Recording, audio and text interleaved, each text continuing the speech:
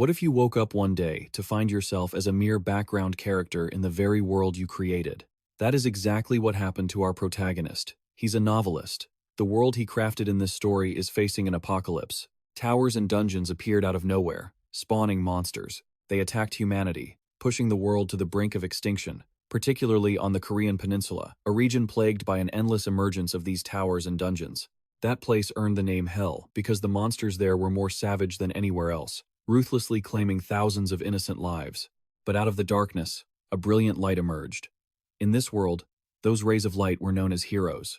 Thanks to their power, Korea was able to fight back against the monsters and gradually reclaim control over the towers and dungeons. By leveraging the industrial boom, created in the wake of the disaster, they recovered from the crisis. As time passed, Korea rose to compete with the United States for the top spot, while simultaneously becoming a beacon where heroes from all over the world gathered. It also became a measuring stick for halting the surge of monsters and dungeons. They also established a hero association based on magical arts and magical engineering, known as CUBE. CUBE brings together hero trainees from around the world who have passed the association's impossible selection criteria. It is also where the hero who will save the world in the novel, along with his greatest rival, exist together. Those were all the fundamental settings of the story that the author created. And the entrance exam for the top academy among the freshmen includes Kim Soo-ho, the main character of this novel. The students entering CUBE this year are incredibly talented, but among them, Kim Soo-ho is beyond what anyone could imagine for a 17-year-old kid. Then again, since he's the protagonist, it's only natural for the author to make him overpowered. Kim Soo-ho will be the one to lead the chaotic era, dominated by heroes and monsters. He possesses the traits of a righteous hero, holding on to kindness and justice, while simultaneously hiding a secret from prying eyes. Where there is a hero, there is a rival. Where there is a protagonist, there is an antagonist. The one who will oppose Soo-ho is ranked second among the cadets, named Shin Jung-hak, the fourth-generation heir to the Chae Jin-yoon conglomerate. He possesses the potential to challenge the protagonist, but in the future, he will turn into a villain and a loyal follower of the Jin Guan doctrine. Right now, Shin Jung-hak might just be a cadet, but later in the novel, Shin Jung-hak falls into evil due to his inferiority complex towards Soo-ho. Light and darkness clash and collide once again. That covers the two main characters at the heart of the novel's world. But ironically, life plays a cruel joke on the creator of this story. Usually, when someone transmigrates, they become the main character, or at least a side character. Who would have guessed our man would be doomed to transmigrate into a background character with a name as plain and bland as Kim Hajin, with no known backstory, and whose face is so unidentifiable that it's just a giant question mark? The author really hit the jackpot in the worst way. He's so unlucky he became a character that wasn't even fully fleshed out in his own work. He has no defined appearance and an outdated name. His presence is smaller than a grain of sand, an extremely average character, completely disconnected from the main duo. It seems this guy was just created to fill a KPI quota, a peripheral character in the novel who couldn't be any more forgettable. Everything started on a fine day. The novel's author, Kim Hajin, received a strange email, proposing to remake his novel, The Hero Returns, to satisfy the sender's own interests. But because he was out of ideas, Kim Hajin had already stopped publishing The Hero Returns. Usually, dropped projects don't get much attention, which is why this remake request left Kim Hajin feeling a bit confused. He wrote a polite email back, declining the offer, not realizing that it would become the catalyst for everything that is happening now. It's been 2 weeks since Kim Hajin transmigrated into the novel as Kim Hajin, and that big question mark is still stuck on his unrecognizable face, but at least he's gotten used to it. This truly isn't a dream. It is the very world that Kim Hajin wrote, and Kim Hajin is just one of countless background extras in it. Over the last 2 weeks, Kim Hajin has tried everything, but he still can't figure out how he ended up here. Who brought him here and why? He will probably have to stay in this world for a very long time, maybe a year, 2 years, or if it follows the plot, about 10 years. Living for 10 years inside a novel, with a question mark on his face, just thinking about it, makes Kim Hajin feel chilled to the bone and utterly depressed. Life in reality is so fun, happy, convenient, and beautiful. Kim Hajin really doesn't want to bury his life and just scrape by in this discontinued novel. It feels hopeless to even think about. But right now, he has no choice. He has no other option but to try and cling to the main storyline, to find a way to escape this world. If he can make it to the middle of the plot, the rest is just post-cancellation territory. He has no choice but to live through it. And to do that in this world of The Hero Returns, The first step Kim Hajin needs to take is to go to school. Cube is essentially an artificial island in the East Sea, home to about 50,000 people, including hero trainees, a city gathering talented people in magic and production from all over. Cube is the training ground for heroes, which is one of the reasons Korea is called a powerful nation. It is the core of the city and the main stage of the novel. Cube's enrollment standards are very high and strict. Out of all the aspiring heroes with special talents, only a small fraction get to become cadets at Cube, even though he's an extra.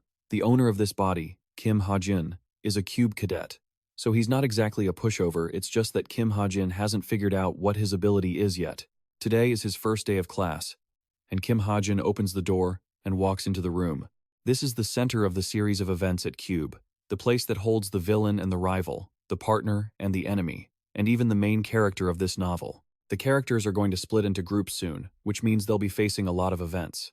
Just thinking about living with these people for 10 years, Kim Hajin felt incredibly frustrated, not even having a proper face to call his own. Returning to the dorm that evening, he felt so exhausted he didn't even know how the day had passed. Suddenly, he spotted a strange package from Cooper Deliveries sitting on his desk. Curious, Kim Hajin peeled back the tape to see what was inside, and he was shocked. Inside was the exact laptop he used in his real world. Kim Hajin picked it up, bewildered as to why it was here. Suddenly, the screen lit up with the words, "Synchronization starting." The light from the screen was so blindingly bright that Kim Hajin dropped it in surprise. The laptop continued to display the synchronization process. Looking at the command prompts and control panels appearing, Kim Hajin couldn't believe his eyes. That was the starter book he had written. Kim Hajin wondered who on earth could have sent this to him. He reached out to check it, just as the synchronization was nearly finished. The screen suddenly went black, and a control panel appeared, granting him intervention privileges. Kim Hajin felt as if his body was shattering into pieces. As the light slowly faded, the system displayed that the synchronization was successful. Kim Hajin had transformed into Kim Hajin, and all data was synchronized. Kim Hajin slowly turned on the laptop, and the reflection on the screen left him stunned. Is this not my real face? Kim Hajin looked around in confusion at the virtual screens floating in the air, wondering what was happening and what these things were. He mumbled blankly, "Don't tell me." Before he could finish his sentence, the virtual screen flashed, "Synchronization complete." Kim Hajin felt a sense of doubt, followed by a sudden epiphany. An awakening occurs when a person surpasses their own limits. In this world, it's called enlightenment. Following enlightenment, they can see talents, skills, abilities, and many other values. They can also become stronger, using much more efficient methods. Simply put, they can see a status window. At the same time, the system screen displayed Kim Hajin's status. Current scenario points, 100. Current points, 100. Name changed from Kim Hajin to Kim Hajin. Synchronization complete. Kim Hajin's initial state converted to 10 points. Stats include variable stats, strength 1.2, stamina 1.3, agility 1.5. Talents include observation and analysis, with mastery and settings both at 0.3. Out of curiosity, Kim Hajin clicked on the talent section. Observation and analysis talents. Observation allows one to observe people within sight. Analysis allows one to analyze the laptop settings anytime without an intermediary. Mastery, settings, and stats are all at 0.3. Variable stats. Strength 1.2, stamina 1.3, agility 1.5, life interpretation 1.3, magic 1.0. Fixed stats. Intelligence 4151, perseverance 5.011, luck 6.33, charisma 4135. The long string of information caught him off guard. "Oh," he muttered while scrolling through the system. "I'll have to keep checking these for now." Seeing the info about the synchronization from Kim Hajin to Kim Hajin being complete, and Kim Hajin's initial state converting into 10 points, he mused with great interest. The parts that grab my attention the most are synchronization and initialization.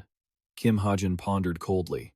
"I don't know what they are, but this is definitely why my face is no longer a question mark and has returned to normal. My stats have dropped compared to Kim Hajin's, but in exchange, I received points." Thinking this, he immediately shifted his gaze to the system panel. The next thing he needed to note was that the system also displayed the intervention settings panel. Unique authority. You can use scenario points to write or edit any inanimate object. You can use scenario points to write or edit stats, talents, mastery, and settings for the target Kim Hajin. Scenario points. The more important Kim Hajin is to the world, the more scenario points you receive. The more important Kim Hajin is to the world, the more scenario points he would receive. You can convert 1 point into 1,000 scenario points. As a beginner, you can acquire a talent by spending 10,000 scenario points. Looking at the text, Kim Hajin felt dizzy and muttered, "What the hell is this?" Glancing at the bottom lines, he was speechless and whispered, "I don't remember ever writing this ability. The more important Kim Hajin is to the world." At this, Kim Hajin suddenly froze. He widened his eyes in shock. Do I have to increase my own importance in the novel? Remembering the dangers he had faced, Kim Hajin slowly realized the issue. The reason he was given the laptop and this strange ability was to intervene in the main plot of the world. He grumbled and cursed at the unrealistic theory. However, at that very moment, a blinding light appeared behind him. It turned out to be the system with a notification. Locked information will be unlocked when the storyline ends.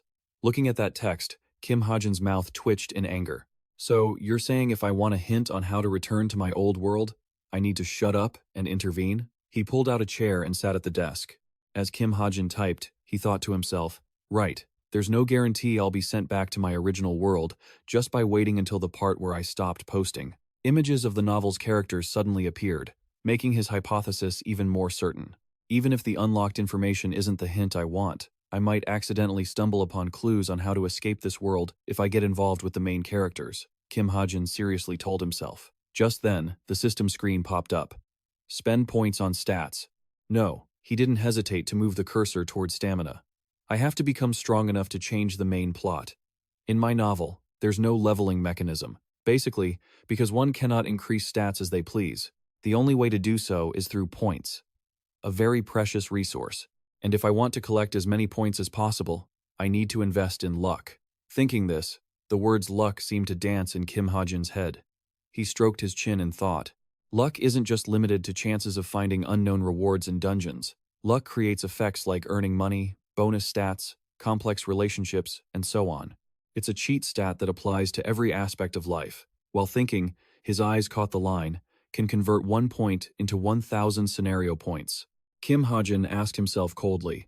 Of course, a fixed stat like luck, as set, cannot be increased with points, but it might be doable if I convert my points into items. Without another thought, he immediately started tapping at his keyboard. Might as well give it a try, right? Right away, the system popped up a notification. You have converted 10 points into 10,000 items. Then, a whole series of stats started jumping out. He invested 9,000 items into luck. Fixed stats. Intelligence 410,000, Perseverance 5,110, Agility 6,310. Wait, switching to Agility 6,310. Charisma 413,510, it seemed like it was over. But at that moment, a system screen with a deep purple glow suddenly appeared in the middle of his display. A mysterious stroke of luck had arrived. Kim Hajin was a bit surprised by this sudden notification. Oh? Then the system flashed another line of text. A mysterious stroke of luck has occurred, changing his luck stat to 9.1. He fell into thought as he stared at the notification. Does luck affect the system itself? Kim Hajin immediately slipped into deep contemplation. The protagonist, Kim Suho, has a magic stat of 9.0. Not bad, a pretty promising result. Thinking that, Kim Hajin frantically tapped away at his keyboard, calculating to invest the rest of his items into Perseverance. After all, I have to endure the harsh training led by Wait, Fang, and just like that, the system displayed a new congratulatory message. A massive stroke of luck has occurred. Perseverance increased from 6.6 to 7,207. Seeing that, he gave an awkward smile and praised it. Luck really is a godsend. However, at that very moment, the screen displaying his info suddenly glitched. Immediately after, a warning popped up on the screen. Error detected. May cause negative impact on the plot. This sight made Kim Hajin jump and let out a startled shout. Following his cry of alarm, a threatening notification was sent his way. From now on, fixed stats cannot be modified with items. Looking at the screen before him, Kim Hajin's mood plummeted to rock bottom. He clenched his fists, grumbling in frustration. That's not fair at all. After a few minutes of muttering, Kim Hajin leaned his head back in defeat, sighing. I guess there's a limit to cheating too. I thought things were going so smoothly, but at least I managed to boost my luck and perseverance. Saying that, an idea suddenly crossed his mind. Remembering the previous status message, Kim Hajin softly muttered, I still have 10,000 items from the newcomer's reward. Once he said that, He froze, lost in deep contemplation about life. After a moment of hesitation, Kim Hajin finally let out a helpless sigh and whispered, "I should probably think this through carefully before I use them." The next morning, a booming voice echoed through the classroom. "You all worked hard during this morning's training." Kim Hajin sat at his desk, chin in hand, feeling bored as he listened to the man's introduction. "Now, I will introduce myself." The instructor began to recite his personal background. "My name is Kim Soo-hak. I will be your homeroom teacher for the coming year." Kim Soo-hak's monotonous voice continued. "Ranked 3,850, ranked 9,737 in the world." The students below were all buzzing at this information. "Ranked 9,000 out of 2 million? He's incredible. I've never seen him before." Ignoring the noise, the teacher calmly continued. "As for my comprehensive grade, it is High Intermediate, grade 5. After his brief introduction, Kim Soo-hyuk scanned the room and spoke up. "That is the end of the introduction. Now, let's move on to the pressing issues." He began his lecture. "Cube is not the magical place you might expect. You will be ranked entirely based on your grades, and if you cannot perform well, you will be held back." Chae Na-yoon was realistic. Less than half of the cadets actually graduate without being held back. Below, Rachel Elizabeth Louis was listening intently. "This place is a factory that cultivates heroes. You will be evaluated by strict and precise standards." Saying this, Kim Soo-hyuk became more agitated than ever. He loudly commanded, "Everyone, stand up and follow me." And so, the first part of the schedule began, choosing their primary weapons. A moment later, they stood in a dark room where only the faint light from the control console, which was scanning a hand, could be seen. After a few seconds, the door in front of them swung open, leaving the students and Kim Hajin a bit stunned. Before their eyes was a massive room, packed with all sorts of different weapons. From sharp, gleaming swords, lined up neatly in cabinets, to weapons that required brute strength like polearms. Witnessing this scene, small gasps of awe escaped them. They were admiring the scale of the armory when they were suddenly jolted by the teacher's loud shout. "I didn't give you time to gawk. Choose your weapons quickly." Everyone scrambled to pick the weapons that interested them. At the same time, Kim Soo-hyuk kept on talking. "Once you choose your primary weapon, you cannot change it for at least 6 months, so choose wisely." While everyone else was racking their brains, Kim Soo-ho had already quickly picked up that pitch-black sword from earlier. He seemed extremely satisfied with his primary weapon. Elsewhere in the room, a bow adorned with red velvet was being raised and aimed. It turned out to be, she seemed very interested in this long-range weapon. At the same time, Belle had also picked out her favorite weapon, and she was seen carefully examining the sword in her hands. All around, the other students had also selected their weapons of choice. Yoo Yeon-ha casually grabbed a set of whips. Kim Hajin stood to the side, observing it all with a cold, thoughtful expression. The main characters had chosen their weapons easily, and then he immediately looked down to scan the weapon cabinet in front of him. Now, it was his turn. Kim Hajin kept alternating between the countless weapons on display. He silently reminded himself to be careful. Looking at those two sharp weapons, he felt a pang of regret. His stats were too low to master the weapons used by the other cadets. Kim Hajin's gaze drifted elsewhere, and he sighed softly. Even if he increased his stats to try using them, the result would still be far lower than the effort required. So there were some fixed conditions for his weapon selection. He paced around, observing the weapons as he pondered. A weapon he had used in his old life, one that took very little time to get used to. Suddenly, Kim Hajin's footsteps came to a halt, and he felt a surge of joy inside. This is it. At that moment, another student noticed his actions.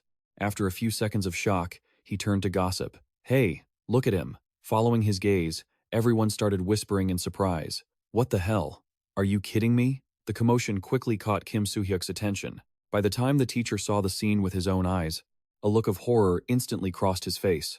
After a moment, he stammered, "Cadet Kim Hajin," looking at the gun in his hand and his innocent expression. Kim Soo-hyuk asked with a speechless look, "That's the weapon you chose?" Everyone, having finished choosing their weapons, was gathering to wait for their names to be called. After glancing through the submitted files, the instructor suddenly called out, "Cadet Kim Hajin, I remember you using a sword at the military academy." He held his gun firmly and replied nonchalantly, "I've made my decision." The instructor asked suspiciously, "After reaching the cube?" He answered firmly, "Yes." Although filled with doubt, Kim Soo-hyuk still had to accept his choice. "Fine. Everything decided at the cube is up to the cadet." Suddenly, he shouted, "Whether the decision is right or wrong, the cadets will bear full responsibility. Never forget that." Hajin seemed to be listening very attentively. Suddenly, the noise from the other cadets caught his attention. The crowd began to whisper about the weapon he had chosen. Is he crazy? Why would he come to the cube if he chose to master guns? I wonder if I should beat him up during the practical test. Isn't he just an attention seeker? Even so, their words didn't affect his decision much. He thought to himself, magic guns are still good weapons in this world, especially for commoners who cannot resist magic. The most frequently used type of ammunition is magic bullets, because they are infused with mana, giving them significantly higher destructive power than standard metal bullets. Despite their strengths, the reason magic guns are avoided here is because a bullet with devastating power was just fired and immediately blocked. A red-haired cadet lunged like a beast and smashed the bullet that had just been fired. Its limitations were clear. After completing a series of actions, the instructor on the other side shouted, "Cadet Kim Horak, pass." They continued to explain the difficulties, the first reason being that although a person might be strong, the destructive power of a gun is still limited. And the second reason is that guns have a short history. In this world, myths and legends become reality. Mythical and legendary artifacts are used as weapons in reality, and the mentioned items have an origin that is more glorious and a history that is deeper, the higher the rank of the weapon. Because of this, cadets often choose older weapons over modern ones, relying not only on magic bullets but also on their skills. Even if they reach their limits, they can still use the power of the weapon to take another step forward. After a brief overview of guns, Hajin, with a deadpan expression, felt they were really troublesome and brushed off all responsibility. Of course, this didn't concern him. As he strode down the hallway through the line of people, he secretly mused, acting like the protagonist of a manhwa. I haven't even held a sword before, so how can I compare with the other cadets? Gazing at the suitcase he was holding tightly, he couldn't help but have his own thoughts. A gun might not be a bad choice. It's something I can use immediately, and by using it, I can stand out to receive support. Hajin's face suddenly turned serious, as if he were preparing to enter a new battle. Hajin thought to himself, since I've chosen the weapon, now it's time to choose the talent. To explain, a talent is a capacity that can be considered special. With talent, a sword can easily slice through a giant boulder. He continued to explain that each person can only receive one talent, but there are some exceptions, including both passive and activated talents. Owner of the Holy Sword. The next name was called Kim Suho. A young man, upon hearing his name, quickly ran to the front. The person calling him was a girl. Seeing this, he asked, "Che Nayun, you're training here too?" Replying to him, the girl quickly complained about Kim Suho's question. Then why else would I be at the training center? He was at the top of the class, he replied sheepishly.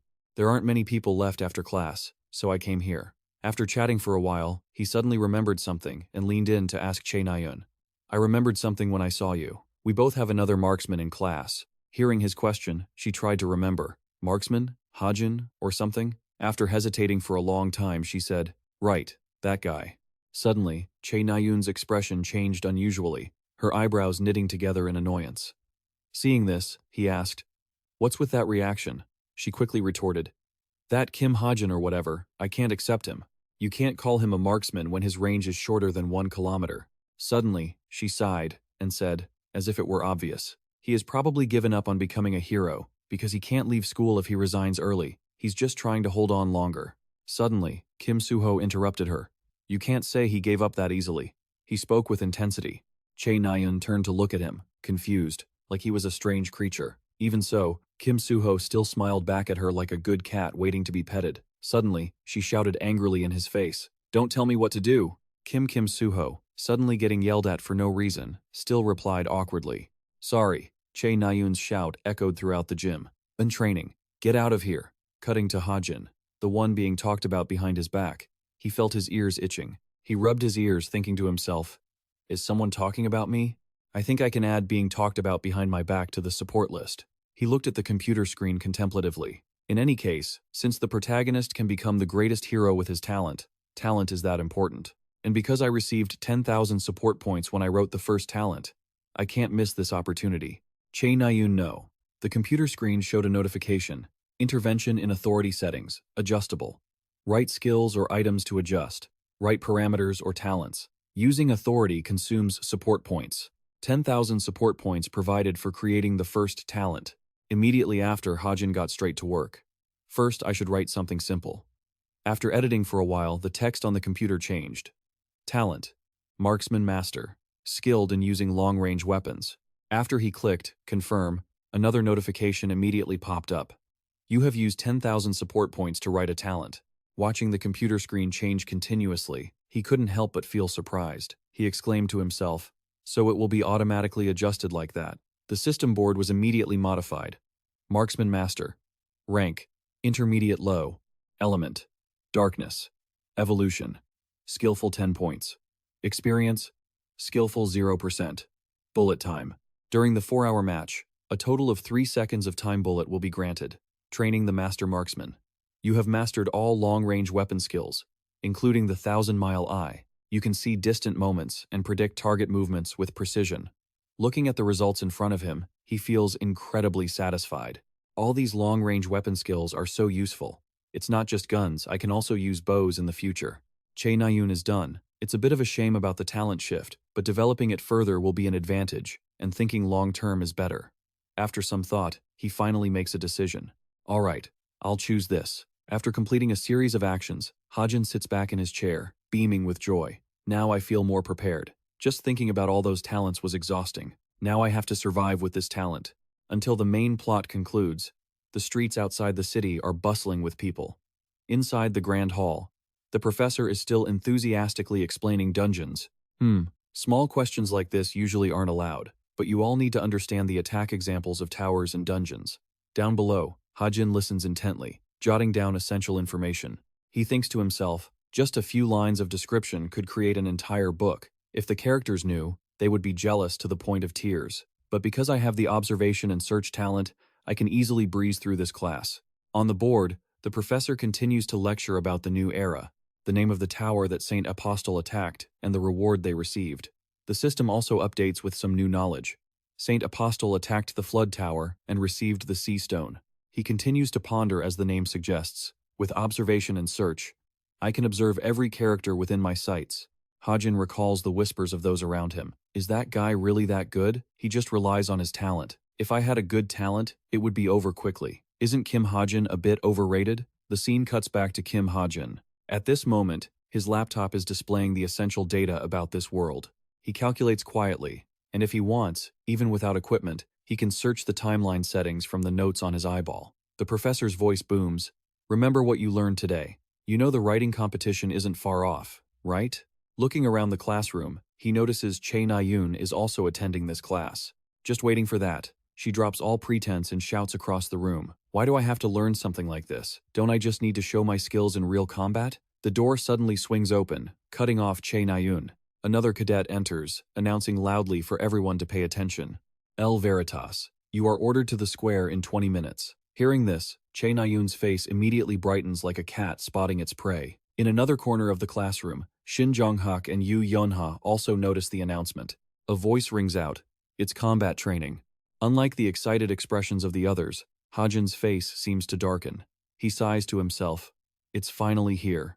Outside in the square, a clear voice resonates. I expect everyone knows what this lesson is about.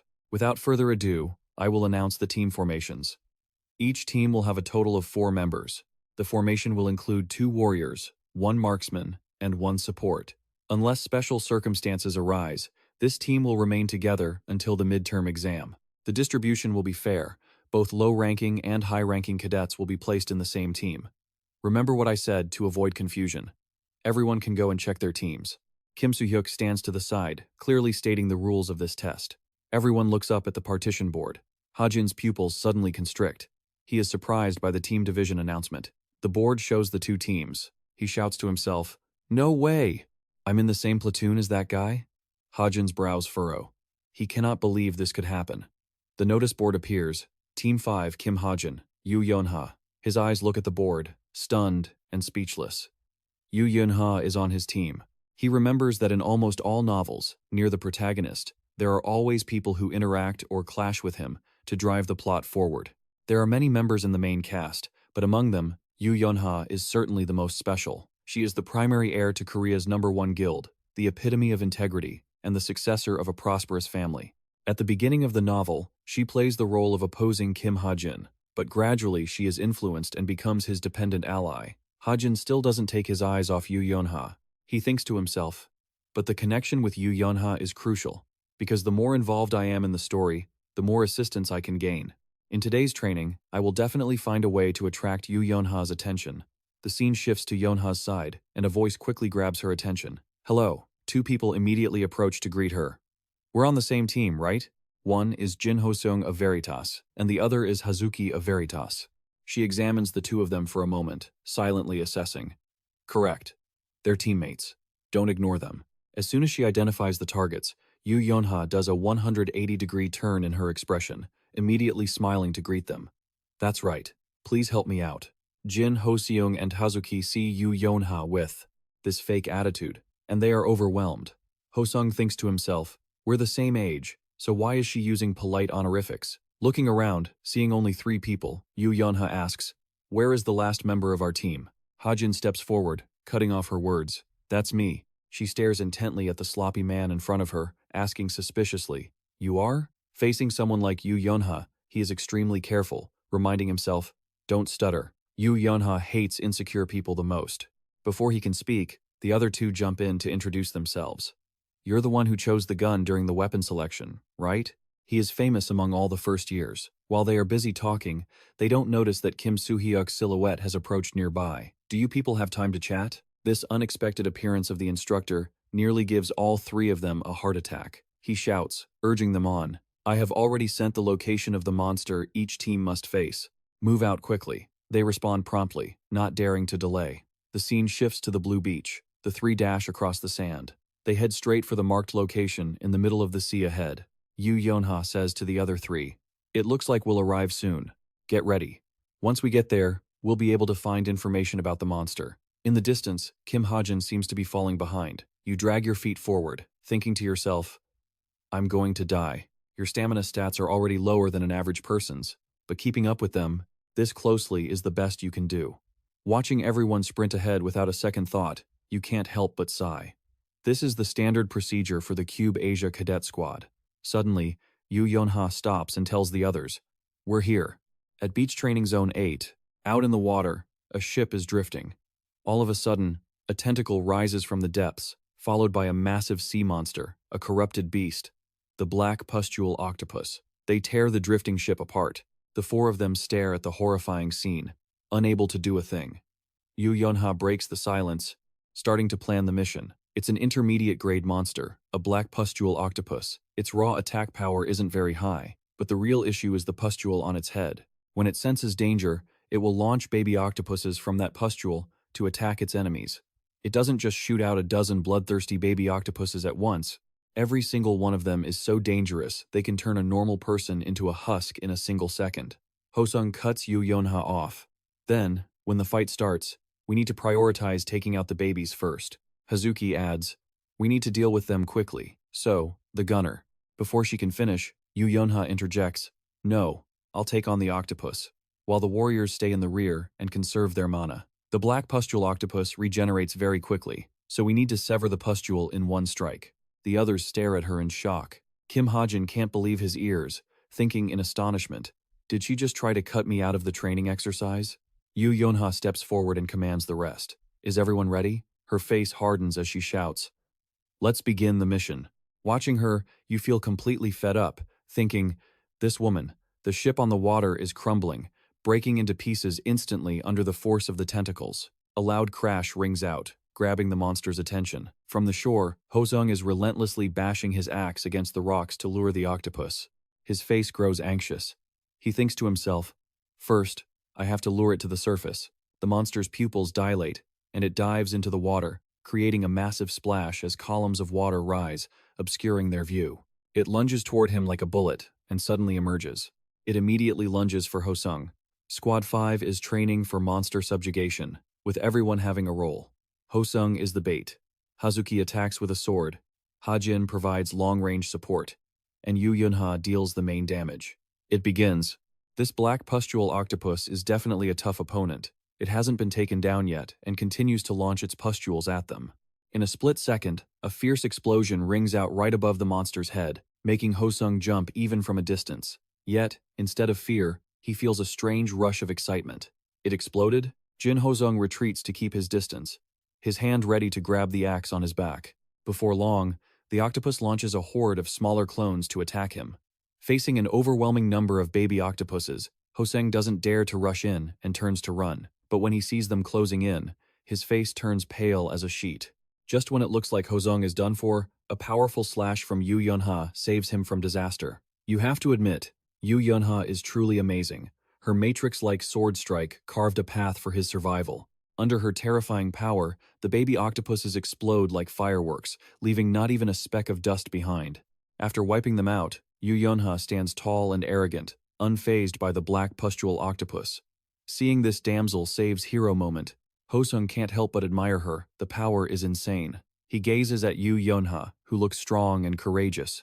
Ranked 7th among the cadets, Yu Yunha saved him from the jaws of death, and he is deeply grateful. Thanks a lot. You'd think the octopus was defeated, but it stubbornly prepares one final, decisive blow. But in her dreams, Yu Yunha won't give it another chance as she whips her weapon forward. Her eyes are sharp, while the monster's body tenses, radiating killing intent. Clearly, the black pustule octopus has chosen to fight to the bitter end against Yu Yunha. Neither side is willing to back down.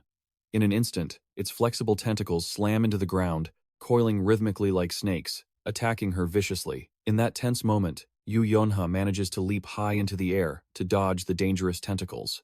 But it's not over yet. The black pustule octopus launches a part of its body at her, intending to tear into Yu Yunha with its sharp teeth. Seeing the imminent danger, Hazuki screams a warning. Yu Yunha, watch out. Only then, hearing her panicked voice, does Yu Yunha startle and turn around. But it seems too late, as the monster is only a short distance away. Suddenly, in that hair-raising moment, a bullet flies in from out of nowhere, destroying it in a flash. It seems someone used a gun to provide cover for Yu Yunha from below, and that person is none other than Hajin. Even though he doesn't contribute much, he always shows up at the critical moments. Hajin's quick and timely action helped everyone hold back the black pustule octopus. Yu Yunha, not expecting the person who just saved her to be him, stares in complete shock. Kim Hajin, after successfully coordinating with everyone to take down the monster, he feels very satisfied. The data points he can exchange for increase whenever Kim Hajin's role in this world becomes more significant. It sounds easy enough, but reaching that goal is a long road, and it's quite difficult for someone like me. Being a total side character and trying to get a major role, from the start, means I only have one choice. Jump into the events the main character is supposed to experience. And that action, just now, was part of your plan. Right now, seeing Hajin appear, Hazuki's jaw drops. Hosung is no exception, looking at him with utter bewilderment. Kim Hajin? Yu Yunha, in particular, finds his presence quite annoying. I told you to stay out of it. But while they are still arguing and failing to get into formation, the impatient black pustule octopus charges forward. It seems it can't wait anymore. What's more, it immediately unleashed smaller versions of itself to gang up on them. Faced with the countless swarm, Yu Yunha winced like she'd just bitten into a chili. What the hell? While everyone else was still figuring out what to do, Hajin remained perfectly still in his spot. The only thing the enemy had targeted was the squad, but that wasn't doing them any good either. They had low intelligence and predictable movement patterns.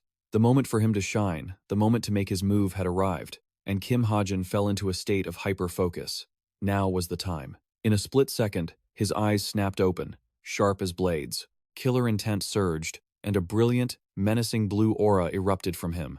Bolts of light tore through the air as his bullet-time attack detonated with such terrifying speed and power that it seemed to distort reality itself. Hajin's ace in the hole was speed, a talent he had written as bullet time. When activated, the flow of time would slow down for 3 seconds. And thanks to this, he could essentially dominate when facing them head-on.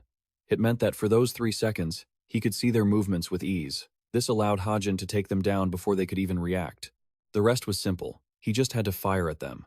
By now, he was clearly outclassing them and in total control of the situation. With 1 second remaining, Hajin quickly gifted each of them a bullet, sending them packing once and for all. Every movement they made had come to a halt, and this was the perfect opportunity for him to handle the whole lot of them solo. With no room for hesitation and only 27 seconds left, he poured all his speed into firing the remaining bullets at them. For every second that passed, Hajin continued to reload with blinding speed. He took precise aim, knowing there were no second chances left. With only 2 measly seconds left, the ones near Yu Yunha also began to be wiped out. And when the 3-second countdown ended, the slow-motion state vanished, and time returned to normal. They hadn't even managed to touch a single hair on their heads before Hajin blew them all away. Yu Yunha hadn't even had a chance to crack her whip before there wasn't a single one left. They had all exploded. With her quick reflexes, she suddenly realized this was the perfect moment to take down the black-bumped octopus. The bump on its head hadn't recovered from the previous damage, making it its most vulnerable spot. Yu Yunha didn't hesitate for a second, swinging her whip toward it. And just like that, the bump on the octopus's head was coiled tight by her whip no way out. While Yu Yunha held the whip taut, she signaled for everyone else to seize the opportunity and attack. It was as if they had been waiting for this moment forever. They immediately launched themselves into the air toward it. Hosung wore a gleeful grin, knowing they could finally end this. Right alongside him was Hazuki, preparing to pour every ounce of her strength into the final blow to unleash her magical power. With weapons in hand, there was no more hesitation as they lunged toward the top of the octopus's head. To ensure they could finish it off quickly and cleanly, Yu Yunha held it down for as long as she could. And finally, they pulled it off a clean, surgical strike. In the blink of an eye, the black-bumped octopus was defeated, and seawater came gushing out in a torrent. No matter how terrifying the black-bumped octopus was, it couldn't stand up to their seamless teamwork. The moment it collapsed, water flooded everywhere, cooling the air amidst the sweltering heat. After burning through all his skills, Kim Hajin started to feel the fatigue setting in. Did we kill it? Yu Yunha was as cold as ever. She didn't answer him, falling into silence. Now that things had settled down, he finally dared to lie back and relax. That was tough. Calculating the results for Team 5, they had succeeded in removing the bump from the octopus and returning it to normal. The final result was well earned after all their hard work. Team 5's total time was 58 minutes and 58 seconds, currently ranked 16th. Having cleared the monsters, Hajin lay on the ground, staring up at the sky with a weary look, but at least he had pulled it off today. The ranking board updated in a flash, showing the results. Total wasted time, 58 minutes and 58 seconds. Rank 16,100. Yet, what was noteworthy was how their rank had jumped up impressively. You'd think that after seeing the results, they'd be satisfied. But Yu Yunha was utterly disappointed, rooted to the spot. The entire battle was recorded by drones. I'll send the footage to your smartwatch so you can analyze it yourself. It seemed her expectations were far higher. She couldn't accept these results, her body trembling with frustration. Only 16th? She knew that individual performance would be judged separately, and the person she was glaring at with jealous eyes was Che Nayun. She's ranked higher than me. Che Nayun, Team 2. Che Nayun and the others were ranked 4,100. She felt so helpless, seeing all her efforts go to waste. I decided I would create a gap between my team and Che Nayun's. I worked so hard to win, only to get this. Meanwhile, Shin Jong-hak, sitting next to her, was busy stealing glances at Che Nayun. Even though Yu Yunha was sitting between them, he was still staring at her with such longing. After overthinking it, Yu Yunha still wasn't satisfied. A sense of unease boiled inside her. Unable to swallow her anger, she slammed her hand down on the table hard. Then, with murder in her eyes, Yu Yunha marched toward Che Nayun aggressively. She stopped right behind her. The atmosphere turned heavy. Just when everyone thought Yu Yunha was going to throw hands with Che Nayun, she made a sharp turn and acted friendly. Che Nayun! Yu Yunha greeted her. The two then exchanged pleasantries about their training. How's training going? Doing well? As you can see, I only made it to 6th. How embarrassing. How about you? Although Yu Yunha felt like eating her alive on the inside, she kept her cool on the surface. I'm in 16th. Instead of feeling sorry, Che Nayun was actually impressed by Yu Yunha. You got 16th with that gunman? That's insane. It would have been way better if that guy hadn't been dragging you down. Suddenly, hearing Che Nayun mention Kim Hajin made her realize the burden. Right, we spent 50 minutes on a 10-minute route just because of him. But then, however, his contribution in the fight against those trailing monsters was high. Even if he was a bit of a burden at the start, he wasn't bad toward the end. Correction to flow. The translation reflects the previous context. Yu Yunha, of course, couldn't forget that mind-boggling moment. The dozens of squids fired by the monster had been completely annihilated by his bullets even before they hit the ground. After this joint mission, she started seeing Hajin in a new light. Could he really pull something like that off with just ordinary magic bullets? A seed of suspicion began to grow in her heart. Who exactly is he? After that struggle with the black-spotted octopus, Hajin definitely needed to regain his strength. After a grueling training session, he collapsed onto the floor of the training ground, gasping for air. Suddenly, right at that moment, Hajin remembered something extremely important. I got so caught up in training I forgot to check the watch. I wonder how much it's increased. The luck stat has been triggered by targeting low-level monsters. Accuracy has increased significantly. All attacks were successful.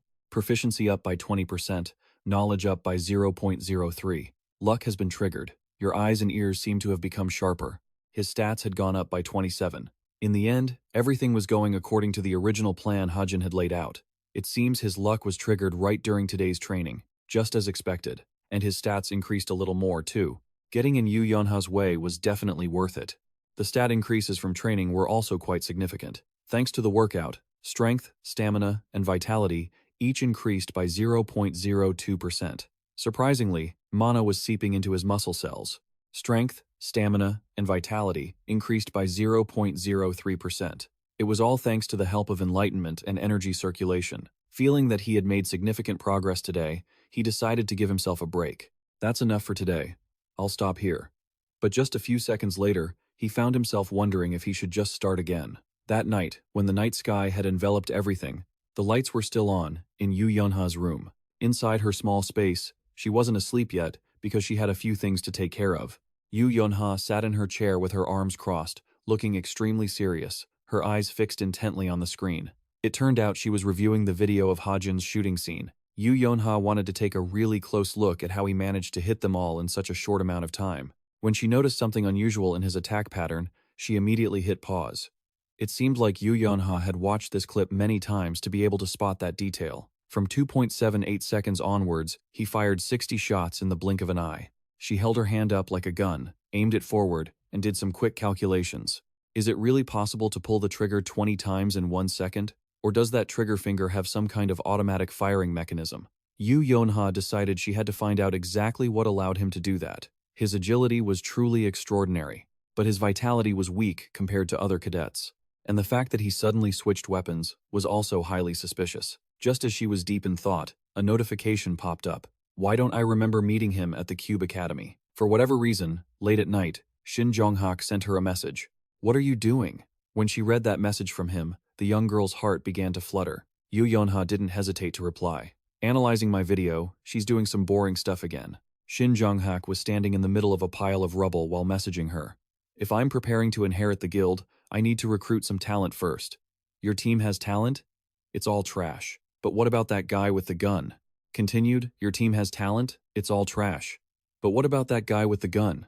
Yu Yonha read that and smiled slightly. Not sure if it was sincere or not, she laughed and started praising Hajin. He acts like he doesn't care about anything, but actually, he cares more than I thought. Sometimes he's actually kind of cute. Jonghak also seemed to rate his ability quite highly. I guess he's alright. His skills are ranked 934. Didn't he just get lucky to get into this group? After chatting with Jonghak, Yu Yonha switched back to her serious mode to meet Yun Sung-ah. On a beautiful morning at the guild headquarters, Yun Sung-ah's secretary was reviewing her schedule.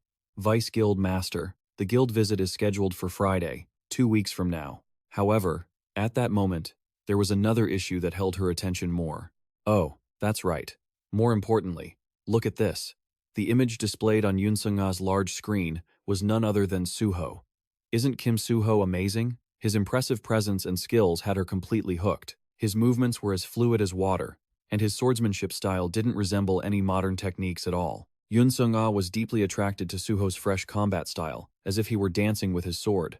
She highly valued and recognized Suho's artistic movements. Looking at his unnatural cutting force, it was as if he wasn't just slashing at a monster, but slicing through empty space. Yun Sung-ah kept praising him to the high heavens. The essence of the ocean, the desolate moon, the silence of the submissive. I can sort of understand why all the major guilds in Seoul are targeting him. After a long time spent swooning over Suho's talent, Yun Sung-ah also decided she had to have him. No matter what, I have to bring him over to my side. And so, the next list of cadets appeared on her screen. After scrolling through for a while, her eyes landed on someone else. Wait a minute. It turned out the next person who made Yun Sung-ah feel curious was none other than Hajin, the cadet who used a gun. Following up on what she had heard, the secretary filled her in. Yes, he's also been talked about quite a bit in the guild community. It seems many people have. Watch this video because he was on the same team as Yu Yonha. Without an automatic rifle, he was able to fire 60 shots in 3 seconds. Out of those shots, he hit his target 59 times. Even if someone pulled the trigger with great speed, a regular gunner couldn't do that. It seems Hajin's flashy performance had caught a lot of people's attention. She had thought he was a name that went unnoticed, but now things were different. With such low-level gear, he still managed to put on a show like that. Kim Hajin's skills could be called a heresy within the ranks. Furthermore, they rumored that he had switched from sword to gun after entering the cube. Hearing this, Yoon Seung-ah started to get the picture. So, he had an awakening. Awakening is a phenomenon where people discover their talents. Before awakening, people don't know what talents they possess. That's why there are cases where if the weapon they use doesn't match their talent after awakening, they might change their main weapon. But because their work would be wasted for 3 years or more, if this happens, the military academy actively encourages cadets to use a variety of weapons. Although Yoon Seung-ah found Hajin quite outstanding, she didn't rate him very highly.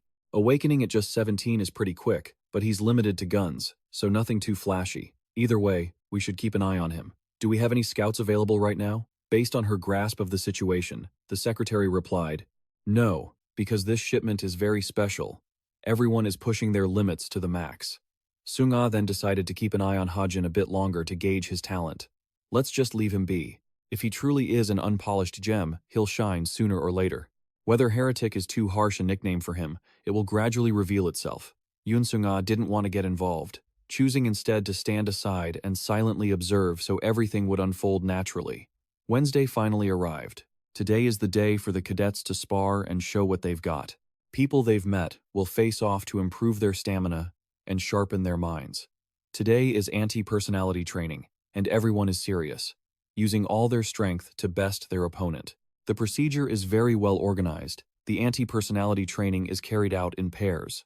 Everyone uses training weapons during practice. That way, it's easier to evaluate and reduces the pain. But for Hajin, this is absolute hell. But rank 934 Kim Hajin is seriously lucky to end up like this. Everyone else was paired with classmates, but only he got special treatment.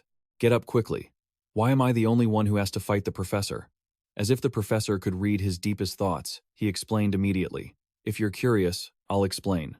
Because the training weapons aren't forged yet, and using real weapons for anti-personality training would cause too many dangerous accidents. So, as your professor, I will train you myself. But Hajin is far from happy about this special treatment. I can't keep going. I give up. But with his fighting spirit, how could the professor accept that?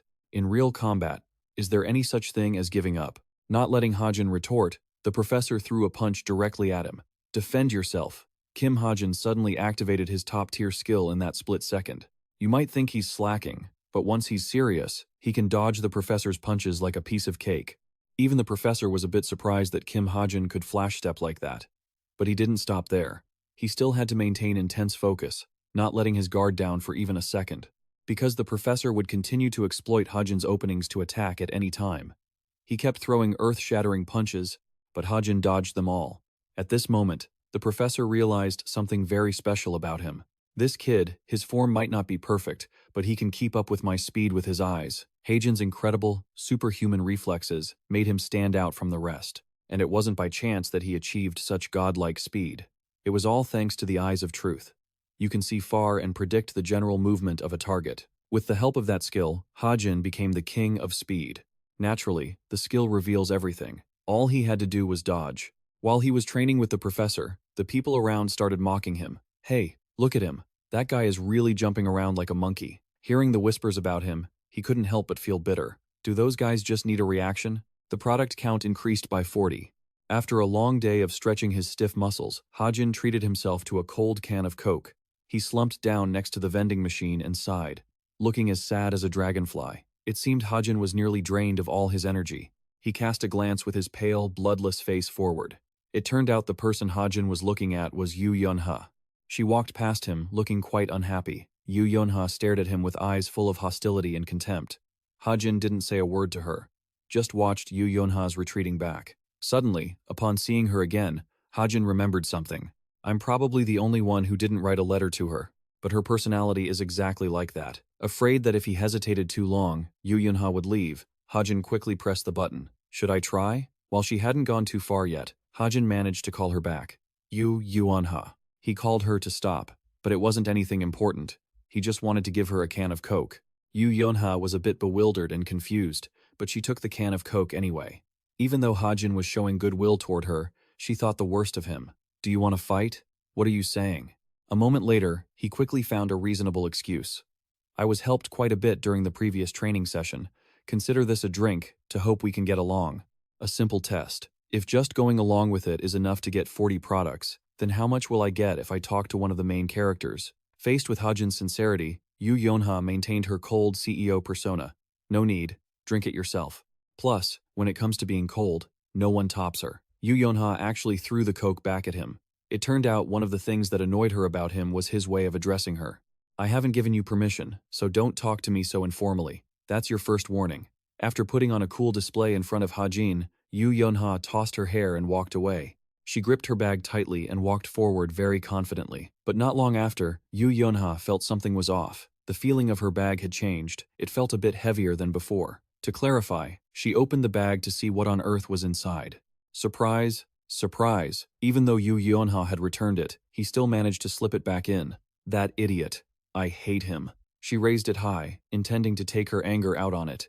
But after thinking about it for a moment, Yu Yonha decided to lower her hand. Since she had to waste a drink because of Hajin, that wouldn't be good. So she put it back in the bag. Whatever, the Coke isn't at fault. Hajin was stubborn about it because he knew she loved sweets. Yu Yonha, she loves fast food, like soft drinks, ramen, and hamburgers. But because of her reputation, she can't buy that food herself. That's her character setting. Hajin started to get lost in his thoughts. Even though I can influence the character settings that only I know about, if it's just a short conversation, I don't get many products. Of course, I have to force myself into the main plot. That means the next part of the main plot is about to begin. And that is it. And the event Hajin is referring to is Jane's attack on the National Weapon Museum. And who are they? Why would they even do that? Jane. Those who make pacts with demons. They traded their souls for immense power. They became the devil's loyal henchmen, growing in numbers ever since. This incident was sparked by an assassination attempt on a specific individual at the National Weapon Museum. According to Hajin's memories, the main character's unexpected visit to the museum for the exhibit caused Jane's plan to fail.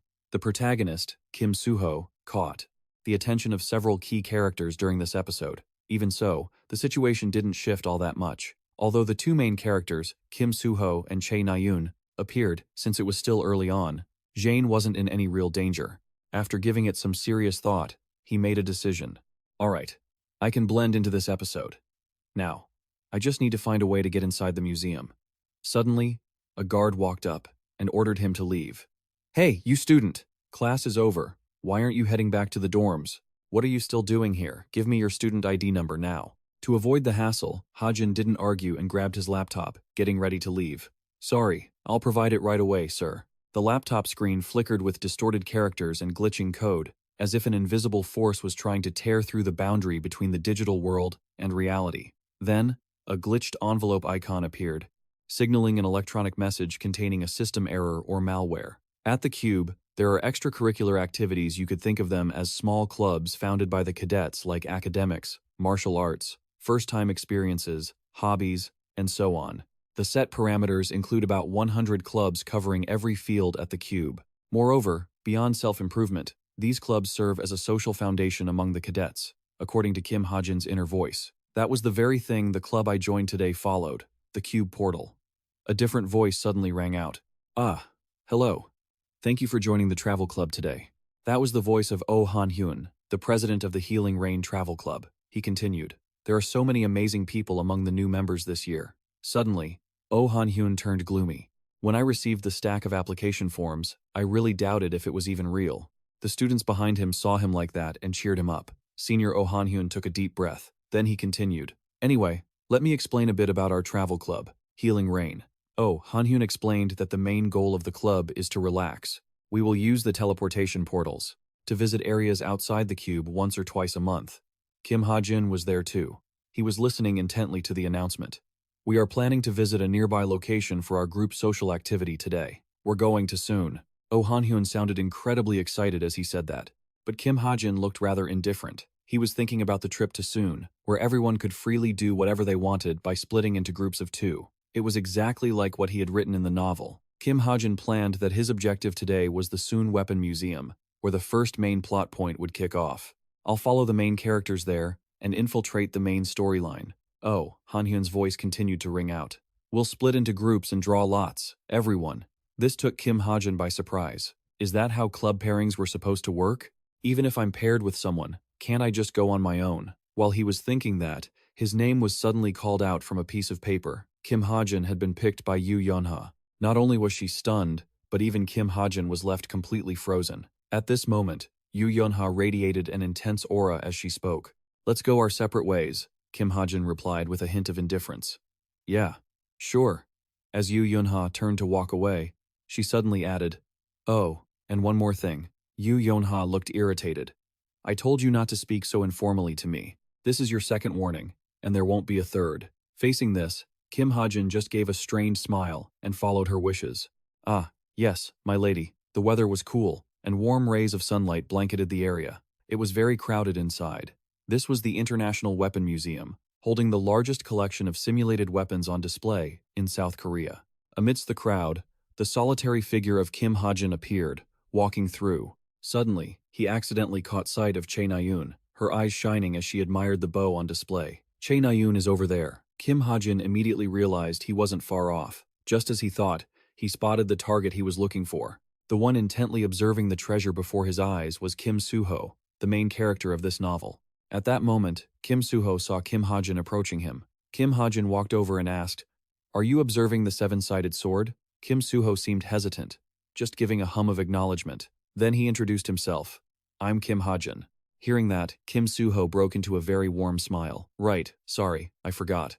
He asked Kim Hajin, "You're the one who chose the gun, right? So you joined the travel club too?" Kim Hajin didn't seem enthusiastic about Kim Soo-ho's words. He just glanced over and remarked, "He's strong, handsome, and I've taken enough heat from readers because the protagonist was too rigid."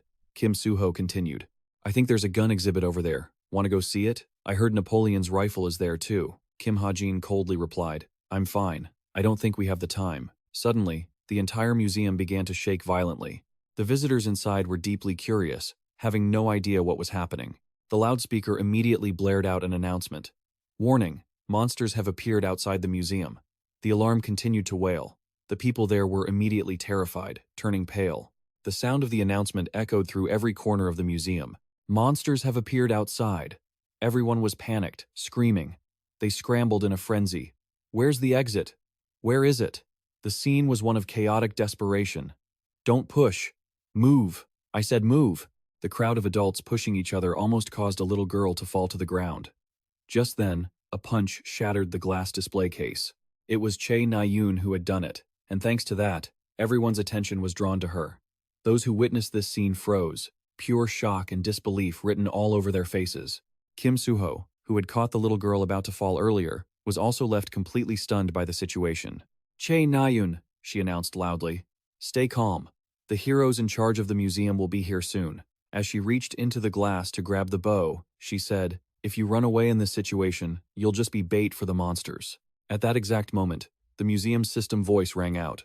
The display case was damaged, and the thief had already triggered the anti-theft measures. The entire area was placed under lockdown immediately. The steel gate slammed down, and sirens blared alongside flashing red warning lights everywhere. Chae Na-yoon snapped at Kim Soo-ho.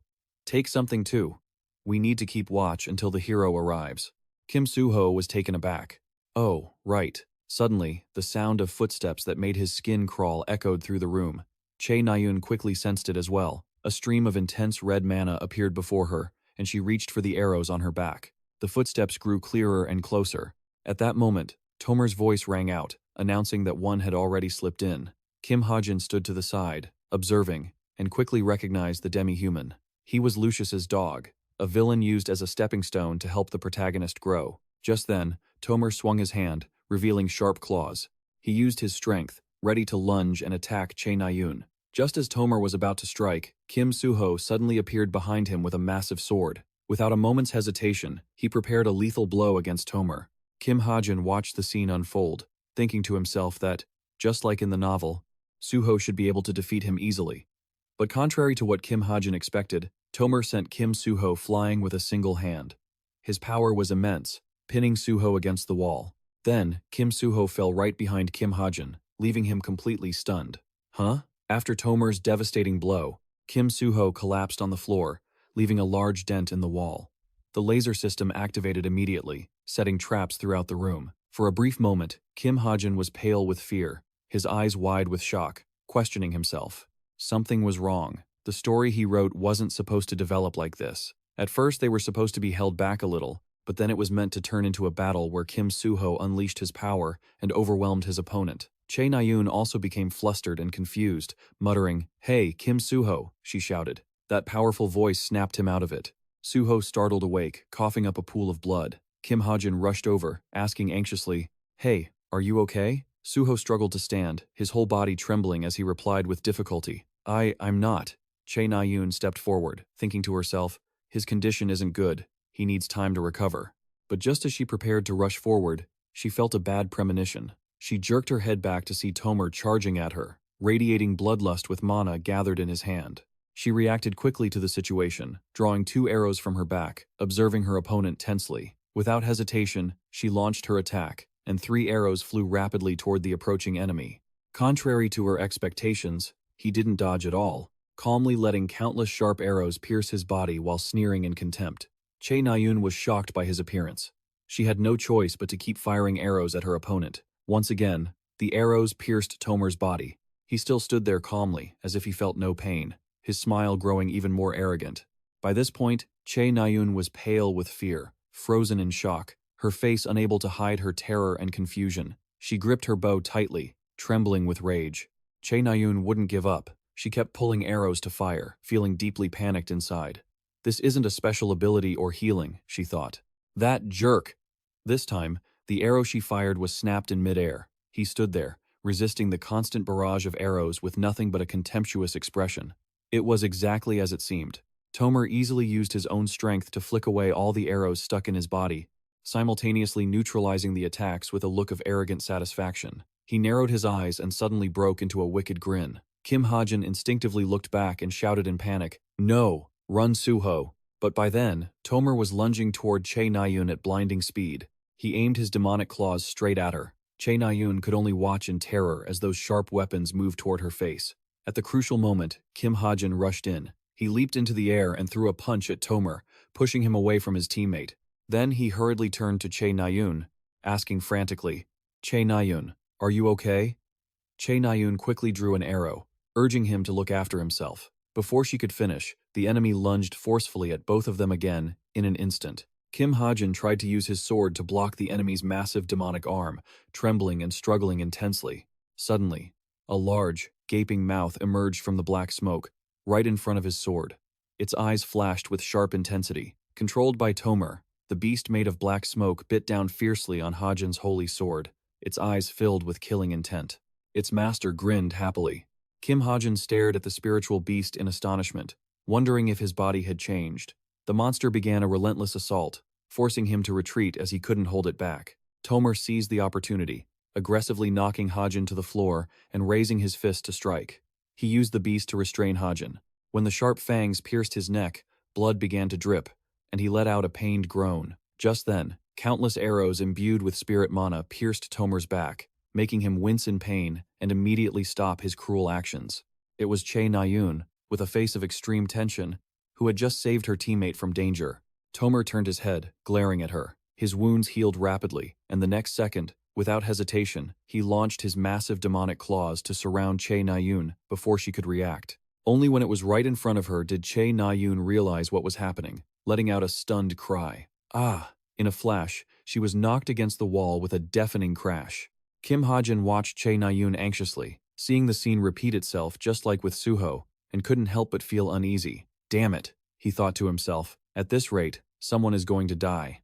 Hajin's expression darkened, and he shouted frantically to everyone around, "Everyone, run!" Remembering that Chae Na-yoon was still struggling and resisting fiercely, while he himself was having a hard time fighting against Tomer's pressure, he felt utterly bewildered. I definitely wrote this novel, so why is the content so different? Hajin tried to calm himself, trembling as he took out his computer. Stay calm. Now, I need to do what I can. His whole body couldn't stop shaking, and in his extreme tension, he spilled several silver bullets out of the box. Holding the bullets in his hand, Hajin cursed bitterly. Damn it, damn it! Non-elemental mana bullets. Destructive power of 2,510 concentrated mana bullets. These bullets can't even scratch that monster, let alone. Even if I increase the destructive power, I can't deal a fatal blow. But if I'm inside my own novel's world, the general settings shouldn't have changed. Thinking this, Kim Hajin didn't hesitate and started typing frantically on his keyboard. The ordinary bullet from a moment ago transformed instantly, as the system notified him that the mana bullet settings were being altered. The mana bullet element changed, and its destructive power rose to 6. This requires 104 points. Do you wish to proceed? Hajin immediately grabbed his gun, thinking happily. It worked. He skillfully loaded the magazine, reflecting on why this world needed heroes, so many heroes. Hajin had rushed forward because elements and marksmanship would allow him to overcome power gaps and let an individual unleash much greater strength. Before his eyes, Tomer and Kim Suho were locked in a fierce battle. Hajin aimed his gun, thinking to himself, that devil must be a dark element user. His finger slowly lowered to the trigger. Light was the only thing that could dispel the darkness. No doubt about it. Hajin suddenly shouted. Kim Suho steeled himself and unleashed a powerful surge of mana with blinding light. Hajin roared, die! The system displayed, light bullet, light element, destructive power, 610. Infused with light essence, it often created a secondary explosion inside the body. Hajin quickly fired the bullet. It landed accurately on Tomer's shoulder while he was still stunned, not understanding what was happening. Boom! The bullet exploded instantly, radiating intense light. One of Tomer's arms was obliterated instantly, and the violent shockwave forced everyone nearby to retreat. The blast from the light bullet radiated a blinding glow, making everyone wary of the shockwave. Tomer was hit. His arm severed instantly to his own shock, and as he realized the situation, he screamed in pain and fury. Che Na-yun, who had been restrained against the wall by him, had long since passed out. As he let his guard down, she slowly slumped to the ground. Kim Hajin stood right there, his whole body trembling. He feared he had dragged this out too long, hadn't he? A severely wounded Tomer was trembling as he clutched his shoulder.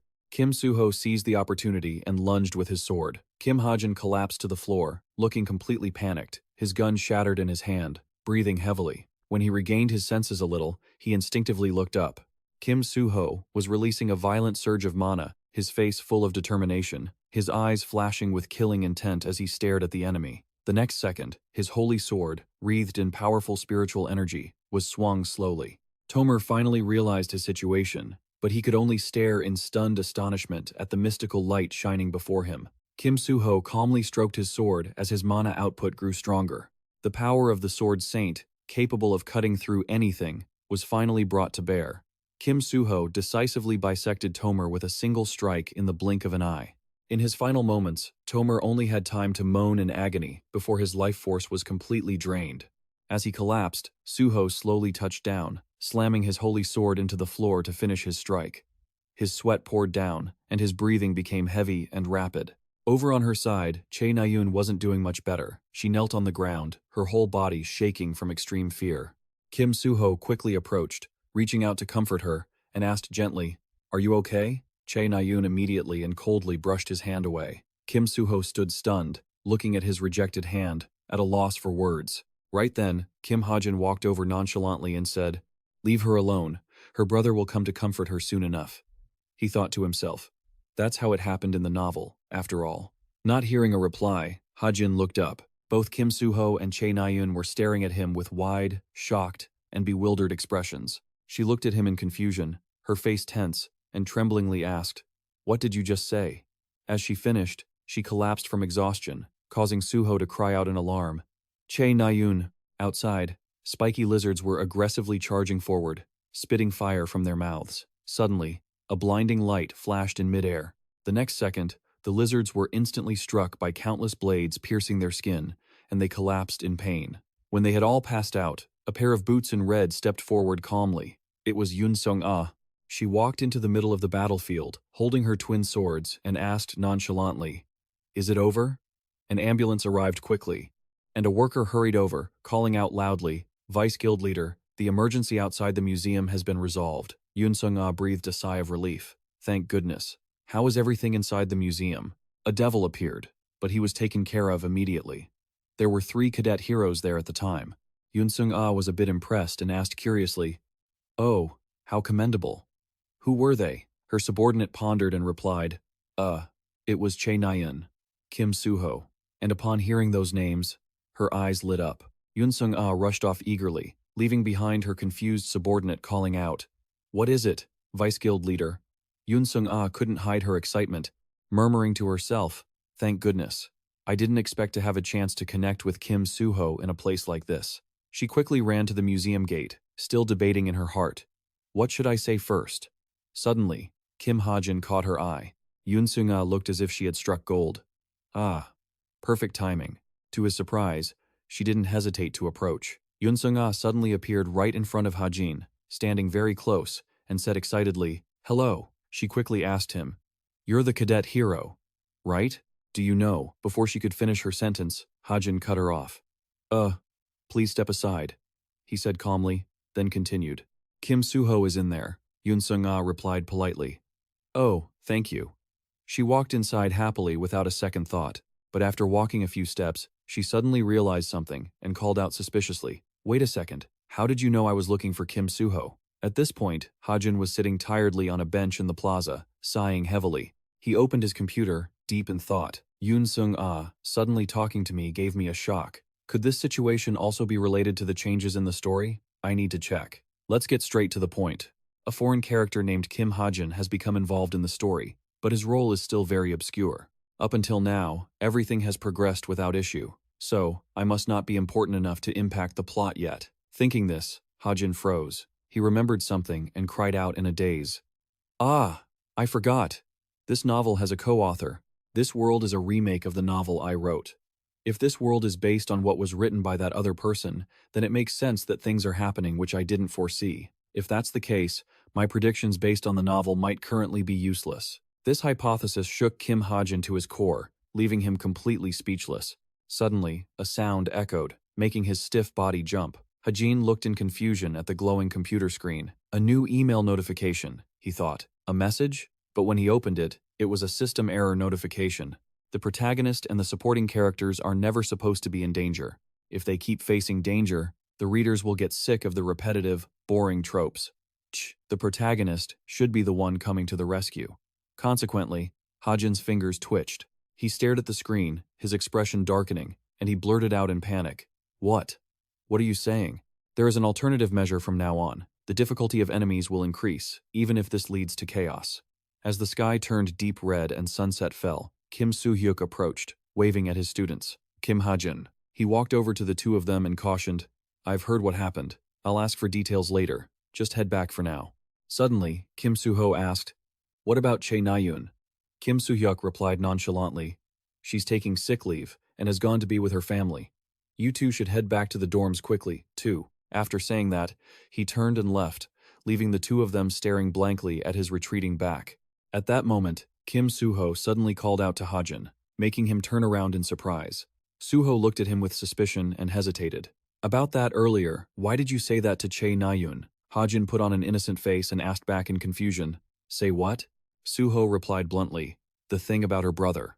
Kim Hajin only then remembered, and replied seriously, "Yeah, well, because her brother is quite, but..." At that moment, he remembered the message from before a critique. He tried to regain his composure and asked Kim Soo-ho, confused, "What about her brother?" Soo-ho looked at him with distrust and interrogated him sharply. "Are you pretending you don't know?" Hajin explained, flustered. "What do you mean?" "No, I really..." Just then, a sharp pain shot through Soo-ho's head, making his face turn pale, and he finally had to let it go. "Whatever, we'll talk later." Chae Na-yoon was previously the 4th-ranked cadet at the military academy and is currently enrolled in the Cube Hero Academy. Her family includes Chae Shin-hyuk, her father, and Chae Jin-yoon, her brother. Kim Hajin sat in front of the screen, watching it over and over, still feeling confused and flustered, muttering, "It's still exactly the same as my original setting. So what was that reaction about?" Suddenly, he saw something, and involuntarily exclaimed, "Huh?" What caught Kim Hajin's eye was a large headline. Breaking news. Chae Shin-hyuk's son, Chae Jin-yoon, is in critical condition after a demonic human attack. Below were countless articles about the event. Spark operation was a success. Newly joined hero Chae Jin-yoon is currently in a coma. Hero Chae Jin-yoon successfully rescued 3 teammates during the demonic human attack and has been announced to be in a coma. Hajin stood stunned, shocked, and gasped. What is this? The Spark suppression operation against demonic humans? That was supposed to be the first victory for the protagonist, Chae Jin-yoon. Chae Na-yoon was only 13 years old then, and was incredibly proud of her brother, who had become a hero. Or at least, that's what I had set it up to be. While he was still confused, the computer screen lit up again. Another new message had arrived. Hajin thought to himself, those messages again. When he clicked on the dialog box, the system immediately displayed a notification. This message will be sent after the target. Kim Hajin realizes the settings have been changed for the first time. In the Spark battle, someone was lying unconscious in a pool of blood. Surrounding teammates were frantically shouting, "Chae Jin-yoon, wake up! Chae Jin-yoon!" His eyes opened slightly but soon blurred with tears. The protagonist was deemed to have too many supporters. The setting was immediately changed to the lines below the change points. 4 years ago, after being appointed as a hero, Chae Jin-yoon had an accident during his very first mission. He was implanted with a devil's seed and became a demon seed host. Reading these lines, Kim Hajin was completely dumbfounded. His eyes widened, and he blurted out in confusion, "What?" Inside the hospital room, the news was playing. Around 1 p.m. today, a group of monsters appeared in the center of the capital, Seoul. The sudden appearance of these monsters resulted in about 50 civilians injured, and about 7 others killed. At the center of the suppression operation was Yoon Seung-ah, the vice leader of the Essence of the Straight Guild, and others. Suddenly, a hand reached out and turned the speaker off. The hospital room was quite dim. She sat in the middle of the room, clutching herself in solitude, bringing an atmosphere of gloom. She squeezed her body, buried herself in the blanket, and hung her head in despair. Suddenly, Chae Shin-hyuk rushed in with a doctor, shouting in a panic. Chae Na-yoon started and looked up in surprise, calling out, "Father." She asked her father worriedly, "What's wrong, father? What about your work?" He gently reassured her. "Do you think something like work is important right now? How are you? Do you feel any better?" "Yes, I'm fine." Chae Shin-hyuk couldn't hide his concern and asked carefully, "Are you really okay? Did the detailed checkup show anything?" He could have told the doctor, but Na-yoon quickly brushed it off, saying cheerfully, "Oh, I'm fine, really, there's nothing wrong at all." "Why did you come all the way here?" He hesitated and replied, "Because I was worried about you." "Is that so?" She felt a bit guilty and sighed. "I'm really fine." Suddenly, Chae Na-yoon spoke up. "Father?" She curled up sadly and asked dejectedly, "Can I visit my brother before I am discharged?" Chae Shin-hyuk was shocked for a moment, looking at his daughter with a broken heart, unable to speak. He gently held Chae Na-yoon's hand and immediately agreed. "Of course, you can." Demon seed, a higher form of demonic human that can take over a human being by turning them into a demon host. Those who are turned into a demon seed will enter an incubation phase until it sprouts and blooms into powerful demons. Kim Hajin pondered, thinking that according to his setting, such an incubation period is about 5 to 6 years, so half of it has already passed. On this side, Chae Na-yoon had changed into casual clothes, standing in front of someone's hospital room door. The sign clearly read, "Room 803. There was only one way to solve this complicated situation, as quickly as possible. Before the demon inside Chae Jin-yoon bloomed, he had to be killed. Kim Hajin fell into a panic again. But how? And who would do it? I can't just hand this to anyone. No mercenary would accept a request to kill the 4th-generation heir of a wealthy family. And since there is no way to measure this blooming process, there's no way to propose a countermeasure. Kim Soo-ho can't fight a fully bloomed demon. Even if we mobilize all available hero forces, it's unavoidable that some people will have to sacrifice themselves. That is why this whole situation cannot be allowed to happen. All of those people must become supporters for him in the later parts of the story." Just then, Chae Na-yoon, sitting by the hospital bed, called out, "Brother." Kim Hajin, on his end, became extremely tense, his whole body trembling. Finally, Chae Na-yoon looked at her brother with a heavy heart and whimpered, "I'm here." Hajin had only one choice. He clutched his head while staring at his computer, thinking, "I have to kill him." Meanwhile, Chae Na-yoon was talking to Chae Jin-yoon. "That was the first time I'd ever seen a monster like that. I almost died. You know? I mean, how is a regular cadet supposed to fight a monster like that?" But as the shooter spoke, she suddenly froze. Chae Na-yoon couldn't finish her sentence and murmured, Let's not talk about it." A knock sounded at the door. Visiting hours were over. Chae Na-yoon instinctively replied, "Oh, right." She smoothed the blanket for her brother and said with lingering attachment, "I'll come back later." As her brother's door closed, she walked out into the hallway, silently bowing her head as she paced away. But after a few steps, she suddenly stopped. Lost in thought, she recalled the memory from the other day when Hajin had coldly said, "Just leave her alone." He had looked at her with such an icy gaze. His words were so confusing. She was sure her brother would come to comfort her soon. Thinking of this, Che Nayun bit her lip, her expression turning terrifyingly gloomy, a flash of murderous intent in her eyes as she growled softly. At the Hero Tower, lights were still on in the archives. A voice echoed in the room. The vice president of the guild? Jaden stood guard anxiously. Accessing the files of a national organization without permission is against the rules. What if you get caught? Yun Sung-ah continued searching and brushed him off. It's fine. I just need to take a quick look at the museum attack today. Jaden began to panic. But that's exactly the problem. Yun Sung-ah began analyzing. According to this image, traces of light elemental mana were found on the monster's body. That means one of the people who defeated that monster can use this element. A fire of enthusiasm burned within her. Yun Sung-ah excitedly clenched her fists and continued. Someone who can use the light element is a huge threat to that monster. We have to find and recruit that person no matter what. Jaden? Hearing this, he thought helplessly, she's obsessing over recruitment again. Suddenly, Yun Sung-ah asked, the monster was defeated by 3 cadets who happened to be at the exhibition, right? One of them must be Jaden, stated firmly. Yes, someone who can use the light element. She began listing names. Kim Suho, Che, Nayun. We've had our eyes on them for a while. A question crossed Yun Sung-ah's mind. She voiced her confusion. But I've never heard of this third person. Rank 934 at Cube, Kim Hajin. Elsewhere, Kim Hajin sat typing on his laptop, reflecting. He had only realized this recently. He felt a bit of joy, but it seemed others couldn't see this computer, which allowed him to check his settings comfortably without worrying about characters seeing them. Kim Hajin thought further that after realizing this, he had added a few features to the machine. Suddenly, the referee's voice cut through his thoughts. The winner was Joe. This was a change in the settings. A notification appeared.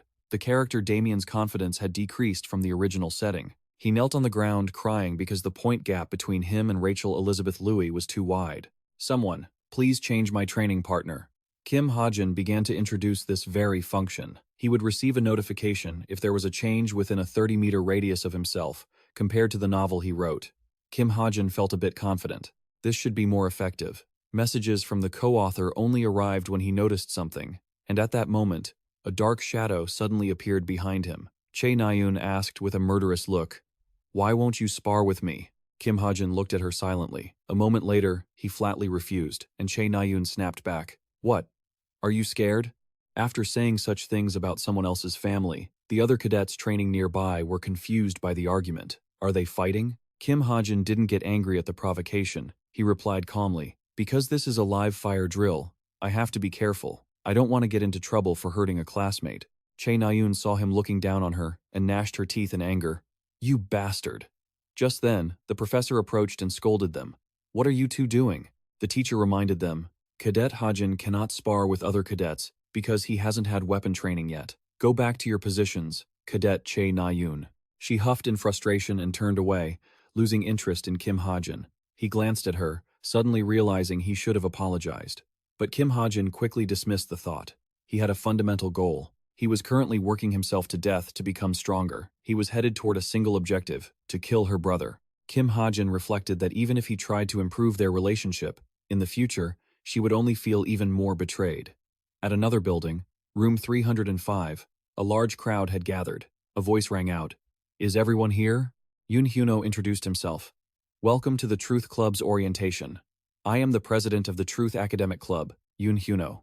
He proceeded to the main points. "Our club's main activity is researching monsters and combat tactics, so we will meet weekly to discuss." Yoon Hyuno continued his speech. Having read the flyers they distributed, both the male and female cadets were blushing at him. Kim Hajin analyzed his handsome appearance and his ability to captivate the audience. He concluded firmly that it was the power of a demon. Kim Hajin recalled the Cube storyline, a crucial stage in the first part of the novel. Several incidents had occurred, like kidnappings and monster infiltrations. Yoon Hyuno was the villain leading those events. He reflected on Yoon Hyuno's true identity. He was an individual who had achieved the charm ability. From the demon Lilith, Kim Hajin guessed the villain's main goal. He was certain of his suspicion, which was the reason he had joined this academic club. At that moment, Yu Yunha was also sitting there, listening to the orientation. She sat with her arms coldly crossed, looking ahead. Yoon Hyuno gently turned on the screen. "Since today is just an orientation, let's keep things light, shall we?" A 3D hologram of a monster appeared, and he introduced it. "This is a mid to high level monster, the Forest Tyrant. It first appeared during the summoning incident, So it's a monster with a history of nearly 50 years. Yoon Hyuno revealed a truth. Inside and outside Cube, information about high-level monsters is very valuable, and information regarding their weaknesses can be worth $1 million or more. He asked the room, "So, what do you think the forest tyrant's weakness is?" Cadet Yu Yonha heard the question and bluntly replied, "I've heard that no weaknesses have been made public yet." Yoon Hyuno agreed. "That's right. Discussing these kinds of cases is one of the joys of a club like this." He then extended an invitation. "Anyone who wants to share their thoughts, feel free to join the gathering right after this." Just then, Kim Hajin spoke up. "You're going too?" Lady Yu Yonha. She didn't care and walked right past him. Feeling ignored, Kim Hajin raised his voice and repeated his question. Was Lady Yu Yonha also joining the gathering later? Only then did she reluctantly reply, "Yes, because I might be able to get some useful information." Kim Hajin was stunned, thinking, what good is information about monsters anyway? He voiced his speculation. "Are you planning to share it with your guild's attack squad?" Yu Yonha, having been called out on her true intentions, glared at him. That guild was the very essence of despair. Founded 50 years ago during the Great Summoning, the guild was centered around Yu Yonha's family. Currently, they are one of the most influential major guilds in South Korea. Then Kim Hajin bluntly said, "But I heard that lately, the support for the guild's vice president is so strong that you, the legitimate heir, are being threatened." He exposed Yu Yonha's true motive, explaining why she had come to the gathering, in a way that was completely unlike her.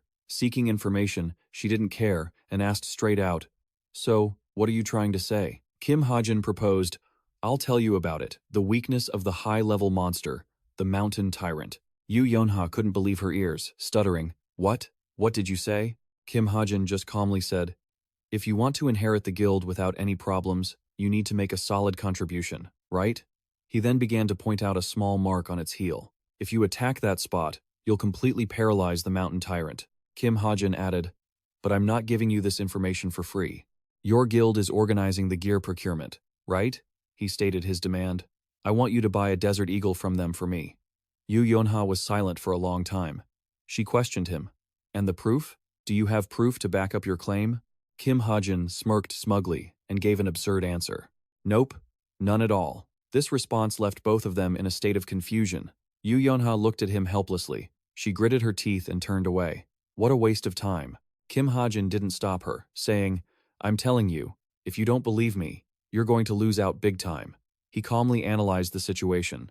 If Yu Yonha decided to ignore him, this $1 million information would go to waste. He considered a better outcome. If she trusted him, he would have a powerful ally on his side. Yu Yonha was contacting her team. "Hello, Secretary Jin, can you pass a message to the Mountain Tyrant Attack Squad?" She blushed as she gave instructions. When attacking, Yu Yonha relayed the weakness Kim Hajin had pointed out. The blue mark on its heel might be its weak spot, so you must focus your attacks there. Kim Hajin was certain that she would one day be known as the Queen of Essence. The screen displayed a notification for a debt contract. Client, Cooper Bank. Debtor, Kim Hajin. Loan amount, $300,000. The creditor, Cooper Bank, will be referred to as the client, and the debtor, Kim Hajin, will be referred to as the borrower. Both parties agree to the following terms. Looking at the debt amount displayed on the screen, Kim Hajin broke out in a cold sweat and stuttered. $300,000? In case you didn't know, the maximum loan amount for a C-rank cadet is $300,000. Kim Hajin speculated inwardly. He must have used the loan to withdraw all the money he could and then ran away. He cursed angrily. That bastard Kim Hajin, what the hell is he doing? Suddenly, Kim Hajin remembered something and hurriedly opened his smartwatch to check. What about the bank account? The watch screen displayed the number $3,000. Kim Hajin felt helpless. No, if this keeps up, I won't just be sent back to my original world. He imagined the creditor coming after him with a slave contract in hand. "Dear customer, can you no longer pay your debt? Don't worry." Then he thought about a life spent drifting at sea, working hard to pay off the debt. Kim Hajin deduced the worst-case scenario. He might end up spending his whole life paying it off. He cursed and told himself, "Looks like I'll have to do something to earn money." Kim Hajin analyzed that he currently had 2 legal ways to make a lot of money. He thought of 2 options. One was stocks. Kim Hajin recalled the world setting. In this world, towers and dungeons kept appearing. The guilds that discovered and conquered them were just like corporations, and all the guilds were listed on the stock market with their own guild stocks. However, he hit a major problem. Even though I know which guilds will successfully go public, I don't have any money to invest right now, so I'll have to postpone the stock idea. Kim Hajin decided on the second option. Maybe I should start heading to the hunting grounds. The second option was the hunting grounds. To introduce them, hunting grounds are dangerous areas occupied by monsters. They have many differences compared to towers and dungeons. The difficulty here varies greatly, and you can quickly earn money by selling monster remains. Kim Hajin was a bit hesitant. I've only recently managed to slightly surpass the average stats for a male. Is this enough to hunt in the grounds? He looked at the stats displayed on the screen. Strength, 1,735. Stamina, 1,745.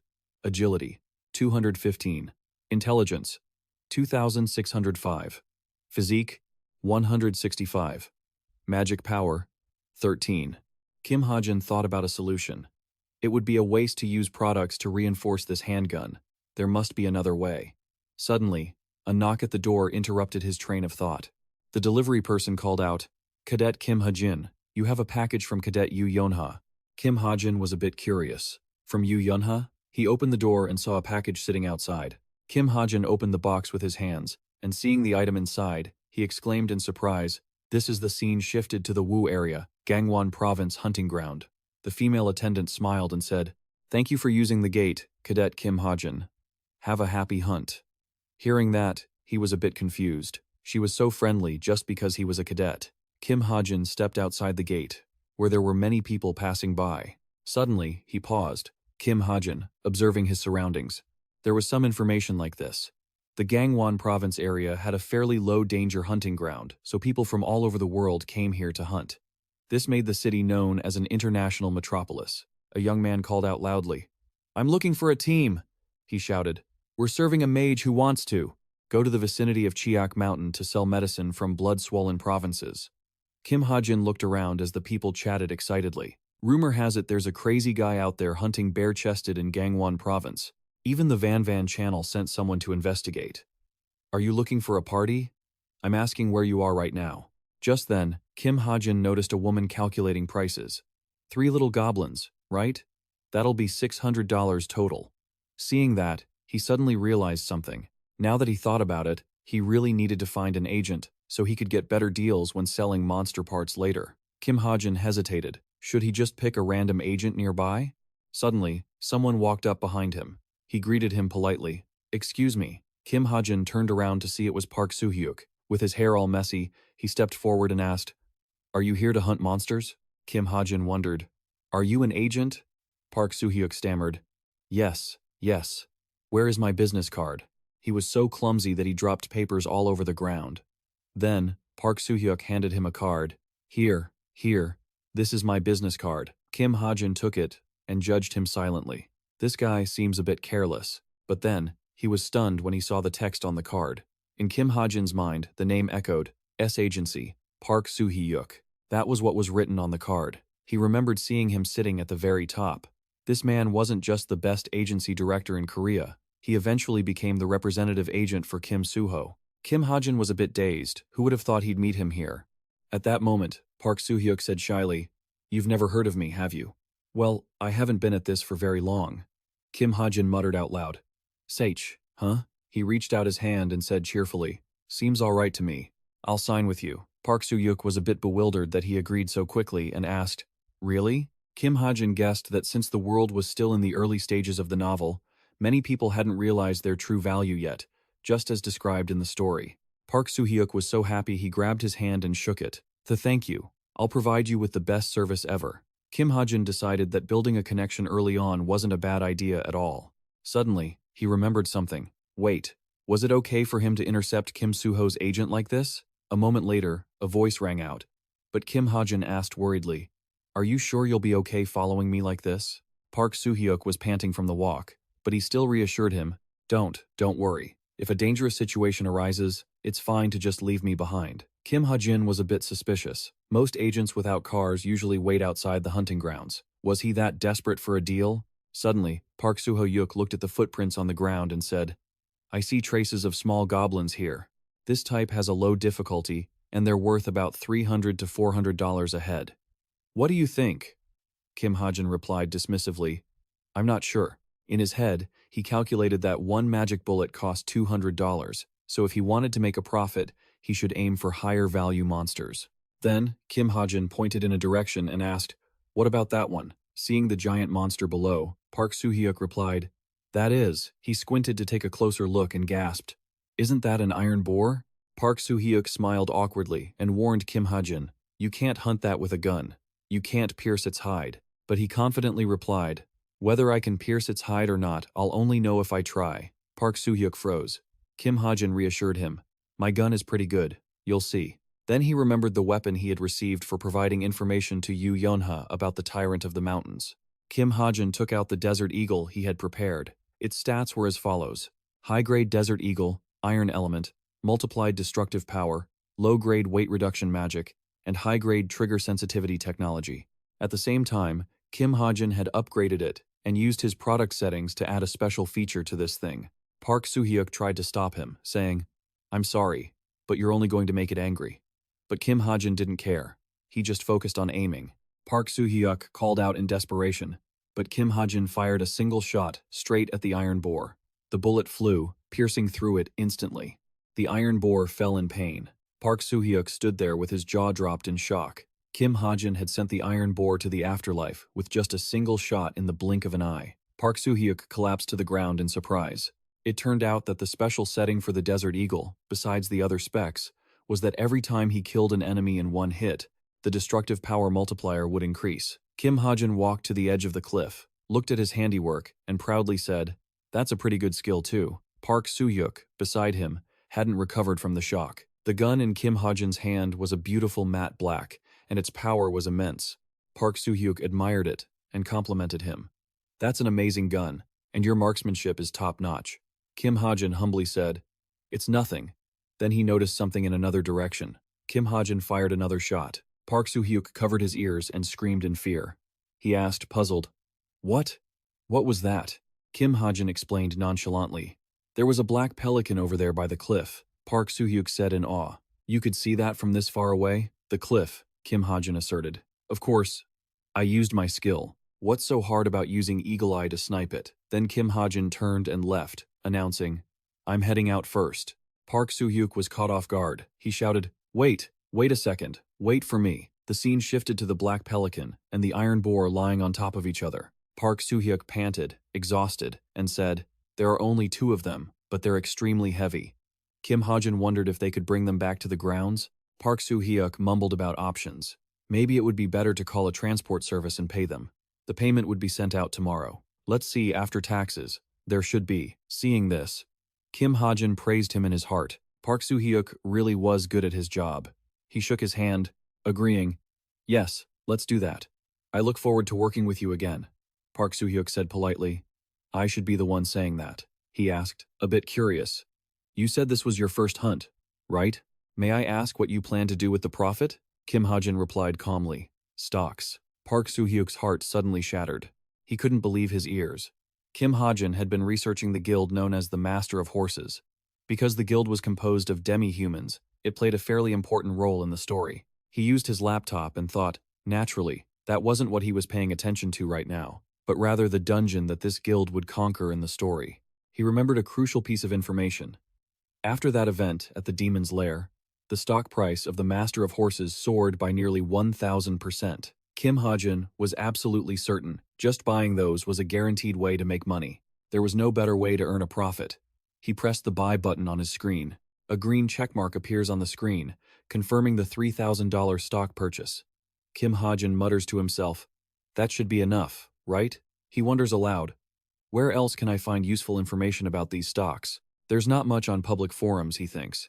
"If I want to find something real, I'll have to dig into the Violet Banquet dark web." Suddenly, Kim Hajin remembers something. Speaking of the dark web, he muses, "That reminds me of the Chameleon Troupe. They were the primary villains in the story, up to the midpoint, a criminal organization whose members' true identities were unknown. Except for their fake names, I, the author, am likely the only one who knows who they are and how they operate." He runs the calculations in his head. The Chameleon Troupe are criminals, but they despise demi-humans. So, if he could somehow get close to their leader, maybe he could get some help sending Chae Jin-yoon to the afterlife. Right, Kim Hajin thinks. Let me check the plot again. According to the story, there should be an open position in the Chameleon Troupe right now. That means they are about to make a move. Suddenly, his laptop screen goes pitch black. Kim Hajin is baffled. What? What's going on? Why is it black? He wonders anxiously. Could this be the only way to return to my own world? The screen flickers back to life, and Kim Hajin sighs with relief. It's back. The screen displays that 1 month has passed. A notification pops up. Laptop functions updating. Progress. 0.01%. Elsewhere, in a small cafe, customers are whispering. Faces flushed. Look over there. Oh my god. Is that a celebrity? It turns out to be Shin Jong-hak, sitting and talking with Yu Yeon-ha. He complains irritably. This is such a hassle. Can't we just stop these aristocratic meetings? Yu Yeon-ha smiles and advises him. Just grit your teeth and do it. There's nothing to lose by being on good terms with the club leaders. Don't you think so? She asks. How are their scores lately? Shin Jong-hak replies curtly. Good enough. Yu Yeon-ha smiles. The Shin Jong-hak I know is only satisfied with the number 1 spot. He glances down at his 3D screen and says, like I said, that's enough. Yu Yeon-ha doesn't press further and simply says, all right, fine. Suddenly, the cafe door opens, and Chae Na-yoon walks in. Yu Yeon-ha calls out, Na-yoon, over here. When Shin Jong-hak sees her, he jumps up excitedly. Na-yoon, he rushes over and asks, why did you come to this meeting? Chae Na-yoon retorts, what do you mean? If I'd known you were going to be here, I wouldn't have come. Shin Jong-hak asks, I heard you were in the hospital. Are you okay? Chae Na-yoon replies dismissively, it's nothing. Don't make a big deal out of it. Yu Yeon-ha listens to their exchange in silence until, suddenly, Chae Na-yoon speaks up. Oh right, there's something I want to discuss. She asks seriously, do you two know a guy named Kim Hajin? Yu Yeon-ha startles at the name. She quickly looks up and asks, Kim Hajin? What about him? Chae Na-yoon begins to explain. You know about the demi-human incident at the museum, right? It was me, Kim Soo-ho, and that guy, the 3 of us. She continues to recount her experience. The demi-human was stronger than expected, so we had to give it our all. Then, Chae Na-yoon says with a shudder, but that bastard. She recalls the moment the demi-human's arm was shattered, and she shivers. How is that even possible? He blew off a demi-human's arm using just a trainee's weapon. Looking back at Kim Hajin's face at that moment, she feels something is definitely suspicious. Finishing her story, she turns to Yu Yeon-ha. Come to think of it, isn't he in your platoon? Yu Yeon-ha. What do you think of him? Yu Yeon-ha is startled at being addressed. In the past, a voice boomed in the orphanage. A cube cadet, with a debt of about $300,000. Those are the details regarding Cadet Kim Hajin. It turns out Yu Yeon-ha had hired someone to investigate him. I still don't know how he found the mountain tyrant's weakness. She replies to the investigator. I tried to ask him, but he refused to answer. I have no choice but to keep investigating him. She remembers the moment Kim Hajin teased her, saying he wouldn't tell her anything. Back then, all she could do was curse him under her breath. Yu Yeon-ha continues, needing to confirm if he is someone worth trusting. Returning to the present, she answers vaguely, he's just an ordinary person. Inside, Yu Yeon-ha analyzes, I haven't seen any destructive power from his attacks during the monster battles that could blow off a demi-human's arm. She sips her tea and muses to herself. Could it be? Is he hiding something? Just then, Chae Na-yoon whispers, could he be a demi-human? Both Yu Yeon-ha and Shin Jong-hak are stunned. Yu Yeon-ha sighs helplessly. Chae Na-yoon, do you really think a demi-human would attack another demi-human?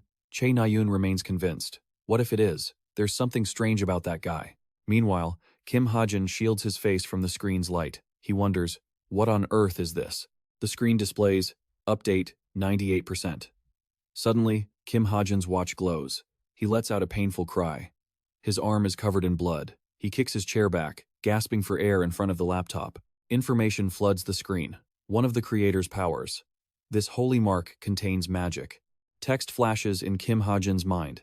Every time your influence increases, once the product received exceeds a certain value, a piece of the holy mark will be engraved. Kim Hajin covers his ears, feeling the information crashing into his brain like a tsunami. Elsewhere, Shin Jong-hak slams his hand on the table. No matter what, his eyes gleam. Shin Jong-hak asks Chae Na-yoon, you don't like him, do you? The two of them fall silent. Back where Kim Hajin is, he collapses in pain. He tries to reach for the desk. Chae Na-yoon silently recalls what Kim Hajin once said. I'm sure your brother will come to comfort you soon. She confirms without hesitation. Well, roughly that. Currently, Kim Hajin is fading. A holy mark appears on his arm. The laptop screen is still on. It displays the journal update. Subtalent. Book of Truth has been added to observational and skimming talents. The observational and skimming talents have been enhanced. At the Tower of the Association, everyone is holding the Model Citizen Award ceremony. Hajin thinks to himself. Not long after the museum incident, the fact that Kim Soo-ho, Chae Na-yoon, and I fought the demi-human became known, and we received the Model Citizen Award. He silently rubs his aching wrist. Hajin looks down, thinking, the injury from yesterday still hurts. He stares intently at his wrist, pondering what kind of ability this could be. Right then, Chae Na-yoon walks over and sits in the chair next to him. A second later, she crosses her arms and complains with an annoyed expression. Hey, you look way too relaxed. Hajin stares blankly. I haven't even said anything yet. Chae Na-yoon suddenly gets angry and asserts stubbornly. So what? I said it happened. So it happened. Hajin asked, hesitating slightly. You didn't forget, did you? Chae Na-yoon asked back, still frowning. Forget what? He calmly reminded her that I saved you. Upon hearing that, Chae Na-yoon's expression changed instantly. She pressed her lips together, speechless, not knowing how to respond. But she quickly regained her composure and shouted, Hey, let's keep things separate, okay? Just then, Soo-ho walked over and intervened. You too. Stop it. He called to ask for Chae Na-yoon. Chae Na-yoon, switch seats with me. She immediately refused. I don't want to. However, Soo-ho didn't wait for her consent. He grabbed Chae Na-yoon's hand and pulled her to the seat next to him, ignoring her screams of protest. Ah, why? I said I didn't want to. Hajin stared blankly at the two of them, wondering what they were doing. Once things settled, Chae Na-yoon and Soo-ho sat down next to Hajin. He cleared his throat a few times to find his voice. Then, Soo-ho took the initiative to start a conversation with Hajin. Thanks for that time, by the way. Hajin let out a laugh, rolling his eyes as he thought. What now? Seeing him stay silent, Soo-ho didn't feel awkward and continued. If you hadn't helped us that day, we wouldn't have been able to take it down. I'm truly grateful to you. Hajin looked away and replied, Who knows, you might have won even without me there. Deep down, he recalled that moment, speculating. If I hadn't been there, maybe he would have awakened to a higher level of power. Hajin looked at Soo-ho, who seemed to be bathed in light, and thought to himself, because the protagonist always grows stronger when facing hardship and danger. At that same moment, inside the ceremony's logistics area, a staff member was so panicked that she stammered loudly, He's here. Everyone, get ready. Quickly, a powerful foot stepped onto the ground. A man with an icy expression walked in, his hands tucked in his pockets. This man is Chae Shin-hyuk, a hero ranked 37, a top-tier hero. Chae Shin-hyuk glanced around with a look of annoyance, complaining that being told to go here and there was a real pain. He walked over to the MC to receive the award list. Everyone who saw him started whispering in shock. Is that the Wolf of Vanla? His magical aura is insane. Soon, the MC's voice rang out clearly. Now, we will begin the award ceremony. Chae Na-yoon quickly stood up at the mention of her name. Next was Soo-ho, and finally, Hajin. The MC's voice boomed again. Will the award recipients please come up to the stage? Very quickly, the three of them stood neatly on stage, waiting for Chae Shin-hyuk to present the awards. The MC's introduction was solemn. The awards will be presented by Hero Rank 37, Mr. Chae Shin-hyuk. The following individuals defeated the demigod despite the Stigma, dangers, and acted as exemplary citizens of society.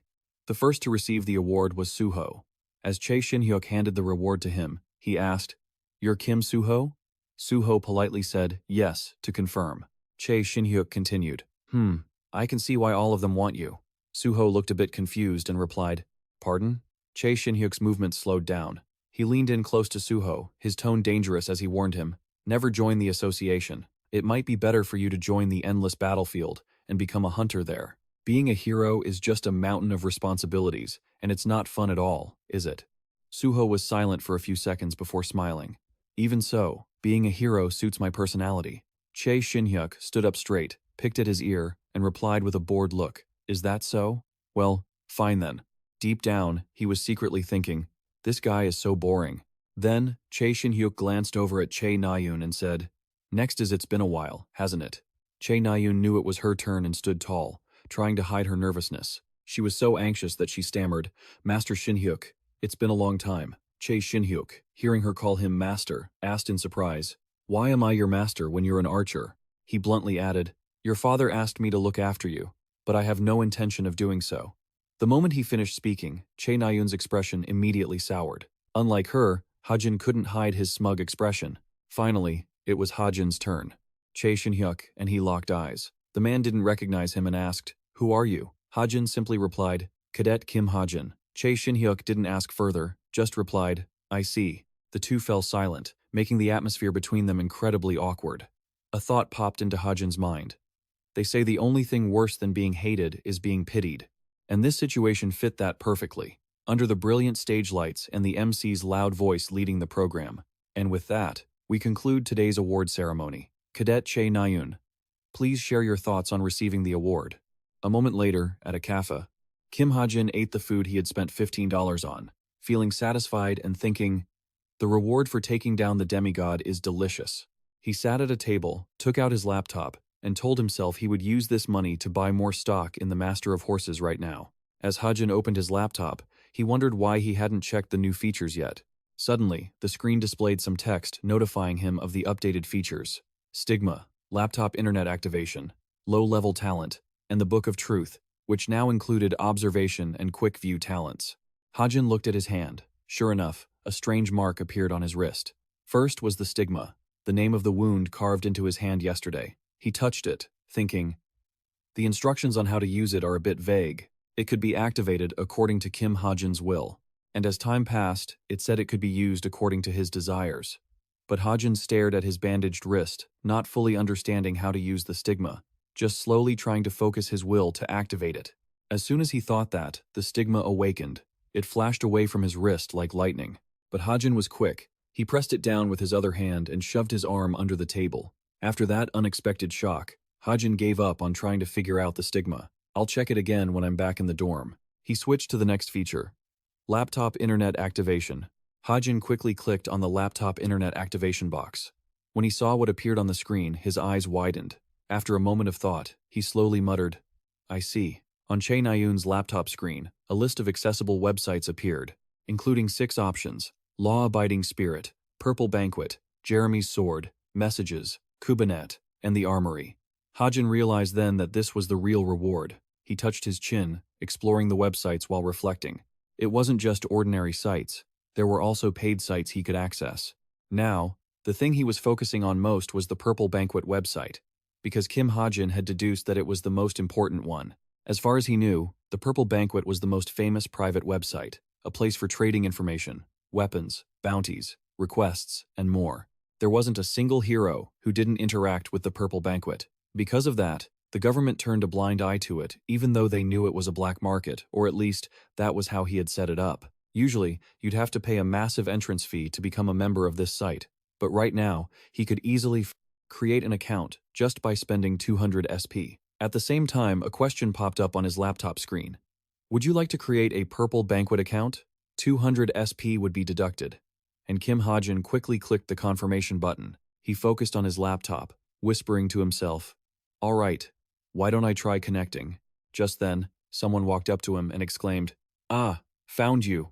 This person was none other than Yoon Sung-ah. She pulled up the chair opposite him quite naturally, then proactively started the conversation. You know who I am, right? Cadet Kim Hajin? Kim Hajin looked at her with a blank expression. While rummaging through her coat pocket, Yoon Sung-ah continued. I was shocked because you disappeared so quickly after the awards ceremony. She added, I have something I want to give you.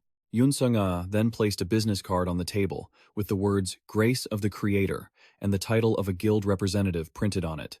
Kim Hajin stared at the card without saying a word, while deep inside, he was contemplating how to handle this move of hers.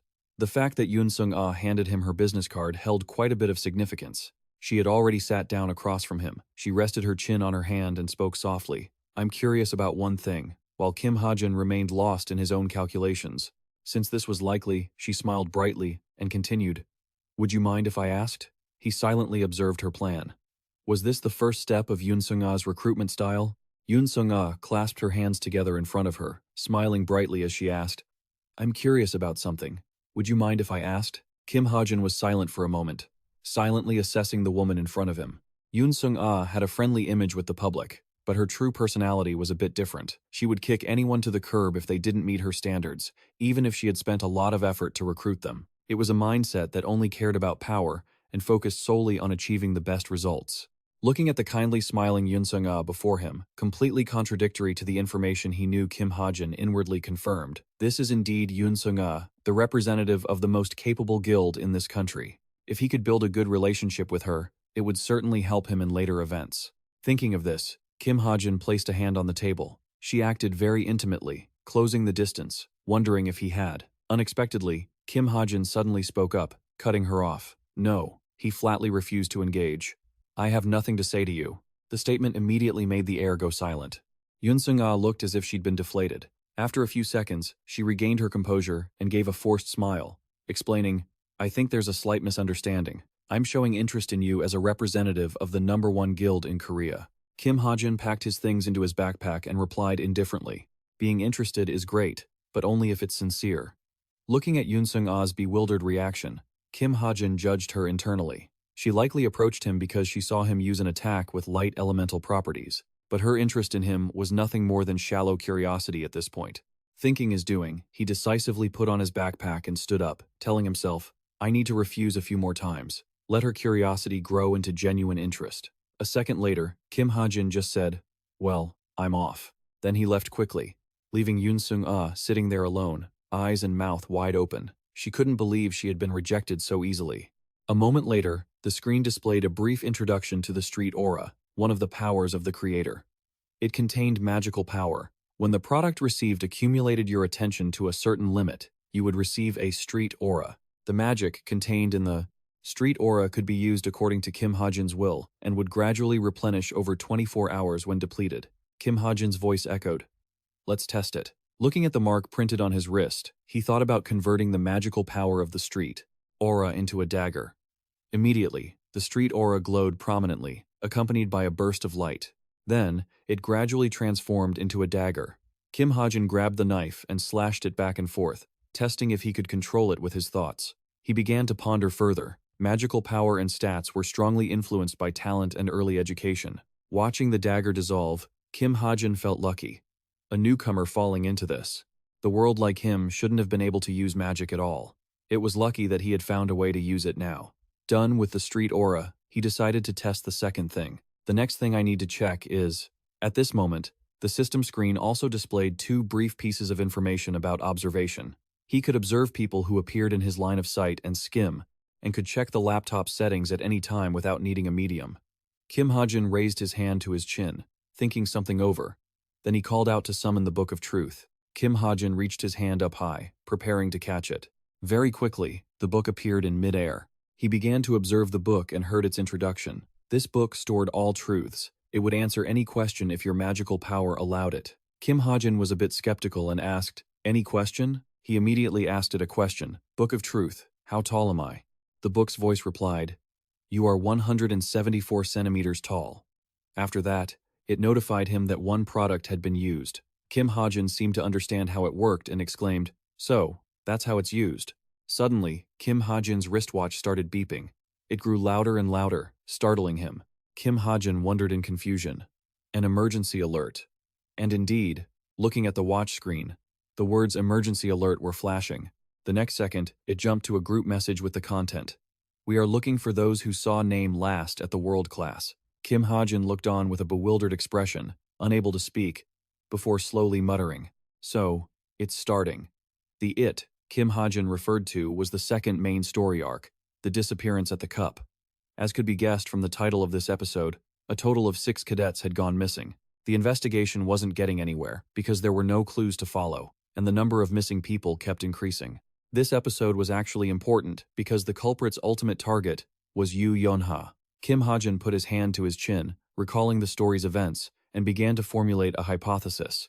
If the co-author forces me to lose another one of the protagonist's allies like back at the museum, that would be terrible. If that's truly the case, I'll find the culprit myself. However, after a moment of reflection, he suddenly dropped his arm, refuting his own thought. No, if I interfere too early, the story might get completely messed up. In the end, Kim Hajin decided to keep watching. Soon after, in the common training room, Soo-ho was chugging water from his bottle quite happily. Suddenly, the class president walked over, put his hand on his shoulder, and said, Hey, Kim Soo-ho, look at that guy. Soo-ho also followed his gaze. Over there, a foot aggressively stomped down on a dumbbell. It turned out to be an orange-haired student pressing his foot on the weight to pick a fight with Hajin. He laughed mockingly. "What are you gonna do about it? You trash." The orange-haired guy dropped his foot and asked with disdain, "You're a cadet, yet you can't even lift this weight? You're a disgrace to Cube. Did you bribe your way in here?" Suho, seeing this, felt indignant and wanted to rush over. "Hey guys!" But the class president grabbed his shoulder to stop him. "Stop. Don't get involved." Suho, still very annoyed, turned his head to question him. "You're supposed to lead them as the class president, aren't you?" The class president, not his usual self, replied nonchalantly, "Just leave them be. It looks like that guy is angry at Shin Jong-hak. If you get involved, it'll be a hassle," he added with an intriguing smile. "Who knows, maybe it's just an act." Suho was startled and shouted, "What?" The class president squeezed his shoulder, looking very certain of his theory. "You said it yourself. He destroyed an arm of an A-rank monster. Do you think someone like that would struggle with those idiots?"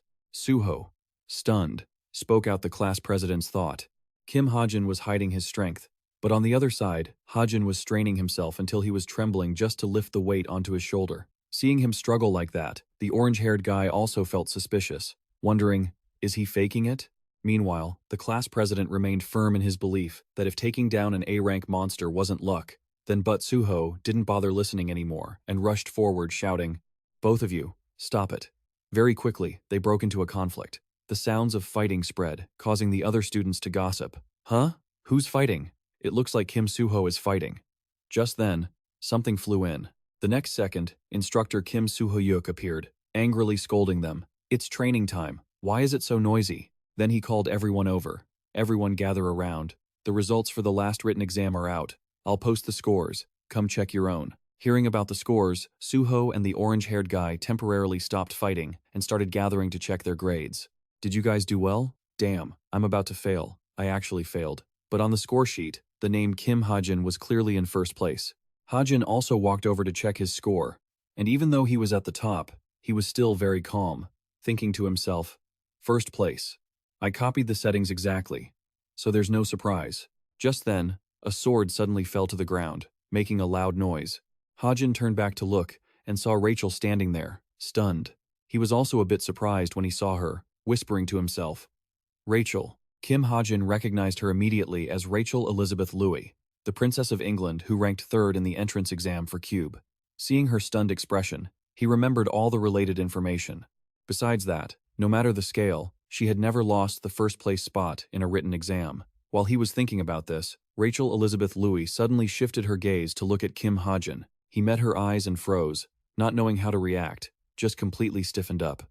In the small palace, a proud voice echoed, "Princess Rachel Elizabeth Louis, congratulations on being accepted into Cube," the butler said with a worried expression, trying to encourage her. "I hope you won't be anxious when standing alongside the greatest hero trainees in the world."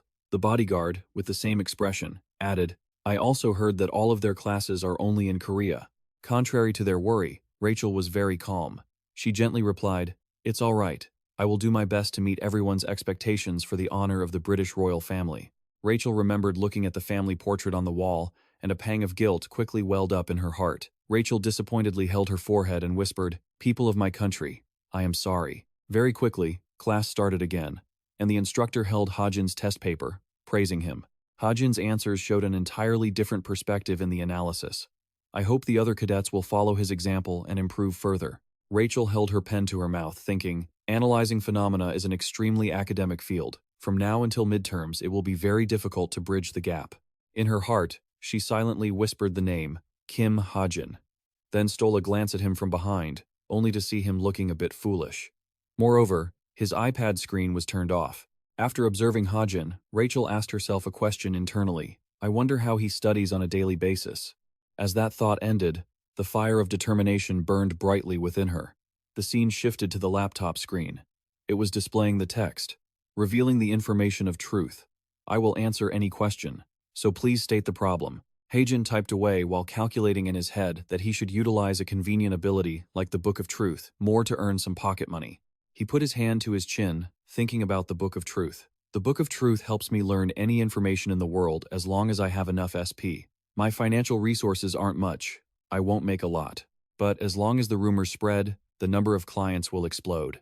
Very quickly, Hajin decided to click on the business registration box. He exclaimed, "All right, Watching the screen display a few wavy lines, Hajin slowly muttered, "Next is and then." Waving his hands to create 3 virtual screens in front of him, he said, "Investing in products, something I had temporarily put aside." Hajin silently analyzed. The second main storyline is beginning, which means Cube is no longer safe from the monsters. He held the pistol in his hand, thinking seriously about the intervention settings. Sharpshooter, my current ability isn't enough to fight a monster. Thinking of this, Hajin suddenly smiled with satisfaction. Even so, thanks to the bullying from Shin Jonghak and his gang, I have plenty of SP to spend. I should invest them to increase my survival chances. Then he decided to improve his weapon first. Just then, a virtual screen appeared with the text, Desert Eagle, Pistol. Hajin typed continuously, starting to program. The system displayed a notification that it was changing the mechanism of the Desert Eagle, Pistol, and Sniper Rifle. After finishing, he excitedly laughed and said, I hope I'm not doing something stupid. Saying that, Hajin pressed enter to confirm. Immediately, the system notified him that 250 SP had been spent. The pistol quickly reacted, emitting a blinding light and gradually changing shape. In just a moment, the pistol had completely transformed into a sniper rifle. It emitted a blinding light, gradually shifting its form. In just a split second, the pistol completely transformed into a sniper rifle. The system displayed new info, Desert Eagle, a sniper pistol. Kim Hajin chuckled at the gun, satisfied, thinking, this thing should at least be enough to scare them. Then, the gun morphed back to its original form. Hajin moved on to his next task. I should try writing a mastery skill now. He began looking into the difference between mastery and talent. Talent uses magic to create supernatural phenomena, while mastery refers to the physical techniques or skills a person has truly mastered. He analyzed it himself. For a sniper, the most important ability to avoid assassination is positioning, and mastery is useful for that. After grasping the basics, Hajin placed his hands on the keyboard and started typing. A few minutes later, the screen showed details about parkour. Low rank, 0% mastery. It grants agile and flexible body movements, so instead of being hindered by terrain, you can use it to navigate. Speed and practicality scale with your strength and agility stats. The system notified him that 350 points were consumed.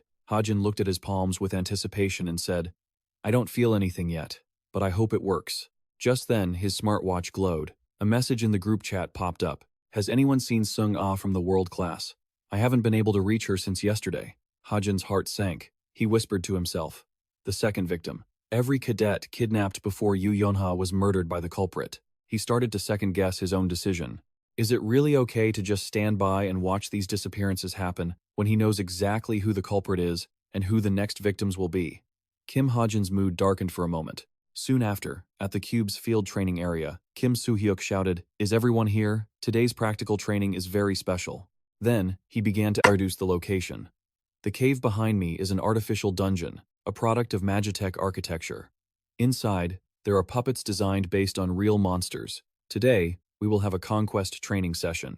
By clearing this artificial dungeon. Saying that, the instructor sternly warned, but don't let your guard down just because this is a training session. He emphasized the key point loudly. Inside this endless dungeon, a joint training session between the Veritas class and the Vi class will take place. Kim Soo-hyuk gave orders to the students. Teams will be formed in small groups from each class. Quickly gather into your teams. In no time, students began grouping up and greeting each other. Hajin also found a team, Team 8, which included Veritas class members, Yu Yonha, Jin Ho-sung, Hazuki, and Kim Hajin. Facing the Vi class members, Jaden, Kim Jingu, and Linnea. He thought about the dangers in the dungeon. The artificial dungeon was filled with traps and deadly encounters. Some of those traps were even created by demi-humans. Hajin held his pistol, ready to face whatever came his way. He had indeed created a few attribute bullets just in case. But could he get through this training safely? Suddenly, he saw the system screen flickering in mid-air. A second later, countless screens popped up with warnings about settings being changed. Hajin's eyes widened in shock. The settings had been changed 3 times already. He wondered in confusion, who did this, and how? The space around them seemed to shift, and the voices of students echoing as they formed groups. Team 1, gather up quickly. Is anyone from Team 3 here? Right then, an aggressive voice rang out. Hey, idiot. Didn't you hear we need to gather quickly? The owner of that voice was Jun. She stood with her hands on her hips, looking annoyed and judgmental. You're Kim Soo-ho, right? You look pretty stupid. Gentle Kim Soo-ho was insulted, but just scratched his head. The two of them were actually from Team 1. Veritas classes Kim Suho and V classes Jun. The system screen displayed info about this character's change. Jun's personality had shifted, becoming much more short-tempered than in the original story. At the same time, not far away, another team was greeting each other. "Nice to meet you, Lady Yu Yonha." Jaden smiled brightly and said, "I hope we can become close teammates, and even after this training is over." To this enthusiasm, Yonha only gave a lukewarm response. They were Team 8, consisting of Veritas and Vi class members. The system screen continued to change. Jaden's potential growth had increased by 0.5. Over there, Che Na-yoon also met her teammate. She pointed and said, "You're on my team too. I met you at the shooting club, right?" Seeing her stutter, the boy smiled gently to help her. Sven introduced himself politely. "My name is Sven." They were Team 3, Veritas classes Che Na-yoon and Sven. The system reported changes regarding Sven. Sven's willpower had decreased. There was a high probability he would be possessed by a devil. Hajin read the notification and stared at him, jaw dropped. He was shocked to his core. "What? The changes are too drastic." Kim Hajin looked toward the opposite side with worried eyes. "Let's take a closer look." There were two people he needed to keep an eye on. Jaden was laughing and chatting happily with Yu Yonha. The first was Jaden from Team 8. He was the classic definition of a jerk who looked down on those weaker than him. He was strong enough to be sent on scouting missions by the higher-ups. With a green card, Jaden's potential growth had increased. 5. How did his potential growth increase naturally? Jaden introduced himself and his companions one by one. "My name is Jaden, and these are my teammates, Kim, Jingu, and Linnea." Yu Yonha spoke up, and everyone looked at her. "My team members are Jin Hozung, Hazuki, and Kim Hajin." He looked at her with a helpless expression as she mispronounced his name as Kim Hajin. Kim Hajin looked at everyone. Well, he seemed fine for now. Sven carried a sword, and on Che Na-yoon's back was a massive bow. The second person was Sven from Team 3, a German student and a candidate for the promising hero title in his home country. A key trait of his. Sven's cheeks flushed pink as he smiled shyly and happily at her. He had a crush on Che Na-yoon. Sven stood in a crowded train station, pulling a large amount of luggage. Like other international students, Sven came to Cube with the dream of becoming the strongest. Che Na-yoon flew through the air in a defensive stance, while Kim Suho was pushed back by Yu Yonha using her power. However, life wasn't a fairy tale. Sven stood there, stunned, looking ahead with anxiety and fear. Faced with the extraordinary skills of the others, he could only become the most mediocre student imaginable. Sven covered his eyes with both hands, his expression full of disappointment. The feelings of inferiority and failure he was experiencing for the first time, combined with the instability of adolescence, the long, sharp sword with its wooden hilt flared into a deep red, like fire. As he pointed the sword downward, the light reflecting upward, moved Sven to sell his soul to a demi-human for power. At the same time, a dark blue card appeared on paper with the text, "Sven's mental strength is weakening. There is a high probability he will become a minion of the devil." This detail was similar to what I had written, but the problem was, this dungeon segment. Kim Hajin reached up to touch his nose, looking at the blue screen that popped up before his eyes, lost in thought. Just then, someone's hand prepared to touch him. His awakening had been pushed forward. "I hope it won't affect the plot too much." "Hey."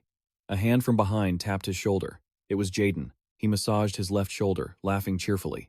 "You're a sharpshooter, right? When entering a dungeon, don't be so distracted. Got it?" He irritably brushed Jaden's hand away. "Whatever, get lost." Jaden chuckled in response. "Damn, aren't you supposed to be a good guy? There are plenty of good rumors about you." Kim Hajin silently clenched his fist. Right now, everyone's perception of him was terrible. That was because of some rumor spreading through the class. Kim Hajin stood still in despair because all he felt behind him were judgmental stares, accompanied by hurtful comments about him, so he hadn't been happy in the past. People said Kim Hajin used his position as a cube cadet to extort and threaten others, and that every weekend he went to see Soon to satisfy his carnal desires. Three boys laughed and talked with satisfied expressions while playing with those nasty rumors. The source of the rumor was already clear. Thanks to it, I received many products. Hazuki and Jin Ho-sung looked at him, sighing as he muttered something. But why didn't anyone stand up for me? Aren't we a team? They were in a very old, structured setting. Let's go. Starting with Team 1, Jaden turned to Yu Yonha. "As far as I know, you must be the best support among all the cadets. I've heard many rumors about you from outside, too. I don't know why your team is so lopsided. This actually works in our favor." The words from behind made him angry and annoyed. "Well, that's how a team is. You always have two super talented people carrying a dead weight. All right, Team 8, Move into the dungeon. The team entered the large dungeon entrance. Inside, it was quite dark, and everyone walked in with the sound of their footsteps. Jaden, who was in the lead, saw something and spoke up. Oh, before his eyes, he saw mysterious doors surrounding the dungeon. Everyone stood around, looking at the pitch-black tunnels inside. So, is the first obstacle choosing the path? Yu Yonha pondered and asked the team, which way should we go? Jaden spoke up. Since the sharpshooter of our team is here, and someone pointed to the sixth door, Kim Hajin spoke up clearly, and everyone turned to look at him. Go through the sixth door. Yu Yonha looked at him silently. Jaden turned to look at him with a furious expression. Hey, you think your Kim Hajin ignored him? Then let's go. Yu Yonha looked at him. He might look incompetent, but his eyes are sharp. Kim Hajin felt a bit helpless looking at Jaden. Truly, he couldn't compliment him in a better way. Deep down, he thought, whatever. Thanks to him, I can enter the route that Che Nayun took. Che Nayun, a screen appeared, with all of Jun's information, with a potential of 95. Good. If Sven really signed a contract with a demi-human today, then Che Nayun alone wouldn't be able to handle it. If something happened to her, everything would become complicated. Everyone slowly entered tunnel number 6 that Kim Hajin had pointed out. I can't lose her, Jaden muttered annoyedly. Idiots just love to attract attention. Kim Hajin looked at him. Pay attention to the monsters in front of you. In the dark, gloomy dungeon with sharp, jagged rocks. What monster? I don't see anything. Oh, Dion spoke up. You can't see it? There's a salamander in front. They must be the dungeon's supreme monsters. Jin turned his head, thinking it was a joke, and remained silent. BH Sujong asked, should I fire a light arrow? Yu Yonha replied, if you can, do it. No sooner had she finished speaking than he took out his bow and fired. The fire arrow flew straight ahead, glowing. Yu Yonha looked behind at him. The salamander didn't understand what was about to happen, but when it looked up, the fire arrow was getting closer. A medium-level salamander, a rank 6 monster. Jaden and Yu Yonha shouted in surprise. Is that for real? Everyone, get into combat formation. Is there anyone here who can use water attributes to attack? I have to hide that for now. Che Nayun and Yu Yonha used their powers to fight it.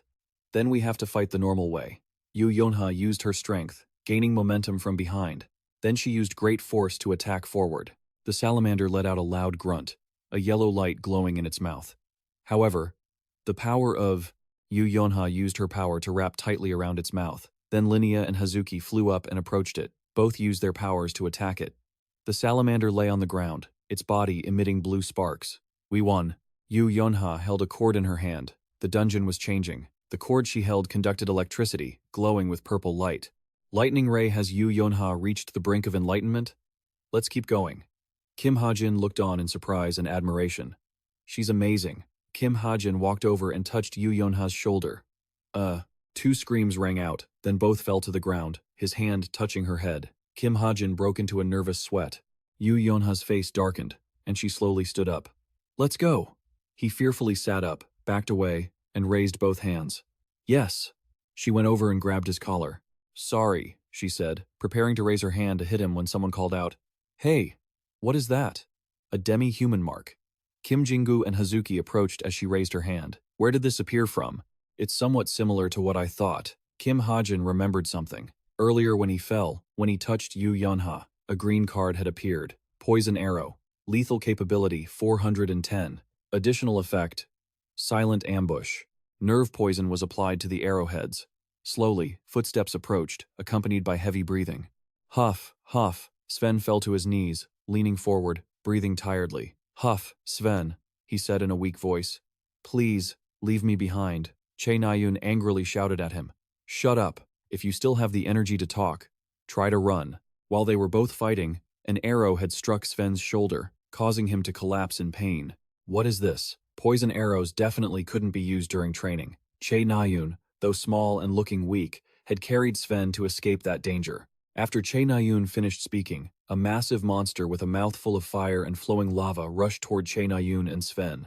Surrounded by the sounds of battle, they were in a man-made cave for training. Is this over yet? Kim Jingu held up a large shield to block the flames from a monster attacking everyone behind him, who were firing arrows and fighting the surrounding beasts.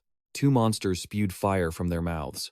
A hand gripped the handle of the shield tightly. Kim Jingu held his defensive position firmly, tanking the powerful blows from the monsters. BH Sujong pulled back his bow, aiming at a target with a hint of anxiety. He released the string, and the arrow shot straight toward his mark. Yu Yunha used her power, striking the monster with great force.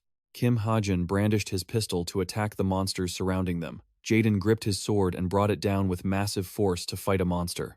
The area around them glowed, and an arrow fell to the ground. Jaden slung his sword over his shoulder and sighed in relief.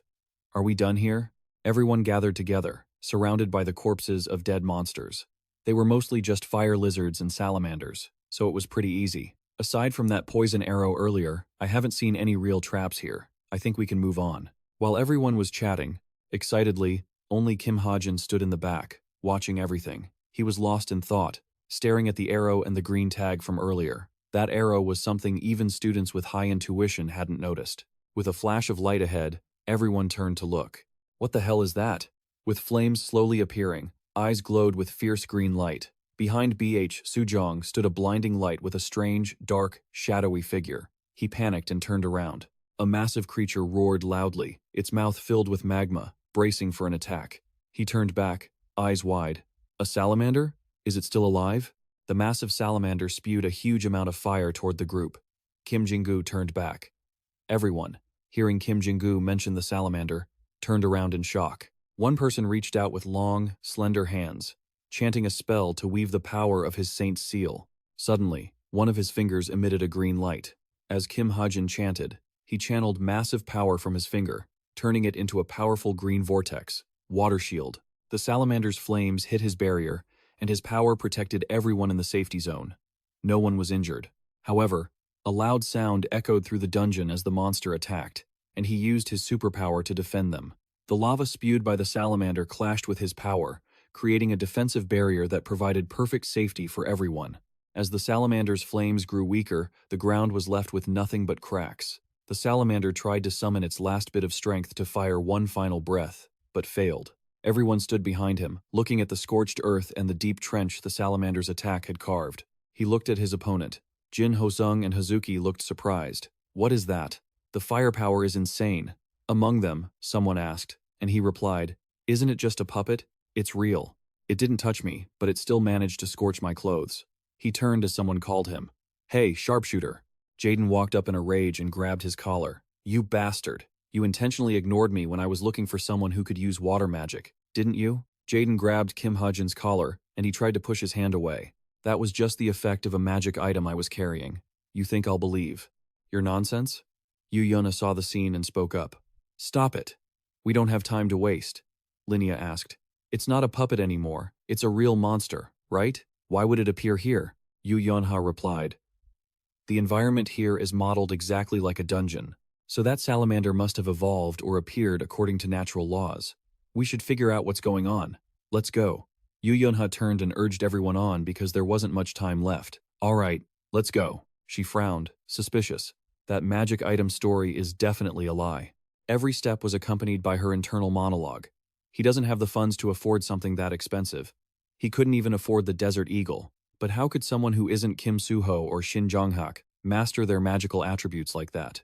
With more thoughts and analysis, does he know the weaknesses of the mountain forest beast? He can master his own magical attributes, and the reason he's hiding all of that is she covered her mouth, whispering softly. Could it be that he is, she glanced behind at him, a demi-human? In an area built with ancient designs, the ground was filled with streams of fire. A massive monster appeared, its mouth full of magma, its eyes blood red. Intermediate-level monster, 2 lava golems. Is this the dungeon boss? BH Sujong and the others looked down at the monster from above. Can we even defeat that? It would be tough if it were just us.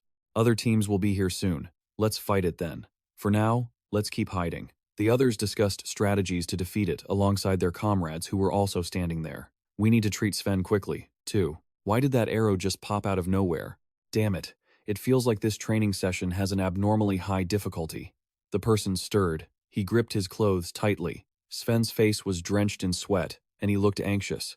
It seemed like he was having a nightmare while mumbling. I'm sorry everyone. It's just because I got hit by the poison arrow. In a dark space. Why is it always like this for me? Ever since I arrived at Cube, nothing has gone the way I wanted. He teared up. It hurts so much. In a hazy dream, there was a voice. Kid. Who's there? He stood still, his face pale. Kid, don't you want to become stronger?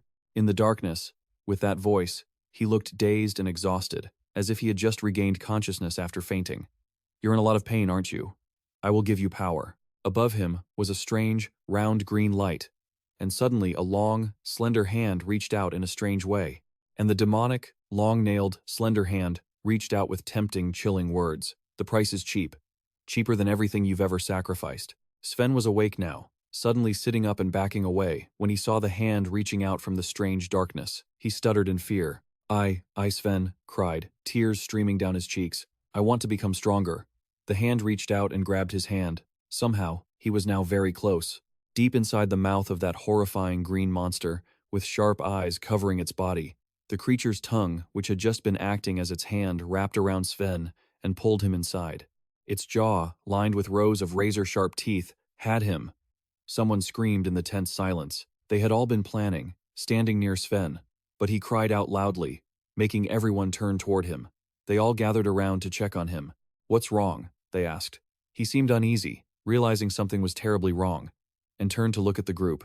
She started to shout a warning to the others, but before she could finish, she yelled, "Hey, what are you doing? Hurry over here and hold him." By now, the monster had heard the noise above and looked up, revealing a massive, glowing red eye. Kim Jingu was standing near a gap, clutching his sword.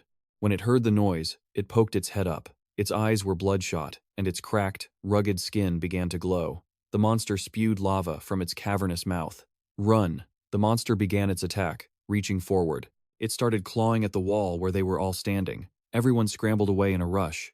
The monster's massive hand smashed straight through the wall. Someone was carrying Sven on their back, hurrying to get away. After the monster punched a hole in the wall just big enough for its body, it prepared to crawl through. Some people standing near the wall were thrown back as debris scattered everywhere. Even though the wall had been heavily damaged by the lava golem, 2 people fell to the ground. Che Nayun fell, gasping for air. She wheezed. Huff huff. When she looked up, she saw the giant monster standing right in front of her with its blood-red eyes. She couldn't believe it. No way this thing is a puppet? Standing before a gargantuan monster, she felt a sense of despair, realizing there was no way to escape. She thought to herself, I'm going to die. The lava golem's red eyes brightened, and it opened its mouth, glowing intensely with the molten liquid inside. And of all places, it had to be here. Suddenly, a shimmering blue cylinder was thrown, trailing some blue smoke. It appeared right in front of the monster, emitting a brilliant blue light. The monster narrowed its eyes in discomfort. Once its gaze met the blue light, it suddenly stopped and stood frozen. Che Nayun looked up to see the lava golem collapse, and noticed a familiar figure. It was Kim Hajin, who had used his gun to stun it. Just a few minutes earlier, when everyone arrived at a spot, they found the entrance to the cave blocked by something unknown. What is this? Jaden shouted in frustration. Hey sharpshooter, I thought you said past this point was the boss arena? But this place is sealed off. Kim Hajin replied, This is the right place. It looks like rocks piled up in front of the cave. But if you look closely, that's not it. There wasn't a wall here before, but wait. That doesn't matter right now. Jaden drew his sword. Angry, he said, the boss area must be right behind that wall. Try breaking it. No one has died yet, so don't act like you're in charge. Then, Jaden thrust his sword forward with all his might. He stabbed at the barrier, blocking the cave, but it made a loud thud, and the obstacles didn't budge at all. He winced in pain. Kim Hajin stood behind him, watching. See? I told you. Obviously, you can't break this. Can't even break it with a magic-infused attack? Hazuki spotted something and pointed ahead. Everyone. Kim Hajin looked up and saw a small gap high above. Oh, there's an opening over there. Kim Hajin started rolling up his sleeves. We might be able to get in through there. Jaden looked at him, furious. Are you talking nonsense? That wall is at least 10 meters high. How do you expect to climb that? Kim Hajin raised his hands, preparing to climb. You can't climb it? Fine, I'll go first. Blue energy crackled around his hands as he used every ounce of his strength and willpower to cling to the wall and pull himself up. He managed to climb, but down below, everyone just stared at him, none daring to follow. He looked up at the cave opening, as if the finish line was right there, and pushed himself to keep climbing. Finally, he made it up. After he reached the cave entrance, everyone looked up with a sense of admiration. Is he a cat or something? Slowly, strange noises began to echo. Everyone below felt uneasy, as rocks began to crumble and fall from the ceiling. Jaden cursed. Damn it. After getting up there, Kim Hajin hadn't expected to see a giant lava golem. That wall he had been climbing was actually the massive back of the monster. What the hell is going on? Then, from behind the monster, a young man appeared, holding a gun. The lava golem's head wobbled, dazed for a moment. How did it recover from the stun so fast? Kim Jingu shouted over to the other side to tell Che Nayun to run. Che Nayun came to her senses and moved away. Before her stood a massive shadow. She stood stunned. "Save me!" A loud cry signaled the start of the battle formation. Then, everyone unleashed their swords and abilities, fighting the monster with everything they had. The sounds of steel, clashing, and light filled the air. A young man leapt into the air, wielding a blade to fight it. "Damn it, it's not even budging." The girl knelt, feeling a surge of hope. "Everyone!" Another person drew a bow. She held a massive bow and fired powerful shots at the monster, releasing streaks of golden light. She yelled, "Buy me some time!" Everyone rushed forward to engage the monster, buying her some time. Kim Hajin held his gun, looking behind at a young man who was carrying someone. Just a little longer. The young man's footsteps were hurried. The lava golem's eyes glowed bright gold, as if it had locked onto its target. It roared in anger and began spewing lava. In a flash, sorry for the wait, Sven had recovered and landed on the monster, sword in hand and ready to fight. "I'm a bit late." The monster swatted him away, sending him spinning through the air as the archer fired fast, powerful arrows toward the beast. Memories flashed in her mind, the arrows piercing through his body. Not like back then. A spark of determination burned in her eyes. Things are going to be a little different this time. She released her grip, sending the arrow flying toward the monster with incredible speed and power, surrounded by brilliant golden light. An arrow pierced through, lighting up the entire area. After a fierce, hard-fought battle, there was nothing left but ruins. Everything around them was destroyed and desolate. After a long struggle, the lava golem was finally defeated by their combined talent. Everyone stood in awe at the sheer intensity of the battle. They actually took down a lava golem. Do you think they'll get any points for that? Meanwhile, Che Nayun and Sven arrived and reunited with the group. "Is everyone okay?" Hajin just stood at a distance watching them without coming over to check. "Damn, how did you guys manage to kill it? That was seriously impressive, brothers." Sven hadn't turned into a demi-human. The plot had already deviated from the original plan. But it was only a temporary delay. He had signed a pact with a demon. Since there was no way to know when he might snap, things had become dangerous. All the while, Che Nayun's gaze seemed to be drifting in another direction. It turned out the person she was keeping an eye on was Hajin, sitting alone far away. She seemed to want to go over and talk to him so he wouldn't feel so left out, but she hesitated.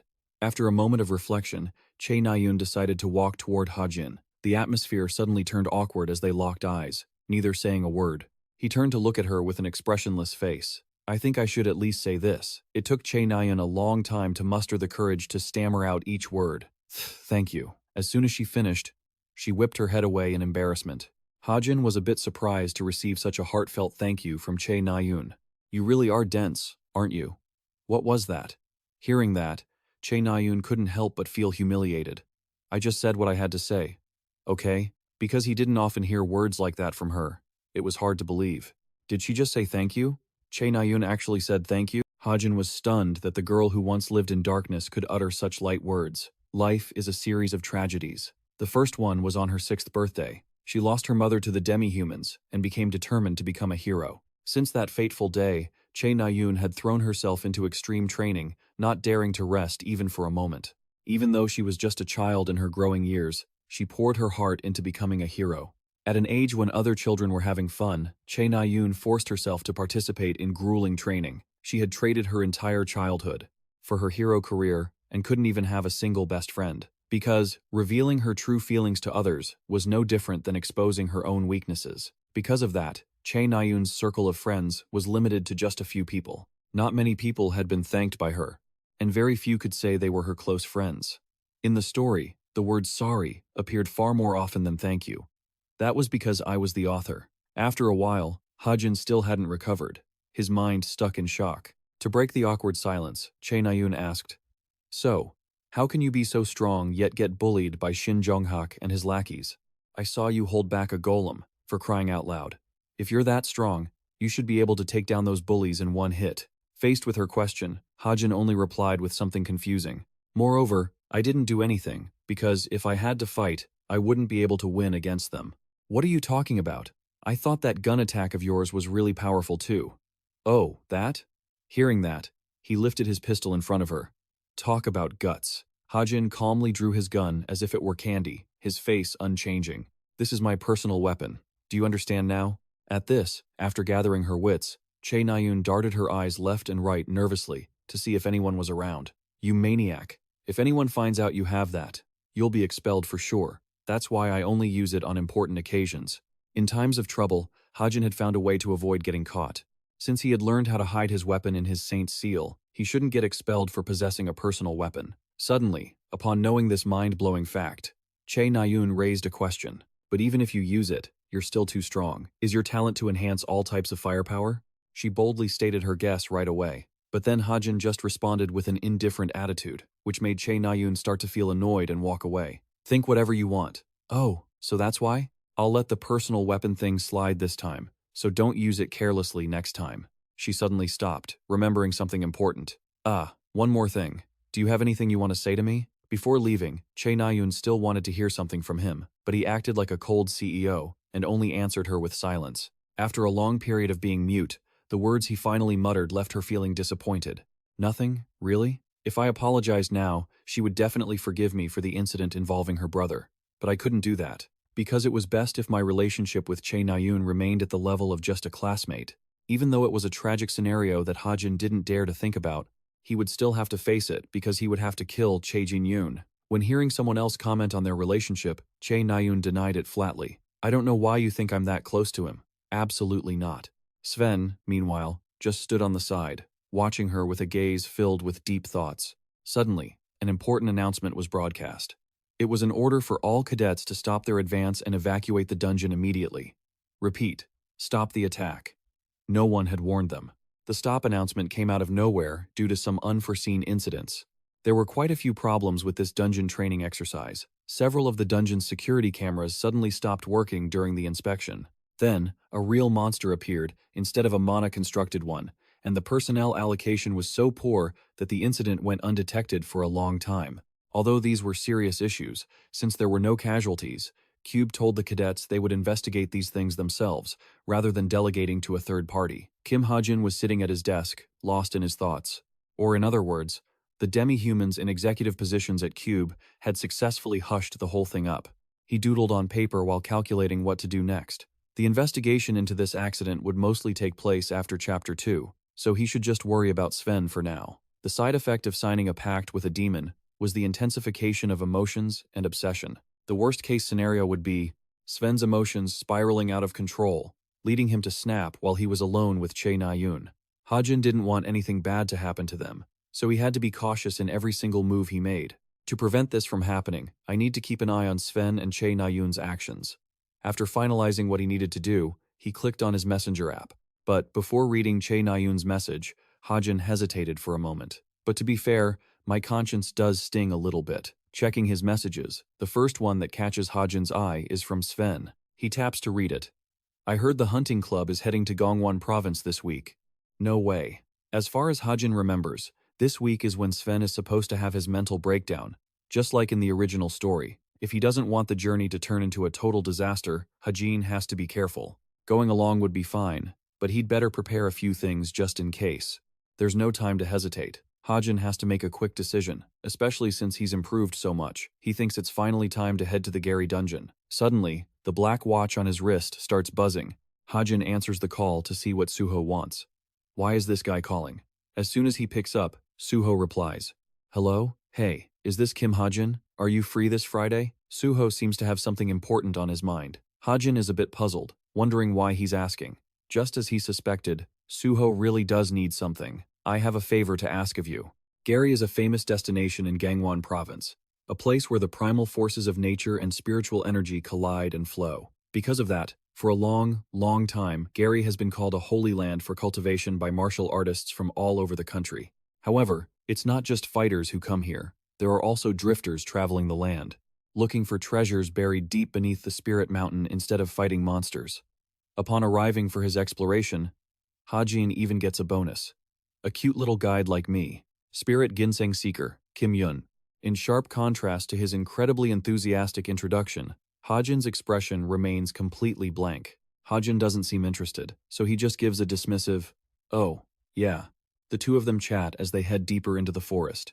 I saw you staring at that map earlier, right? But you'll never find even a sprout of spirit ginseng doing it like that. I'm not a spirit ginseng seeker.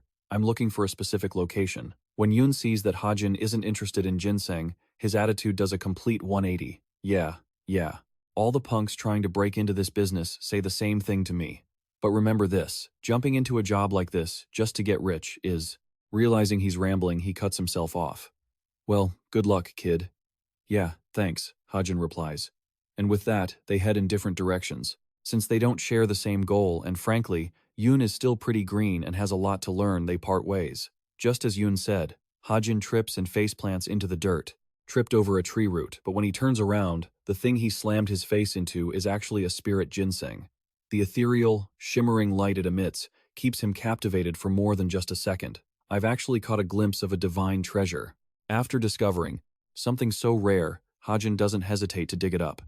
With his bottomless stomach, he eats it with great intensity. I'm eating a 7-year-old spirit ginseng root by using setting repair to boost my incident stat by 2 points for 30 minutes. Even after stuffing himself, Hajin regrets missing out on a chance to get rich.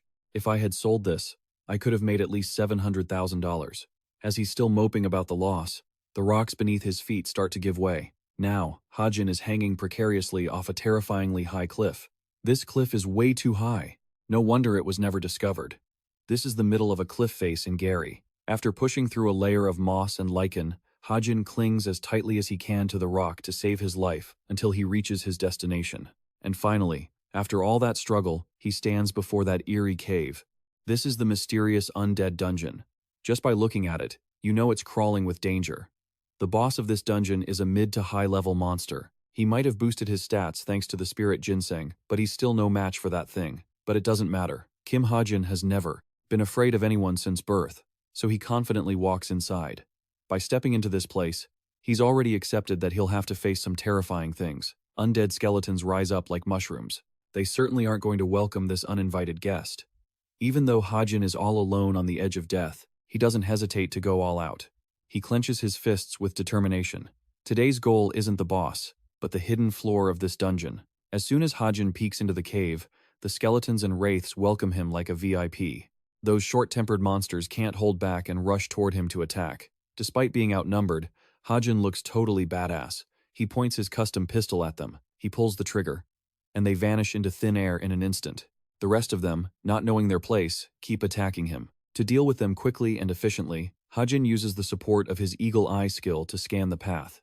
His eyes quickly sweep across them to find the fastest way out. These skeletons have numbers, but no brains.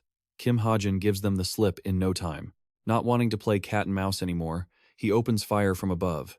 The next second, a flash of light erupts and a barrage of bullets rains down like a downpour. After sending them all to the afterlife, his gun barrel is still smoking. Seeing the heavy damage to the skeletons, Hajin feels a bit relieved. I think I've taken out a decent amount of them. He doesn't dare to delay any longer and heads deeper into the cave. The number of undead is increasing. I must be getting closer to Evandal's base. Evandal the Witch. She is the boss of the hidden floor in the Gary dungeon. In the future, she will build the most powerful undead fortress in history at an abandoned school in Suwon City. And obviously, Hajin isn't here just to hang out with her. He has a purpose for everything. That's the story. But the real reason he's hunting her down today is because of 2 items he can get from her. And the 2 treasures he's eyeing aren't just anything. The growth category item and the Evandal seed. Once those are in his hands, nothing will be able to stop him. They're the equipment that turned the demi-human Tomer into the Lord of Corruption. Right now, there's nothing better for me than those. After walking into a certain depth, Hajin stops in his tracks. The space in front of him was now pitch black, and he couldn't see a thing. To avoid being ambushed, Hajin immediately activated his skill. Hawkeye, it really seemed like he had to handle everything himself. Thanks to Hawkeye, he could finally see the path ahead. Even in this dark, lifeless cave, vibrant, colorful crystals managed to exist. Deep in the ghost forest, where tree roots glowed with a mystical purple hue, Evandel sat motionless, as if she were one with the ancient, subterranean spiritual energy. Although all Hajin saw was a little girl, she harbored dangerous potential. That witch's adult form was incredibly difficult to defeat. I have to kill her while she's still in this child form, he thought, before her body and mind could fully develop. Meanwhile, Evandel was innocently playing with some yellow liquid in her hands. But after noticing Hajin's presence, she jumped in surprise and looked up at him. It seemed Hajin's compassion made him hesitate, unable to strike. After a heavy mental struggle between logic and his heart, he decided he had to calm himself immediately. This is something I have to do, just like how the original author did. Afraid that wavering any longer would make him miss his chance, he stepped forward quickly. After all, she's something I created. Meanwhile, unaware of the impending danger, Evandel sat there calmly, still playing. The next second, he made his move. He couldn't kill that witch with a single gunshot while she was in her spiritual state. Since that was the case, release Saint Seal. He transformed his light element into a spear. Instantly, the air was illuminated by the weapon in his hands. At that moment, Hajin felt the effects of the ginseng he had consumed earlier kicking in. Ginseng is actually quite nutritious. To avoid dragging this out, he decided to pour all his remaining strength into ending this. I feel like I've turned into a beast. After Hajin unleashed a powerful blast toward Evandel, an explosion of energy bathed the entire space in a blue glow. He stood still, waiting for the smoke to clear to see the result. But to his surprise, after that earth-shattering blow, she was still alive. She's still alive? Even though Evandel's body had been severely damaged, her will to survive had kept her going. Suddenly, a flow of purple dark energy appeared around Evandel, as if a defense mechanism had been triggered to protect her. However, she was still too young to control her own power. The next second, a flash of blue light engulfed the entire area. Evandel vanished into thin air. Hajin stood frozen for 5 seconds, staring straight ahead. It must have just been a final flicker of light before death. She was like Evandel, the vessel for the soul of the witch, Evandel, the bringer of despair. When the seed bloomed, the witch would be reborn. Evandel was an item with no fixed shape, existing in a liquid state, capable of bonding with its master, becoming a weapon, and enhancing the user's previously attained weaknesses. After a journey where he gained much from the Hangary cave, Hajin returned home. That evening, he checked his status updates to see how far he had progressed. After connecting, all user stats increased by 0.6. However, the master has been set and cannot be changed. The updated stats included Strength 2,455, Stamina 2,545, Agility 2.85, Intelligence 3,705, Physique 2,465, and Magic Power 1,925. After a quick read, he was extremely satisfied with how impressive they were. This effect is actually pretty good. After significant effort, he could finally hold his head up high without fear. When this thing develops further, it'll probably be even better. Finally, I'm on par with the other cadets of Cube, but those were just the beginning. Now, he took out the most important item. I've found 47 ginseng roots, and I've put the rest of them up on the purple square. They should sell out quickly. But his greatest harvest was this, the Evandel seed, a seed containing the soul of the witch Evandel. When this seed blooms, the witch of despair, Evandel, will be born. Hajin believed that Evandel wasn't evil. On the contrary, she possessed a pure soul. The name Witch of Despair makes her sound like a villain, but if I raise her properly, she'll become a reliable ally. Although this was an incredibly valuable item, using it was a piece of cake. Planting the Evandel seed was very simple. Instead of water, just give it a little blood. But the witch's tendencies and development will depend on the blood donor, so I have to think carefully. His mind listed a few potential candidates, but thinking it over again, Hajin still found asking for others' blood to be very bizarre. Even though he knew what he needed to do, he still didn't dare to go through with it, so he pushed it aside for now, feeling that he had worked extremely hard. He decided not to force himself to stay up late. I should go to sleep early tonight, because Hajin needed to save his strength for the upcoming activities. Tomorrow is going to be an exhausting day, and then, morning finally came. Mount Bokba, Gangwon Province, spring. As the early sunlight shone down, the periodic hunt began. Is everyone here? A guide standing on a high platform enthusiastically informed them of the necessary details. Seeing everyone sitting so orderly makes me so happy. This is probably the first time we've all met since the orientation, isn't it? Let me explain our club's missions to those who missed the orientation. Our hunting club, Leonidas, often organizes gatherings. By hunting harmful wild beasts, we get to satisfy our hobbies while helping the community. Killing 2 birds with 1 stone. Hajin felt a bit anxious and swallowed hard, as he didn't know what was going to happen next. I don't know the details of what happens today because when I wrote the book, I only wrote about this part briefly. According to what Hajin vaguely remembered, the consequence of the demi-human losing control was that Che Nayun got seriously injured, and Sven lost his life for being the culprit. This event was just a plot point to draw more attention to Che Nayun, and that had been Hajin's goal back then, to make everyone think the demi-human's target was Che Nayun. Once the search team focused all their attention on her, if Hajin had known every little detail, he wouldn't have anything to worry about. But now, everything was different. What worries me is that the details regarding Sven have changed from the original novel. He still hadn't lost control even once. Everything was starting to deviate from what he had created. And even though it's faint, he's using demonic power. Hajin is now caught between two choices, unsure which one is right. If he takes him down now, he won't have to worry about him anymore. But if I cause trouble now, I'll be punished quickly. Even though you're looking at Sven, I'm overthinking everything and acting all annoyed with you. He keeps staring right at me. Her delusion of grandeur has really reached its peak, continuing to jump to conclusions like that. Why does he keep lurking near me while pretending he doesn't care? Is it really you? Just then, Sven noticed Che Nayun glaring at Hajin with eyes like daggers, so he warned her, be careful. With who? With him? There have been so many missing persons cases lately. I thought Sven was joking, but he was incredibly serious. However, Che Nayun's next words made his face darken. He's not the type to do those kinds of things. Without making everyone wait any longer, the official hunt began.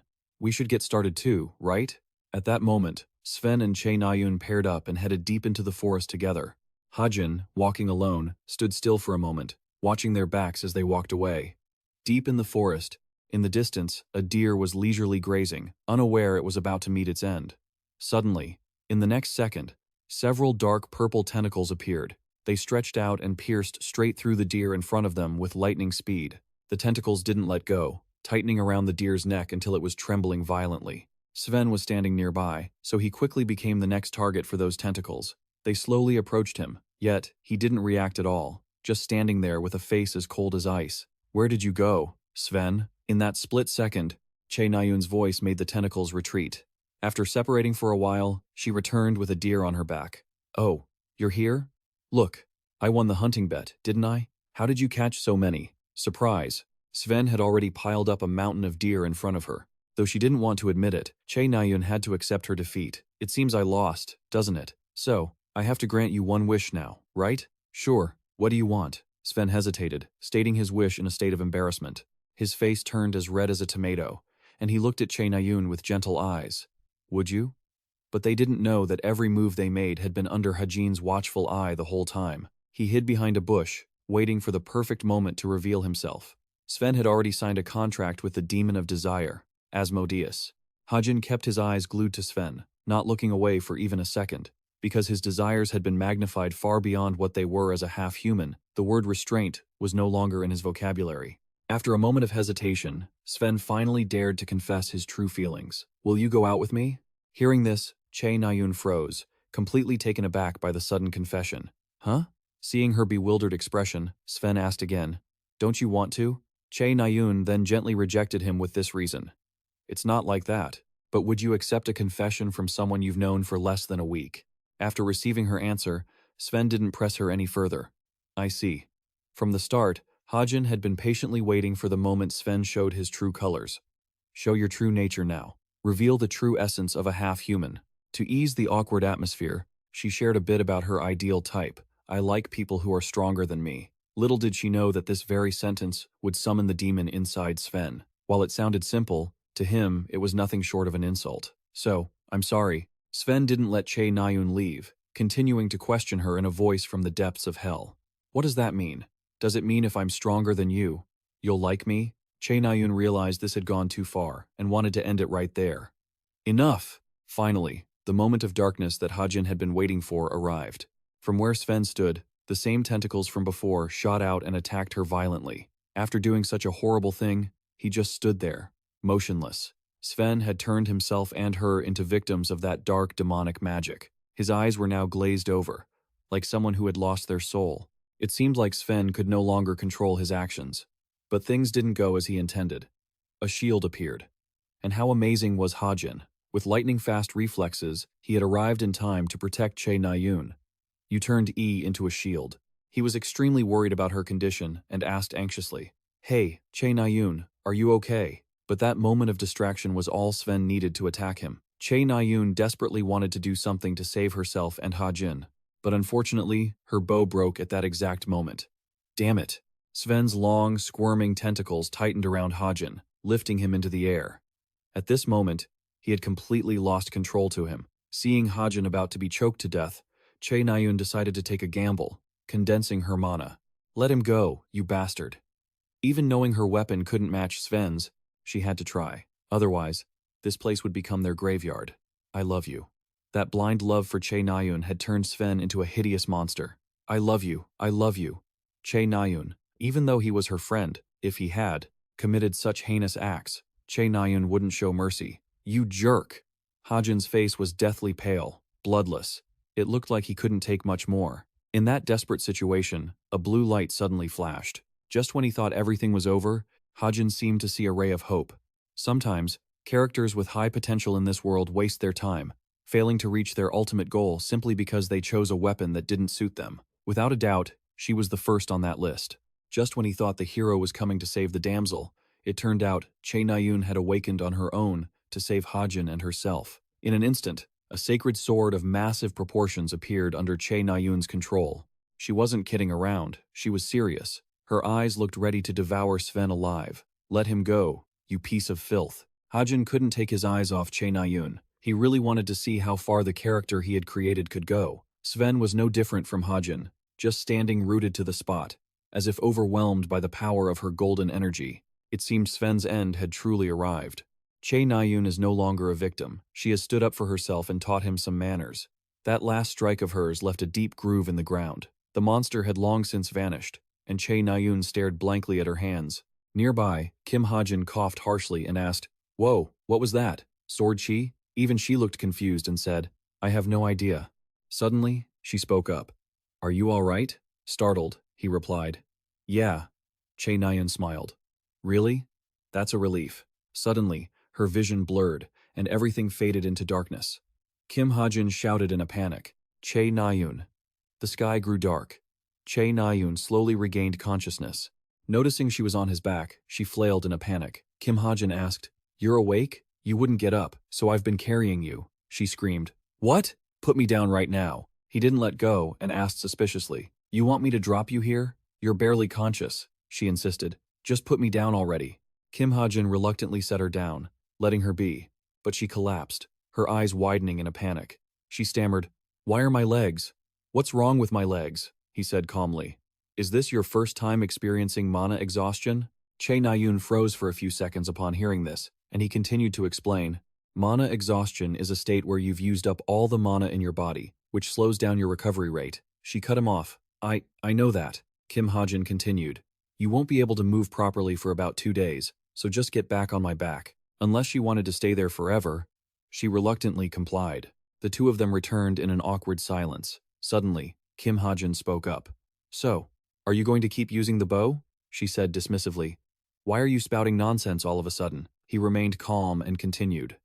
"I know you felt it today." Kim Hajin said, "Even if you didn't intend to, today you awakened your talent, a power that can amplify your abilities significantly, as long as you possess magic power. A sword that dominates, capable of slaughtering hundreds of monsters and demi-humans with a single strike.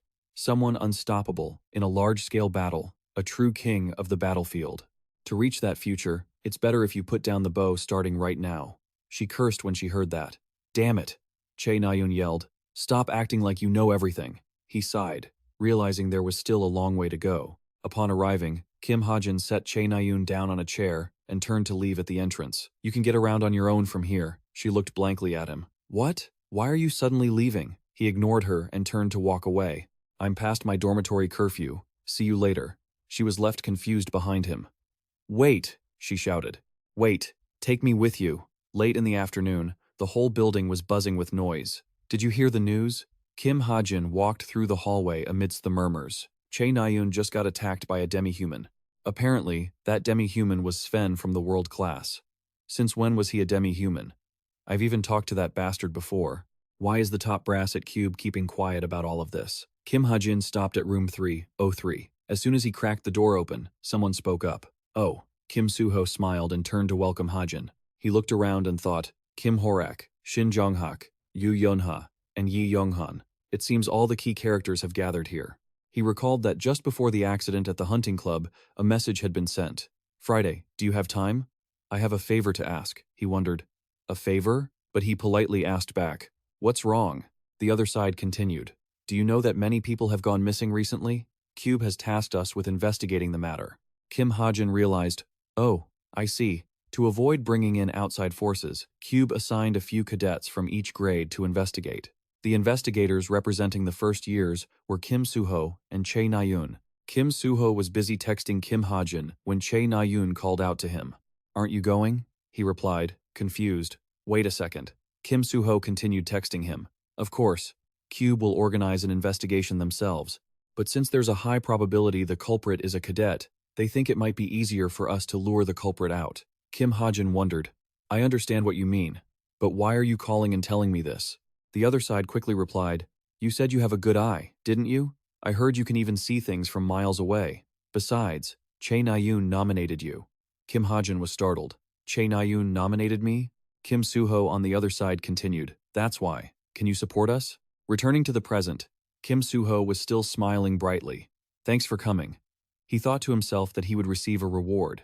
So this was very beneficial for him. Seeing everyone had arrived, Kim Suho began. Since everyone is here, I'll start. Before we discuss this accident, I first want to share my speculations. I don't think the culprit of this incident and the demi-human who attacked Chae Na-yoon are the same person. However, a foot suddenly stomped hard, piercing the wooden floor.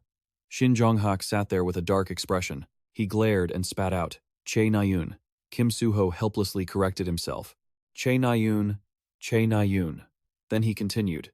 Anyway, I think there's a high possibility that Chae Na-yoon will be the demi-human's next target. Demi-humans follow the orders of the demons. So, if the demon that made a contract with Sven is targeting Chae Na-yoon, other demi-humans who made contracts with the same demon will also target her. He concluded, that's why I have a question. Does anyone suspect anyone? Someone who has been acting suspicious lately. For example, Kim Hajin sank into deep thought. I know the real culprit, but because I determined that revealing his name would be very dangerous, I kept quiet and waited for the story to unfold. But unlike the original plot, where 6 people went missing over 2 months, 3 people have already gone missing within 2 weeks. At this rate, the number of victims will likely increase significantly. Thinking of this, he clenched his fists, and memories of Chae Na-yoon surfaced. He silently decided that he did not want to use the excuse of waiting for the story to progress to justify allowing more terrible things to happen to them. Kim Hajin raised his hand to speak. I have a suspect. He spoke the name that had always been heavy on his heart. The president of the academic club, Yoon Hyuno. I think that person is suspicious. The whole room immediately fell silent. A moment later, Kim Suho explained in confusion. That person has an alibi.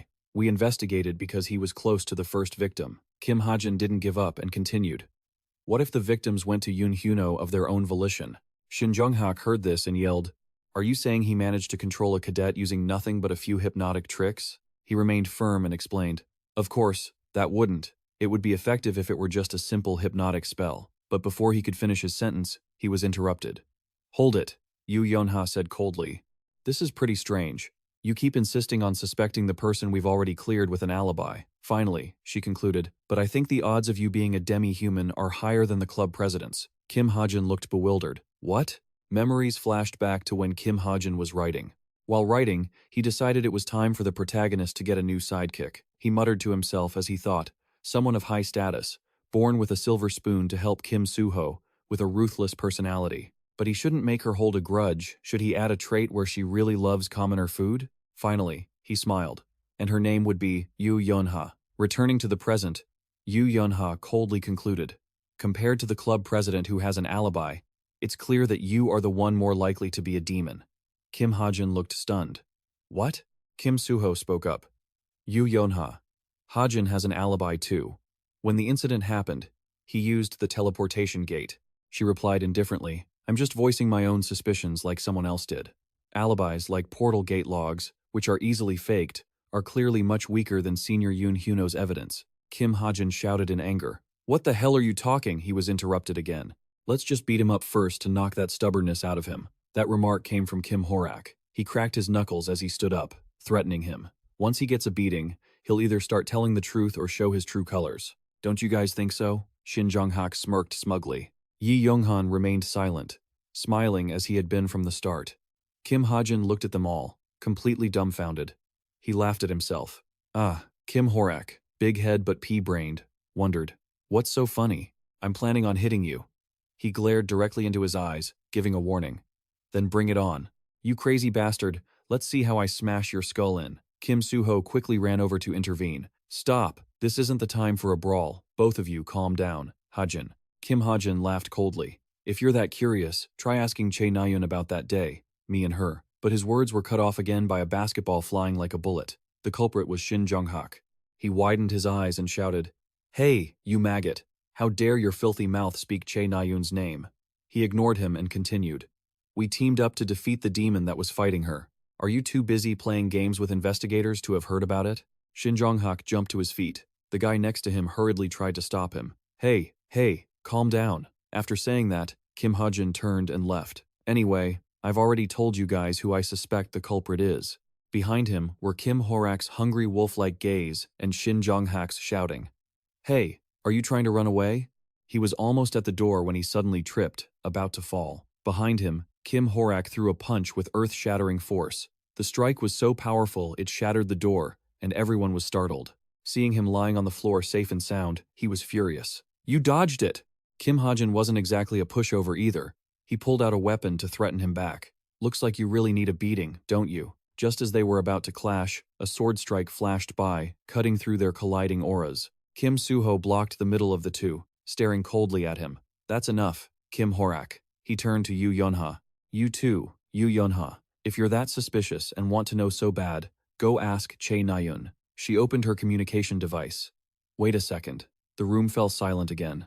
A second later, Kim Hajin walked out, ignoring Kim Soo-ho calling out, Hajin. Chae Na-yoon confirmed it firmly on the other end. I already told you, there's no way that bastard Kim Hajin is a demon. Hey Yoo Yeon-ha, are you listening to me? Once again, everyone fell silent. Outside, Kim Hajin rushed away from the building. It was pitch black outside. In the quiet night, he slumped down and let out a sigh. Kim Hajin sank into a chaotic mess of thoughts. What the hell is happening to me? Not only did I transmigrate into the very book I wrote, but I'm also getting into fights with the characters I poured all my love into creating. He muttered, I'm so sick of this. I want to see my family and my friends. I want to go back to my house, which only had a 1-year contract left. I wonder how the flow of time in the real world compares to this place. If time passed at the same rate there, I must be considered a missing person by now. He held his head. What about my parents? What if they're trying to find me? What if they're heartbroken because of me? Can I ever go back to that place? While he was deep in thought, the system appeared. It announced mechanically, your mental fortitude has increased. Kim Hajin sighed helplessly. He swallowed his tears and told it. You really know how to ruin the mood. But he consoled himself. Thank God my mental fortitude stat increased. The me from before might not have had the guts, but I probably would have given up on trying to return entirely. Kim Hajin wiped his tears, dusted himself off, and stood up. He looked straight ahead, more determined than ever. The blue sky seemed to understand his heart, and a gentle breeze blew by, as if sweeping away all the confusion from before. Inside room 303, Kim Soo-ho had returned. Seeing him come back empty-handed, Yi Yong-han asked, Where's Kim Hajin? Kim Soo-ho shook his head helplessly. He's a bit hard to reach right now. Yoo Yeon-ha and Kim Horak downstairs had also caught wind of it. She suddenly spoke up. Horak, you used your skill just now, didn't you? He was startled and fell silent. Yoo Yeon-ha smirked. Who would have thought a lowly shooter could dodge a strike using a martial artist's skill? Now, who's the suspicious one? Suddenly, she received a new message from Yoon Hyuno. Yoo Yeon-ha, can we meet in the classroom tomorrow before the academic club meeting? She was silent for a few minutes. At the same time, under the blood-red moon, seeing the message, of course, from Yoo Yeon-ha, Yoon Hyuno smiled with satisfaction. His face was covered in blood, and he wore a savage grin under the crimson moonlight. In the crowded classroom, Kim Hajin was deep in thought. I think I understand why. They say you should keep yourself busy when you're sad. Exercising, hunting, or investing in stocks usually keeps me from thinking because I'm just too exhausted. But he sighed inwardly, looking at Kim Soo-ho, who was worried and felt guilty about him. He couldn't help but feel helpless. What's wrong with these guys? Stop bothering me. You high school kids, I'm fine. So cheesy. Kim Hajin was truly tired, blaming himself for what he was doing to his own characters. I really should stop doing useless things and figure out how to get home. From below, Shin Jong-hak's loud voice suddenly rang out, calling to Chae Na-yoon. He asked anxiously, Are you okay coming back to class this early? Che Nayun laughed sheepishly, shrugging. I don't really do much at home anyway. Kim Suho quickly leaned down to help her up. Here, take my hand. Che Nayun looked confused and asked, What's wrong with you? I can walk on my own. He asked again, clearly not believing her. Are you sure? Seeing this, Kim Horak started making a huge scene. Hey, Kim Suho, don't you even think about touching my Che Nayun. He gritted his teeth, silently cursing him to get lost. Yu Yonha and Kim Hajin, sitting nearby, noticed the noisy commotion unfolding below. The teacher walked in, and seeing that the class hadn't settled down yet, he reminded them, Class has started. Take your seats. Once it quieted down, he stood at the podium to brief them on upcoming tasks. Now, as you all know, the midterms are less than a week away. The practical exams will begin immediately after the written portion. The practical exam will be graded on 2 factors, duels between cadets and a monster battle specifically, fighting phantom beasts summoned by mages. Finally, he warned them that both parts would be much harder than their daily lessons. Remember that and stay focused. Kim Hajin sank into deep thought. The written exam would be a piece of cake, but the duels were going to be an issue. The duels involved using one of the 3 cadet nomination slips they had been issued, which allowed you to nominate any cadet you wanted to fight. It seemed like a perfect opportunity for top-ranking cadets to nominate F-rankers just to farm points, but a preventive measure had been put in place, called the compensation point system. For example, even if a first-rank cadet beat the lowest-ranking cadet, the points awarded would be based on the rank gap, and the top-ranking cadet would actually receive negative points. Suddenly, he remembered an acquaintance staring intensely at him from afar. But of course, there were always some idiots who ignored this system entirely and used their nomination slips to target people they hated just to beat them to a pulp. The more he looked at Kim Horak, the more he couldn't help but sigh. All brawn and no brain. But then, Kim Hajin's train of thought shifted. He realized someone else was bothering him as a hand slowly reached toward him. Kim Hajin couldn't help but feel tired, and feeling helpless. He couldn't help but think, isn't she getting a bit too close? He glanced over, silently marveling at Rachel. This girl wouldn't even talk to him, yet she kept lingering around him. She used to always study by herself in the back. Rachel stole a glance at Kim Hajin, and he immediately pretended to be busy, wondering, what is she doing? Is she watching me take notes? He pulled out a pen to scribble something on his paper, and she quickly peeked again. Kim Hajin wrote down 2 names, Yu Aok and Kim Junhui. Rachel's eyes went wide with confusion. He couldn't help but chuckle at his own little joke. Those were his parents' names. Evening fell. Yu Yonha received a message from Yoon Hyuno. I'm in that classroom. Yu Yonha began to head over. She arrived at the meeting spot in silence. Shortly after, she reached the destination. She pushed the door open just a crack to peek inside. Yoon Hyuno had already noticed her, leaning against a desk, smiling. Oh, Yu Yonha. His charming eyes crinkled slightly. Hello. Yu Yonha scanned the room, then asked, The other club members don't seem to be here yet. Yoon Hyuno reassured her. They'll be here soon. Why don't you sit down? Suddenly, she smelled a strange scent. Glancing at a candle on the table, she asked, Is that scented candle? He kept smiling as he explained, It helps with focus. We're going to be studying in a bit. He then changed the subject. Oh, I heard you joined the Demon Hunter search team, didn't you? Me too. I'm the second-year representative. Yu Yonha was surprised. Oh, really? Yoon Hyuno sighed. But we haven't made any progress. Do you have any leads? For example, anyone on your suspect list? She was honest. Not yet. Suddenly, Yu Yonha remembered something. Oh, she had heard someone say something stupid. He kept smiling and asked, Stupid? Yoon Hyuno's finger tapped lightly on the table. What did they say? She answered, dazed. Just that you were a demon, Senior Yoon Hyuno. But deep down, she started to realize something was wrong. What's going on? My mind feels weirdly calm. She didn't pay too much attention to it. He continued. They said I used some kind of psychological magic. Crazy, right? Yoon Hyuno laughed. Ahaha, does he have any proof? Yu Yonha shrugged. Of course. Suddenly, she realized the point of the trap and asked him for proof. He quickly deflected. Oh, my bad. I misspoke. I meant, what is he basing that on? What made him call me a demon? Yu Yonha's brow furrowed tightly. She hid her whip behind her back, accusing Yoon Hyuno. Innocent people don't ask for proof when they're accused. A split second later, a clean strike from a whip whizzed by. Yu Yonha took a stance, glaring at the person in front of her. Who are you? Yoon Hyuno laughed. He stepped closer to her, whispering in a chilling tone. What's wrong? His pupils dilated, consuming the girl before him like a wolf watching its prey. his mouth still twisted in an eerie threat. Isn't it your turn yet? Late at night at the 52 Cooper dormitory, Yu Yonha slowly opened her eyes. She gasped, realizing she was tied up tight. Looking around, the bustling city streetlights shone through the window, and an old music player sat there. After a moment, she realized this was Dorm 5. Suddenly, she noticed the person still standing there, smiling. Yoon Hyuno. Yu Yonha panicked. So, Yoon Hyuno really was the culprit behind the disappearances? A demon? He wasn't just talking nonsense earlier, but her training as an elite heir didn't let her panic for long. She quickly calmed herself down. Stay calm, I need to call for help first. But her hands were bound tightly. The more she tried to wiggle free, the tighter they got. Yu Yonha frowned, then managed to tap her communicator watch, whispering a prayer. Is anyone there? Please. Suddenly, someone appeared silently. Yoon Hyuno had somehow circled behind Yu Yonha and whispered, You don't have to do that, Yu Yonha. His eyes flashed with murderous intent. Right? At the same time, Kim Hajin suddenly received a message. Glancing at his watch, he wondered, who's calling at this hour? When he saw the sender's name, he was even more confused. Yu Yonha? But when he tapped it, Kim Hajin froze.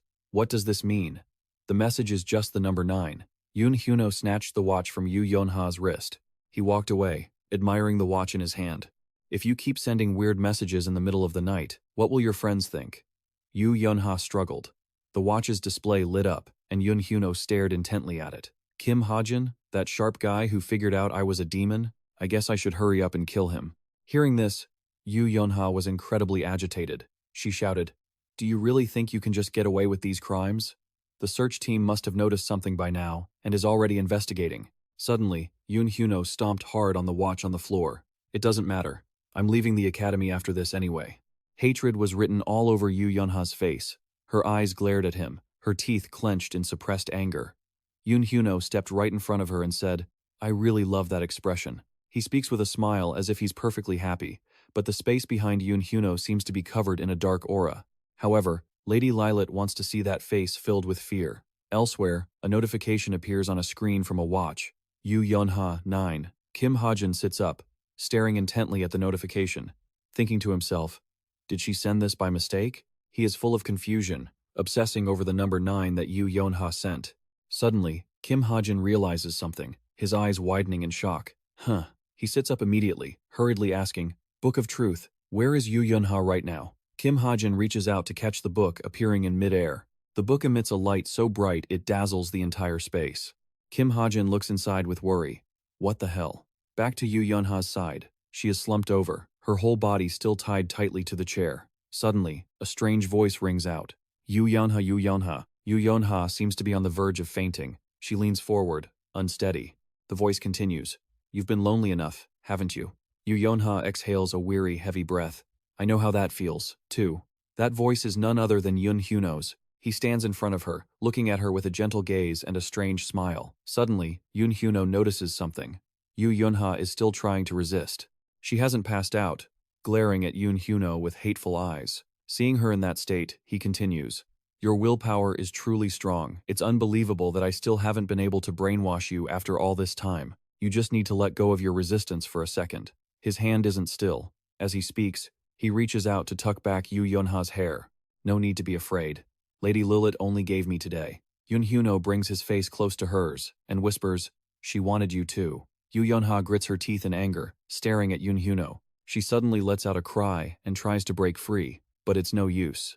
Yoon Hyuno's voice grows even more eerie. Struggling like that won't do you any good. His eyes turn pitch black, and black claws sprout from his fingers. Laughing, he says, The magical power of Lady Lilat. Before Yoon Hyuno can finish his sentence, something zooms past, and it pierces straight through his head. Yoon Hyuno, caught off guard, takes the hit, and blood splatters everywhere. Yoon Hyuno gasps in pain, his head snapping backward. Yu Yonha regains her senses. She is shocked by the scene before her. Yoon Hyuno writhes on a pool of blood, screaming loudly. A voice echoes from somewhere. Look at you now, after doubting the person you should have trusted. Yu Yonha is slightly surprised to hear that voice. Yoon Hyuno lies on the floor in agony but still tries to talk tough. What the hell? Who are you? The voice continues. Don't bother trying to heal. It's a special kind of bullet. Unless you have surgery to get it out, you're done for. Yoon Hyuno, furious, grabs his bleeding side and sits up. Enraged, he swings his claw-tipped hands forward. You bastard! Yoon Hyuno moves his hand rapidly through the air, as if trying to tear through the space to find the speaker. Where are you? Come out! The glass suddenly shatters into pieces, and a large dark shadow darts inside. That vague, shapeless entity zooms past Yu Yonha. She squeezes her eyes shut as glass shards spray through the air. Yoon Yonha falls to the ground, her body still tied to the chair. The mysterious person speaks again. Stop struggling, it's a waste of energy. Yoon Hyuno, half his face bloody, screams loudly. Where are you? The mysterious person holds a gun, their finger slowly pulling the trigger. I'm currently very, very far away from you. As the words leave his lips, a bullet flies from afar and strikes the center of Yoon Hyuno's chest. He stands there, still dazed. When the bullet hits him, he coughs up a mouthful of blood, in pain. And just like that, Yoon Hyuno slowly falls backward. In the distance, something can be seen hiding in the bushes. Looking closer, there is something glowing in those bushes. It is nothing other than the barrel of Kim Hajin's gun. He is lying there, hiding in the bushes, still gripping the gun tightly. Kim Hajin's gun barrel is still aimed at Yoon Hyuno's trembling body. This is exactly why sniping from afar is the best. Kim Hajin says, with an eager expression. Hey, Yu Yonha. It looks like I'll have to use up all the ammo you gave me today. Yu Yonha lies motionless and dazed on the ground upon hearing his voice. If you still have a conscience, you'll definitely give me something even better next time, right? Yoon Hyuno is now trying to drag his blood-covered body away. He is terrified, crawling while looking back. Damn it.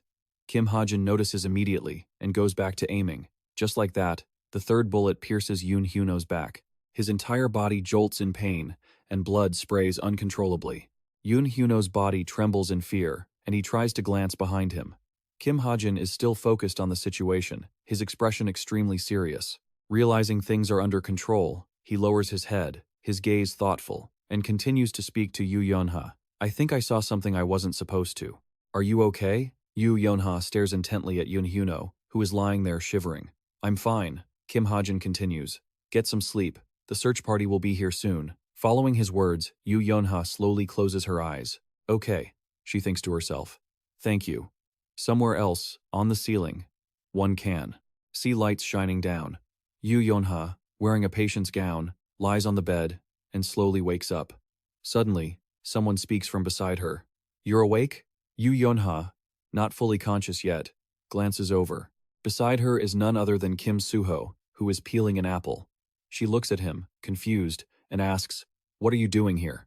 Kim Suho asks gently, You aren't hurt anywhere, are you? The doctor said your body is perfectly fine. Yu Yonha seems so shocked, her mouth falls open, and she sits bolt upright.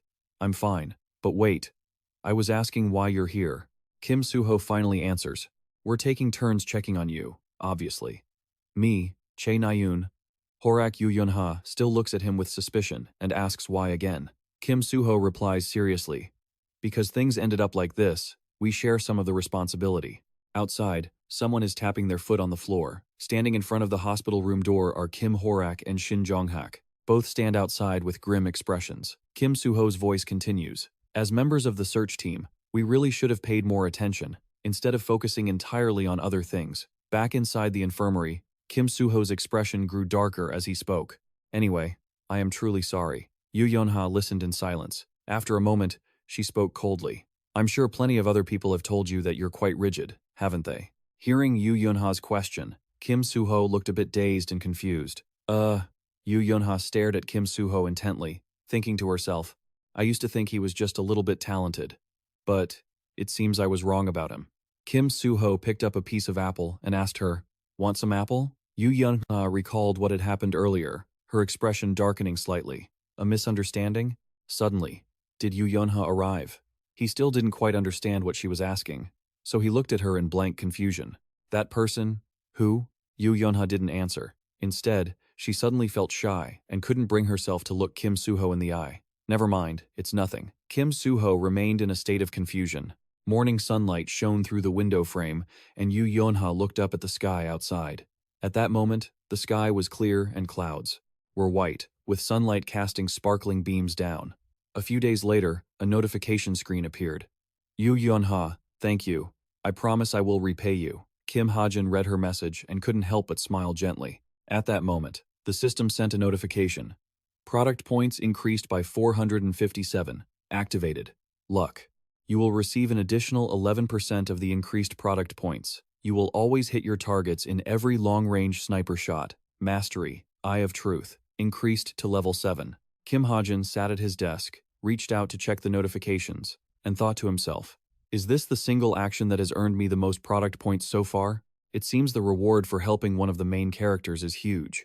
His eyes remained fixed on the screen, lost in deep thought. Compared to my other investments in sniping, this return isn't huge, but saving Yu Yunha, that alone is more than enough. Suddenly, while he was lost in thought, someone called out from afar, catching his attention. Mr. Hajin. That person was none other than Park Soo-hyuk. Kim Hajin was a little surprised. Park Soo-hyuk? You? He wore a bright smile as he replied to him. I was so surprised when you contacted me out of the blue. Is something wrong? Suddenly, Park Soo-hyuk seemed terrified, kneeling down and clasping his hands before him. If you want to cancel the contract, I beg you to reconsider. Kim Hajin watched the scene with a sense of helplessness. No, it's not like that. Suddenly, when he looked up, he saw Kim Hajin pull a suitcase out of nowhere. Kim Hajin spoke with absolute calm. I want to invest in SH Entertainment. Hearing what he said, Park Soo-hyuk froze for a moment. What was that? An image of a ginseng root with a very strange shape appeared. It looked like it was glowing brilliantly. The medicinal herb I posted on Violet Bank sold for a staggering 400 million won. He thought of other brands like SH Entertainment and Master Horse. Money seemed to be pouring in non-stop. I'll use 250 million to invest in Master Horse and 150 million for SH Entertainment. Kim Hajin thought to himself that the growth potential of SH Entertainment wouldn't be any less. Master Horse snapping back to reality. Park Soo-hyuk's entire body seemed to be trembling uncontrollably, his voice stammering, and his face turned pale as if he were dying, sweat pouring down. I can't accept such a large amount of money. Now, Park Soo-hyuk was still sitting in the chair opposite Kim Hajin with that same expression. He pushed the suitcase toward him and said, "Take it. Me giving this to you is a win-win for both of us. Besides, use some of this to buy me a magic bag and a car, will you?" Kim Hajin was a bit curious and asked Park Soo-hyuk directly, "By the way, how old are you?" He was still trembling but replied, 29. Kim Hajin said calmly, "You're much older than me. There's no need to use honorifics." Park Soo-hyuk looked flustered and quickly spoke without stopping. "No, that's impossible. How could I not use honorifics with such a big investor?" He said blankly, "If that's the case, I won't invest anymore." Hearing him say that, Park Soo-hyuk finally calmed down, though his face still showed fear, and he clutched the suitcase tightly to his chest. "I promise I won't use honorifics anymore." Hajin watched him in that state, thinking to himself, this guy. A while after stepping out of the shop, Kim Hajin suddenly remembered something and said to Park Soo-hyuk, "Oh, let's stop by the convenience store for a second." Very quickly, in front of the convenience store, Park Soo-hyuk went inside, looking confused, not knowing what Kim Hajin was looking for. "Why are you suddenly buying scratch-off lottery tickets?" He replied while scratching intently, "I'm still a minor, so without a guardian, I can't claim the money." Kim Hajin added, "Could it be that this luck of mine is useless?" "Ah, here it is." Park Soo-hyuk asked curiously. "Huh? How much is it?" Kim Hajin answered very calmly, 2 billion. Park Soo-hyuk didn't fully comprehend at first, smiling foolishly along with him. 2 billion. After the information finally sank in, he looked stunned for a moment, utterly bewildered. Then, Park Soo-hyuk's loud voice rang out through the entire convenience store. 2 billion? Kim Hajin handed the glittering scratch card to Park Soo-hyuk. "I'll invest this whole amount. Send me a revised contract whenever you can." "Oh, after taxes, I guess it won't be 2 billion anymore, right?" Park Soo-hyuk was still in shock, trembling as he reached out with both hands to take the card. When Kim Hajin turned back, he saw Park Soo-hyuk still wearing a terrified expression, clutching the card to his chest as if he were afraid it would fly away. It was late afternoon. The sunset blanketed the entire space. Kim Hajin looked at him, puzzled. "What's wrong?" Park Soo-hyuk's voice was still stuttering as he replied, "Someone might steal it." So The evening sky grew increasingly red, and the space was incredibly quiet. The golden sunset shone into an old, dilapidated workshop, where some black, murky substance of unknown shape was slowly taking form. It was gas from underground being drawn up, gradually forming the shape of a human. That gas turned into a small boy. The boy was Drune. He approached and said happily, "Master, they have already started acting." While speaking, Drune looked up, his hand pointing constantly. Master Horse has also been added to the list. What should we do next, Master? Li Xiaopeng sat above, replying to the boy, take that item and leave the rest. Ah, I am sitting on large crates, half my body hidden by the shadows. Drun listened and continued, still curious. Yes, Master. Thinking back, it seems like something is strange. There is someone who keeps investing money to buy shares in Master Horse, Drun said, with a very curious expression, thinking of the glittering Master Horse badge. First, it was 3 million, then 10 million, then suddenly, an investment of 250 million. Don't you think investing that much into a guild that doesn't even have its own website is a bit too much? Li Xiaopeng wasn't very interested and said coldly, ignore him. Just focus on what I need to do. Drun finally fell silent and obeyed. Very well, Master. Sunlight from outside kept shining into the room, but Drun seemed to have an idea, and he immediately chimed in. Is there anything else to report? Ah, there's a trending topic on the Violet Barrage. Would you like to see it? As he spoke, Drun conjured electronic screens around himself, switching his search to the holy artifact, the Shin Zhonghak Bosun Tang. Master, my intuition tells me that this truth agency is suspicious. They claim they can find any truth you want to know. Catching that? Drun rambled on. Should I order their services? Maybe they can help us find him. Li Xiaopeng, losing her patience, shouted loudly. Startled by the outburst, Drun froze for a moment. The atmosphere was incredibly tense. Like a child who had made a mistake, Drone fell silent before saying, I was just joking. He then began asking about tomorrow's mission. Tomorrow is when they start, isn't it? The cube midterm exam. Half of Li Xiaopeng's face was shrouded in shadow. Could it be, what am I thinking? Drun added, the hottest topic these days is the two people ranked first and second, Kim Suho and Shin Zhonghak. A few members of that group have already infiltrated. Are you planning to go? The images of Kim Suho and Shin Zhonghak seemed to appear at Drun's words. Li Xiaopeng moved suddenly. Drun looked up, looking a bit dazed. Standing on high, her face slowly came into view, her eyes looking down with chilling coldness. Li Xiaopeng said, emphasizing every word, I hope we get something out of it. Her eyes seemed devoid of soul. Nearby, Kim Hajin smiled happily, waving goodbye. Li Xiaopeng's voice still echoed in the space. Find someone useful. The sky was incredibly blue today, dotted with a few white clouds. Time was slipping away like the wind. An electronic system board appeared in the air. Welcome. Confetti filled the sky. In front of them stood the massive and magnificent cube building. The electronic board on the roof of the building was huge. And finally, the midterm practical week had arrived. Hazuki appeared looking incredibly cute, her eyes sparkling. She ran forward, calling out, Mom! And just like that, Hazuki ran up and threw herself into her mother's arms. Her mother asked with concern, My dear, how have you been lately? Hazuki immediately replied, I missed you so much. The area was bustling with activity. People were moving constantly below. Above Che Nayun, there were drones flying about. During this practical week, Cube would open its doors to organizations looking to recruit heroes, such as leagues and guilds. And there were also the families of the cadets. Crowds of people from all over the world poured in, as busy as a festival. A man picked up a microphone and announced, The place you are currently in is Cube, the best hero training academy in the world. Not far away, another person adjusted their mic to invite all the top 100 cadets. People around them began to whisper excitedly, Look, it's the person ranked 117th, Yu Yonha. Wow, I'm such a big fan. The drone from earlier slowly lowered itself into someone's hand. It was none other than Kim Hajin. He stared intently at his drone, which showed no movement yet. After checking, Kim Hajin immediately let it fly off again. Looks like I'll have to wait a little longer. The drone slowly ascended into the high sky. Kim Hajin remembered what Mr. Jun Se-un said. Thank you for this. It's not much, but it's a token of my appreciation, he thought to himself. All these drones were given to me by Mr. Jun Se-un. I've placed them all around Cube, so the chance of catching the intruder has increased a bit. Suddenly, a woman walked by and bumped hard into Kim Hajin's back. Worried, Kim Hajin quickly turned his head to apologize. Oh, I'm so sorry. But the woman just kept walking. The blinding light made it impossible to see her face clearly. The woman slowly turned her head. It was none other than Li Xiaopeng. She wore her usual cold expression as she looked at Kim Hajin. Seeing her suddenly, Kim Hajin went quiet, bowing his head in silence as if lost in thought. Then, Kim Hajin suddenly looked up, his expression completely panicked. I almost completely forgot. Kim Hajin looked at Li Xiaopeng, thinking to himself that she would also be attending this practical exam as an observer.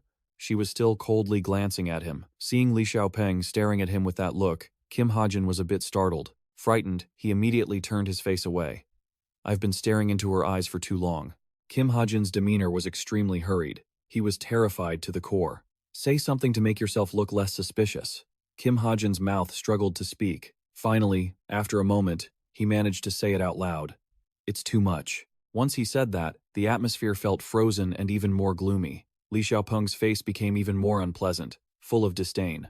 Kim Hajin looked like he had been poisoned, his face turning deathly pale. The air seemed to tear apart, as Li Xiaopeng turned and walked away, while Kim Hajin stood there, grimacing and frozen in place. She walked away, her figure gradually sinking into the crowd. While walking, Li Xiaopeng called for Drun. Drun didn't appear, but his voice could still be heard responding, "Yes, master." Around Chainayun, Li Xiaopeng wore a necklace with a glowing gemstone. She continued, "You just bumped into me." He saw right through my concealment item. Li Xiaopeng's eyes were terrifyingly hollow as she coldly ordered Drun, "Investigate him." Elsewhere, Kim Hajin was walking. It wasn't just hero organizations coming to Cube to recruit, but the Tyrants group had also come to Cube.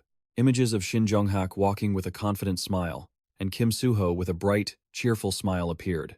They were aiming to recruit either Kim Suho or Shin Jonghak. Because Kim Suho didn't fit their ideology, he had been rejected, and they started paying more attention to Shin Jonghak, according to the plot. Kim Hajin walked while anxiously thinking, if they are just infiltrating, it might be fine. But if the plot starts to change and they begin to strike the heroes in charge of security during this exam, Kim Hajin thought about the major scars that would appear, and it wouldn't just be one or two people dying. Suddenly, someone's loud voice rang out, causing those standing nearby to startle and glance over. "There is none." A man with blue eyes smiled with interest and said, "I didn't see a single suspicious person, okay?" The woman next to him, looking a bit skeptical, replied, "Stop making excuses, and go find them properly. If someone manages to get past Cube's security barrier during this practical training, what will happen to us?" The man walking in front smiled brightly and said, "Well, before those guys cause trouble, why don't we just find them and end it?" He is none other than Oh Jin Hyuk, the 1,737th ranked high-level hero, Class 6. The woman following behind him is still keenly observing her surroundings. She is Seo Young-ji, a B-rank high-ranking hero, ranked 2,000th. Seo Young-ji said annoyedly, "You're all talk." Oh Jin Hyuk replied nonchalantly, "Let's go get some pizza." Neither of them noticed that behind them, a strange man stepped out from a dark alley. He smiled with amusement, half of his face seemingly obscured. Could he see through the concealment ability of the siren necklace to spot the master? That man began to look around, finally showing some interest. "I only see a bunch of weaklings here. I'm dying of boredom." Passers-by glanced at him with caution. In another space, Drun sat watching, looking with boredom at the brown-haired man, who was Chok Jung-young. He continued, "What kind of creature is he? Let me try to find him." Drun heard him, and sneered internally. What a simple-minded brute. Drun's voice echoed, and Cheok Jung-young listened intently. "Stay put for now. Even if we don't do anything, we'll know if he has potential or not." Drun's voice lingered, and it was almost time to begin. The duels were about to start. At that same moment, a hot air balloon carrying a large banner could be seen above the arena. The Cube Midterm Practical Exam, Che Nayun. The stands were extremely crowded. The announcer's voice rang out. At exactly 9 o'clock this morning, the first pair of combatants prepared to enter the stage. Even the cadet reporters rushed over to cover the intense scene. The first match was a match where even honor points were being used. In another corner, Kim Hajin was walking calmly. As he was walking, someone suddenly called out to him. That person was none other than Yu Yunha. She stood leaning against a wall, looking at Kim Hajin curiously. "Are you heading to the arena?" Kim Hajin and Yu Yunha walked together. He turned to answer her. "Yeah, I'm at the very beginning." Yu Yunha continued. "Is that so?" She suddenly closed her eyes and called out for Sechan. Sechan appeared immediately, carrying a suitcase in his hand. When he opened the suitcase, gleaming bullets were neatly arranged in each tray. "These are 100 of the highest grade bullets." As she spoke, Yu Yunha took the suitcase and held it out toward Kim Hajin. "Although you can't use these during the exam, feel free to use them in any other situation. If you need more, just let me know." Kim Hajin looked stunned for a moment. Kim Hajin reached out and slowly accepted the suitcase. Yu Yunha added, "Let me tell you, things as precious as my life aren't equivalent to something like this." Her demeanor was full of charisma. Yu Yunha tossed her hair proudly and said, "Just consider it a gift from me." Suddenly remembering something, Yu Yunha said, "Oh, that's right. They keep demanding that I disclose information about that villain, but I haven't told them that you were the one who helped me." Kim Hajin didn't care much about that, and said, "Could you please keep hiding that for me?" He walked ahead with a sleepy expression, whispering to himself, if it got out that he was the one who shot the monster, things would probably get complicated. Yu Yunha followed behind, glancing at Kim Hajin's expression. Those monsters of Lilith's are truly wicked. While walking, Yu Yunha stopped and spoke up. "I understand you have your reasons for hiding your true strength, but it will be very difficult to hide it during this practical exam." Kim Hajin still didn't fully understand her words. "Hiding my strength?" Yu Yunha added. "Don't you even know who you're up against?" Kim Hajin listened with a blank expression. At the cadet waiting room, a muscular man was lifting weights. He was drenched in sweat from training, and the air around him seemed heavy. That man was Kim Horak. He looked annoyed while still gripping the weights firmly. "I will definitely crush you, Kim Hajin." Elsewhere, Drun was continuing his mission, searching for data and reports. "There isn't much information about him, Master." Drun summarized the information he had just found. He came from an orphanage, no parents, no relatives. He was admitted to the cadet academy at age 6, after being discovered to have complex, a special condition during a routine orphanage inspection. While at the academy, he didn't do anything noteworthy, and just stayed in the middle of the pack until he entered Cube. Additionally, he currently has a debt of 300,000 won. That is all. Hearing Drun's update on Kim Hajin, finding nothing unusual, Li Xiaopeng stood with her arms crossed, lost in thought, and did not reply. She recalled meeting Kim Hajin this morning with his panicked, foolish face, and asked, "Then how could a person like that see through my concealment item?" Drun, hearing the question, affirmed, "I truly do not know." Suddenly, a man stepped out from behind a bush and said loudly, "Oh, so you're here." He smiled slyly and greeted, "Long time no see, Master." It turned out his name was Chiok Jung-young, a member of the Pandemonium. Seeing he had arrived, Li Xiaopeng spoke. "You're late. Were you distracted by something on your way here?" Chiok Jung-young replied, "You underestimate me. I was just diligently carrying out the order to hunt for young talent." Then she asked him, "So, give me your report." He gave an OK sign and replied, "Nothing to report yet. Those weaklings are blown away with a flick of the finger." On the other side, Drun sent a communication signal through space, saying, "That's normal. I was asking if there are any cadets with potential. Haven't seen much yet. I went to check on the top first and second year students, but they aren't very useful either." Drun sighed. "Fine, whatever you say. The first years are the elite of this year. Remember to investigate carefully. Oh, and by the way, that Kim Hajin is about to step onto the duel stage." Chiok Jung-young was surprised when he heard the name Kim Hajin, but then he remembered, the person who saw through the concealment item, Master? Hearing that he had guessed correctly, Li Xiaopeng remained silent. Returning to the Cube midterm practical exam, paper cannons were fired, along with Z-ranked announcements tied to balloons released into the sky, and there was no shortage of excited cheering. Just then, Oh Jin-hyuk was happily taking a large bite of pizza. Sitting next to him, So Young-ji smiled joyfully, looking at the scene. "It feels so nostalgic." Seeing him working, she asked, "Is it really nostalgia and not trauma? You were beaten up so badly that you haven't been able to watch boxing since, right?" Seo Young-ji replied, "I've improved a lot now. My son really loves this too." Hearing that he didn't seem to care much, she said, "Is that so?" Suddenly, So Young-ji's gaze, running into Cheok Jung-young, who was sitting with one leg tucked up opposite them. She wondered who that person was. Then, she gestured to the front and said to Huyuk beside her, "He keeps looking at us and smiling." Hearing her mention it, he reacted by looking over and replied, "Is he a fan of ours?" The look in his eyes and the smile of Cheok Jung-young were filled with sinister intent. Just then, someone ran onto the arena, and Oh Jin-hyuk immediately realized, "Oh, the match is about to start." The person who just stepped up looked strong and imposing. The judges introduced the 19th ranked cadet, fighter Kim Horak, who, while not quite at the top 6 level, is no pushover either. Both of them reflexively looked at the opponent's side. Seo Young-ji wondered about his opponent.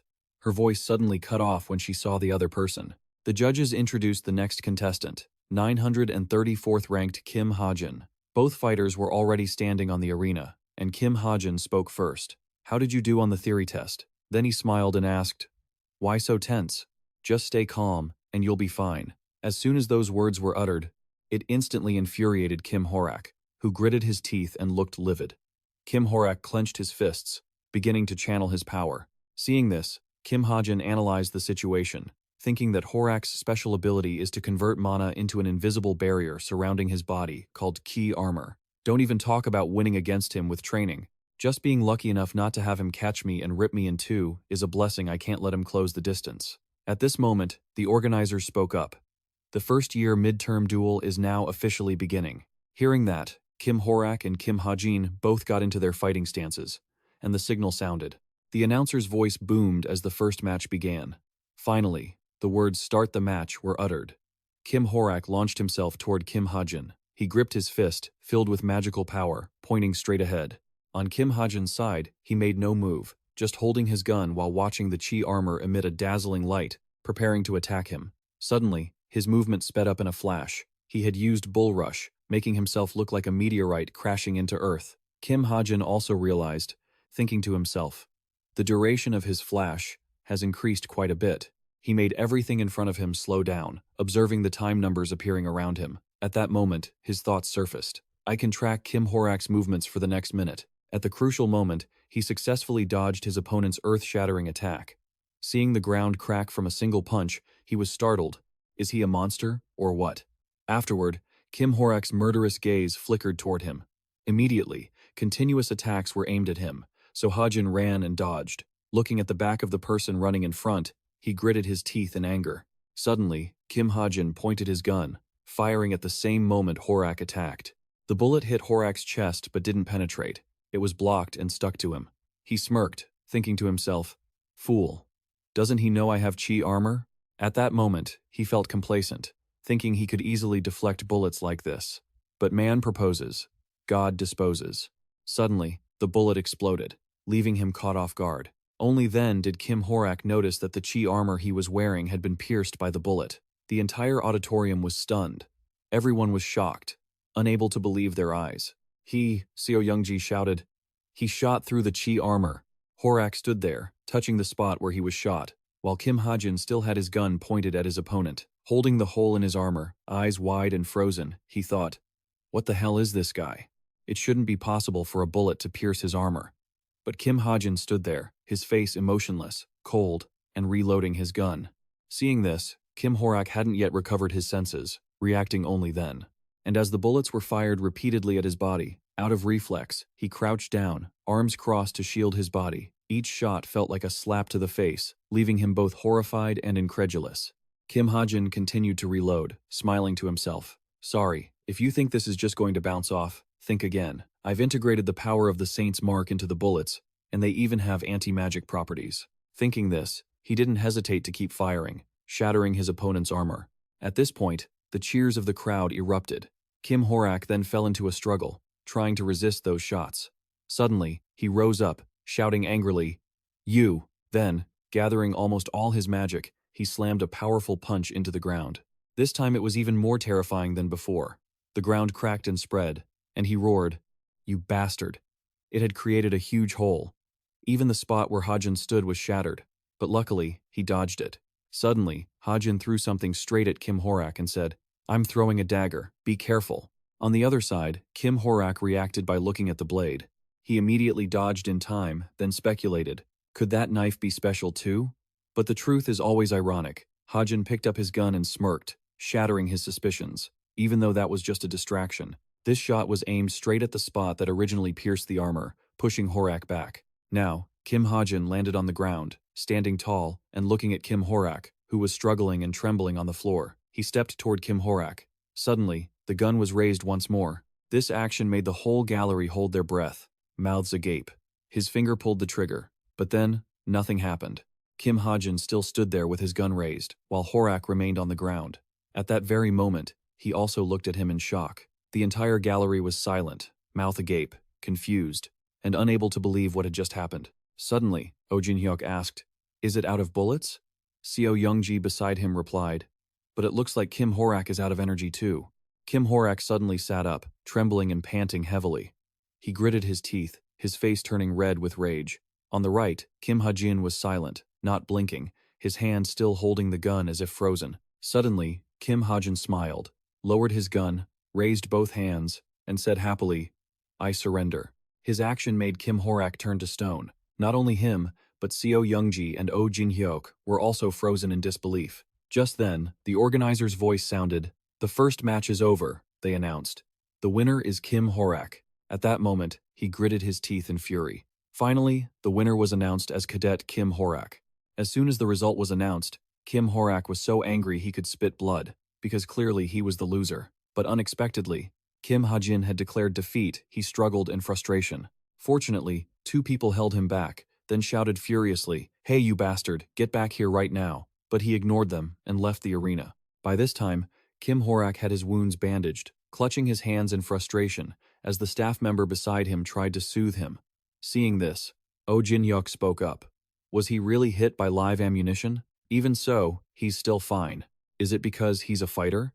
At this point, he rested his hands and asked with a smile, "So, what do you think of him, Yeon?"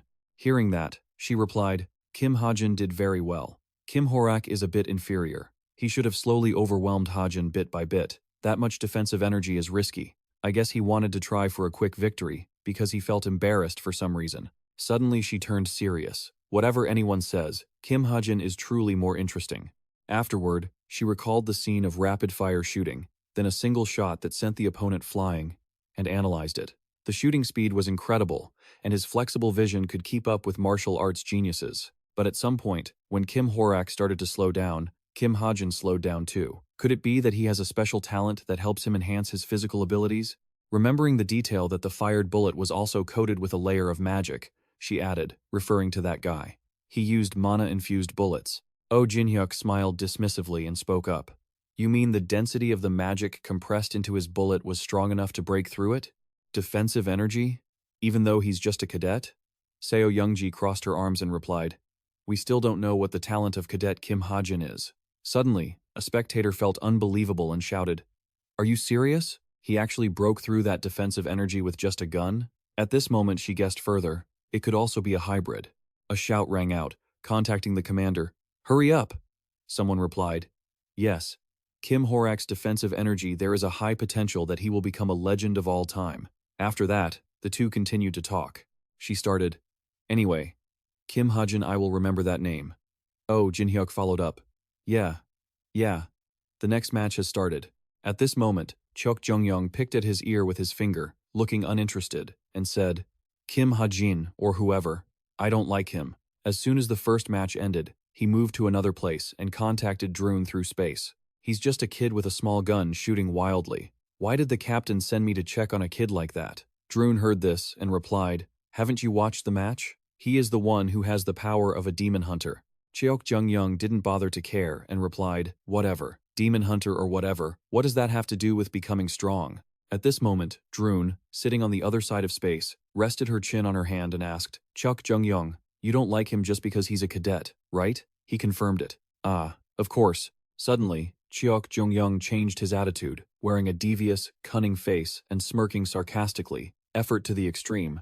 The intent to kill, enough to cause death, piercing straight into the opponent's heart, that is what is necessary to have a real match. Hearing that, Droon became impatient. Yeah, just go watch those cadets who are strong enough to cause death. Don't forget why the captain sent you. Have you met Kim Suho and Shin Jonghak yet?" He stroked his chin and replied, "Both of them have pretty good bodies." Chok Jung-young remembered that match and commented on the destructive style aimed at the opponent's weak points. Shin Jonghak's immediate reaction was truly impressive. Thinking about it, he said happily, "I like the way he causes panic among cowards who only like to defend."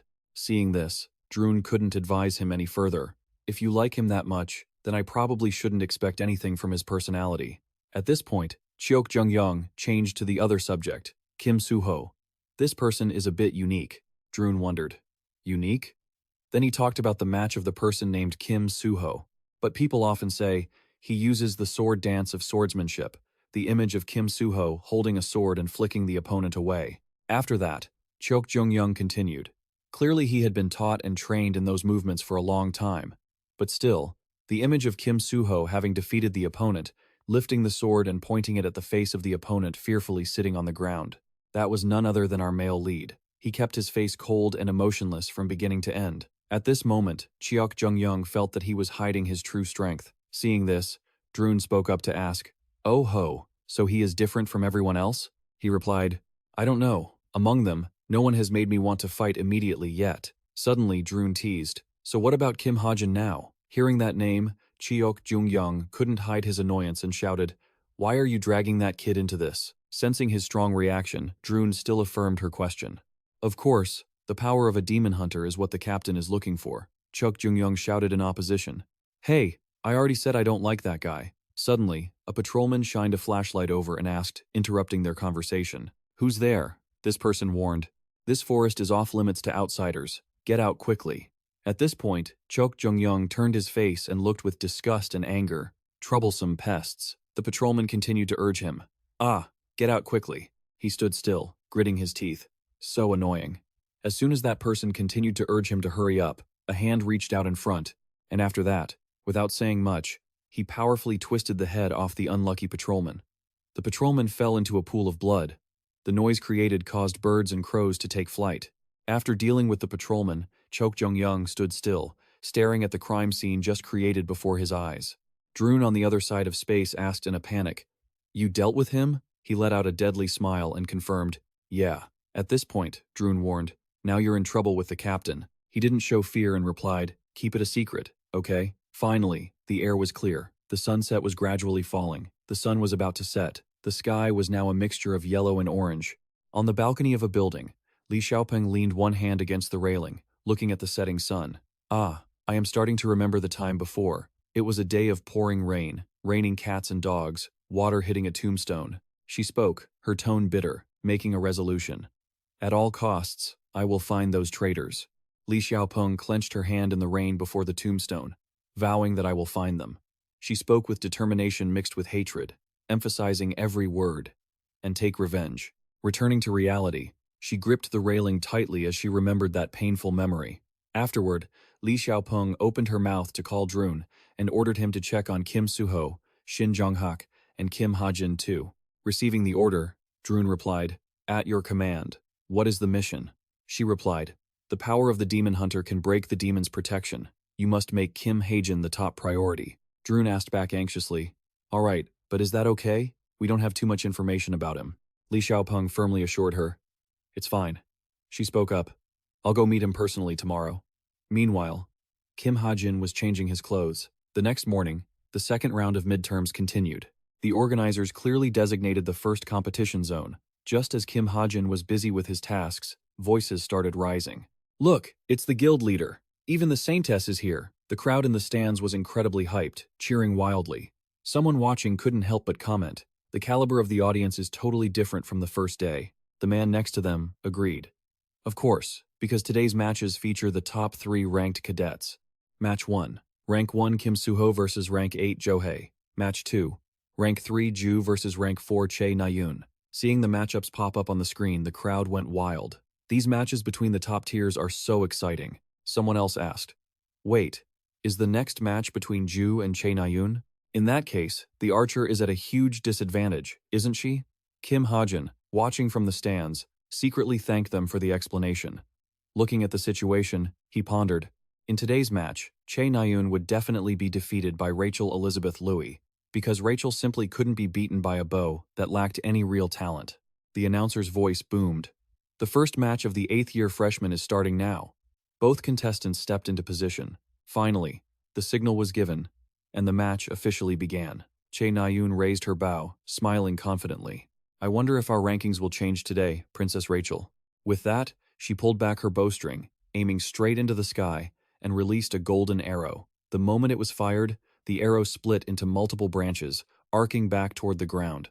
Rachel stood there, watching the arrows falling from above. She reacted with agile, fluid movements, dodging every single one of the incoming attacks. Suddenly, an arrow flew straight toward Rachel's face, but she didn't panic, quickly slashing the arrow away. Che Nayun was completely stunned by the scene, her hands frozen on the bowstring. Seizing the moment, Rachel surged forward to attack. Seeing this, the crowd cheered enthusiastically. Suddenly, someone began walking down the stairs, step by step. That person was none other than Li Xiaopeng. She paused for a moment, turning her gaze toward Kim Hajin's seat. He was caught off guard when she sat down right next to him. When he realized she was the same girl he'd accidentally bumped into yesterday, he was quite surprised.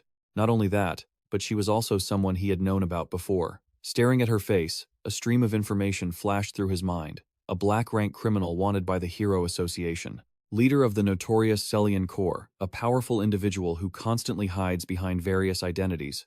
Observing her profile, Kim Hajin knew for a fact that in this world, he was the only one who knew her real name.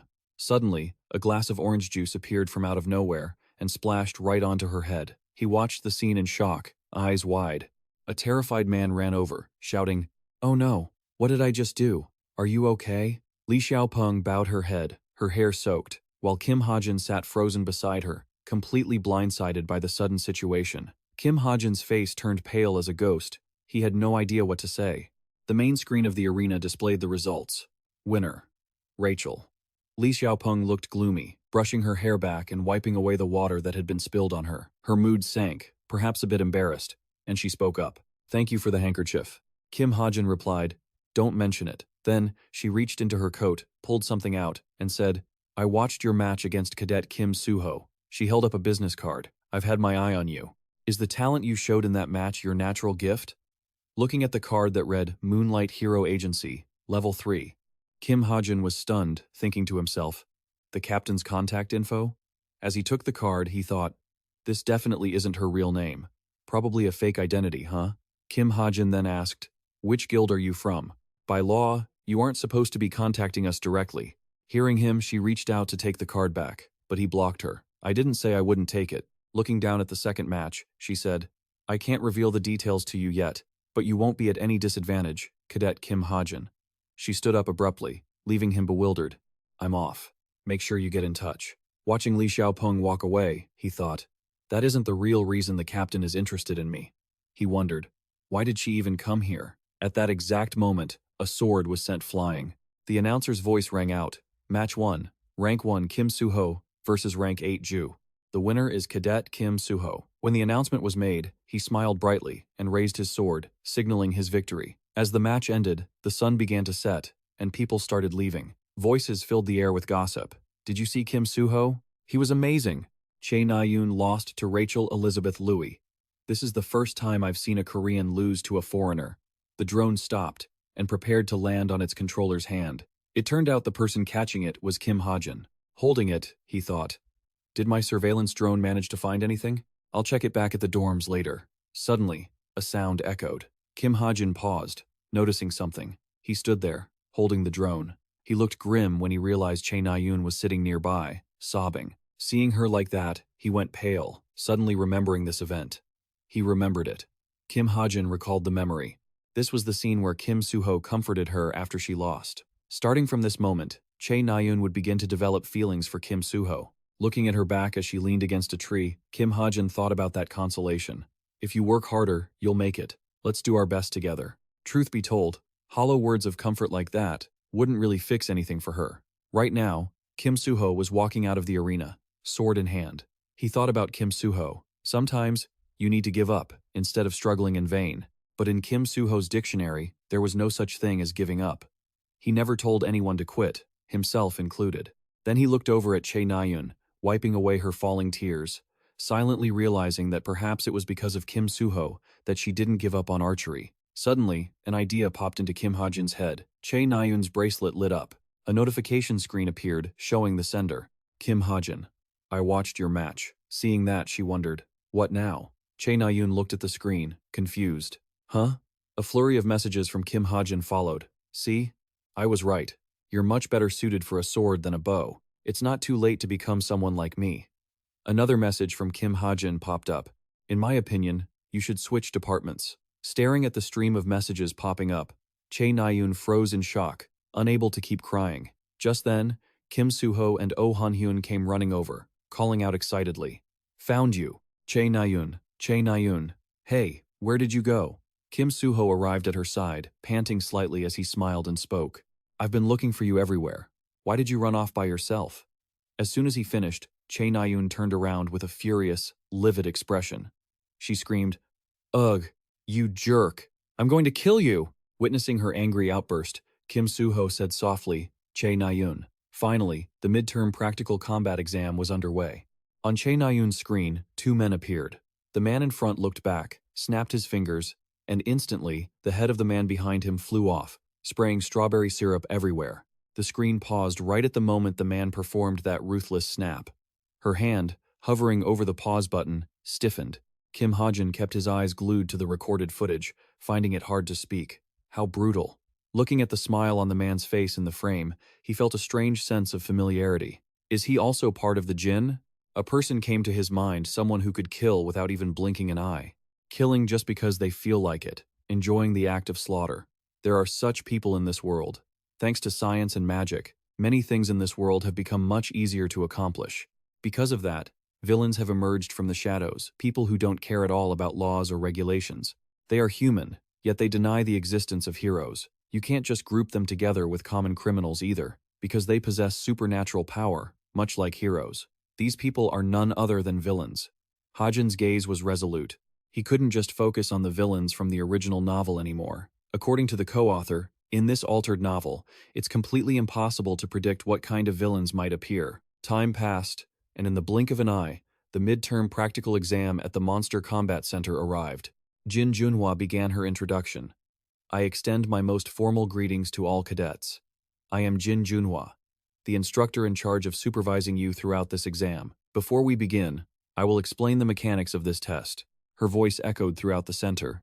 In front of you is where you will engage in a monster battle, fighting creatures summoned by mages. Before the match starts, Jin Junhua reminded the examinees that this test was far more dangerous than any training they had experienced before, because the summoned monsters would have lethal damage comparable to real-life monsters, and they wouldn't disappear immediately even if the mages stopped summoning them. At this point, she didn't forget to warn them, if you're afraid of losing face and don't call for help, you could very well lose your life. So, if you feel the test is too difficult, please surrender immediately. These words made two female students listening nearby break into a cold sweat and look at each other anxiously. She continued, explaining the scoring criteria for the test. Your score will be evaluated based on how long you hold out and how calmly you react. That is all you need to know. I wish you all the best results. Without further ado, Jin Junhua lowered her voice, politely inviting the first team. All right, will the 4 members of Team 1 please enter the testing arena? The arena lights turned on, and partition walls rose up, separating the 4 students into their own individual zones. Jin Junhua spoke again, introducing them. Team 1 Hazuki, Kim Junho, Yu Jinhyuk, Spanner, get ready. She turned back to remind the remaining students. Everyone else must remain silent and observe. When it's not your turn, analyze the battles of the other cadets. Those students were sitting, staring, intently at the screens in front of them while the instructor's voice continued, considering how they were fighting the monsters and whether there were any points they could improve. Analyze thoroughly, and if you feel there is a better way to fight the monsters, you are free to voice your opinions. She stood in front of everyone and said, all right, begin monster combat. Her voice suddenly stopped. Seeing the students around her silent, as if they hadn't paid attention to what she just said, Jin Junhua cleared her throat to get their attention, then gave one final reminder. Everyone, please turn off your smartwatches.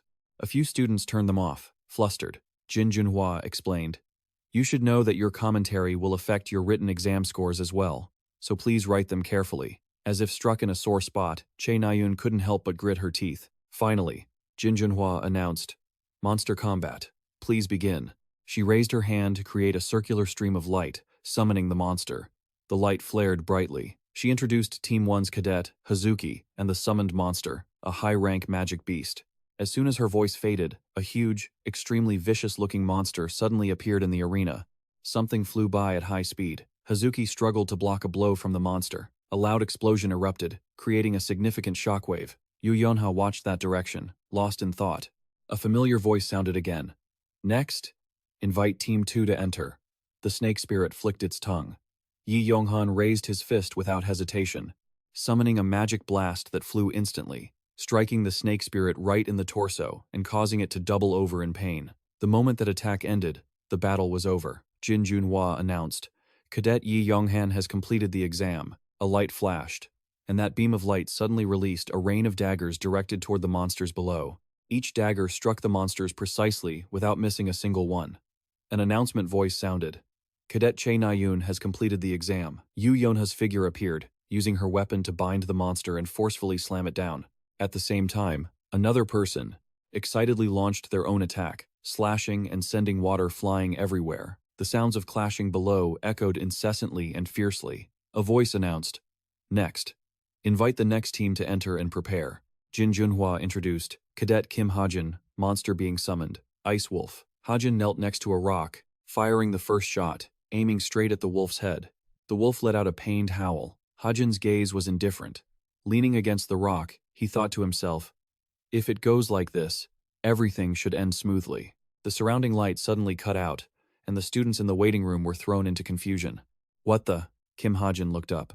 Voices filled with confusion didn't stop. What is happening? His earpiece suddenly vibrated. Hajin touched his earpiece, his voice full of questions. Is there a problem with the test site? A voice suddenly crackled through the headset. Focus on your guard duty, he replied awkwardly. Oh God, I'm sorry, okay? Are you happy now? Seo Youngji, standing in the surveillance room, asked. Are you aware that one of the security team members patrolling the cup was killed yesterday? She then warned him. We are in a state of emergency, so you need to stay focused and be careful. Oh Jin-hyuk agreed, saying, all right, I got it. But more importantly, have we located the epicenter of that earthquake yet? JJ replied, it's predicted to be on the continental shelf near your position, but we still can't pinpoint the exact location. Oh Jin-hyuk felt slightly relieved, hoping that nothing major would happen. A foot stepped out from the bushes. Oh Jin-hyuk turned his head and let out an exclamation.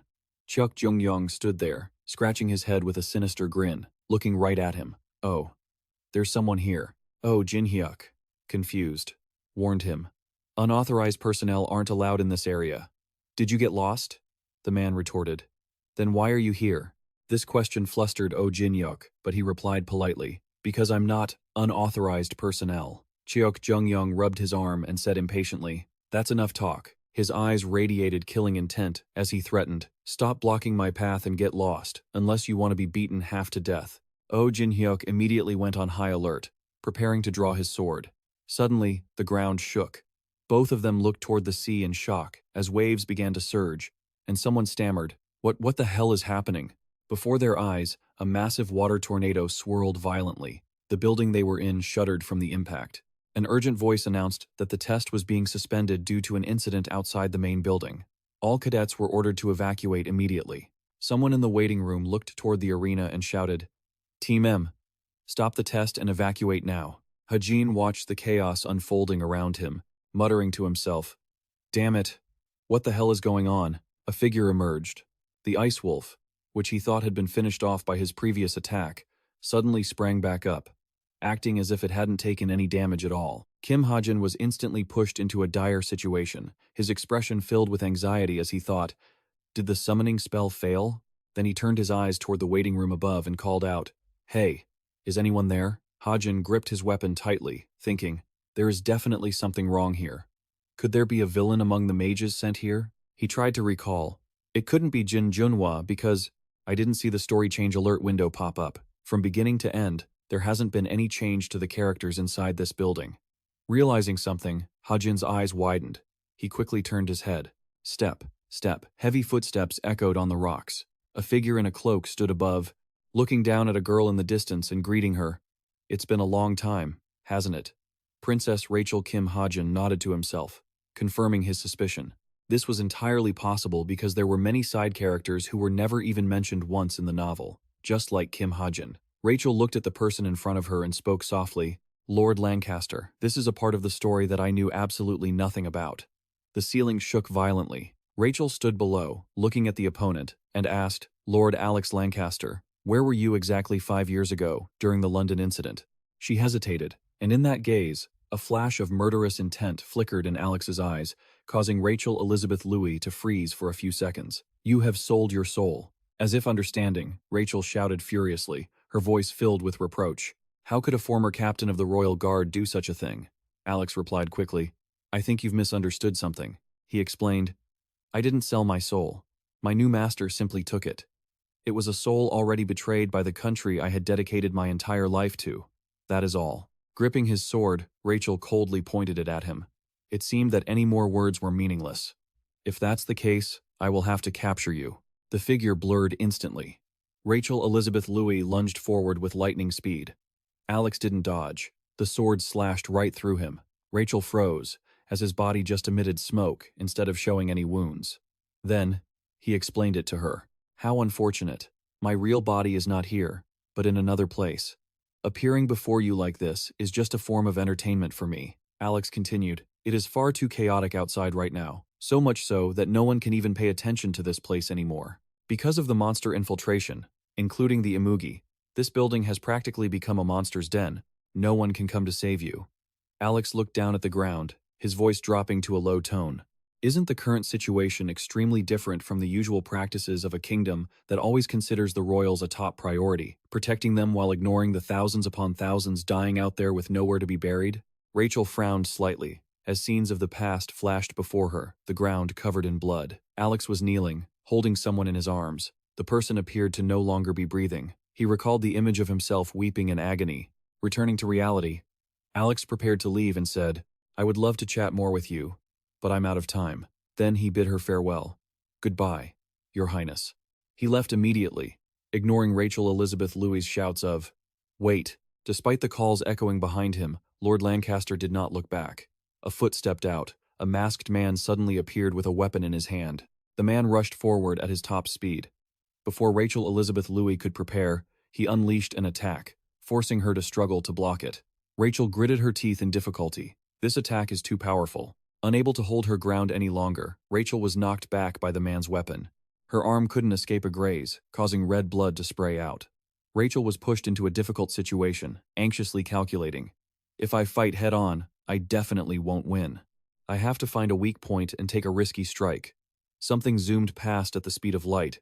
The masked man's weapon knocked the sword out of Rachel Elizabeth Louis's hand, creating a flash of light on her arm. The sword flew far away mercilessly, and then the man stood still, looking down with a grim expression. A thread glowed on Rachel Elizabeth Louis's wrist. That thread was tied to the sword lying discarded out there. A light flashed. The masked man quickly turned his head, seeing the sword glowing and flying toward him. Just as the light flashed, the wall behind was suddenly smashed open by someone with a loud boom. Both were startled and looked toward that direction. From the crack, a figure emerged. Seeing someone appear, the masked man bolted forward, intending to attack them. The gun transformed, morphing into its SG shotgun mode. With a cold expression, Hajin Kim aimed and took down the masked man in a single shot. The masked man vanished the moment he was defeated. Hajin paused, staring at the gun in his hand. Was it really over after just one shot? Well, it wasn't exactly surprising, considering it was an attack that cost him 250 products. Rachel watched the figure in front of her in silence. In her heart, she realized this was the guy who was in her same class. Taking a step forward, Hajin reached out to help Rachel Elizabeth Louis stand up. "Are you okay?" His eyes then caught the nasty-looking wound on her arm, and he nodded in understanding. "I've got some bandages with me." He knelt down to bandage Rachel's wound, making her blush and look down, too shy to meet his gaze. Hajin didn't pay much attention, simply saying, "If I'd arrived even a little bit later, you would never have been able to swing a sword again." Afterward, he looked at the blood on the cloth, his eyes widening in shock and his jaw dropping. This was an unexpected haul. A blood sample from a cadet at Cube. Rachel looked at him and said, "Thank you." Hajin was stunned. "What was that?" "Oh, it was nothing." The ceiling lights suddenly flickered on. Jin Junhua stood by the railing, looking down at them and calling out, "Hey, you two, are you hurt anywhere? We're coming down to rescue you two right now." A cloaked figure approached to report, "Chief Mage, there are 2 cadets in the examination hall right next to us who have been seriously injured." She turned her head. Suspicious. Who could have done something like this? Out at sea, a young man was watching the sunset. Seo Youngji rushed over, calling out in his direction. She asked Oh Jin-hyuk urgently, "What happened? Did a Muji appear?" Oh Jin-hyuk brushed his hair, replying, "You're late to the party. It was chased off ages ago." JJ asked, "You chased it off?" Jin-hyuk immediately denied it. "No, an intruder chased it away." Then he recounted that he didn't know who had stabbed it, but that Muji seemed incredibly angry, yet that guy still managed to use overwhelming power to drive it away. Recalling that punch and that intense gaze, Oh Jin-hyuk asserted that the guy must be really strong. JJ felt the story was too vague, so she said, "Do you really expect me to believe that?" Oh Jin-hyuk rubbed his neck, stood up, and said sympathetically, "I can't believe it either, but I suspect he's the primary suspect in that murder case at the police station. Let's issue a search warrant for him." He looked silently ahead and said, "Not only did an unknown intruder appear, but a high-level monster showed up too. This midterm exam sure is lively." Then Oh Jin-hyuk voiced his thoughts. "I think the leaders of Cube will have a hard time avoiding blame for this disaster." In short, the monster incident at Cube from yesterday became worldwide headline news, and the midterms were postponed because a lot of manpower was needed to handle public relations and assist with repairs and reconstruction. After that, both exams and classes were put on hold, and the cadets were granted a 10-day vacation, unprecedented in the school's history. Behind Hajin was a crowd of cadets, cheering happily at the news of the vacation. The professor standing at the podium had veins popping out of his forehead, shouting at the group, "You spoiled brats! How can you be so happy when there are cadets who were injured?" The students below didn't pay much attention, as they were busy whispering to each other. "What are you planning to do for this break? Let's go out, shall we?" The professor became even angrier hearing that. "Stop thinking about such nonsense. Get back to your dorms immediately." The bag next to Hajin suddenly vibrated. He took out his laptop, turned it on, and finally saw the notification that the plot had changed. That damn co-author, on the screen, the name Alex Lancaster appeared, along with a bio stating he had deep lingering feelings for his deceased family members. His anger was growing, and there was a high chance he would attack Rachel Elizabeth Louis without waiting for reinforcements. Once he saw an opening, the threat level would rise from 7.5 to 8.5. Hajin remembered that character. Wasn't this Lancaster guy one of the characters involved in the UK storyline that he had written? His goal would be to conquer the UK. He was a pretty formidable villain, and he had become stronger than in the original novel, and appeared much earlier too. Thinking of this, Hajin felt a bit of regret. Damn it, if he had known this would happen, he would have created more good-aligned characters. He propped his chin in his hand, but maybe this wasn't too bad. He had already secured a blood sample from Rachel Elizabeth Louis, after all. Suddenly, Hajin was jabbed hard in the head by an elbow. He turned slightly to see Nayun Che's face, looking down at him with murderous intent, and then she acted like nothing happened, sticking her tongue out and saying, "What are you looking at?" Just as Hajin was about to let his frustration out, a message popped up on his computer. "Hey, leave that girl alone." Yi Younghan, standing a distance away, saw them together and said, "Fighting again, are they?" The person standing next to him didn't think so, saying, "But don't they look closer than they used to be?" Watching Nayun Che walk away alone, Yi Younghan didn't hold back in his response to the person next to him. "Is there something wrong with your eyes?" A moment later, Nayun Che opened the door, a smile on her face as she thought, "What a loser. If you couldn't get a rise out of me, why did you bother picking a fight?" As soon as she entered the room, her watch beeped. The screen displayed a mailbox icon with text underneath, "Cube Cadet Examination Evaluation." She let out a surprised, "Oh," then said, "It's the evaluation from the last exam." Then Nayun Che conveniently sat in a nearby chair to see what was written inside. "Kim Hajin's report is in here too." She opened it, and a line of text caught her eye. An incredibly clear victory. The next line read that although she seemed to be worrying about many things, there were many external and internal factors that had caused her confidence to drop significantly. However, she was still a talented archer and an exceptionally outstanding cadet. The lines didn't spare any praise for Nayun Che. Even though her opponent was a 1,000-mile horse, she was still able to kill it with great composure. Thanks to hard work and outstanding talent, she had a perfect evaluation. Then, the next few lines sounded just like a self-help book. Some people might feel she lacks aptitude, but that is not true at all. What she is still missing is not talent, but self-confidence. As long as she continues to develop along the path she is on now, I can be certain she will become the greatest hero. It's not about talent, but self-confidence. As long as she keeps growing on her current path, I'm certain she'll become the greatest hero. At the end of the post, it was signed by Cadet.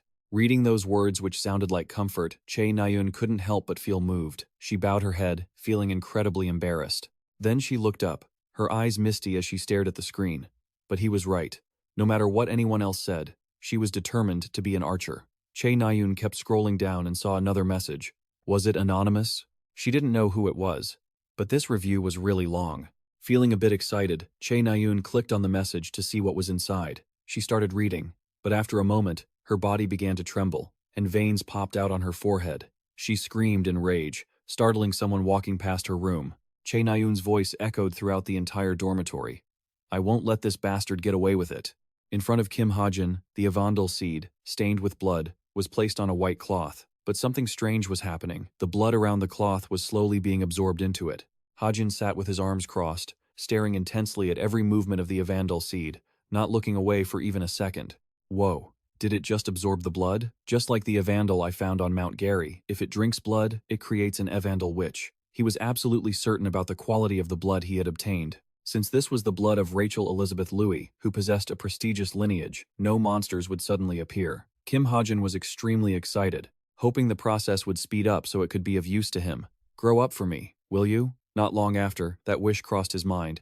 A chill ran down Hajin's spine, making him break into a cold sweat, as if some unknown mutation was creeping into his body. Hajin's face turned pale instantly, the color draining from his skin. Huh? No way. In the palm of his hand, a strange mark suddenly flared to life, glowing with an otherworldly light that didn't belong in this world.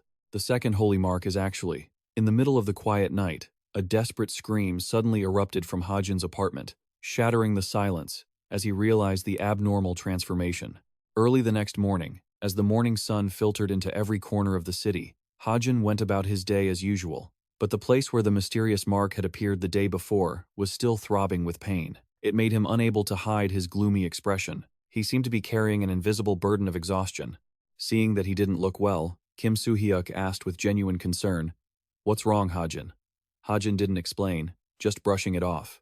"It's nothing. I'm just a little tired today." While he was at it, Hajin asked about Kim Soo-hyuk's current situation. It seemed like he was doing much better than before. Selling items is easier now, and the number of customers has increased. It's much less stressful than when I was doing it all by myself. Kim Soo-hyuk was incredibly grateful to Hajin because it was thanks to him that he had managed to turn things around. "It's all thanks to you, Hajin." But Hajin didn't like the praise and tried to dodge the subject. While they were in the car, a crowd of people, gathered as thick as ants outside, caught his attention. Why are there so many people in front of the gate? But when he looked closely, Hajin realized they were people from the guilds. When the crowd saw those special people walking by, they stood there with their mouths hanging open in amazement. "Hey, look, those are members of Essence of the Strait." Being famous really is something else. Wherever Yu Yonha went, she was always surrounded by a massive crowd of people. Even though the people around her were very enthusiastic and rowdy, she maintained her cold, emotionless CEO expression. Seeing the commotion outside, Hajin lowered the car window. "Yu Yonha, did she come here with her teammates?" Just then, Yu Yonha noticed his presence and turned her gaze toward him. "Hajin?" She seemed very curious about why he was there and walked toward his car. Yu Yonha tapped on Hajin's window and asked, "What are you doing here at the training grounds?" Caught off guard by this sudden encounter, he wasn't prepared with an answer and just stammered, "Huh? Making money?" Hearing this, she became even more curious. "By yourself?" Surprise, surprise. Kim Hajin had actually dragged Park Soo-hyuk into this as well. "No, with my manager, Park Soo-hyuk." As Park Soo-hyuk was silently praying for his life, Yu Yonha peered into the car.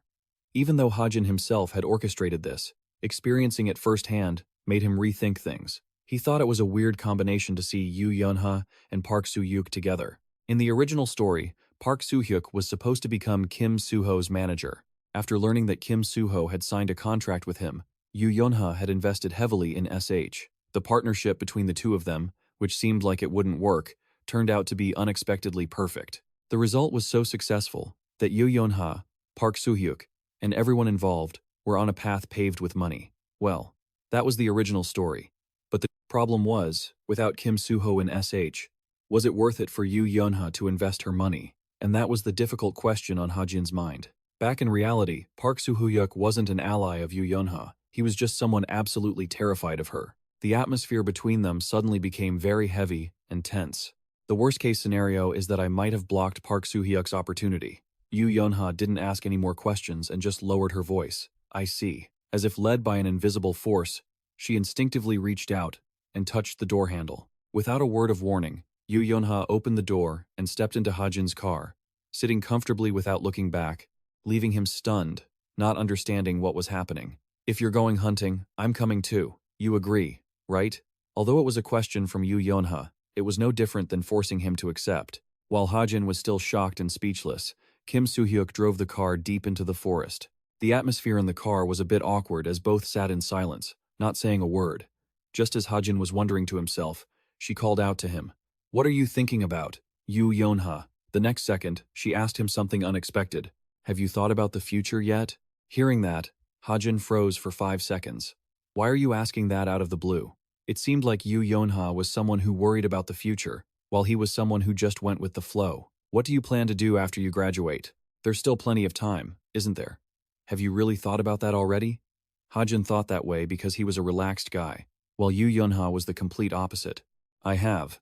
Midterms are over, and in your third year, you'll mainly be doing field practice, so you won't be at the academy much. Yeah, the third year will be busy because we'll be becoming real heroes or something. So, the whole time, she had brought up this topic because she wanted to invite him to join her team. If you don't have a specific 18's toin plan, why not join Essence of the Strait? To make the invitation more attractive, Yu Yonha immediately added details about its potential. We are currently in second place, right behind the Creator's Sacred Grace.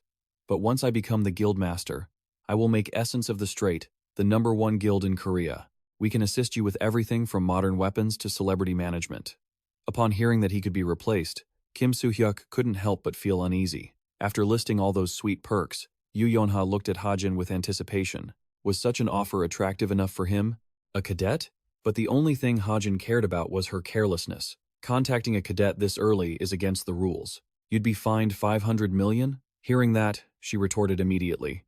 I can easily afford that.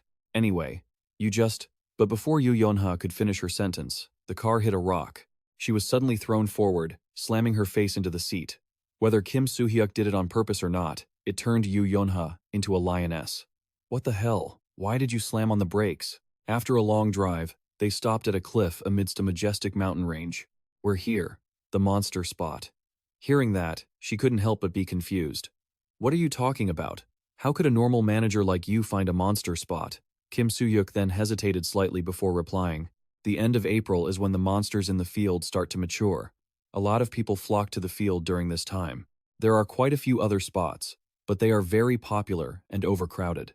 This hunting ground was chosen after considering Hajin's marksmanship traits. It's information I've researched thoroughly, so just trust me for now.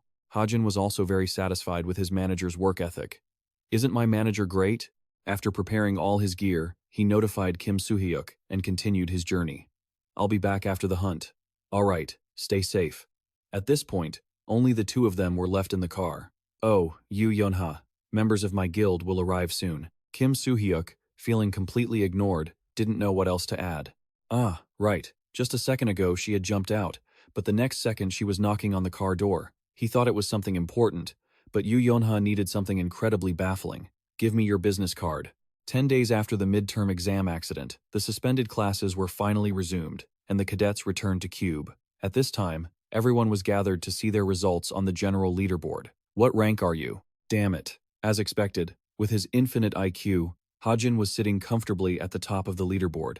And, of course, I managed to secure first place in this midterm exam. Everything had started to fall into place, no longer as troublesome as before. And after Horak was taught a lesson during the exam, his lackeys who kept trying to bully me left me alone. There was nothing left for Hajin to worry about, so he could yawn leisurely.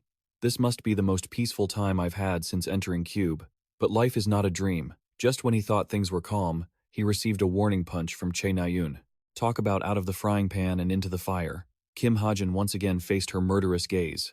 You're the one who wrote that review, right? Everyone gathered around, curious as the tense conflict between the two erupted. What's this? There's a fight. Before Hajin could reply, her fierce face cut him off. And don't even think about denying it. That annoying tone is exactly like yours. Yet, he confirmed it extremely calmly. So what? I wrote it to help you. Faced with his arrogance, Che Na-yoon couldn't help but get angry. Who asked you to? Oh, you're a good shooter? But you don't know how to observe or feel anything? Who do you think you are to judge my archery? You think you're smart just because you get good grades? Want to bet? Let me teach you myself how hard it is to hold a bow. Che Na-yoon's loud voice drew the attentive gazes of everyone around. Hajin had nothing to fear and immediately agreed to her demand. Fine, let's bet. Everything has its price, so he also had a condition for Che Na-yoon. But if you lose, you can't touch a bow and arrow ever again. She didn't expect Kim Hajin to be such a tough nut to crack, so she stood dazed for a long time. Feeling cornered, Che Na-yoon summoned her monster. You bastard. After some back and forth, they sealed the deal. I'll switch from using a gun to a bow, but can you give me some time for special training? As if some special training is enough to win. If you like, let's do it. While Che Na-yoon was stomping away, Hajin quietly calculated his current marksmanship level at 7. If I can raise it to level 6 during this time, I'll definitely win this bet. That's not even counting my luck stat. Che Na-yoon is clearly in denial. She mistakenly thinks her archery talent is as good as her swordsmanship. Praise and encouragement don't help at all. That morning, as the morning sun shone through every window, it was time for everyone to gather in the main hall. It's great to see everyone again, and the person standing there giving a speech is none other than Oh Han-hyun. I'm glad we are all safely sitting here together after getting through that tumultuous midterm exam. Due to the aftermath of the recent exam, there are some changes. The academic and hunting clubs are both suspended due to actions from the subhumans. The accidents at Cube followed the original novel, so there is still one accident, and that is the reason why. At this point, Han-hyun also gave a brief introduction about their next destination. Our next destination will be France. Although it sounds interesting, the next chapter will unveil a bloody event, the assassination of a French tycoon. This chapter begins with an assassination threat from an assassin organization. The letter clearly states that the night from Saturday to Sunday will be the day they strike, and the target they are aiming for is not an ordinary person. The person is the French tycoon, Beret. You might think he is a villain, but it is completely the opposite. Beret is a gentle person who lives a simple life in his villa in the suburbs of France. But life is a scam. That is just a fake mask he is wearing. But this is actually a lie. Beret's real name is Burr, and he is a natural-born conman, a scoundrel of scoundrels, who gained immense wealth by scamming countless people. From the beginning until now, he has always escaped being caught after every scam, but eventually, the Shadows discovered and locked onto him as a target. Because he is on the wanted list, he cannot ask for help from the police, and he doesn't have enough time to find a bodyguard strong enough to fight them. Beret was terrified to his core, but in any ironic situation, there is always a way to solve it. But even in the darkest night, one can find a glimmer of light. When the going gets tough, the tough get going. One day, Beret came up with a genius plan. But even in the darkest night, one can always find a glimmer of light.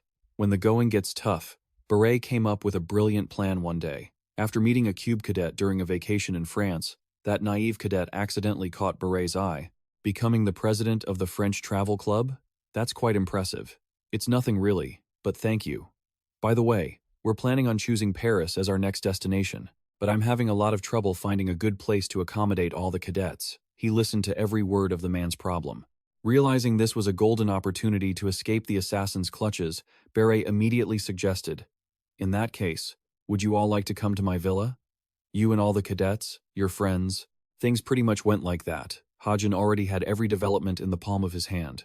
He was planning to use the cadets as guards for his villa. Suddenly, a notification popped up on Hajin's laptop screen. "Hey there. Are you the truth seeker? I need your help. Looks like you've found your first client." Hajin was a bit flustered at that moment, not expecting things to happen so quickly. His very first order. That anonymous person then made their request to him. "Please find the scammer who swindled my family and ran away. I've attached all the details about the person I want you to find." However, after taking a quick look at the provided information, Hajin immediately recognized the target's identity. This person is, meanwhile, in a dark place without a soul in sight. The Kim Hajin group was gathered together. Everyone stood in a circle, observing what was happening through an orb of light. One of them spoke up first. "Oh my, I'm scared." "So, this is what the power of that anti-spell is like?" The others also chimed in. "The first-year Cube cadets this year are really high quality. This guy seems like he'll be quite useful." Useful or not, I couldn't care less. However, Yeon couldn't accept the fact that a bunch of newbies would be in the same group as her, so she spoke up. "Since when did our Kim Hajin group become a detective agency specializing in recruiting rookies like that boy?" But her opinion was met with disagreement. "I think he has quite a bit of potential. Not to mention, the fact that he doesn't even have parents or a partner. What does that have to do with us? People are usually more easily tempted when they have no one by their side. We might not be able to give him fame, but we can certainly give him plenty of wealth." It seems that, in their eyes, Hajin is a very valuable shining gem. Our top priority is to find the traitor and eliminate him. If his talents are useful to us, we should recruit him. Seeing that she couldn't win the argument, Yeon didn't bother anymore. "Oh, is that so? Fine. Let's say you've successfully recruited him." But in the next second, she changed her mind. "But the only position left is the black position. You want to give that to a brat like this? The color is specifically designated for the strongest person in the Kim Hajin group. The color of the person who previously betrayed the master?" Suddenly, while those two were bickering intensely, Gyeong stepped forward. "Looks like there's no other way. In that case, let me take that black position, then give my position to him instead." He really made such a request without even feeling ashamed. The others, faced with his excessive self-confidence, whispered among themselves, refusing him. "You're too stupid to hold that position." Agreed. "So, what should we do now?" While everyone was split into factions arguing back and forth, Droon put forward an initiative.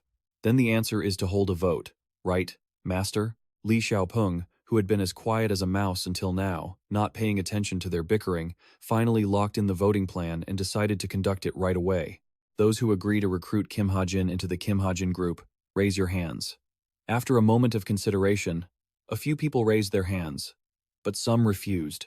As for Jen Valérine and Gyung, neither of them raised their hands to agree. The final result was quite clear. The number of supporters was higher than those who refused, 8 votes in favor, 2 abstentions. So, the decision to recruit Kim Hajin has been passed, right? Yeon and Gyung didn't like Kim Hajin at all, and hearing this, both gritted their teeth in frustration. But what could they do? They still had to follow the decision. Suddenly, Li Xiaopeng had a mission to assign to her. Yeon, take this.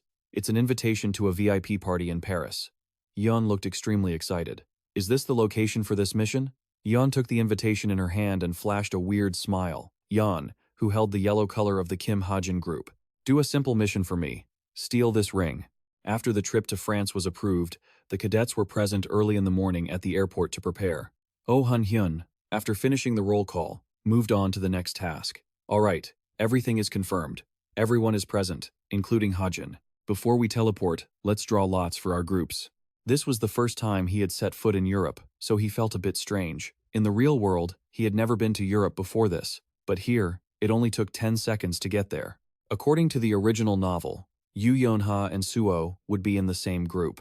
Since Hajin was stuck at this point anyway, he just put the paper into the box to see who fate would pair him with. As for the others, just let life take its course. In just a moment, the Eiffel Tower, full of the poetry of romance novels, appeared romantically before their eyes.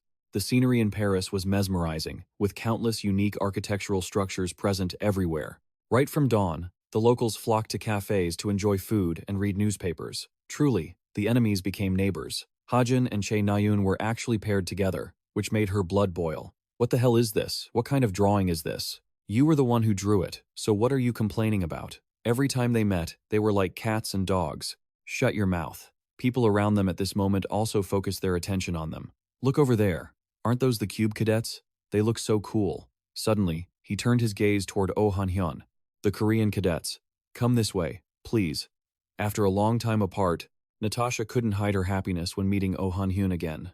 My love, honey. And just like that, everyone was force-fed a mouthful of PDA. How are you, honey? I'm good, dear. And you? Was he here to meet his girlfriend? Since this was the first time he had publicly introduced his lover, Oh Han-hyun introduced her to everyone. This is my girlfriend. She is also a member of the medical team for this trip. Her name is Natasha. She was also very warm and happy to get to know the cadets. It's a pleasure to meet you all. I hope everyone has a fun trip in Paris. Only Hajin wondered how Oh Han-hyun managed to charm Natasha. To ensure everyone could fully explore every corner of this romantic city, Oh Han-hyun made an announcement. All right, you're now free to look around, but we've planned a party for tonight, so everyone must meet back here at 7 p.m. Since Chae Na-yoon ended up in the same group as Hajin, she checked in on him. Hey, where are you going? With his bottomless stomach, he replied, First off, I need to get something to eat. Are you seriously planning on going with me? Even though she had some issues with Hajin, she couldn't just leave her teammate lost and alone. The groups are already set. What do you want me to do? Just abandon you? Not quite. It was just that she felt he seemed so different from before. Hajin didn't let Chae Na-yoon pick the destination. He just turned away and told her to follow him. Just follow me. She looked around, caught off guard by his sudden move. Wait, you actually know your way around here?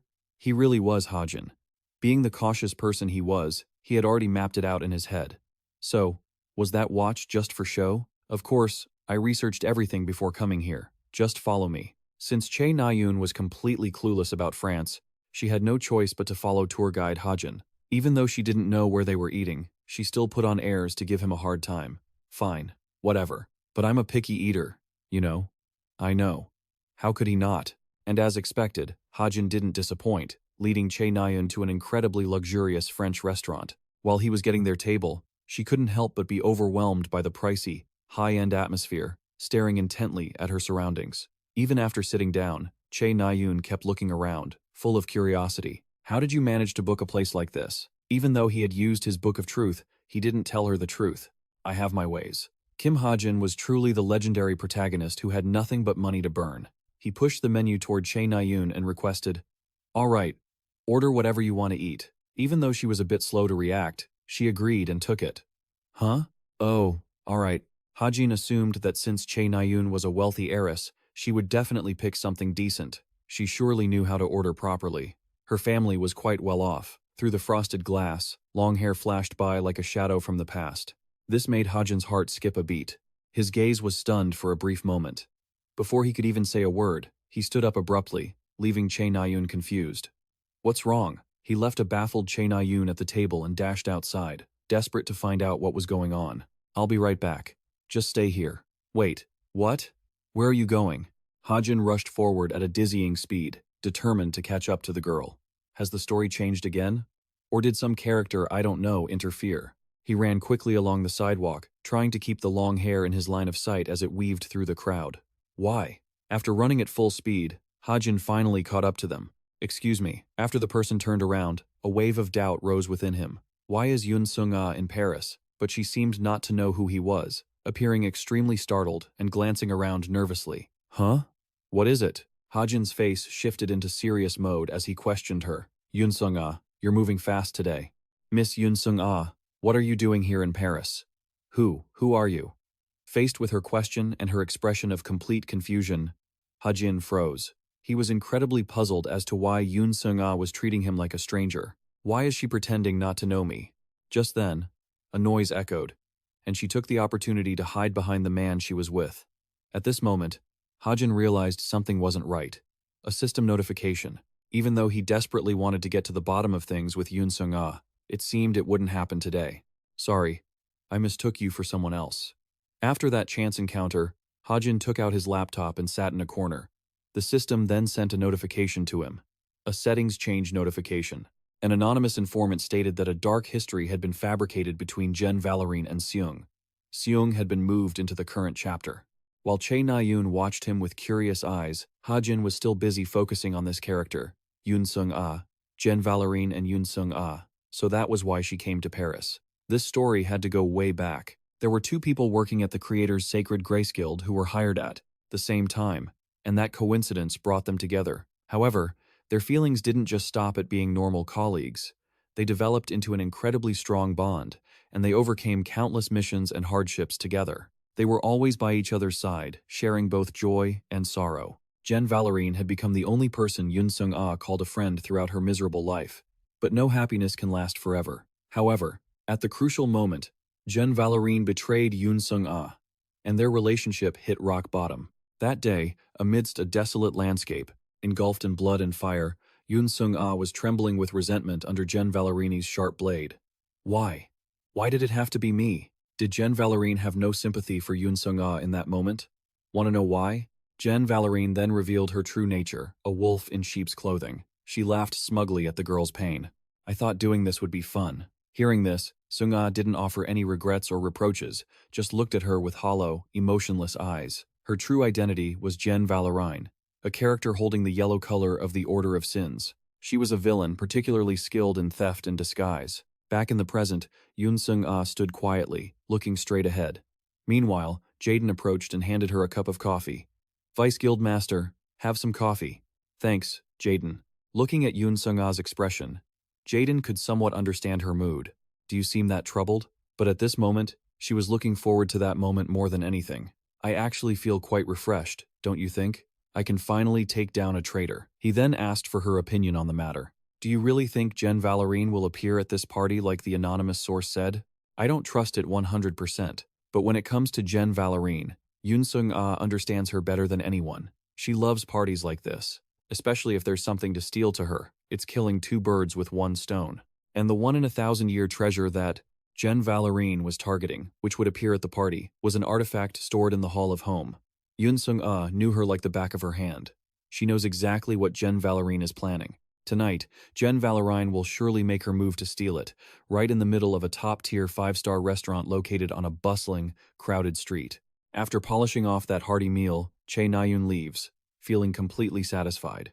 She is absolutely stuffed. Seeing her so happy, Ha-jin decides it is time to say goodbye and suggests, why don't we split up now? I'm sure you have somewhere you'd like to go, right? While speaking, He silently calculates his plan for the masquerade ball tonight. The dance starts at 5 in the evening. He needs to scout this place to find a vantage point. Noticing Kim Hajin doesn't want to go any further, Che Nayun waves goodbye. Fine, whatever, but he suddenly calls her back. Hey, Che Nayun, Hajin says, giving her a stern warning. Don't get lost. Feeling as though she has been seen through, Che Nayun yells back in frustration. Do you take me for an idiot? Finally, the dance has arrived. As night falls, the villa grounds glow under magnificent lights, surrounded by rows of luxury cars. Gentlemen and ladies from prestigious families appear one by one, adorned in exquisite formal wear. The exterior is grand, but the interior is even more breathtaking. Everywhere is covered in red earth crystals, with towers of champagne stacked high. Although the atmosphere is suffocatingly luxurious, the eyes of all the guests are drawn in one direction. They exclaim, "Look over there!" Suho and Yu Yunha are wearing incredibly intricate outfits. Even though their faces are hidden behind mysterious masks, the aura they radiate is hard to conceal. Their appearance causes a constant buzz of whispers throughout the ballroom. Are they celebrities? Even with masks on, I can still feel that super cool vibe. Seeing everyone showering them with praise, Yu Yunha proudly says, "Hey, did you hear that? Clothes really do make the man." Dressing up is definitely rewarding, but Kim Suho standing next to her doesn't think so.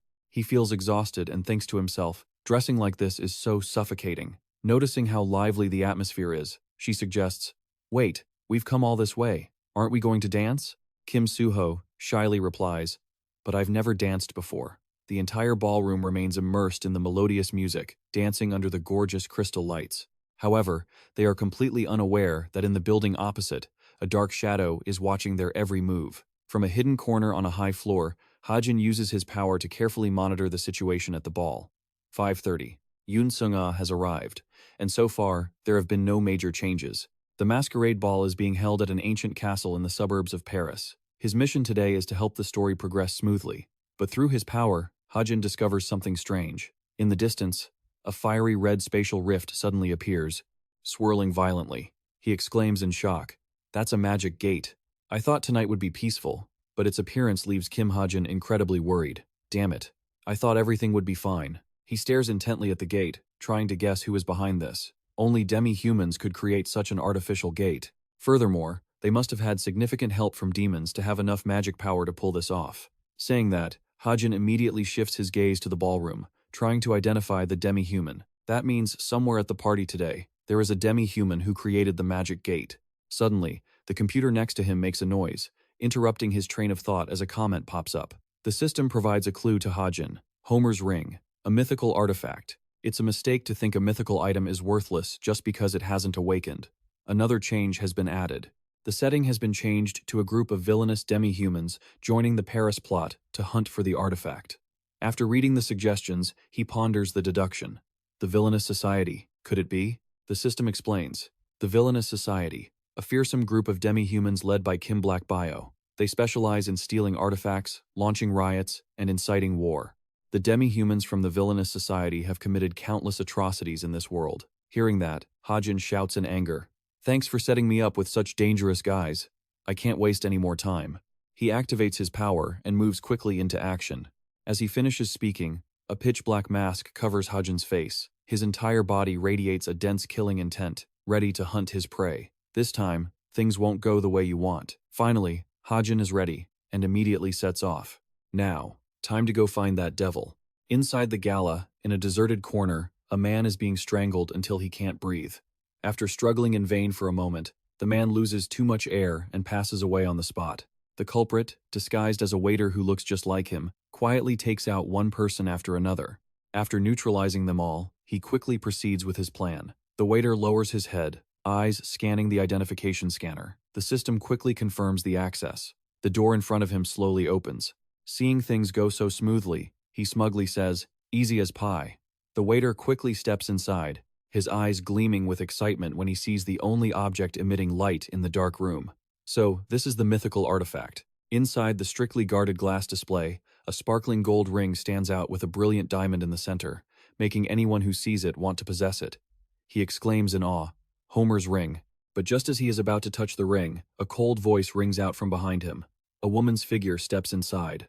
"What are you doing?" Jaden's face instantly turns pale as his plan is exposed. Jaden slowly turns his head, filled with fear as his identity is revealed, and stammers, "Vice President, what are you doing here?" Contrary to Jaden's terror, Yoon Sung-ah just smiles gently and replies, "I came here to find you. My secretary position can't just be left vacant, can it?" As she speaks, she steps closer to Jaden. Suddenly, Sung-ah hugs him tightly from behind, leaving Jaden incredibly shocked, not understanding what she wants to do. His face turns pale, stunned by Seung-ah's action. Jaden is flustered, not knowing how to handle this situation. He is so surprised he can't find the words. "Vice President, what are you doing?" Seung-ah remains calm, hugging him tighter, and replies in a bewitching voice, "You know why, Jaden." Suddenly, her attitude changes completely, and she shouts coldly, "I won't be fooled a second time." Before Jaden can react, his entire body is lifted into the air. Yoon Sung-ah puts all her strength into slamming him straight onto the floor behind her. A thunderous crash echoes, and tiles shatter, flying everywhere.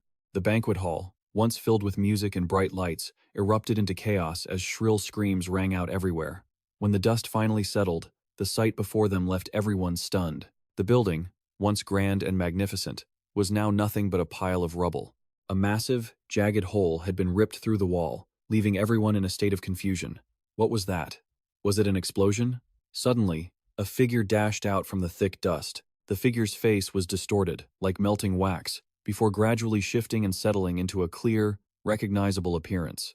It turned out to be the woman who had been posing as Jaden. She laughed as she fled from Yoon Sung-ah, taunting her. "How did you figure it out so quickly? My disguise talent is supposed to be perfect." Yoon Sung-ah didn't bother to reply. Moving like a lightning bolt, she swung her sword directly at the imposter. Even with such terrifying speed, the imposter blocked the strike with ease.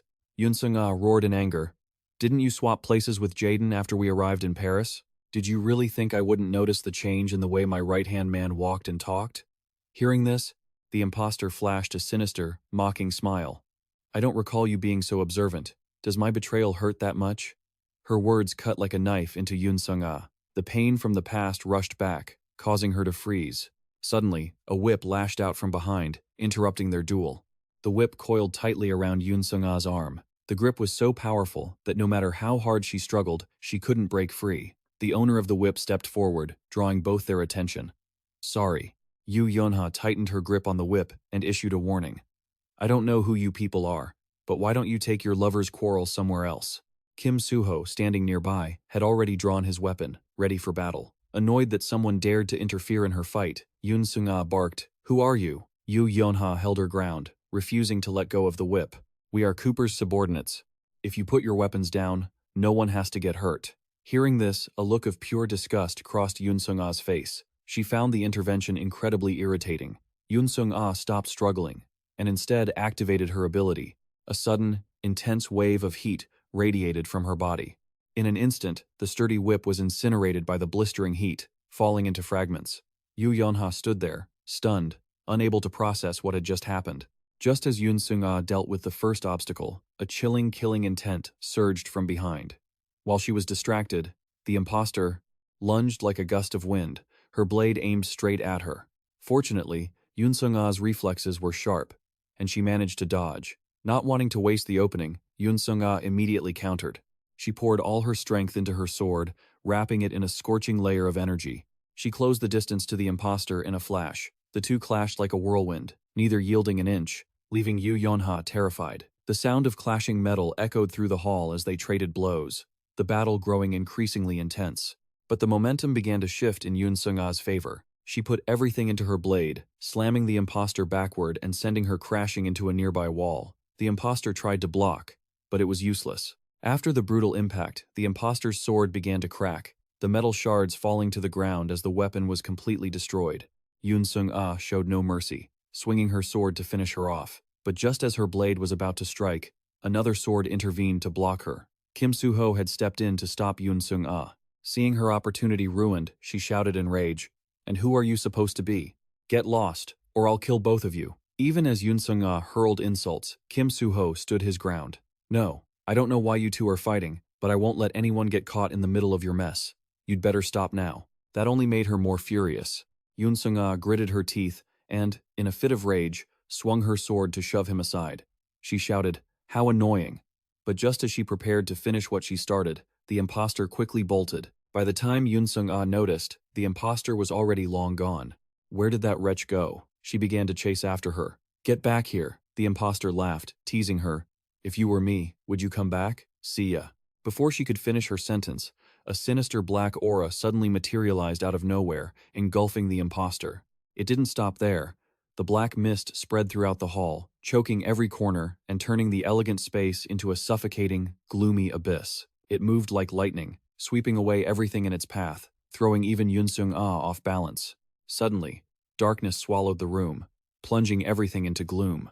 Yoon Sung-ah and the imposter stared in horror at the figure before them. As the creature clutched the ring, it laughed gleefully. I've finally found it. The monster had finally appeared. It looked nothing like a human. Its lower body consisted of long, slimy, pulsating tentacles that were utterly repulsive. Silas raised the artifact high, shouting in excitement. The Ring of Homer. Hajin, watching from the outside, took in everything that had happened. Seeing the villain had arrived, he clicked his tongue, sensing that this opponent was going to be a real headache. Meanwhile, at a luxury restaurant in the middle of a bustling street, Chae Na-yoon was pulling at her hair in frustration, shouting, I'm back here again. Despite following the directions, she remained stuck in the same spot. Chae Na-yoon cursed. I followed the map perfectly, so why do I keep ending up here? This is such a useless piece of junk. After fumbling with it for a while, she finally gave up. Which moronic company made this thing? But as she ranted, Chae Na-yoon realized it was her father's company. Unable to find her way to the party, she decided to call for help. However, after several attempts, the person on the other end wouldn't answer. Chae Na-yoon sighed in exhaustion. He won't pick up, and he isn't even reading my messages, she grumbled. What the hell could he possibly be so busy with? But Chae Na-yoon had no idea that Yoo Yeon-ha was currently facing a terrifying monster at the banquet hall. Yoon Sung-ah stood stunned, on high alert against the appearance of Silas, a demi-human. But the fear only lasted a moment. She quickly regained her composure and pointed her sword directly at her.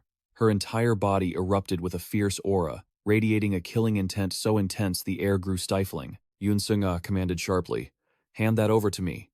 Now. Silas scoffed at the threat, mocking her. That is not something someone like you could ever hope to reach. She grew more gleeful with each word, determined not to hand the ring over to Yoon Sung-ah. The villain society will be taking this ring. Kim Hajin felt a deep sense of unease hearing her say that. If those villains got their hands on that ring, the chances of them getting it back, even if everyone here worked together, were incredibly slim. Realizing the consequences would be dire, he knew he had to act. Left with no other choice, he had to go with his backup plan. Hajin activated the latent power within him. In an instant, a golden, molten metal-like liquid surged out, wrapping around his arm. Hajin grabbed the substance and stretched it out like a rope. He swung it with force, using the momentum to hurl it toward the inner chamber. All right, that should be enough. At that very moment, he channeled all his strength, muscles tensing, and whipped the coil forward. While Silas was still babbling about the villain society, the liquid successfully breached the interior, lashing straight toward her. If anyone dares to stand in my way, the liquid smashed through the glass door, aiming directly for her face, but Silas caught on quickly and dodged with ease. She shrieked in panic. What the? Who did that? Though she dodged, the distraction left Silas wide open. Seizing the opportunity, Yoon rushed forward to launch an attack.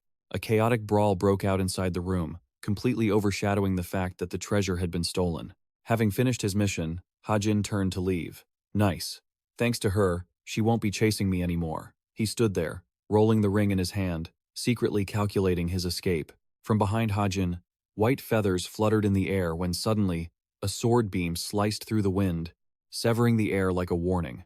Hajin sensed the dense killing intent just as the feathers were shredded. A deafening explosion erupted, blasting everything nearby. The force of the blast kicked up a massive cloud of dust, blinding his vision, while rocks and debris were sent flying everywhere. The explosion hit just a few meters from Kim Hajin, but he managed to dodge it just in time. Suddenly, a strange voice rang out. No, you can't do that. The mastermind had finally revealed himself. He approached calmly and warned, You've got that in your hand, so where are you rushing off to? Realizing his plan had been exposed, Kim Hajin cursed, Damn it, 2 hybrids? The hybrid approached leisurely and introduced himself. Pleasure to meet you. My name is Cuss. With his orange hair and matching outfit, he stood out sharply in the night. Cuss continued, If I told you I was also a member of the Villain Society, would that make things easier for you to understand? Not waiting for Hajin to reply, he kept rambling about Hajin's skills. The technique you used to steal that ring, it was actually quite impressive. Silas was completely left out of the loop. Kim Hajin, not expecting him to be such a chatterbox, could only respond weakly. It wasn't even all that, really.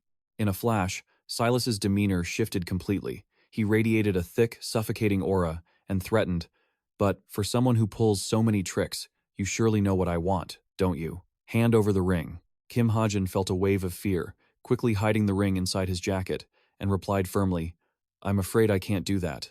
Seeing his stubbornness sent the man into a fit of rage, and he lashed out, "I knew it.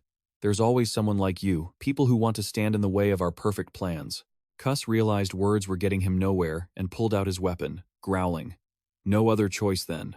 Sparks danced along the hilt of the sword in his hand, and in a heartbeat, a brilliant blade formed.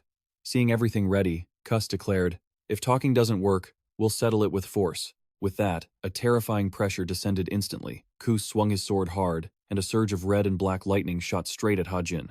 That wave of energy carried a brutal killing intent, sweeping away everything in its path, while a crimson fire erupted, engulfing the entire rooftop. Hajin immediately lunged to the side, but the sheer pressure of the attack sent him tumbling to the ground. Luckily, he had dodged. That devastating power could have easily killed him. He gasped, staring in horror at the wreckage left behind. Seeing Hajin's state, Kus mocked him. "Are you scared yet?" he said, full of excitement, spinning the glowing sword in his hand as he bragged. "This is a magic sword worth at least several $100 million. As long as the user can provide it with mana, its power can even surpass that of a low-grade holy relic. It would be better for you to just hand over that ring before you turn into a bloody mess." Hearing this, Kim Hajin mused to himself. One of the primary benefits a demon hybrid gained from their contract was exponentially increased mana. That sword was easily the best weapon a hybrid could hope for. He pondered, trying to think of a way to counter that sword. But Kus wouldn't let Hajin have his way. He immediately launched the next strike. The sword was raised high and brought down with all his might. A wave of dark energy surged forth, tearing through everything in its path, but Hajin managed to react and dodge in time. Even so, the shockwave was so powerful it nearly blew Hajin off the rooftop. Realizing the man's strength was overwhelming, he suggested, "Hey, how about we talk this over? If you agree, I'll give it to you." But Kus flatly refused. "Why would I do that? I can just kill you and take it." Kim Hajin didn't give up and retorted, "Didn't you just try to negotiate with me?" Kus remained unmoved, sneering, "Your constant babbling is annoying. No matter how much you try to stall, you can't defeat me." He scanned Hajin for a moment and added with contempt, "I can tell just by looking, you're much weaker than the others fighting inside, aren't you?" Kus grew more fired up, radiating a heavy killing intent as he prepared to finish him off. "Your only weapon is a gun, and your stamina is only enough to dodge my attacks. Where do you get the confidence to stand before a hybrid?" Realizing the time wasted was enough, he channeled energy into his sword for the final blow. Enough of this. Kus poured all his strength into the killing strike and yelled triumphantly, "Goodbye!" He thought he had surely destroyed Hajin with that final attack, but as he swung his sword, nothing happened, leaving only a moment of awkward silence. This left them both stunned, completely confused by what just happened. Kuss's blade suddenly vanished, and he frantically tried to reboot it. "What the hell? What's wrong with it?" Hajin said nothing, silently watching him struggle. After a moment, he seemed to realize something, and said, "I don't think that sword is going to work today." Kuss looked at him, bewildered. "What?" Hajin replied in a low voice, "Because I'm a lucky guy." As he spoke, he opened his status window for the other man to see. His extreme luck had been activated, weakening the magic sword's effectiveness. Kus refused to believe it, retorting with a sneer, "Start your trash talk, will you? Equipment glitches happen all the time. Even without a weapon, I can still kill you easily." Kim Hajin saw that he still didn't believe him, but didn't bother arguing. "Is that so?" He silently tightened his grip on the gun, calculating his next move, ready to use the full power of his Stigma. As Hajin spoke, he channeled his energy. In an instant, his gun transformed into a higher-grade weapon, imbuing it with magic light power. Kus seemed to sense something and lunged at Hajin immediately. He dropped his center of gravity, putting all his strength into his legs, aiming directly for his head. "What are you planning?" But just as Kus was about to reach him, Hajin quickly dodged backward and hurriedly pulled out his gun. Suddenly, a deafening blast rang out, tearing through the space around them, as a blinding light erupted in the middle of the dark night.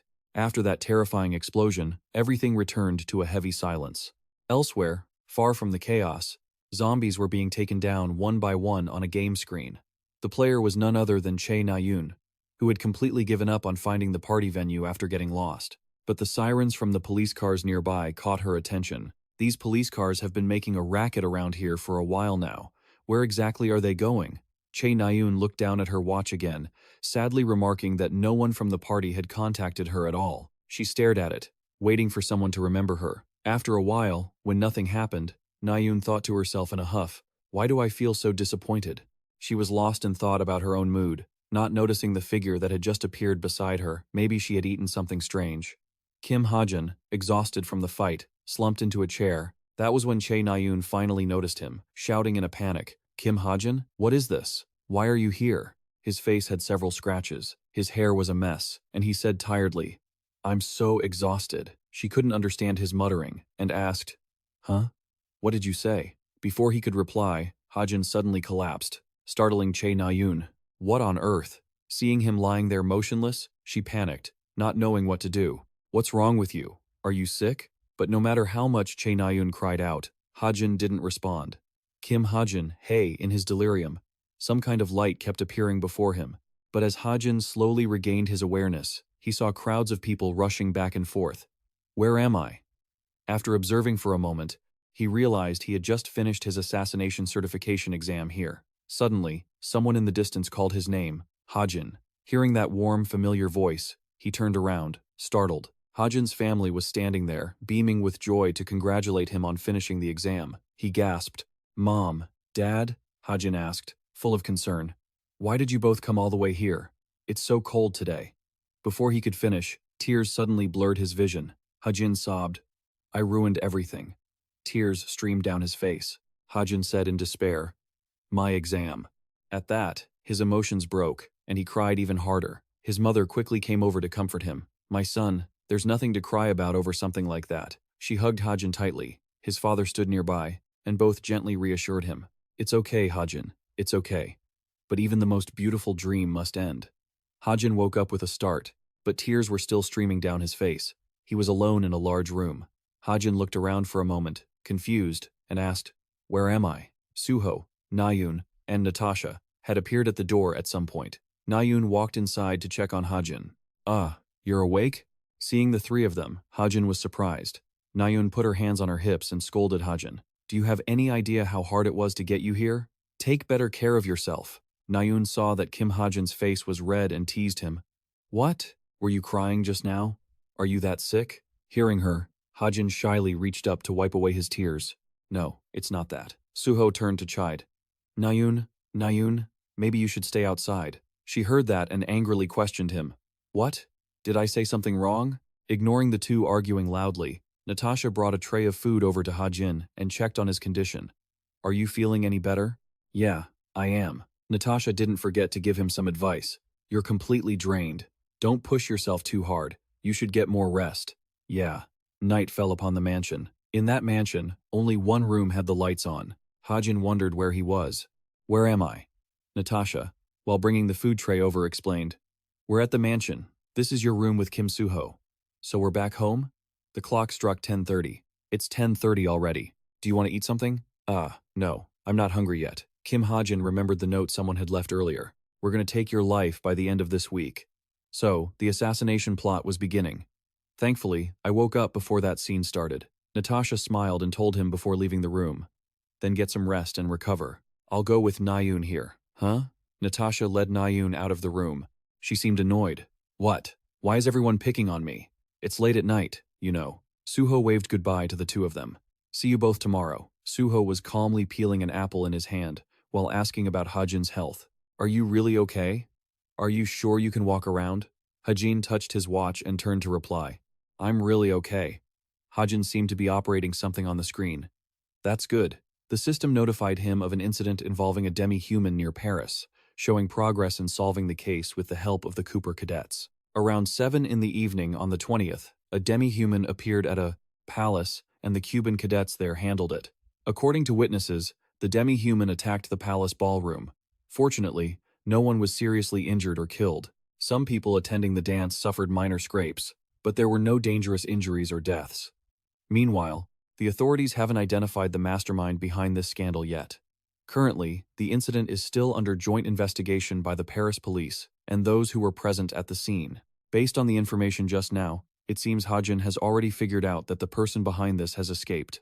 It looks like they have nothing left but this. Jen Valérine must have escaped safely. Suho Hajin wanted to ask something about this, but decided against it. Huh? Oh, that. Suho hands a slice of apple to Hajin, then he explains, I can't go into details, but nothing too terrible happened. The villain had already escaped before the heroes could be deployed. Oh, well, that's good then. Eat your apple. Thanks. Hajin puts the apple slice in his mouth and eats slowly. Suho continues sitting there, peeling apples for him. Suho's fingers, almost every one of them is injured, yet he still sits there calmly peeling the fruit. Hajin advises him, you need to take care of yourself too. Hearing that, Suho looks up at him, surprised. Huh? Hajin adds that since he's the protagonist, he can't afford to get hurt. Hajin recalls the struggle between Suho and Yoon Sung-ah this morning. Today, he didn't show any fear when he charged at Yoon Sung-ah. Her killing intent was real. And if the villain had appeared a bit later, he would have been severely injured. Of course, I understand he has his own principles. Suho is standing before a great light because Kim Suho is the only protagonist who walks the path of righteousness. However, Hajin still feels uneasy for him. Can a protagonist who only wants to do good and acts with such integrity overcome the difficult circumstances caused by an unidentified creature? Hajin bows his head, his eyes unfocused. And Hajin also remembers the scene of reuniting with his family earlier. Can he really take me home? At this moment, Hajin stares at Suho with an expressionless face. Protagonist, my foot! Since when was Chae Na-yoon like that in this life? He offers a gentle, teasing smile at Hajin. If I'm the protagonist, then you're a protagonist too. Hajin opens his eyes wide, looking surprised by what Suho said. No. Everyone in this world is the protagonist of their own life. Upon hearing Suho's words, Hajin just sits silently and replies softly, is that so? He reaches out for a slice of apple. Hajin? Just as Hajin puts the apple in his mouth, he hears news from Suho. The report you wrote about Na-yoon, I've read it. Suho thinks Na-yoon is being a bit excessive. It's a bit too harsh. I'm not being harsh at all. Chae Na-yoon really isn't a born archer. Now Suho knows why Hajin made a bet with Na-yoon. That is why he is gambling with Na-yoon. That's right. And if I win, she will have to give up being an archer. But Suho argues that it's the path she chose. I don't think encouraging others to give up is a good thing. Hajin puts down his fork and challenges Suho. So, you want me to cheer her on to the end of the road, even if it's a dead end? A bow has already snapped in two, and thousands of arrows have broken with it. Just saying nice things like you doesn't mean it's the right way for every situation. No matter how hard she tries, only failure and disappointment are waiting for her. Will you be the one responsible when that happens? Hajin's question leaves him deep in thought for a long time. Suho still insists that Na-yoon has a natural talent for archery. Then how can you be so sure that Na-yoon doesn't have a talent for archery? And would you take responsibility for saying such things? There are many documents Hajin compiled about Na-yoon. I have thought a lot about this, more than you guys have. And I have been observing Na-yoon for a very, very long time. Hajin asserts to Suho. So I understand her much better than you do. Hearing Hajin say he understands Na-yoon, Suho finds it hard to believe. What? It seems there was some noise coming from behind Suho. He turns around but sees nothing, looking confused. What was that sound? Hajin uses his skill to find out what it is. Tisk. One of the archer skills I have. Stealth. It turns out Na-yoon was using stealth and had been standing outside the door, eavesdropping on their conversation the whole time. When discovered, she immediately runs away. I guess I didn't learn it for something as pointless as this. Na-yoon opens the door. The sound is so loud that Yoo Yeon-ha, who was sleeping, suddenly startles awake. Na-yoon is trembling all over, her face full of fear. She didn't expect Hajin to do that to her. Is he crazy? He must be crazy. What is that idiot babbling about? Yoo Yeon-ha, still sleepy, sits up and calls her name, making Na-yoon even more flustered. Yoo Yeon-ha doesn't understand what's happening. What's wrong? Why are you being so loud? Na-yoon scratches her head, looking embarrassed. It's nothing. The lights in the room go out, and Yoo Yeon-ha continues to fall back asleep. If it's nothing, go to sleep already. I'm so tired. Yeah. Sleep well. Na-yoon climbs into bed and pulls the blanket over her face. She can't sleep. Her heart is still racing because of what she just heard. She tries to calm herself down. Stay calm, Na-yoon. What you just heard, if you keep ignoring it like usual. Na-yoon remembers the words Hajin said earlier. And I have been observing Na-yoon for a very, very long time. She curls up, her face turning red with embarrassment. Nayun is silently blaming Hajin. She doesn't know what on earth he is thinking. Before she can finish her thought, a piercing scream suddenly erupts from outside. Huh? A hand is trying to reach for Nayun, and she can feel it. What is this? Nayun looks behind her, her hair standing on end because Yo Yunha is now standing there, clearing her throat with a gloomy expression. Already very angry at her scream. Che Nayun, seriously, I told you to be quiet. No, this isn't my fault.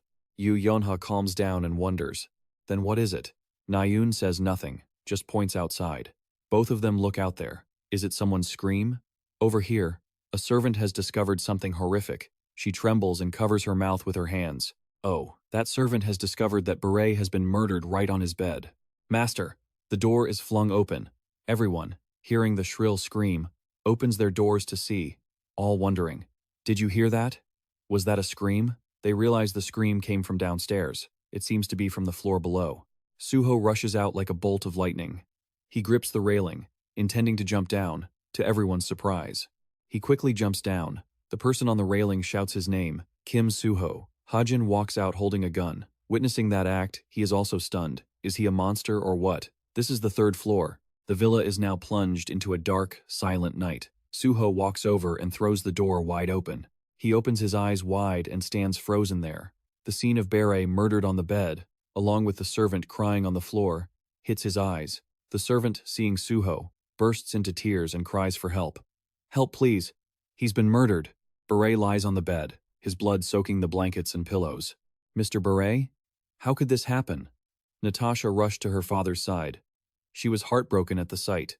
With her head bowed, she reached a grim conclusion. He lost too much blood from that abdominal wound. Unfortunately, he's the servant who witnessed the scene collapsed into the butler's arms, sobbing. Sob, sob. The butler, his face drenched in tears, declared, I am certain this was the work of someone who held a grudge against him.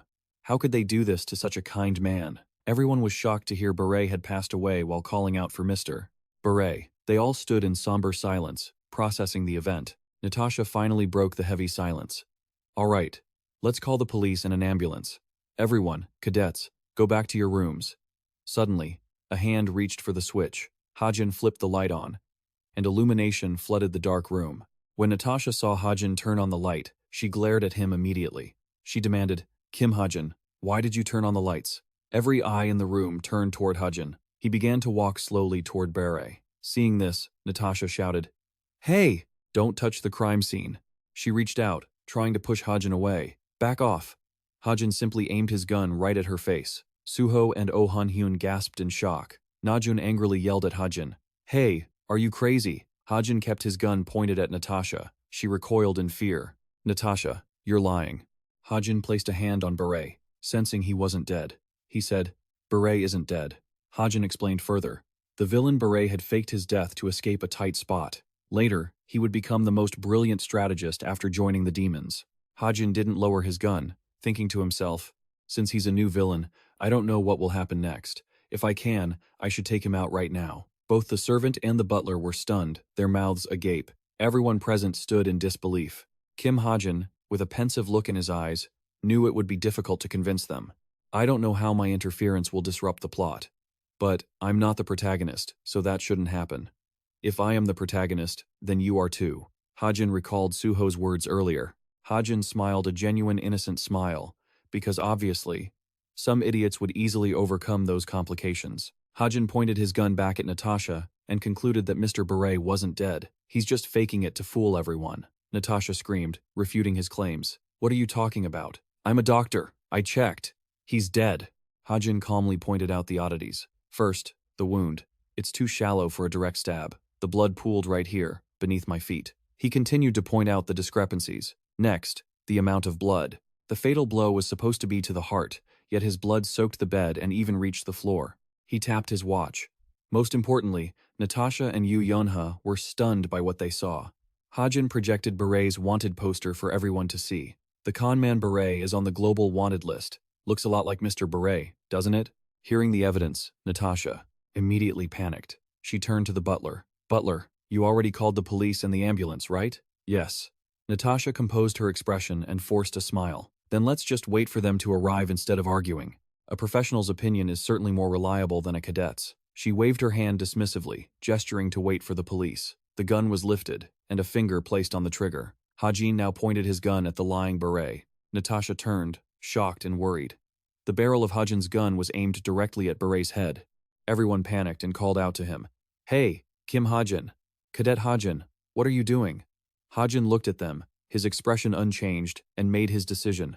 "I'll shoot on 3. He's already dead, so shooting him doesn't matter, does it?" He began to count. 1. Hearing him count, Natasha grew terrified. She turned and shouted, begging the others for help. "Someone stop him. Why would he do that to a corpse?" Hajin slowly moved the gun toward Beret's temple and continued. 2. Natasha lunged forward, screaming for Hajin to stop. "We already called the police. Whatever you want, put the gun down." Those words didn't sway him. Hajin reached the final count.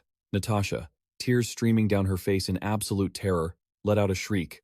"Ah!" She sprinted forward, throwing her body over Beret to shield him, pleading with Hajin. "No, don't shoot! Don't shoot!" Unable to hold back her tears, she confessed the truth. "He's my father. Don't shoot." Everyone was stunned to hear he was Natasha's father. Natasha the butler was also thrown into chaos by the truth. A bullet flew toward the butler. He screamed in terror. "Kia!" The butler collapsed to the ground in fear. Kim Hajin kept his gun pointed and told the butler, "Don't call the police. Call the heroes instead." With a stern face, he ordered them to report that they had apprehended a wanted criminal. As the sun began to peek over the mansion, signaling a new day, someone's hands were cuffed by the police. Natasha was taken into custody, and Beret was taken away by paramedics. The truth was finally unmasked. The murder case was actually a play staged by Beret and Natasha. Beret, who was wanted across Europe for his crimes, had plotted this to escape the tightening net of the police. It was a foolish scheme, but his daughter Natasha, who happened to be a cadet at Cube, made his plan much easier to execute. This plan was dubbed the resurrection after clinical death. Although the herbs required to induce this state were incredibly expensive, a doctor at Cube like Natasha could easily obtain them. The next steps were simple. After Beret was put into clinical death with the help of an illegal mage, Natasha created a fake wound on Beret and just needed a few bloodstains around the scene to finish it. She used a blood bag on the bedding and floor to stage the scene.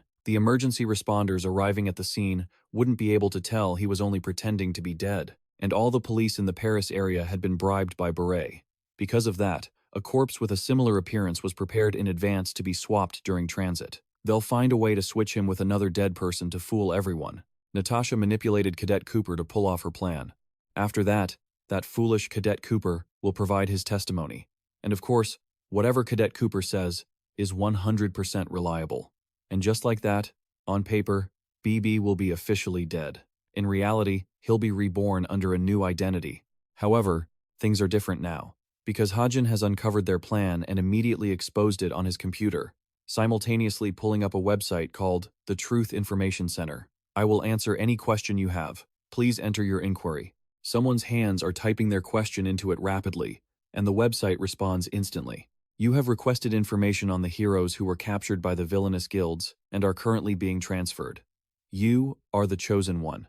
You are the first member to ask a question today. Therefore, you will not have to pay any fee for this answer." Hajin, with a cheerful face, hums a tune, unable to help but exclaim internally. Who would have thought his first question would be about this? But it's also great that his credibility is increasing because of it.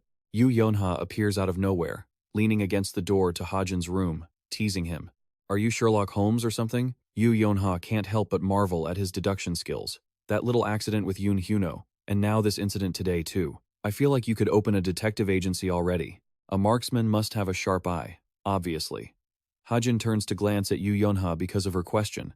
But how could he know what those criminals looked like? He answers defensively. "This is a secret passed down in my family. Why are you suddenly being so pushy?" Kim Hajin suddenly falls silent after mentioning his family background. The figure of a man staring intently at an aquarium, thinking back to his family. What is the history of Kim Hajin's family, anyway? Silas places a hand on her chest, reporting to the person in front of her, "There is an unknown person wearing a mask getting in our way. He is extremely talented at stealing things, and even Sirius was defeated by his hands." The man, upon hearing Silas report that Sirius also lost to that person, remains silent. He questions her. He doesn't even look like a villain, not even a little bit. Yes, and he doesn't look like a hero either, the man orders Silas. Then, focus on investigating the heroes and hunters. If you find any information about him, do not even think about trying to catch him alone. Report to me first. Yes, sir. The man turns away without saying another word. The man's furious voice rings out again. And why do you go around advertising yourself as a villain like that? What was that? Silas looks up. That face of yours? He is now incredibly enraged. The power he emits is immense, and he questions her with a surge of angry electricity. I am asking you, why do you act in ways that are no different from wandering around announcing that I am a villain? He steps forward, and Silas apologizes awkwardly. I apologize. He instructs her, remember to try to find him as fast as you can. The man continues to interrogate Silas. And by the way, did you recover that magic sword? The one Sirius used? Hearing him ask about Sirius, she immediately trembles with fear. About that Sirius is currently in someone else's hands. Hajin holds Sirius up to the sky, trying to figure out how to use it. What should I do to use this thing? Actually, this weapon is basically useless to me, because I can't control any power that isn't holy power properly. I feel like if I sold this, I could make a pretty good profit. But doing that feels wrong somehow. I'll just leave it for now. Kim Hajin places Sirius on the table and continues his work. There is another ring on the table. Next is this item, Homer's Ring Divine Artifact. Cannot identify the ring Homer once wore. Its power has been hidden. The ring emits a mysterious energy. Homer's ring. According to the original story, to verify its power, one must input a certain amount of magic power first. But for him, it's not that troublesome. Hajin intends to edit a few words to acquire the ring. I just need to spend some products to edit a few words. Homer's ring settings change. Cannot identify becomes identified. You will spend 49 products. Hajin clicks the confirmation box to complete the task. From the cracks in the ring, a source of energy is released. Homer's ring, ancient artifact, identified, increases intellect. The wearer's intellect will increase by 0.001 points every 24 hours. Can increase by a maximum of 0.365 points. Increases high-tier magic power. A ring Homer once wore. The system notifies him that it can resonate with the natural environment and, thanks to that, provide the wearer with a source of pure energy. Additionally, the wearer will receive a portion of Homer's wisdom. Hajin puts the ring on his finger, an artifact that increases both magic power and intellect permanently, and it isn't bound to an owner, so later on, he can still give it to someone else.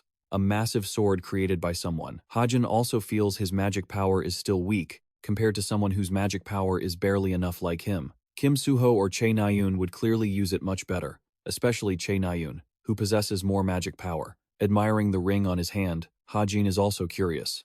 Alright, I wonder how much my stats will increase. A system stats window appears. Stats, variable stats. Strength, 2.56. Stamina, 25.75. Agility, 32.50. Intellect, 4.215.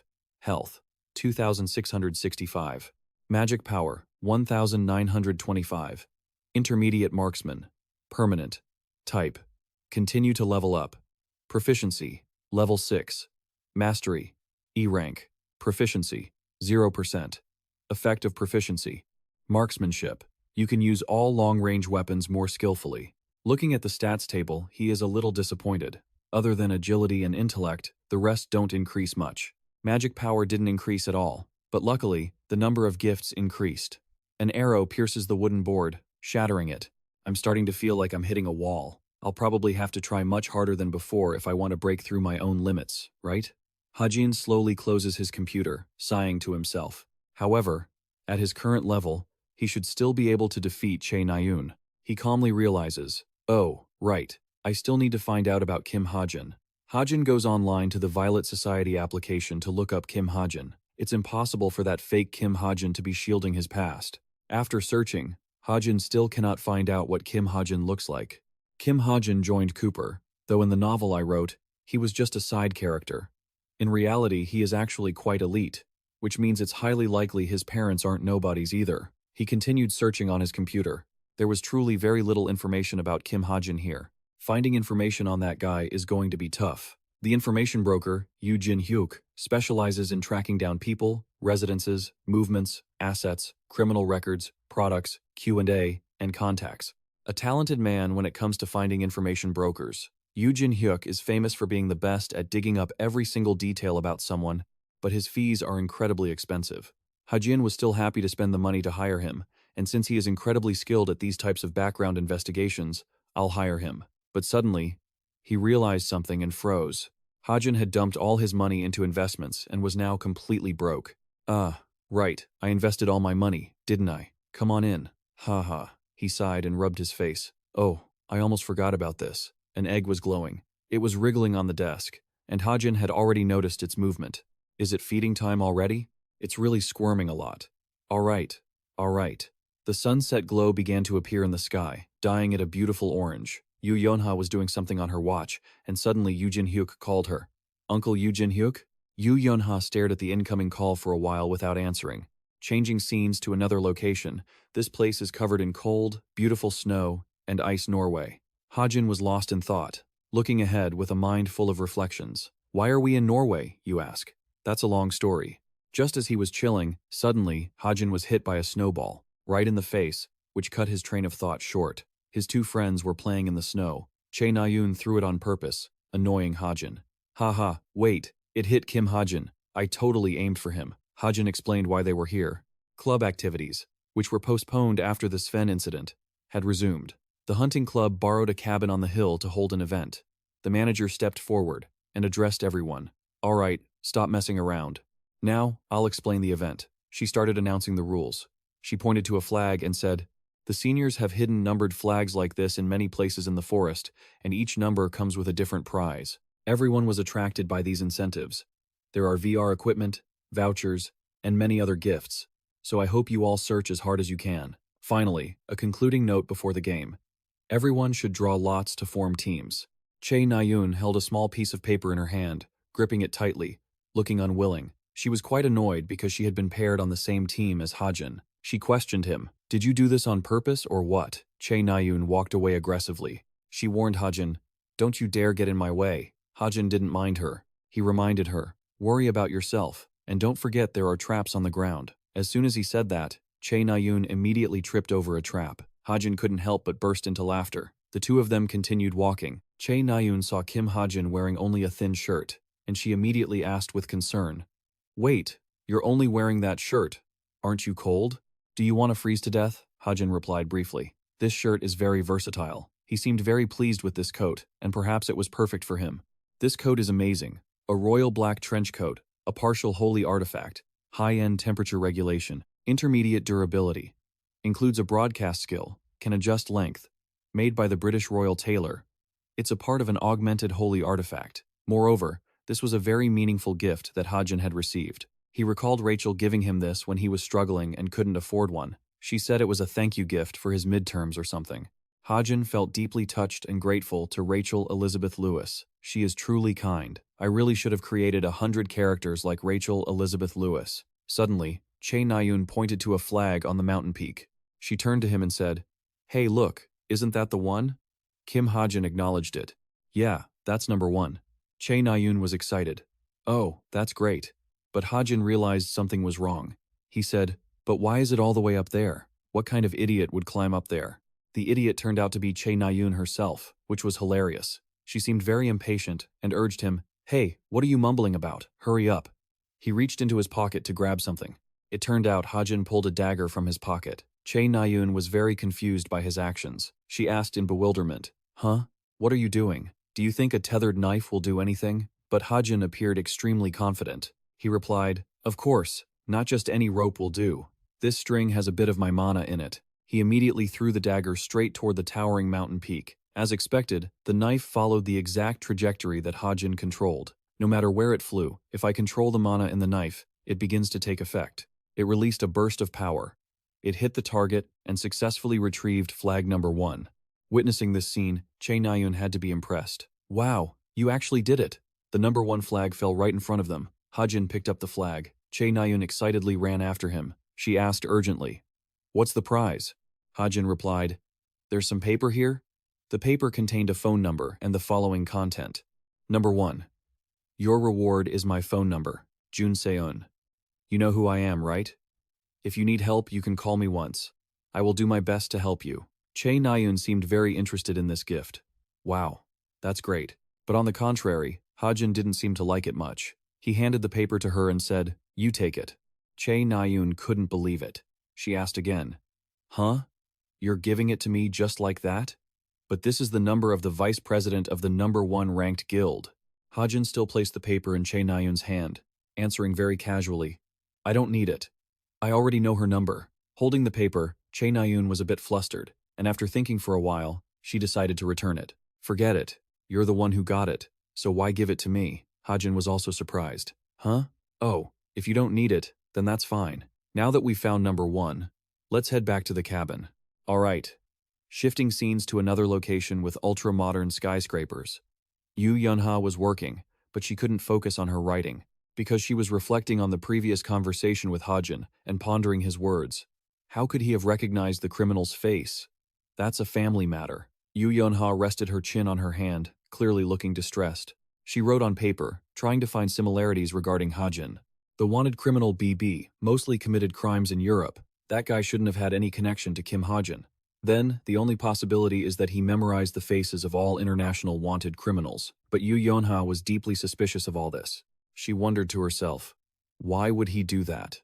But no matter how much she thought about it, it seemed like the most plausible explanation. It was the only theory that made sense. Yu Yunha had no choice but to speculate. No one knew who had done those terrible things to Kim Hajin in the past. That was why he memorized the names of international fugitives to track him down. Subconsciously, she scribbled the word murder on a piece of paper, guessing that Kim Hajin might also be an orphan. The theory held up. Perhaps his parents had been murdered. Yu Yunha felt even more certain her hunch was correct. So, he kept the faces of those criminals in his mind and hid his true strength just to find the culprit and kill him when he was off his guard. She was flustered by these mixed emotions, and her writing grew more frantic on the page. She muttered to herself, but this is just a theory. Kim Hajin's past couldn't really be like that. Hajin's image flashed in her mind like an opening door.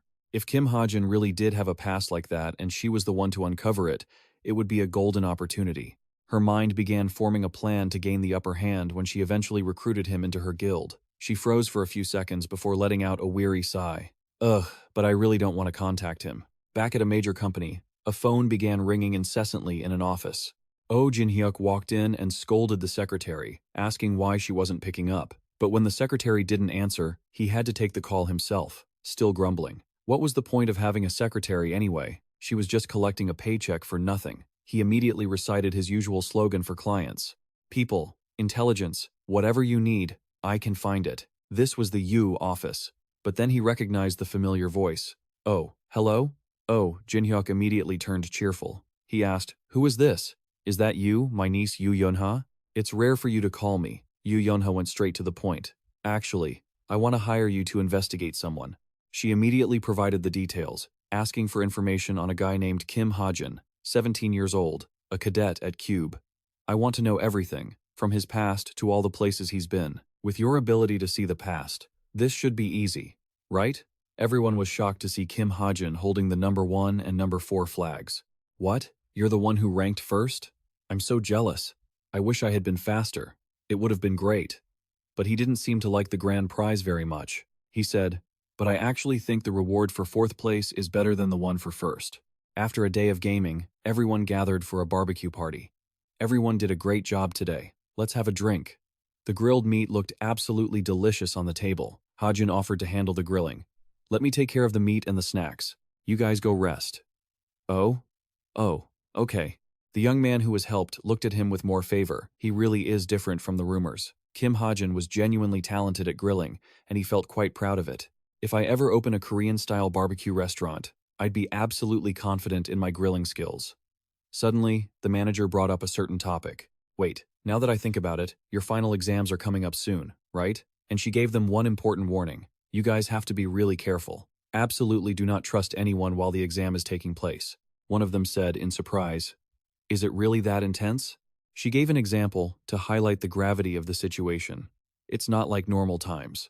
I've seen so many friendships fall apart during these exams. After all, it directly affects the final grades, so everyone is very sensitive. She kept warning them, which made even Hajin pay close attention. Plus, you guys probably know about the repeaters, right? Those classes are dangerous. You need to watch out for them. Hearing this, he suddenly remembered a few things about that class.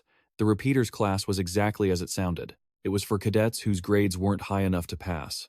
Each of these classes had about 200 cadets, and among them, 20% had either made contracts with demons or were in the high-risk category. and the source of all the problems during the final exams came from them. As he cut the meat, Hajin remained deep in thought, especially now that the co-author had started interfering. The probability of danger was even higher. This was just further proof of how rotten Cube currently was. She took the initiative to invite him. Kim Hajin, you're really good at grilling. Take a break and try some. But Hajin declined. No need. I've been eating while I grill. Is that so? All right then. Everyone tried the grilled meat and found it delicious. They exclaimed that it was amazing, and Hajin felt happy for them. He thought to himself that just because he grilled well, their attitudes had suddenly become so friendly. Am I really that good at this? After eating their fill, everyone reached a decision. Since everyone had a great dinner and their bellies were full, let's just stay here for the night instead of going out to hunt. They chatted and played games happily. While playing, Che Nayun was accused by everyone, and her face looked absolutely hilarious. She was furious when she found out the mastermind was Kim Hajin, but he just looked at her with a mischievous smile. The night was beautiful, with a round moon shining in the aurora sky. Hajin watched the night view, feeling his mind at ease. It's been a long time since I've had this much fun. Suddenly, a new message on his computer caught his attention. The content was as follows. I heard about a fraudster named Jerome Miller. He was working as an asset manager before suddenly running off with the money. Can you tell me where he is? I've attached his photo and information below. Hajin was a bit suspicious. This name sounds quite German. This order probably came through a previous client's referral. He had to use the convenient book on his wristwatch to search for information. The Book of Truth. The book opened and began searching for information like how Jerome Miller had been wandering the streets since yesterday. After disguising himself, he left the hotel and headed toward a government agency. He disguised himself again and went to the city center. Currently, he was searching through each piece of info. Hajin felt incredibly tired and headache-stricken from the mountain of work. He sighed. I'm so dizzy. Making money is great, but I really hate this feeling after using my ability. The information popped up on the screen. Jerome Miller was at a cafe in the BL suburbs. A notification immediately followed. You have received 500,000 points. He was overjoyed. Nice. The payment is quick too. Hajin shut down his computer after wrapping up his work. He spent the rest of his time gazing at the beautiful night view of Norway. What a beautiful sight. Out of old habit, his hand moved toward his mouth as if he were smoking a cigarette. Hajin immediately realized he had already quit. His fingers continued to fidget as if he were actually enjoying a real cigarette. I think I was smoking at least half a pack a day this time last year. Yet, ever since coming to this world, he had completely forgotten all about smoking. Che Nayun had seen every single one of his movements. She immediately questioned him. You used to smoke, didn't you? Che Nayun left fresh footprints on the ground. Hajin was startled and asked, How long have you been standing there? She replied, I've been standing here for quite a while now. What a jerk. For some reason, Che Nayun was angrily scolding him. You used to smoke, didn't you? What a total delinquent. You definitely have tattoos too, don't you? These questions made him feel awkward. When he didn't answer, Che Nayun kept pressing him. What? So you really are tattooed? Hajin denied it. I'm not, okay? Che Nayun stayed silent, looking at him with judgmental eyes. Hajin couldn't deal with her. She was calling him a delinquent for nothing. Suddenly, she challenged him. But are you confident you can beat me? Hajin shot back with a question that caught her off guard. Are you confident that you can give up archery if you happen to lose? This question left her deep in thought, but Che Nayun had to act like she wasn't scared. She said confidently, The word lose isn't even in my dictionary, so I don't need to think about what happens if I lose. Kim Hajin intentionally teased her about their game. If you lose, are you going to cry? You almost started crying today too. Che Nayun snapped back. Why does everyone always pick on me like that? Che Nayun pulled out a news article and said, Forget about that. Did you know a French news outlet posted an article about you today? Hajin was surprised. A news article? Che Nayun explained. Yu Yonha showed it to me. They wrote that you're the Korean Sherlock who exposed a notorious con artist. The article reported that a Korean cadet had captured the notorious con artist, Beret. Beret had recently been caught at a villa in the suburbs of Paris. This guy was a notorious con artist who had pulled off thousands of scams over the last 20 years, even after trying to fake his own death and bury his old identity. A Korean cadet with exceptional observation and brilliant deductive skills had discovered and captured him. Hajin was stunned. He couldn't believe they actually dared to write all that. Che Nayun couldn't believe it either. She scoffed. I think this is unbelievable. They're calling the jerk who's always picking fights with me and is a chain smoker a Sherlock? Hajin was speechless. Seriously? Just go to sleep already, please. Che Nayun ran off. She didn't forget to flip him the middle finger to mock him. Hajin just sighed. She was so childish. But Che Nayun turned back, instead of just leaving. She asked Hajin with curiosity, "So, what's smoking actually like?" Suddenly, she was curious. The scene shifts to a different place. At a church in the middle of a snowy winter, Oh Jin-hyuk had finally arrived. He seemed to be waiting for something. "Just how long do I have to wait?" "I'm reaching my limit." While waiting, he sighed. "My mana will be completely drained in a short while." A woman walked toward the church door, catching his curious gaze. She was holding a baby wrapped in a blanket and quietly left it at the church entrance. Oh Jin-hyuk was extremely surprised. Just a baby? Suddenly, a wave of dark pressure surged, making him freeze in his tracks. Damn it, that's some heavy pressure. He immediately became terrified. He backed away, wondering, who on earth is that? The scene shifts to an old-looking office. The dark floor tiles added to the aged atmosphere. Oh Jin-hyuk walked quickly toward the office. Che Na-yoon noticed his shoes had fresh snow on them, as if he had just returned from somewhere. His assistant was checking data on the system, and instinctively looked up when he saw his boss return. Oh Jin-hyuk took off his hat, revealing some unmelted snow on his clothes. The assistant welcomed him back. He replied with a greeting. The assistant seriously asked about his scouting mission. How did the target behave this time? It was a bit strange. Before he could give details, Oh Jin-hyuk rushed to the restroom. Before we discuss this in detail, I have to use the restroom first. Oh Jin-hyuk recounted everything in detail. The 17-year-old lived in an orphanage. I even investigated the exact day the target stepped into the orphanage to find more info, but I couldn't find any information about the target's parents. Instead, a little kid came and left the target there before running off. The assistant looked skeptical. A little kid? Oh Jin-hyuk recalled that silhouette and replied, "Yes, that's right." He stroked his chin, deducing like a detective. "I couldn't dig deep enough. The target's past is covered in fog. It seems I'll have to give it my all to find the truth." Oh Jin-hyuk just finished his business and sighed. "Anyway, this is going to take a long time. Even if my niece asked me to do it, this case is too hard to do for free." The assistant opened the door and covered his nose, saying that he had to do this job anyway. Oh Jin-hyuk looked confused. The assistant held up a piece of paper and explained that someone else had just requested a background check on Kim Hajin. Oh Jin-hyuk looked completely shocked. "What? A top-level member of the Purple Guild, a Crimson Jade tier client, requested this." Oh Jin-hyuk was stunned. "The same tier as me?" He picked up the paper and began to examine it carefully. Oh, Jin-hyuk noted. "The person who wrote this letter is very polite. Plus, look at this rare commission fee." The letter from Che Na-yoon requested information about someone's past. If accepted, 100 million points would be paid in advance. 500 million more would be paid upon completion.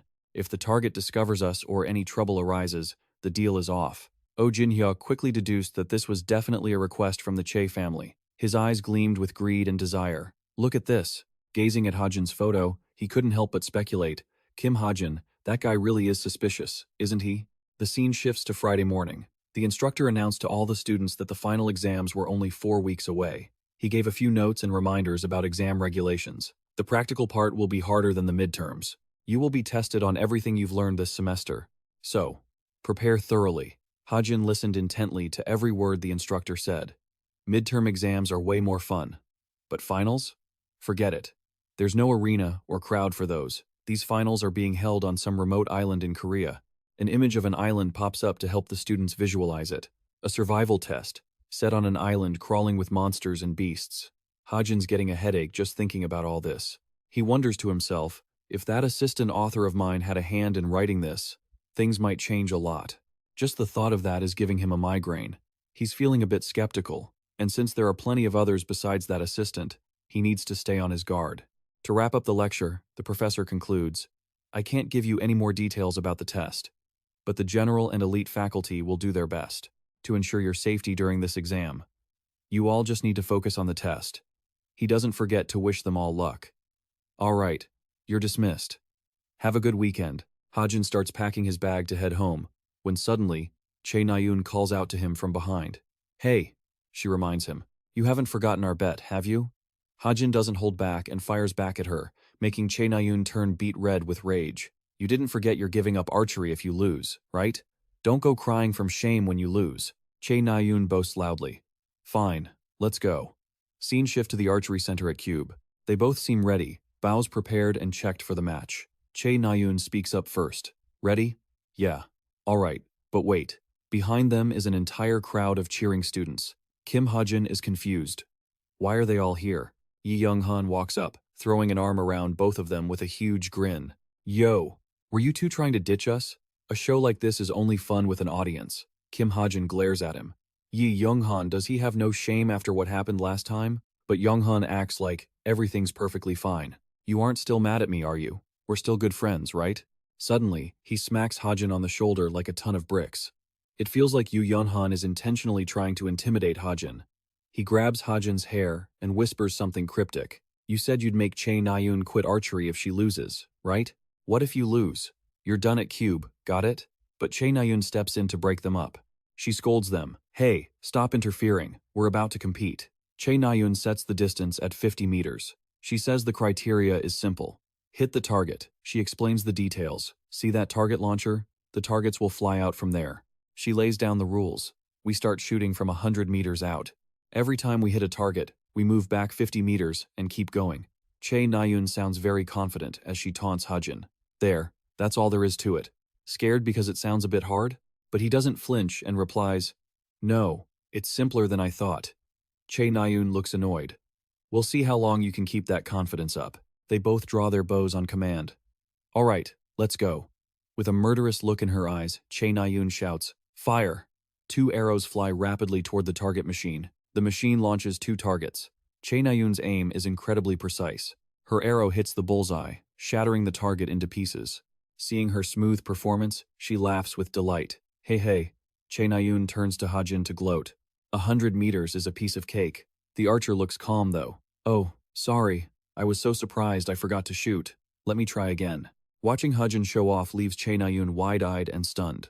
Everyone in the stands can't hide their shock. They're completely flabbergasted. Some people look like they've lost their minds. Pfft, that's because they can't stop laughing hysterically at Hajin's disastrous performance. Haha. Someone get that fool out of here. Chae Na-yoon is frozen in disbelief. She starts mocking Hajin. Even his stance is completely off. No matter how many times he tries, the laughter from the stands never stops. A student has to step in. Okay, that's enough laughing. Hajin gets into position and draws his bow. His eyes are full of determination. Even if someone has a perfect stance, it doesn't mean a thing to him. His arrow glows with a brilliant light. He is incredibly confident. It's not like someone can just rise to the top of the leaderboards because of a good stance. That's just a basic requirement for anyone aiming for the top. In this world, talent, that's the kind of power that decides who stands at the top. With a steady gaze, Hajin shouts, Fire! The machine launches a target. Proud of his talent, Hajin releases the string. The arrow tears through the sky and smashes straight into the bullseye, shattering the target completely. The system confirms his marksmanship talent helped guide the shot. This time, everyone is caught off guard. Even Chae Na-yoon is too stunned to speak. Hajin says it like it was his first time trying. I think I get the gist of it now. He looks excited and proposes, Let's go again. Flashback. At a dojo, students are crowding around to get a look at someone. Move, don't push me, they can't help but whisper, bursting with curiosity. Look at that, is that her? The aspiring hero? They all gather around the small door gap to peek at Chae Na-yoon, whispering about the young prodigy. But what's going on? Because inside the room, Yoo Shin-hyuk is facepalming as he watches his student sitting seriously in front of her sword. He truly can't understand, so he presses her. Are you being serious about this? About switching your weapon to a bow? Even then, her gaze remains fixed and determined. As she looks at her master, suddenly remembering something, he asks, Is this because of your mother? But before he can even finish, she startles and cuts him off. There's no reason. Afterward, Chae Na-yoon awkwardly scratches her head and answers with a bright, honest smile. I just felt like changing. Even a prodigy like me, if I switch to a bow, I'll surely become the best archer anyway. Hearing that, he points helplessly at the sword in front of her and says, But I already gave you a sword, leaving her at a loss for words. She can only say, I'm sorry, master. However, hearing that title makes Yoo Shin-hyuk explode in anger. Who's your master? I don't have a disciple who changes her life's path like a weather vane. But in the blink of an eye, he calms down and sighs deeply. Finally, Yoo Shin-hyuk reluctantly accepts it. If your mind is made up, I won't stop you. Still, he looks at his young disciple and warns her, Are you sure this is what you really want? Think carefully. Don't do something you'll regret. Back to the present, Chae Na-yoon is stunned as she watches the arrows pierce the bullseye, shattering the targets to pieces with every shot. She watches the shards falling rapidly to the ground, while Kim Hajin, standing beside her, is still excitedly pulling his bowstring and calling for the next target, leaving her frowning and unsure of what to do. Once again, the arrow hit the bullseye, and the target shattered into 100 pieces, drawing cheers from the students in the stands. Even the two archers from Class Veritas looked at each other in confusion. Turns out Kim Hajin is much closer to the top class than I thought, one said. The classmate sitting next to them chimed in with a bitter tone. That's a 400-meter shot. My personal best is only 450. Suddenly, a guy sitting behind them couldn't hold back and interjected. You think he's just catching up? He's been standing there for a long time now, ever since he criticized Che Nayun's aim.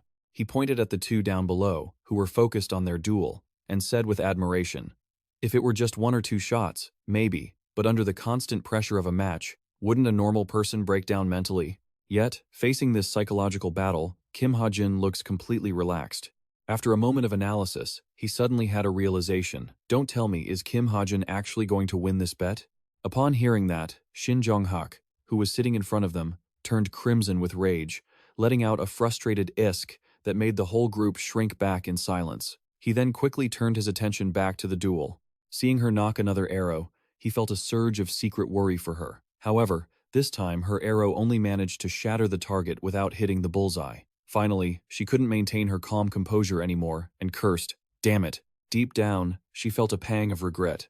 I missed the bullseye. At that moment, Kim Hajin spoke up from beside her, grabbing her attention. I told you, didn't I? The bow doesn't suit you. Hearing that, she became even more annoyed and stubbornly retorted. What? Are you scared? Is that why you have to resort to such cheap provocation? Just shut up and shoot. He looked at her furious expression and thought to himself, Che Nayun's temper isn't very stable. Even the slightest provocation is enough to rattle her or set her off. So, of course, she isn't suited for the path of an archer. Every one of her off-target shots just proved that. Even so, he still didn't understand why on earth did she choose to be an archer. Suddenly, a thought struck him, and he spoke up directly. Is it just because you're too scared? Too scared to wield a sword on the battlefield? That left her frozen mid-draw. Her gaze shifted as she silently loosened the bowstring. Next, she glared at him with fiery eyes and a murderous look, demanding, you'd better watch your mouth. But Kim Hajin didn't stop. He kept going. Isn't it true? That's why you keep trying to justify it, isn't it? These words triggered memories from her past, and she unconsciously replied, my talent with the bow is just as good as my talent with the sword. I'm good at archery, and I can become a top-tier hero with a bow, can't I? Even then, he continued. Yeah, well, for someone who switched halfway, you're pretty good.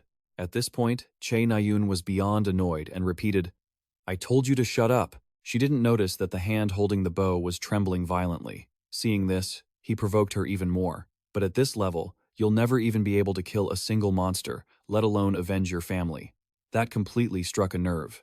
In a split second of shock, she accidentally released the arrow and watched it fly toward the target. But just as it was about to hit, it veered off course and flew wide. This sight left everyone in the stands stunned in disbelief. Even Shin Jong-hak widened his eyes in surprise. But the most shocked person was Che Nayun. Her eyes had completely lost their focus. Kim Hajin watched calmly as she slowly collapsed. Then, in the brilliant sunset of that day, everyone had to admit that Che Nayun had lost. Cutting to a while later, in a quiet, secluded corner of the academy, Yu Yonha was slowly looking around. Finally, she spotted Che Nayun listlessly slumped over on a stone bench. She let out a sigh of relief and quickly approached her. What are you doing here, Che Nayun? Everyone is out looking for you. Even so, she didn't lift her head and replied gloomily. You heard too, didn't you? That jerk actually dared to bring up my family. At that moment, Yu Yonha noticed her trembling voice. Because her face was covered in tears, she poured out her heart. Why did he act like that? He helped me before. Even though we aren't exactly close, I still feel like he isn't the absolute piece of trash the rumors make him out to be. But why does he have to act like this? Yu Yonha couldn't understand it either, and thought to herself, by saying things like that, what does Kim Hajin even gain? However, she immediately started analyzing everything. Wait a minute. A logical plan suddenly clicked in her head. Do I need the talents of both Che Nayun and Kim Hajin? Yes. If their relationship sours, will my recruitment plan be affected? Yes. If I let this go on, I'm definitely going to be stuck in a tough spot. Thinking of that, her face turned pale. She sulked internally. Why do I always have to deal with this? Still, Yu Yonha said calmly. He doesn't have a family either. Seeing Che Nayun suddenly lift her head to look at her, she continued. Maybe for the same reason you do. She stared at her in disbelief, as if asking, is that true? At this, Yu Yonha shared her thoughts. This is just my guess. But perhaps Kim Hajin saw a reflection of himself in you. He wanted you to understand him, even after he did those things to you, and he hopes you'll live well. These words felt like a ray of sunshine piercing through the clouds. Yu Yonha saw the stunned expression on her face and knew everything was going to be okay, so she prepared to leave but didn't forget to remind her. You'll probably need some time to think about this, so I'll head out first. Don't stay out here too long. In a blink, the surroundings fell silent once again, but Che Nayun's thoughts were completely different from before. She suddenly remembered a conversation with her brother. That day, he had asked, Che Nayun, why did you suddenly switch to the bow? And she had answered, no reason, I was just bored of the sword. Even though he was very worried about her, he still reassured her happily. Ah, I understand. He then ruffled her hair, causing Che Nayun to blush and shout in protest. And, he encouraged her, no matter which path you choose, I will support you, because I know you will definitely do great on that path. But then, his voice turned serious. However, can you promise me one thing? That made her excitedly nod, wanting to know what it was. Then he held out his pinky finger and gently said, once you're truly ready, I want you to think carefully about what it is you really want to do. Promise me. Finally, the two of them hooked their pinkies together. Suddenly remembering this promise, a breath of fresh air seemed to blow through Che Nayun's heart. Her gaze became more determined. At this moment, Kim Hajin suddenly received a system notification. Great fortune had taken effect regarding his relationships with others. His product points increased to 253. He read it, blinking in confusion. Huh? What's this?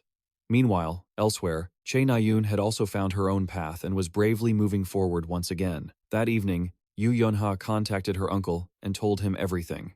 After listening, he agreed with her that this guy, Kim Hajin, really seemed suspicious, and that she should investigate him further. It seems like he's involved with some criminal organization. This only made him more certain of his suspicion. Perhaps it's not yet time to talk about the chameleon troupe.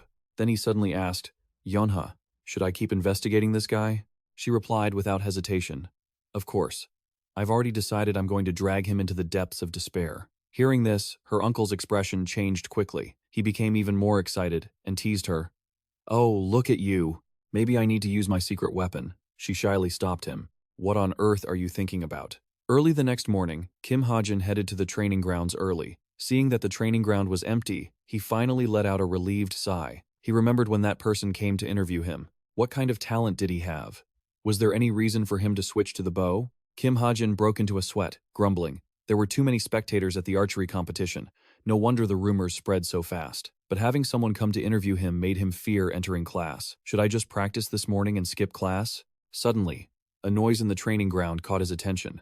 Kim Hajin curiously peeked behind a wall, wondering who would be out at this hour instead of being in class. But the scene before him made his eyes widen in surprise. It was Che Nayun practicing her swordsmanship alone. Seemingly sensing someone watching her, she suddenly turned around. As soon as she saw him, she blushed, shouted in embarrassment, and immediately hid her sword behind her back.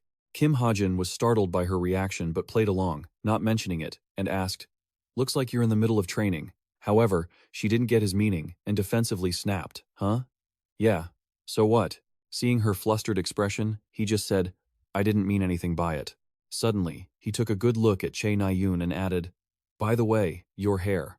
This only made her more annoyed, as she frowned and asked, what? What about my hair? Kim Hajin innocently pointed at her and asked, you didn't cut it because of that bet, did you? Hearing this, Che Nayun defensively retorted in anger, I cut it because it was hot. Do you think I care about such trivial things? However, he gave her a gentle smile and said, if that's not the case, then it suits you very well. It looks very refreshing. This comment made Che Nayun stop arguing, her anger vanishing. She turned bright red, trying to hide it, while he gestured in one direction. I'm going to go practice now. She subconsciously agreed. Oh, okay. Che Nayun watched him slowly walk away, lost in thought. I heard Kim Hajin used to be a swordsman. Seeing the direction he was heading the archery range, she looked at the sword in her hand, wondering what it would feel like to give up something you've pursued for so long to choose a different weapon. She wondered how he felt. Suddenly, she touched her finger to the blade, and unexpectedly, a blue aura enveloped it. Then, the energy exploded, shooting straight upward.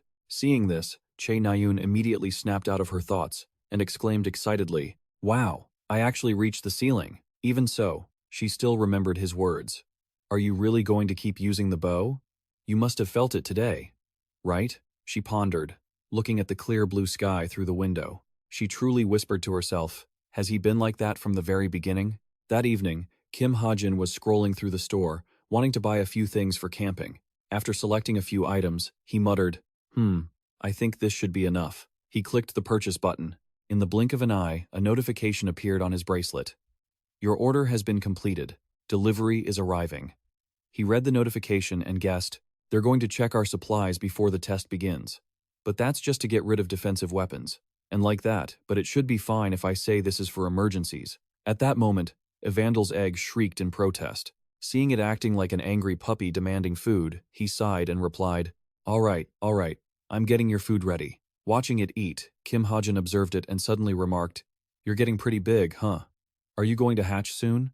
Imagining a cute Evandel like a lowly clinging to him, he reassured himself, "A newborn Evandel will look like a toddler.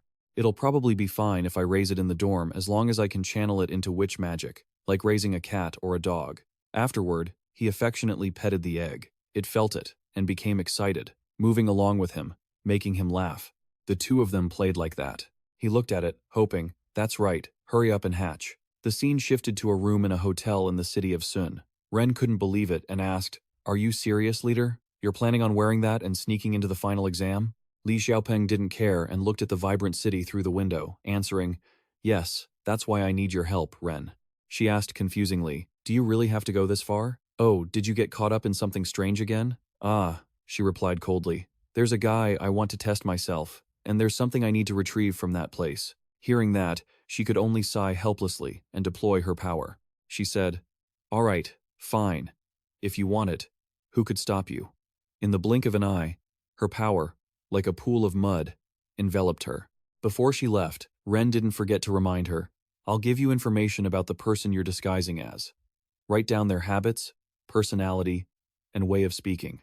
You'll need to memorize it." Even though she said so much, the other woman simply replied, "Got it." This made Ren frown in suspicion, having a bad feeling about this. Li Xiaopeng laughed coldly, mocking her. "You're worrying too much, Ren. This is basically nothing." And so, on a new day at the academy, the female students were constantly cheering. Li Jinyun. Two girls walked up, arm in arm with her, eagerly asking, "You still don't have a boyfriend, right? You didn't answer my text yesterday. I'm so lonely." "You still don't have a boyfriend, do you?" One friend even fed her some food and said, "Here, have a bite." She thought smugly, "So these are the friends mentioned in Duyen's records. Huh, I see." Her gaze turned dark as she reassured herself. "There's nothing difficult about this. I'm just impersonating a naval cadet."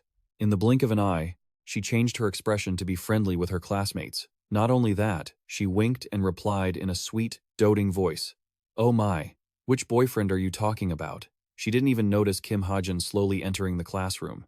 As she answered her friends in that sugary sweet voice, the air around him seemed to freeze. He stood there, horrified and pale, staring at the scene. She quickly noticed him, and he wondered, did he see me? But looking at his expression, she was certain he had. Hoping to survive, Kim Hajin silently stepped back and quickly retreated without making a sound. He moved so fast that the female students didn't even catch a glimpse of him. Confused, they turned to her and asked, "What's wrong? Who are you looking at?" Once he was seated far away, he stammered to himself, "What the hell was that?" He frowned, sweating, unable to understand.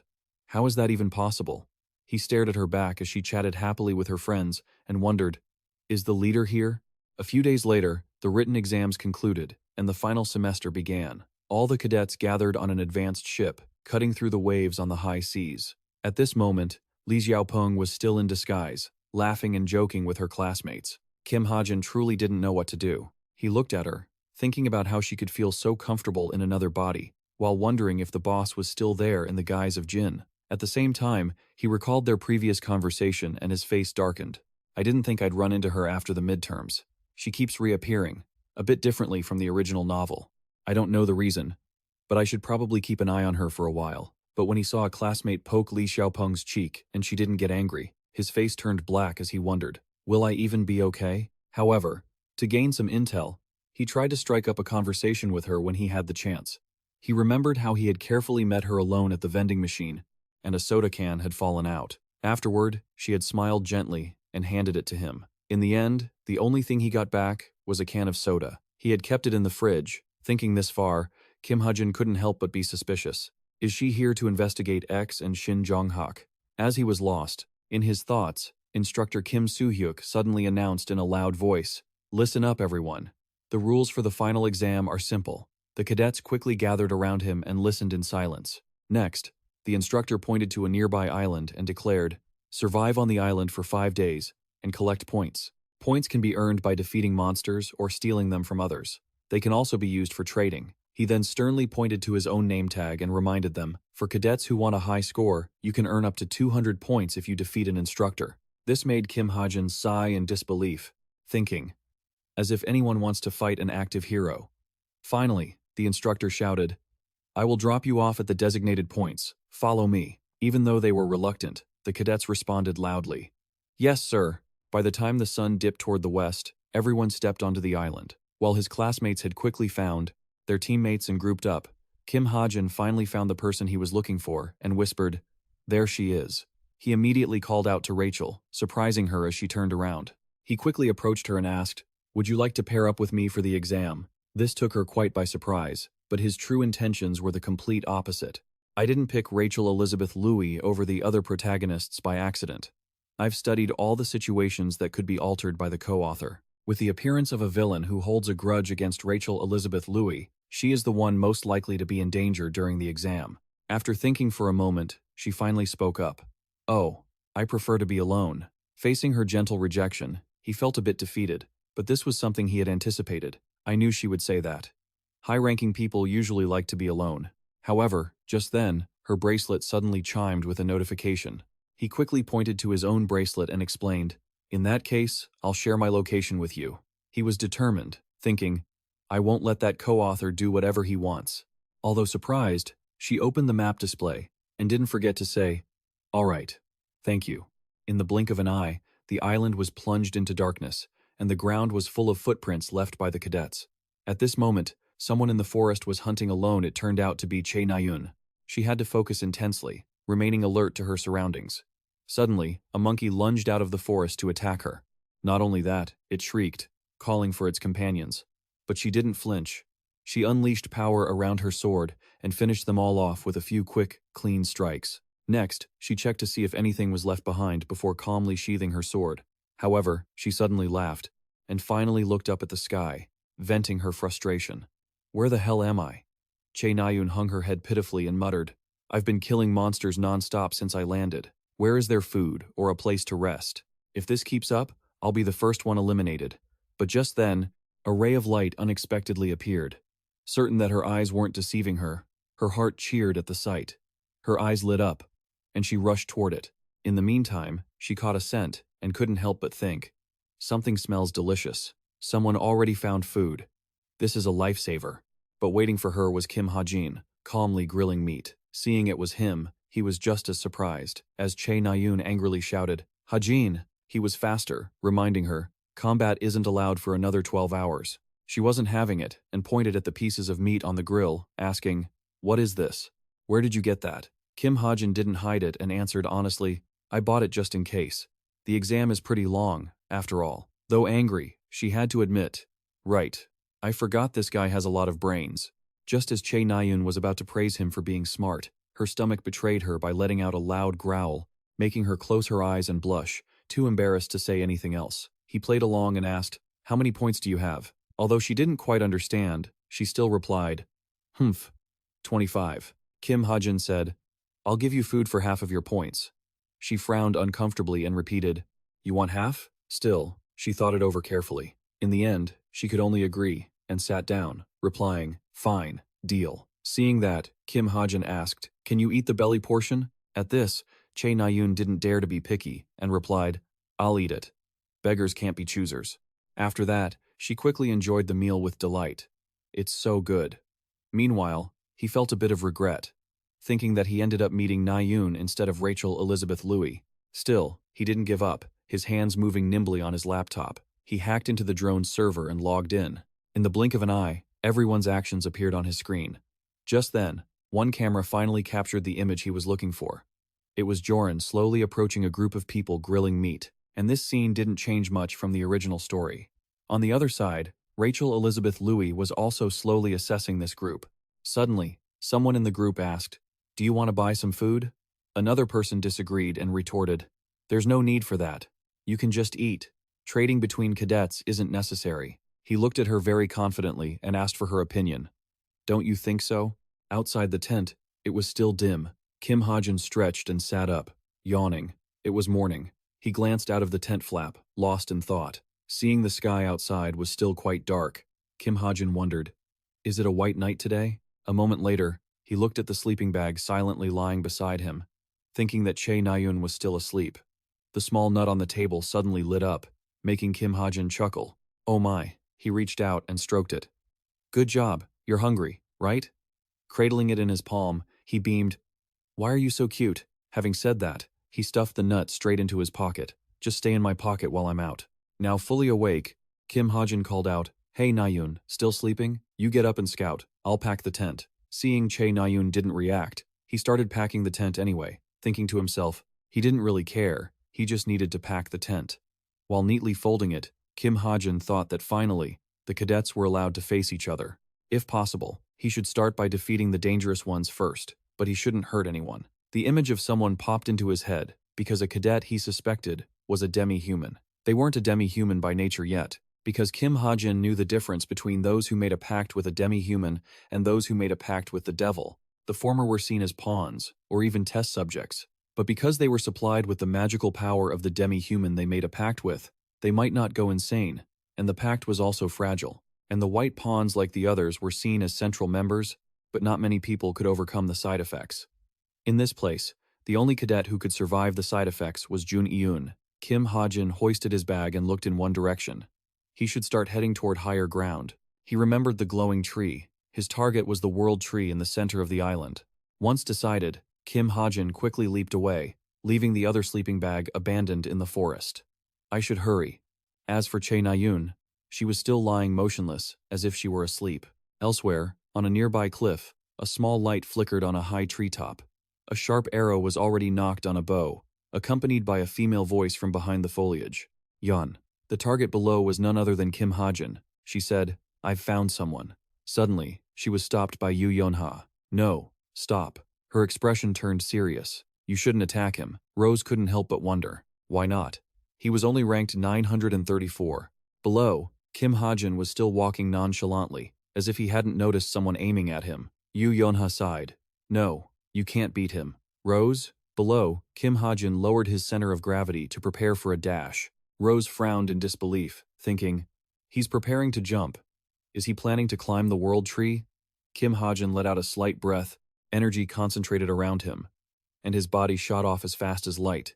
He continuously stepped on the tree trunks to gain momentum, leaving not even a shadow behind. Yu Yunha watched him and said to Rose, who was gaping beside her, "See?" She let go of her bow, her mouth stuttering. "How?" In a flash, their eyes shifted to another dense treetop. Yu Yunha explained, "Rank is just a number to him. Now you know." Rose gasped, not knowing what else to say. A moment later, she was given a warning. The last piece of advice was to keep it a secret just how strong he was. She asked, confused, "Why?" Yu Yunha stared straight ahead with a determined look. "He will become a member of our team one day." Rose was slightly startled and replied immediately, "Yes, I swear to take this secret to my grave." Suddenly, a call appeared on Yu Yunha's watch. She calmly answered it. "I have a call from Yin. Let's head back." On Kim Hajin's side, he was stopping at a fork in a tree. His eyes sparkled with the blue light of the 1,000-mile eye. He scanned the others below, one by one, men and women, standing in groups of 2 or 3, and he even found the person he was looking for. Kim Hajin looked back and forth for a long time, then whispered to himself, "Found you." The small branch next to him was snapped off by Kim Hajin, his face full of excitement. Time to claim the reward. He thought to himself while carving some information onto it, "I need to prepare a branch with a message and coordinates. That's all I need." Once finished, he threw it in one direction like a dart, except with a speed that was impossible to see. The sharp tip of the branch tore through the air, heading straight toward a figure below with the holy seal of mana. The person seemed to sense something coming toward them, but before they even needed to dodge, The sharp branch had already buried itself into the ground near them. Seeing it, he was surprised and didn't know what to say, but he still pulled the branch out. After reading the lines on it, he turned his head to look in the direction from which the branch had flown. But in the direction he was looking, there was only a large, dense tree, with no one on it. Kim Hajin had long since hidden in another part of the tree, his eyes glowing. Now, just wait. Che Nayun's abandoned sleeping bag was still lying silently in the middle of the forest. Inside, she bit her lip tightly as if suppressing something, then suddenly jumped up, screaming with a flushed, flustered face. Che Nayun placed her hand on her chest, remembering the words she had just heard. Why? Her face was full of astonishment mixed with embarrassment. Why are you so cute? Che Nayun's brain was spinning. I've heard many comments about my appearance since I was small, but what is wrong with him?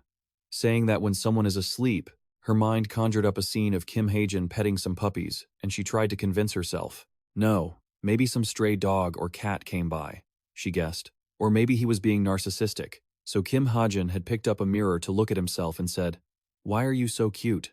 Che Nayun gripped the blanket tightly in her hands. If that wasn't the case, she touched her burning face. What does he expect me to do? Kim Hajin felt something. He wiggled his hand as if he'd misheard something and muttered to himself, Is someone talking behind my back? At the same time, elsewhere in the dim forest, a group of 5 walked in a line. Everyone seemed relaxed, except for Rachel Elizabeth Louis, who appeared to be worried about something.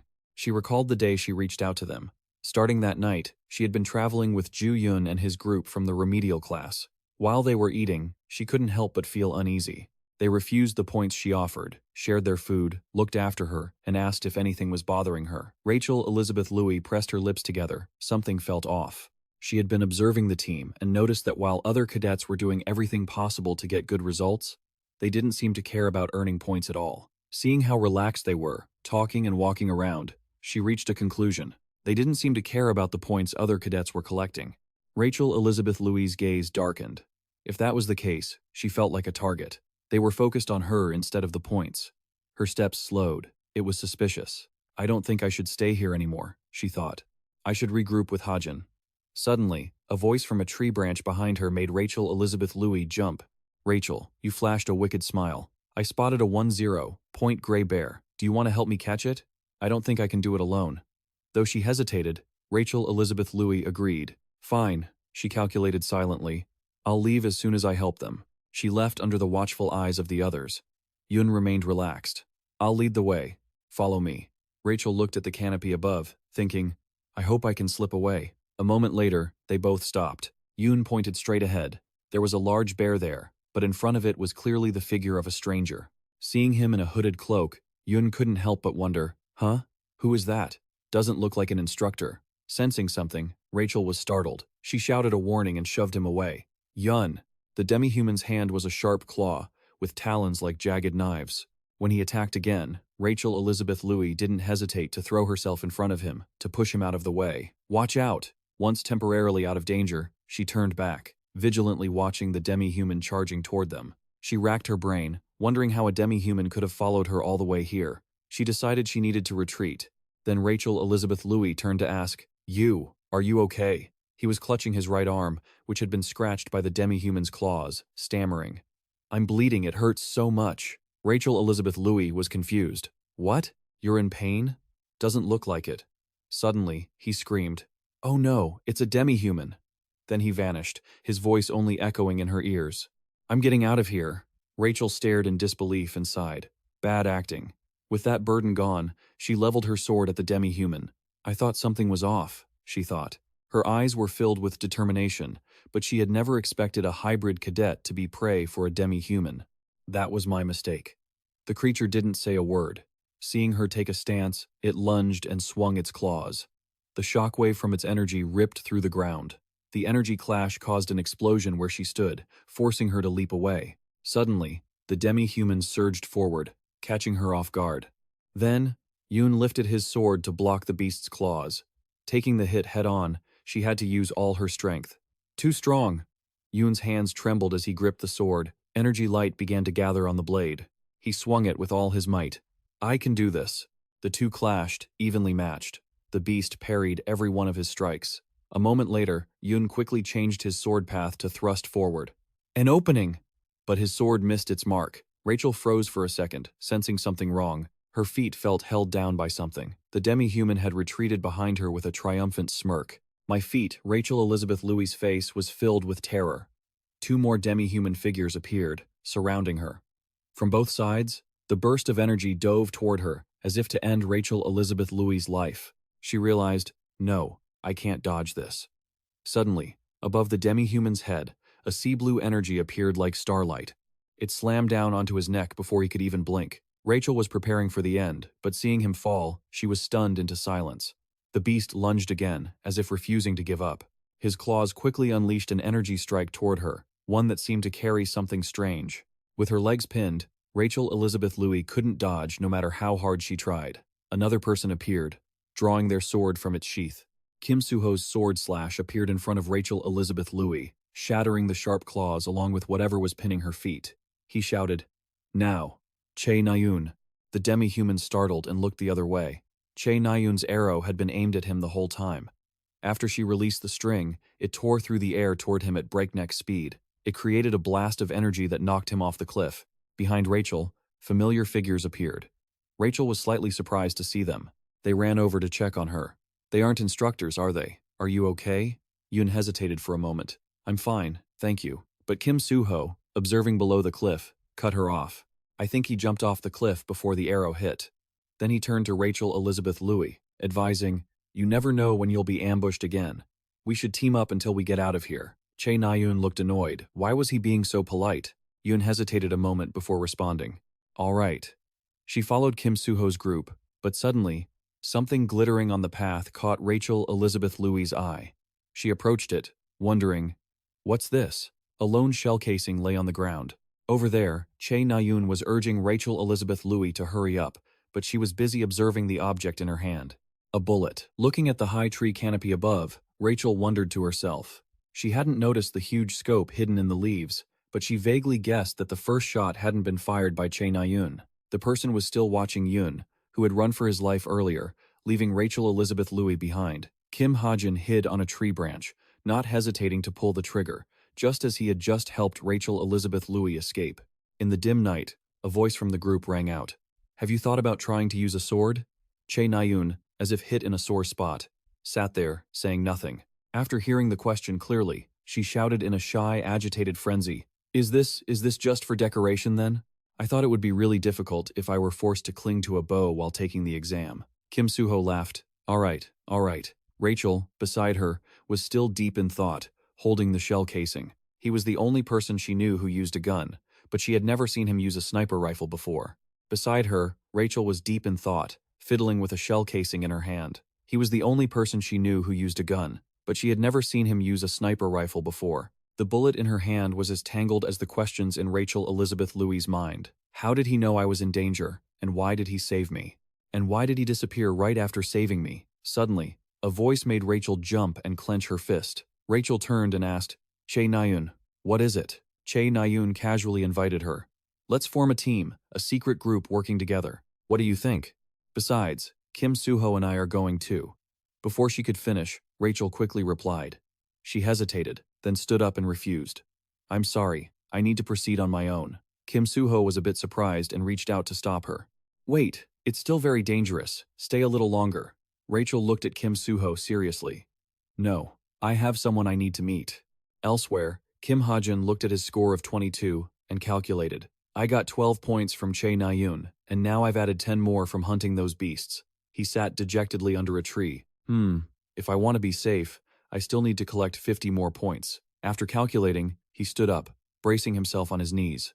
Seriously, to do that, I need to catch more. Just as he stood up, Kim Hajin was startled to see someone approaching. The words catch, a few more monsters died on his lips. Shin Yora stood silently in front of him.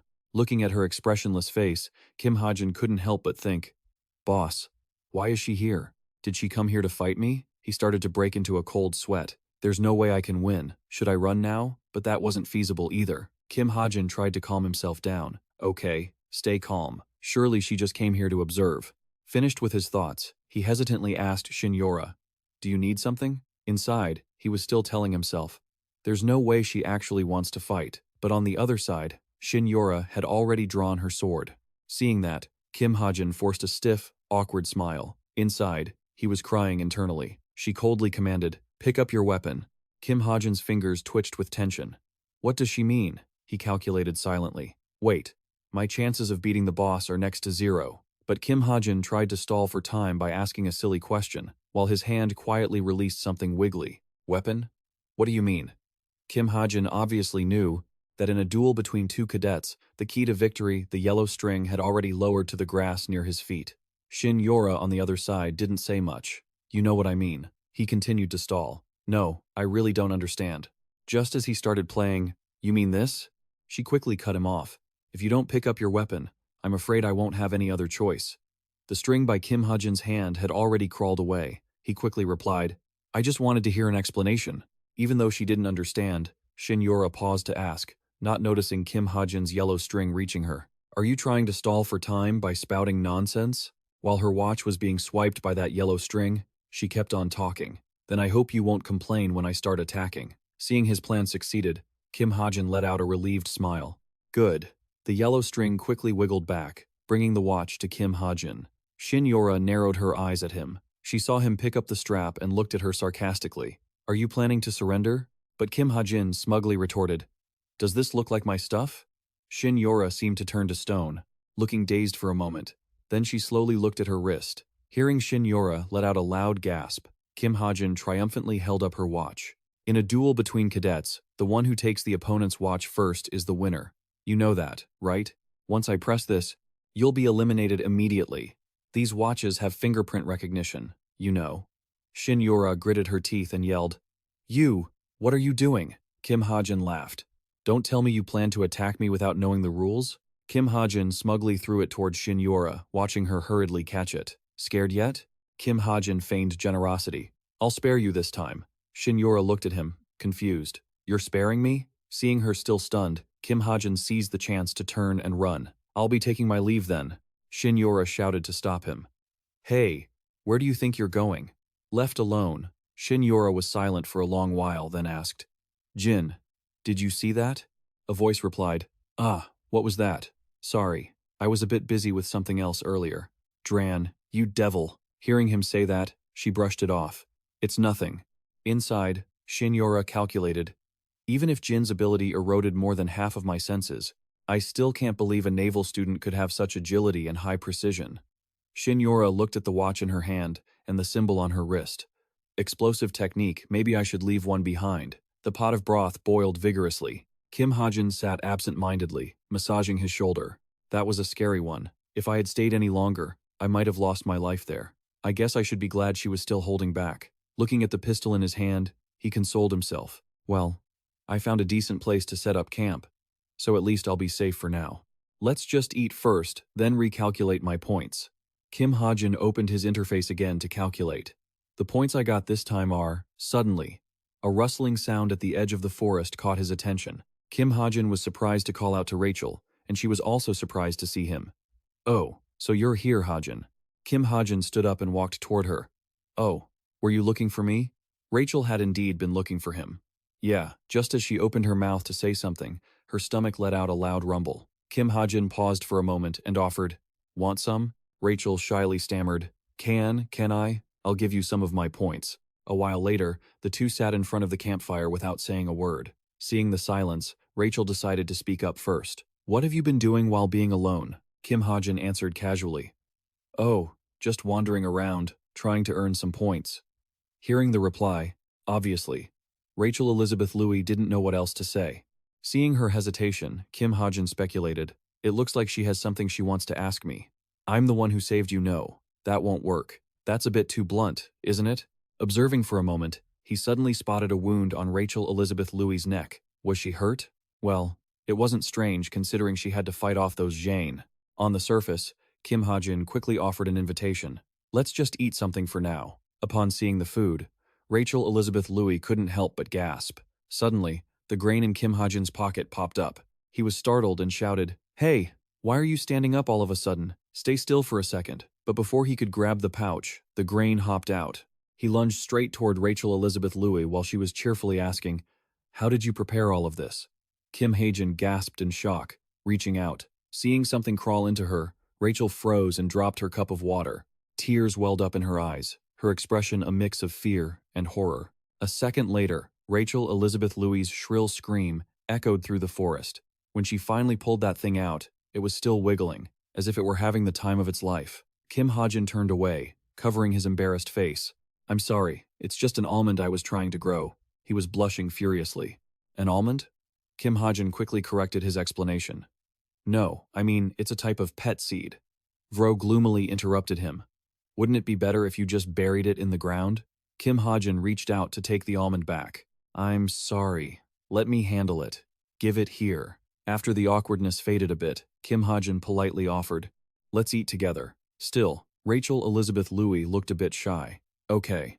As Kim Hajin was opening the pot lid, he heard her call out, "Hey, Hajin?" He glanced over, looking puzzled. Rachel nervously fiddled with her braid. "It's getting a bit late, but would you like to team up with me?" She was visibly flustered. "Like, a secret collaborative team?" Kim Hajin furrowed his brow. "You sound just like Che Na-yoon." Vro jumped in surprise. "What? Did Che Na-yoon already invite you to team up?" Kim Hajin thought to himself, I am the author, after all. But on the surface, he calmly agreed. "No, not really, but I don't mind." Rachel asked back, overjoyed.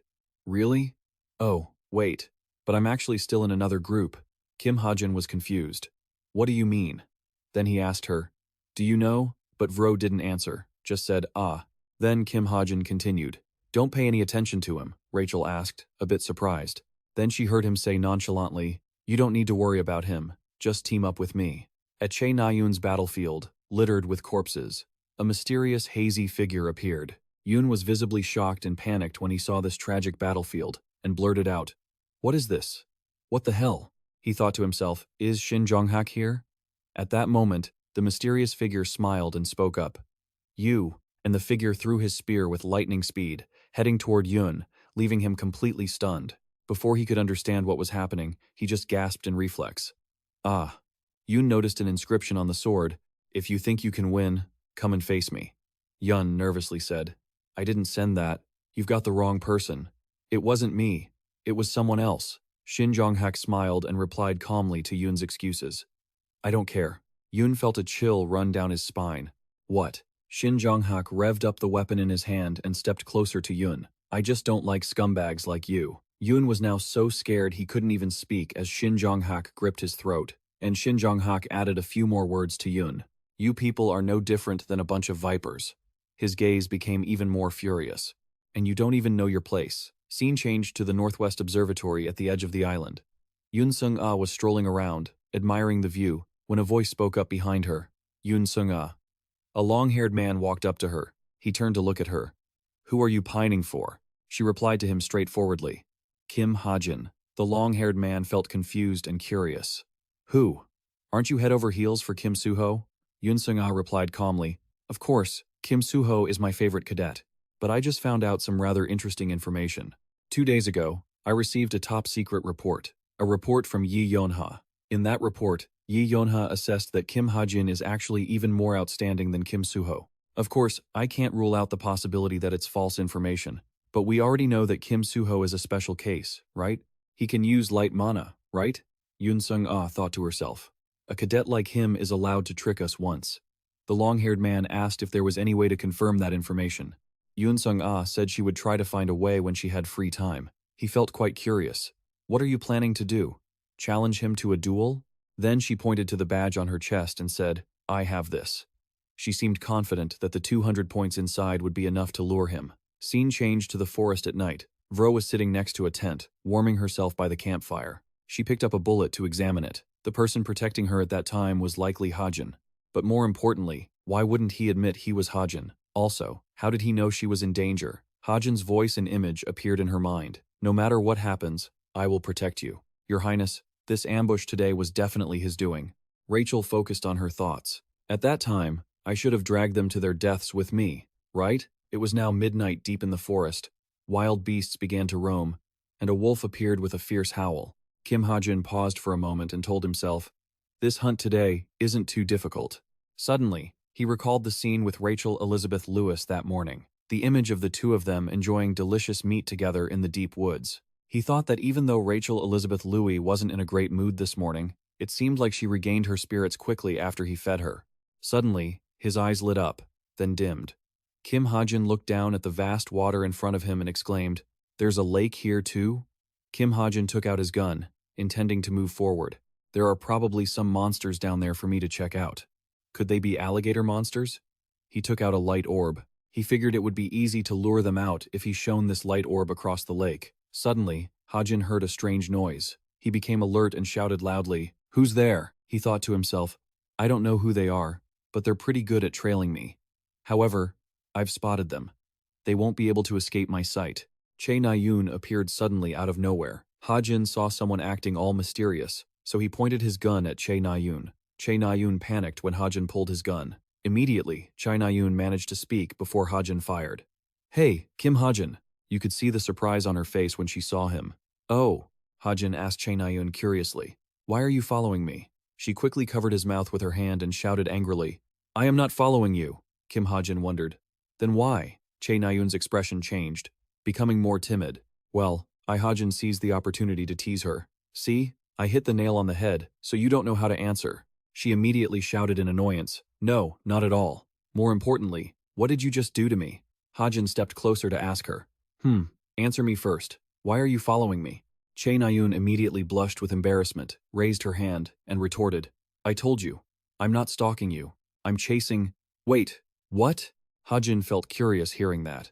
"Yoon Sung-ah? Is that the Yoon Sung-ah I know?" Che Na-yoon acted like she was the one in charge and questioned him back. "That's right, but why are you talking to me so familiarly?" Hajin turned around and took a package out of his pocket. Che Na-yoon jumped to conclusions and exclaimed, "What is that? We were just talking normally. Why are you kneeling all of a sudden?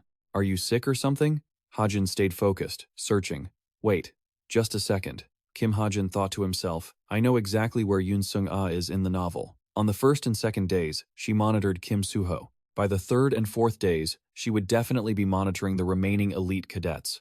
The fact that she was following him meant she must have observed Yoon Sung-ah's image and actions through the cameras. Kim Hajin assumed he was on Yoon Sung-ah's list of elite cadets. Meanwhile, Che Na-yoon felt puzzled and kept asking Hajin, "Hey, how did you do that just now? That thing you just created, was that an aura orb?" Hajin was checking his computer but still replied to her, "Yes, you're right, but don't try to dig for more information." Che Na-yoon looked at Hajin in front of her and imagined him standing in a romantic garden of flowers, saying to her, "If you understand now, then be quiet." Che Na-yoon was extremely bewildered. What the hell are you talking about? Are you crazy? I don't even have the slightest interest in you. Who would even want to ask?" Hajin was also stunned by Che Na-yoon's words. He told himself, "She was the one who asked me first." Hajin spoke up, "Since I got here first, go find somewhere else." Che Na-yoon accepted, leaving as he wished. Afterward, Hajin looked confused. He thought to himself that he looked a bit too arrogant toward her, but he couldn't tell her the truth. If he told her about the Stigma's mana, he would also have to reveal the truth that this world was contained within a novel. Now, the darkness covering the deep forest scenery became even more intense. Hajin checked his watch and thought, "It's been 2 hours since she and I split up. By diligently collecting low to mid-tier monsters, I've quickly earned 15 points. But the problem was, suddenly someone ran over and interrupted Hajin's thoughts with their voice. "Hello there." It was Yoon Sung-ah, with a bright smile. "This is our first time meeting since I got rejected, right?" Hajin stared at her blankly. "I guess so."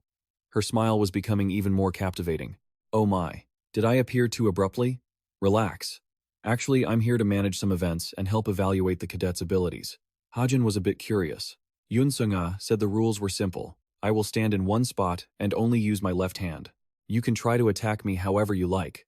She held up one finger to illustrate. "And if any attack lands on any part of my body except my left hand, or if you make me move a single step," she pointed at her name tag, "I'll give you this name tag." She looked at Hajin. Simple, right? Hajin thought to himself. An inspector's name tag is worth 200 points. I'd instantly take first place if I got it. It was truly a tempting offer. Hajin focused on her name tag, but his opponent was an elite. "Hero, can I actually do this?" Yoon Sung-ah spoke up. "What will you decide? Do you want to give up, or will you accept the challenge?" Hajin laughed out loud upon hearing that. This is truly an unexpected event.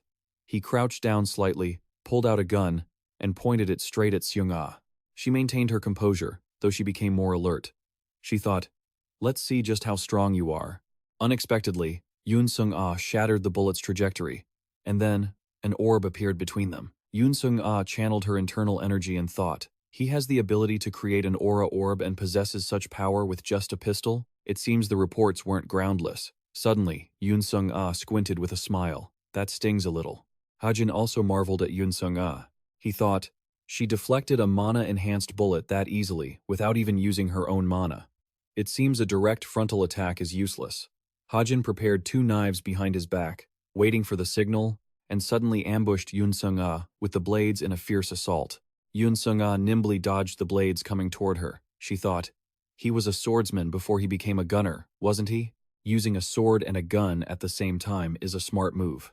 On his side, Hajin prepared to continue the assault with his gun following the 2 blades. Yoon Sung-ah used her left arm to block the bullet. She thought the firepower was much stronger than a standard training pistol. Yoon Sung-ah kept a permanent smile on her lips. I guess you have quite a talent for using a pistol. Suddenly, Hajin attacked her with another blade, but her sharp reflexes helped her notice it quickly. Hajin smiled, watching the blade, and thought, it's too far for her left hand to reach.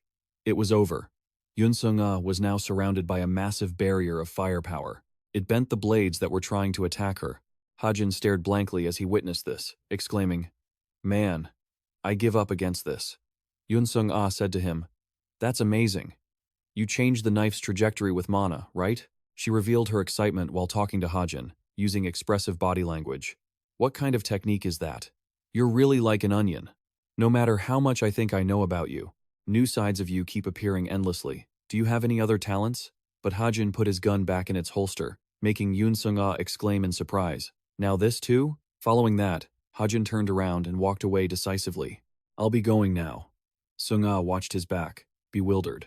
She felt like she kept seeing one surprise after another regarding Hajin. She called out, hey, Hajin, where are you going? Things were just starting to get interesting. Waiting exactly for this opening, Hajin whipped his head around. He moved, leaving Yoon Sung-ah completely stunned. What? Han continued, telling her that even though she claimed she would only use her left hand, she was already using her feet. Gong stood frozen for 5 seconds before saying, do you think my proposal is a joke? Han turned to Sohm and said, I was just testing my luck. Since the gap between our stats is too wide, this is just a waste of time. He then turned around and waved goodbye. I'll give up here. But Yoon Sung-ah wanted to keep him there. She exclaimed, Hajin. Listening to Yoon Sung-ah's footsteps, Hajin thought to himself that he had intended to insist that she lost, but she was so intimidating that he didn't dare say anything more. Damn it. Now Yoon Sung-ah was chasing him, saying, Kim Hajin, you're going to regret this. Elsewhere, a pink-haired girl was connected to someone via an earpiece. A voice came from the other side. Captain, the infiltration was successful, right? She replied, yes. The person on the other end continued, I don't think acting alone is a good choice. Your friends will think you're acting suspiciously. The pink-haired girl thought that staying with them was the worst choice. Standing on a tree branch, she noticed something unusual. The person on the other end, noticing her silence, asked curiously, what's wrong? Did something happen? She began to heighten her vigilance. She realized that a butterfly tree was about to awaken. That butterfly tree is a type of spiritual monster that drains energy from trees like a parasite. It appears on the final day of the test and is defeated by the protagonists together. And throughout that process, Kim Soo-ho receives the young tree's pollen, while Rachel Elizabeth Louis gains a sign of enlightenment.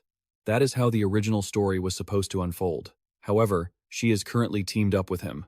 To help her achieve enlightenment, he needs to lead her into the fight against the butterfly tree. But the problem was, a voice suddenly interrupted his thoughts. Hajin. Someone appeared behind him. She spoke up. Why have you been wandering around here for so long? Kim Hajin was still contemplating that he didn't even know the time or location where the monster would appear. I never wrote it in too much detail. Yeah. Kim Hajin looked at the pile of monsters he had just defeated and said, with this haul, we'll definitely take the top spot. Right? Now, the 3 of them, Kim Soo-ho, Kim Hajin, and Yoon, were all gathered here. Kim Hajin exclaimed, only 20 hours left until the test ends. Huh? Yoon, panting and out of breath, said, I'm going to go get some water. Meanwhile, Kim Soo-ho was staring intently at something when he heard someone calling him. Kim Soo-ho made her exclaim, The pink-haired girl asked him, what do you think of Kim Hajin? The 2 discussed Hajin. Hajin? Why are you asking about that all of a sudden? It's just he seems to be hiding a lot of things, doesn't he? He was very suspicious during the museum incident, and the one in Paris too. And it's even more suspicious that he looks so weak, yet he's a high-ranked and very powerful individual. So, I guess that must be true. Kim Suho recalled Hajin's words, I know more than you do. Suddenly, Kim Suho smiled unconsciously, leaving the pink-haired girl completely stunned. What is that expression for? Kim Suho laughed and replied to her. What? I'm just saying he seems like he's hiding a lot of things, that's all. The pink-haired girl stood in front of Kim Suho and insisted, You know something, don't you? Tell me right now. Kim Suho kept that same dazed smile. You should find out for yourself. Why are you asking me? Suddenly, a surge of power appeared, leaving both of them shocked and surprised. What is that? The tree roots are moving. Giant roots from the butterfly tree extended like massive traps, forcing the three of them, Kim, Suho, Hajin, and Yun, to hold them back. Suddenly, Rachel Elizabeth Louis appeared. Looking at the scene in front of her, she thought to herself, What is happening? Seeing her there, Hajin called out, Rachel. Hajin told her, We are heading to the source of those tremors, to destroy the monster. You have to protect me while we approach it. Although she had some questions, she nodded. All right. Han pulled out his gun and told her that the cadets who felt those tremors were likely rushing straight toward the butterfly tree. I won't let them take the lead. Saying that, he took his gun and set off. Let's go. Cutting to the scene where the butterfly tree is transforming, a voice spoke up. A butterfly tree? A monster that appeared outside of our expectations, huh? Should we stop the test? Yun Sung-ah stood there observing the butterfly tree. Well, it should be fine. The current ability of the cadets is probably enough to defeat it without any trouble. Vi countered. Yun Sung-ah, your methods are too harsh. Yun Sung-ah closed her eyes and thought for a moment. Do you really think so? Vi, don't underestimate them. Cadets are the seeds of heroes, and heroes always grow through hardship. Yun Sung-ah imagined images of the cadets as heroes. A small, blonde girl boldly attacked those demonic roots and smiled brightly. How was that? Yun and Kim Suho were both impressed. That's incredible. Kim Suho smiled and said, but the power of that slash would be enhanced even further if you circulated your sword aura closer to the blade. Seeing Kim Suho smiling foolishly again, the pink-haired girl shouted, Ugh, shut up. Save that stuff for later. Yun, facing these demonic roots, thought, but no matter how many we defeat, why do they keep appearing endlessly? Kim Suho observed the butterfly tree intently and spoke up. If defeating the roots isn't working, we need to destroy the main body first. A cadet gasped and shouted, Hey, look at that tree. It's so strange. Something is moving inside that cocoon. It's like something is expanding right in the middle. He exclaimed in astonishment. What?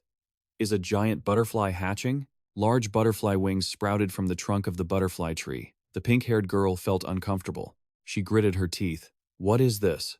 I'm losing my strength because of this pollen. I can't even stand anymore.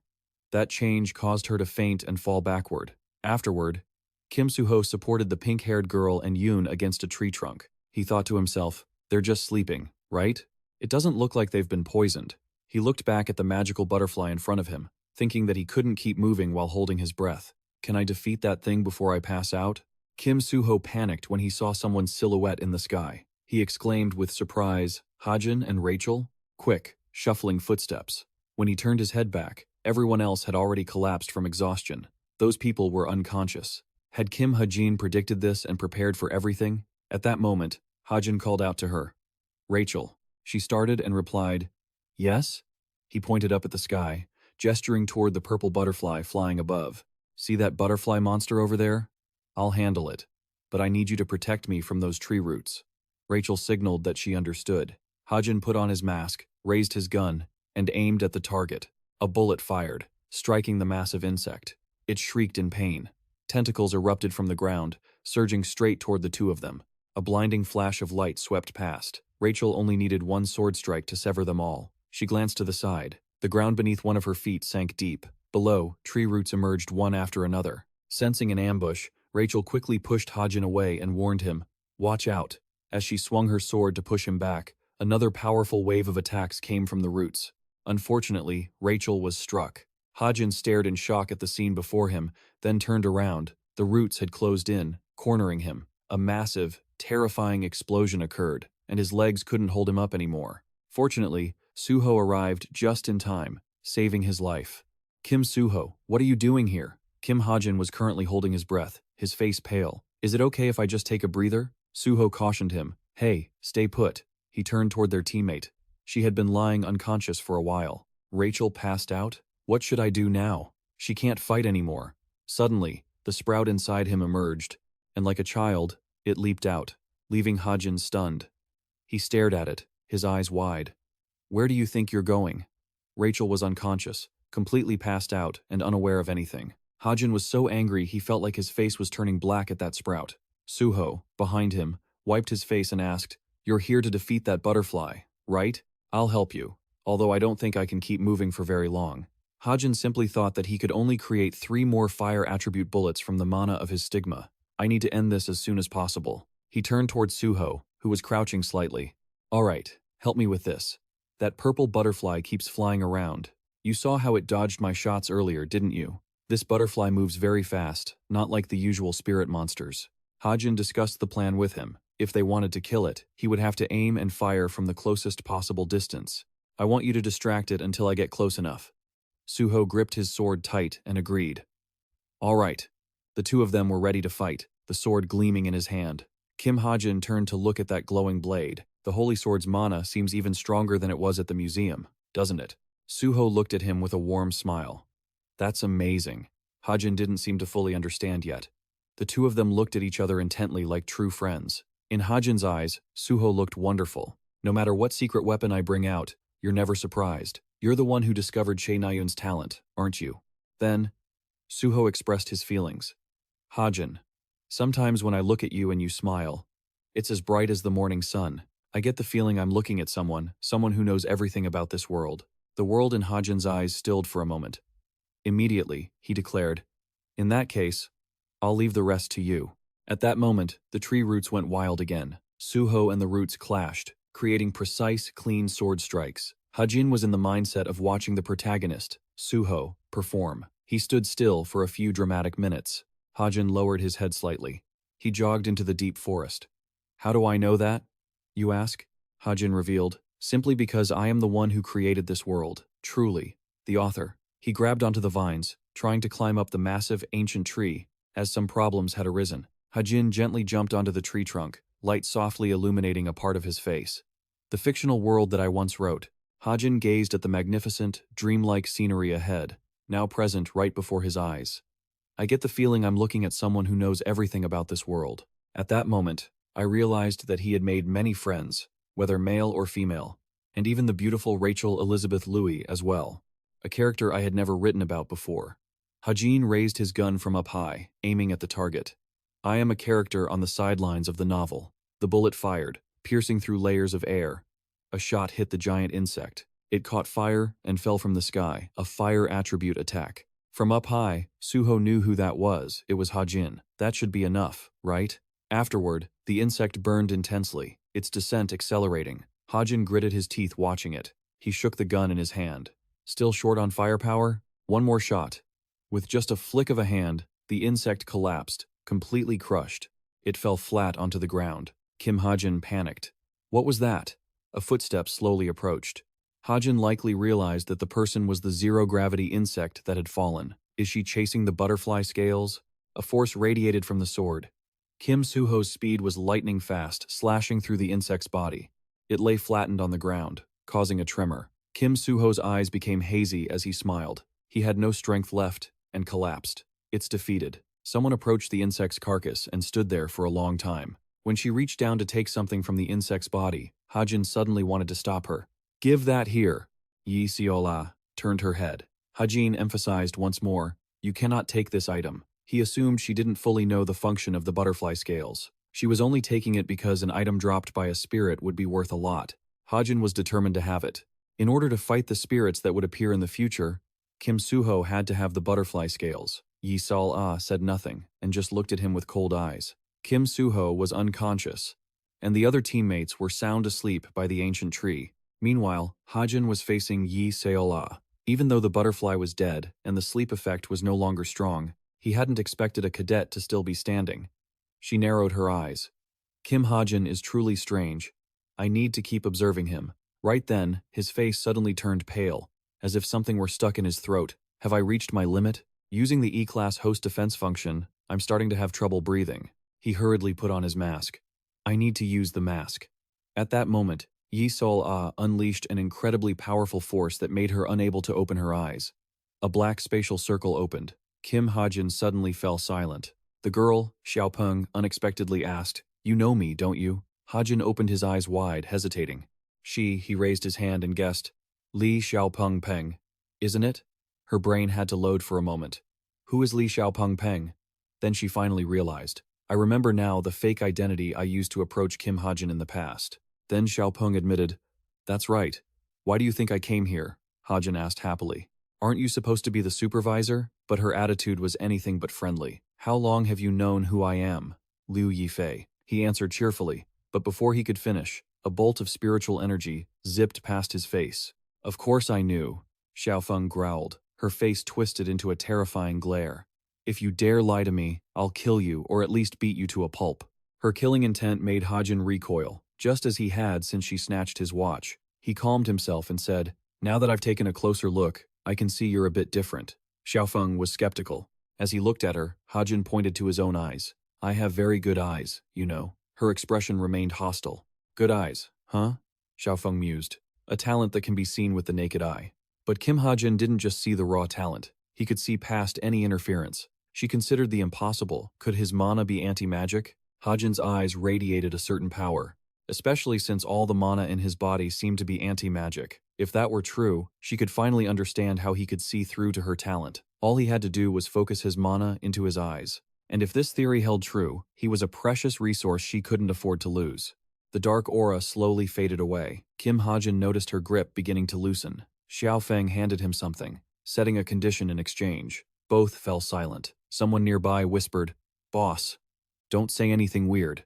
Just say what I told you," even adding, "Don't rush. Take it slow." She made a simple request. "Give me your contact info." Kim Hajin let out a sigh of relief, feeling as if his soul had just left his body. "I really thought I was a goner." He looked at the item in his hand, feeling a sense of joy. He had finally obtained an important item. Hajin gripped it tightly. How can I give this to Kim Suho naturally? The boss's interference forced him to rethink his plan. A spark of inspiration struck Hajin. He remembered someone Evandel and the seed. He saw Rachel Elizabeth Lewis lying unconscious, glowing near the tree roots. "Don't tell me that light." It flickered within her chest. "I didn't expect this to happen now." Then, it emitted a blinding halo, so bright that Hajin had to shield his eyes. In her dream, Evandel felt groggy. "I'm so sleepy I need to defeat that spirit quickly. I need to be number one, and become the pride of the royal family." She slowly opened her eyes. "This is strange. What's happening? It's so bright." A laughing little girl appeared a child. The child hugged her tightly. "Who is she?" Rachel felt so warm. "My wounds, they're healing." "It's so warm." Her eyes were sparkling like pink quartz. Why does she feel so familiar? Evandel flashed an innocent, naive smile. "That's right, she's just like me when I was little." The girl seemed to want to say something. Rachel opened her eyes wide. What did she say? Evandel whispered into Rachel Elizabeth Louis' breath. "I need to ask her about it." She slowly opened her eyes after drifting off. "No, I can't." Rachel Elizabeth Louis' eyelids felt heavy. "I'm so sleepy." Her voice trembled. "What did you say?" Hajin was stunned. Evandel kept calling out. Mommy fell asleep again. The friends sleeping by the tree finally woke up. Hajin carried the unconscious Suho back. Everyone cheered as they boarded the ship after completing the test. The large ship set sail. 4 days after the test ended, at 9 in the morning, Hajin gazed at the vast ocean. Everyone had recovered. Later, Hajin turned the conversation to the sword. There had been some chaos due to the appearance of the butterfly tree, so the supervisors hadn't foreseen the events. However, everyone agreed that the 4 cadets who contributed to destroying the butterfly tree would share the points. He looked at his watch. System notification. "You have no new messages." Hajin felt a little down. There was no contact from the chameleon troop. He felt contemplative. But why would the boss pay attention to me? With no leads, a voice called out. Che Nayun asked seriously. "How did it end?" Hajin was confused. "What are you talking about?" Che Nayun just repeated what she heard. "I don't remember what happened after I fainted, but according to Kim Suho, you killed that thing." Hajin immediately denied it flatly. "What? How could I kill it with just a gun?" "Yeah, even I couldn't do that." Suddenly, he noticed Che Nayun acting strangely.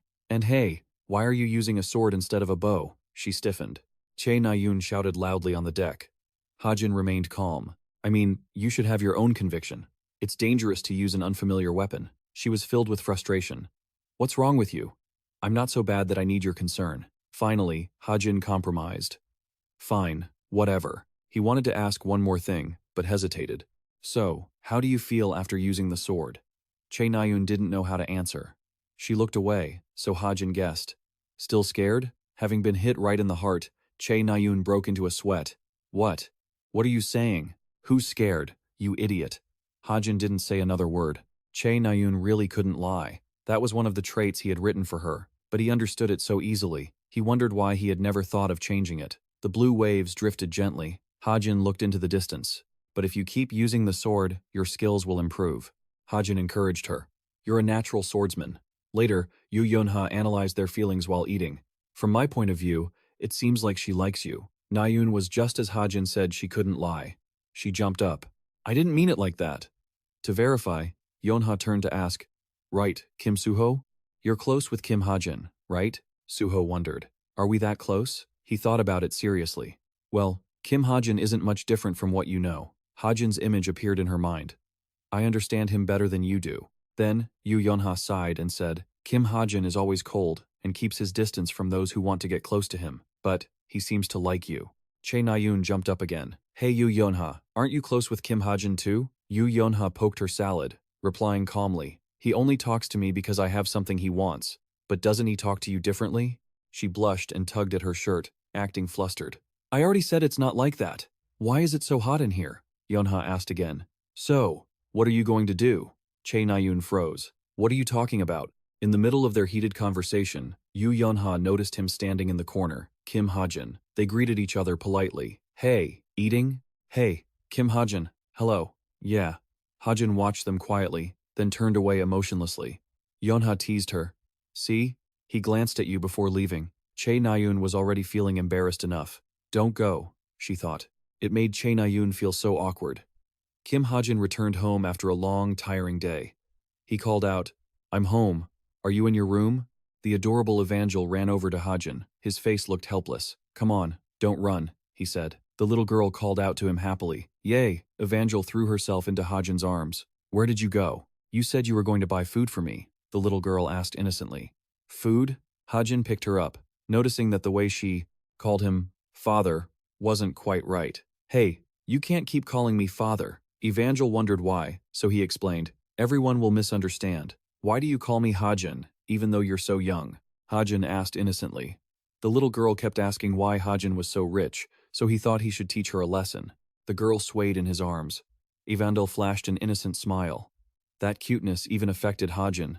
Evandel. Hajin remembered that day beside Rachel Elizabeth Lewis. That day, she looked up and told him, Father, Mother is sleeping again. Hajin found this way of addressing him strange. Father, I was born by myself. Evandel insisted, but father is my father. Hajin admitted that it was true he had raised her, but before he could finish, she snuggled into his arms. Father is truly. Hajin didn't know what else to do. Right then, a helicopter flew by. To keep her safe, he said, Evandel, can you turn back into a sprout for a moment?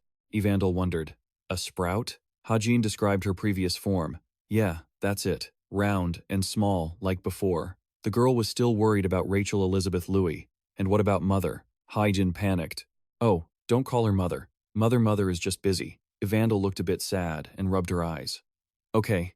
After that, she turned back into a tiny seed. Hajin held his shirt, scurrying around. That was how he hid her in his memories. Hajin didn't know what to do. I became a parent before I knew it. Time to eat, Evandel shouted happily. Food! A super cute meal set was right in front of her. Evandel tasted it and found it really delicious. Hajin reminded Evandel. Eat nicely, okay? I'm going over there to check on something. Okay. The bag of green powder in front of him glowed brightly. What should I do with this? Butterfly dust attaches to targets with magical power and awakens their potential. Butterfly dust has quite a powerful effect. The description is extremely simple, but it depends on the target being awakened. In other words, it can awaken people or objects. He recalled the principles he wrote in the original story. It had been taken by Rachel Elizabeth Louis and Kim Hajin. He put his hand on the table, calculating whom he should consider giving it to. Meanwhile, Rachel lay listlessly on her bed. In her eyes, there was still the image of Evandel. Who was that child I saw? Rachel felt so happy being with her, like a dream. I can sense her energy. She tossed and turned for a long time. Is she a spirit? I still don't understand the power of spirits. Is it something I should look into, or was it just my imagination? Rachel remembered when Evandel smiled at her. but she didn't think it was just her imagination. She smiled unconsciously. Rachel placed a hand on her chest, wondering, why? Why do I keep thinking about her? She had a good feeling, as if she would meet her again. Elsewhere, a magnificent statue stood tall. Yu Yonha seemed to be waiting for someone. Footsteps approached. She opened her mouth. "You're here?" Yu Yonha teased him. "I thought you wouldn't come." Then she added, "There's one more person who hasn't arrived. I think they'll be a bit late. Let's go in first." Hajin agreed. Sure, but he was still wondering. Who else could it be? As they walked, the two chatted a bit. "Right. You did very well on the final exam, didn't you?" Hajin replied humbly. "I only got 67 points. If you don't want to stand out, your score should be below 20. Yu Yonha told him that other guilds had started to notice him. But Hajin didn't pay much attention to her words. Found it. His eyes widened in surprise. Yu Yonha glanced where he was looking and welcomed him. A skyscraper stood tall in the middle of the Sea Essence City. Before coming there, Hajin had received information about the Guild Experience program. At 6 in the evening, every guild would announce a list of cadets for the experience. The cadets on the list would soon be contacted via their smartwatches. He read the newly received message, thinking, Guild Experience, a system that allows cadets on break to monitor the work progress of active heroes, an activity many people look forward to, and domestic guilds have the right to choose the cadets they want. Starting with the highest-ranked guilds, Hajin seemed to have just finished bathing and was drying his hair. "I'm quite curious about what the heroes are doing. There must definitely be some side missions outside of the ones I wrote, but this activity has limited selection. However, each guild can only choose 3 people from the first and second-year cadets. Therefore, first-year cadets ranked below 300 have no chance of being chosen." Hajin stroked Evandel's head while pondering. "Considering my rank in the entrance exam, no matter how well I did on the test, there's a possibility I wouldn't make the top 300. That would be disappointing." Suddenly, the watch beeped. Kim Hajin froze slightly, looking right at his watch. What? Is she calling? Who would? He opened his eyes wide and read every line. The text appeared before Hajin's eyes. "Sea Essence. You have been selected for the Guild Experience. If you do not wish to participate in this experience, please contact us privately." Back to the present. When entering Sea Essence, people were coming and going. The person before Hajin and Yu Yonha was introducing things. This event is also called the Hero Experience. So, as everyone can see, there are many indoor missions. If a mission appears that exceeds a certain difficulty, it can only be completed after bringing it back to headquarters for analysis. Hajin glanced behind him cautiously. He guessed he probably knew the details of how this happened. Yu Yonha must have been the one to add his name to the list. She is the guild master's daughter, so she definitely has the power to do so, but isn't that abusing her position? The 3 of them stopped at a room. All right. And here, the automatic door opened. Everyone inside was busy discussing and working the analysis room. A voice next to him spoke up. "I heard you ranked first in theory, right?" Cadet Kim Hajin. Sang-ho pointed inside the room. "That's why we wanted to show you this room first. This is Park Hang-seo, a mid-tier hero, and also Yu Yonha's right-hand man." He smiled in a friendly way. "He is the instructor in charge of this guild." Sang-ho chatted with Jonha happily. He seemed like a good person. The 2 of them looked really close. "You're quite familiar with this room, aren't you, Miss Jonha? But who would know the dark side of this person? If I weren't the author of this story, I wouldn't have expected him to be a villain who would later stab Yu Yonha in the back. There's one more person missing. And the kids are here with you, Sang-ho?" Lena walked over arrogantly. "So, you're the cadet Kim Hajin? Let me introduce you, Lena, also a mid-tier hero." Hajin had to marvel at so much. This world is so nice, isn't it? Someone ranked 934 can participate in the Sea Essence Guild experience. She looked at him with contempt. "But we all know who you should thank." He felt a bit uncomfortable with that attitude. Well, there wasn't any reason to force them to be comfortable with this situation anyway. At that moment, Yu Yonha and Jin Se-yeon were in a state of confrontation. Jin Se-yeon was currently the right-hand woman of the Vice Guild, Master of Essence of the Strait. She had a hostile attitude toward the Guildmaster's daughter, who was also his successor. According to the original story, Jin Se-yeon would later become a great asset to Yu Yonha. But that was just for now. Later on, Jin Se-yeon would work for Yu Yonha and become a vice team leader herself. You could say these were 2 names. Sang-ho tried to explain, but Kim Hajin was top of the class in theory. Jin? Still the same attitude. Who cares? I was at the top of this theory class before, too. Most importantly, Hajin clenched his fists in frustration. What's so important about the cadet's theory ranking? She looked down at him. smiling with contempt. Do you think so? As the boy who topped the theory class, Kim Hajin felt like challenging her. Then, Jin Seon picked up a stack of documents and remembered something. That's right. She handed the papers to Hajin. If you're so confident, why don't you try solving this? Sang-ho said to Jane. Hey, how could you give internal information to him like that? She didn't care much. It's fine. It's not that important anyway. The flames of anger burned within him as he flipped through the documents to examine them. Let's see. What can you even come up with, kid? All right. He couldn't keep his cool anymore anyway. He reached his hand out toward Jane. He asked her, Can I have those papers? Jin Seon said in a challenging tone. Even if I give them to you, I doubt you can solve them. Hajin was shaking with anger. Ugh. This woman. Seriously. Yu Yonha looked at her smartwatch. It seemed the last person had finally reached the first floor. Are the two of them really going to greet the guests? Let's go greet them together. Only Hajin remained in that room, surrounded by screens full of data. He looked at the mountain of text on the table. These were likely the measurements of variables that could appear when targeting dungeons. Surely a regular cadet wouldn't be able to solve this. Hajin calmly solved each number one by one. As long as he observed and understood, he could just write down the calculations that appeared automatically before his eyes. When there was only one line left in the documents, the paper was snatched away from him. Jane stood in front of him, scolding him as if he had offended her. You're still doing this? Don't you see everyone else has left? Don't waste your brain on useless tasks. Just hurry up and follow us. Hajin gripped his pen, furious, but unable to say a word. Later, he stood in a corner of the wall, thinking, if I can't finish it, next time just ask me. The more he thought about it, the angrier he got. The elevator arrived, and the doors opened. Hajin bumped into Che Nayun. She couldn't believe her eyes. What? Che Nayun snapped again, turning to Yu Yonha to demand an explanation. What the hell? Why is he here? Yu Yonha didn't know how to answer. She actually found her reaction quite amusing. So the last person was Che Nayun. This gave Hajin a massive headache. But why didn't Yu Yonha say so from the beginning? Sunset slowly faded in another place. Oh Jin-hyuk sat alone in the middle of the room.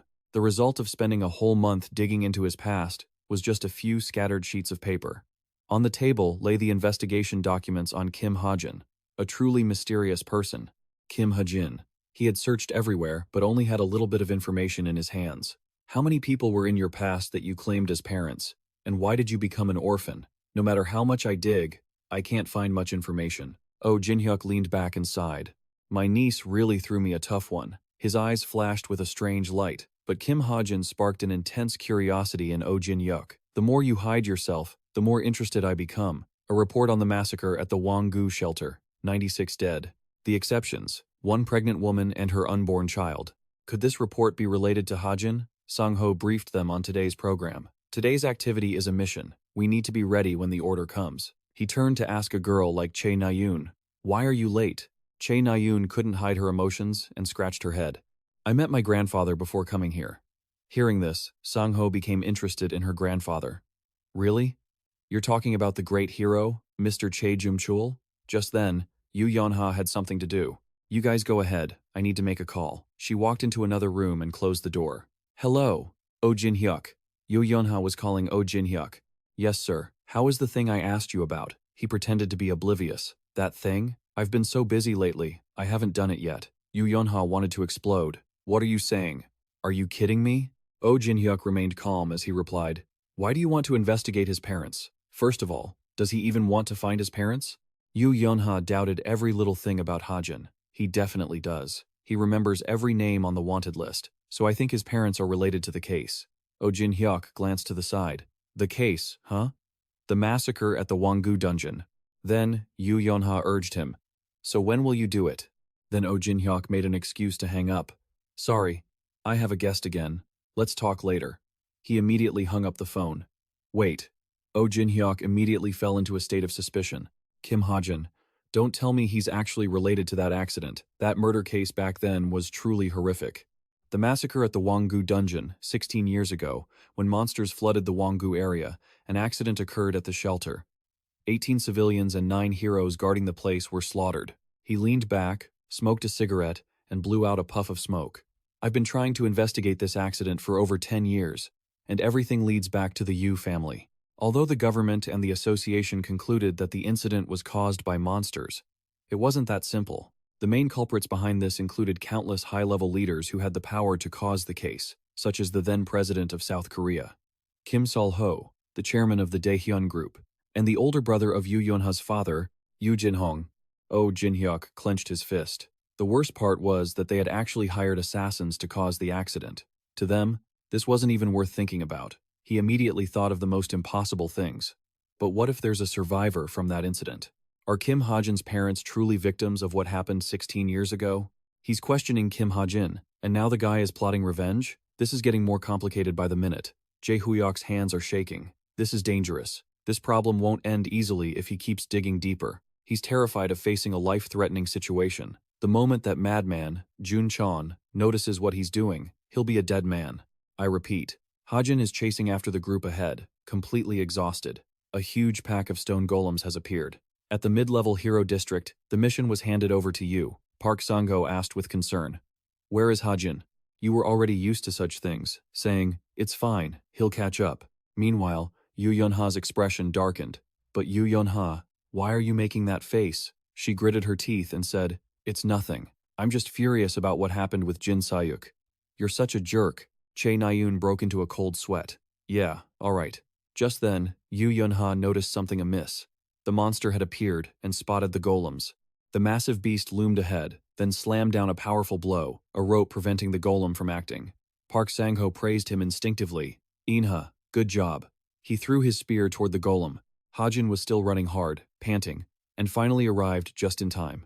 Chae Na-yoon was aiming her arrow at the golem, which stood about 2 meters tall. A thought flashed through her mind. I could take it down if I used my sword. Chae Na-yoon gathered her strength and lunged, attacking the golem like a moth to a flame. She noticed the golem's weakness was its ankles. The moment had come.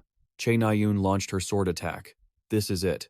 But the golem noticed her and delivered a punch right to Chae Na-yoon's midsection. She was countered so hard she spat blood, then was sent rolling across the ground. She struggled to stand up using her sword, unable to believe it. What the hell? How is the golem that fast? It continued to strike at Chae Na-yoon. Right then, Hajin shouted, "Get out of the way!" Chae Na-yoon Jun. What just happened left Hajin stunned. Both of them felt the same way as Chae Na-yoon fell into his arms. What just happened? Hajin used his ability to pull her back toward him. I wanted to help Chae Na-yoon, but my power activated automatically and caused an unexpected outcome. I need to say something.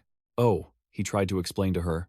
If you keep freezing up at decisive moments, it's best to keep your distance. His next words made her heart flutter.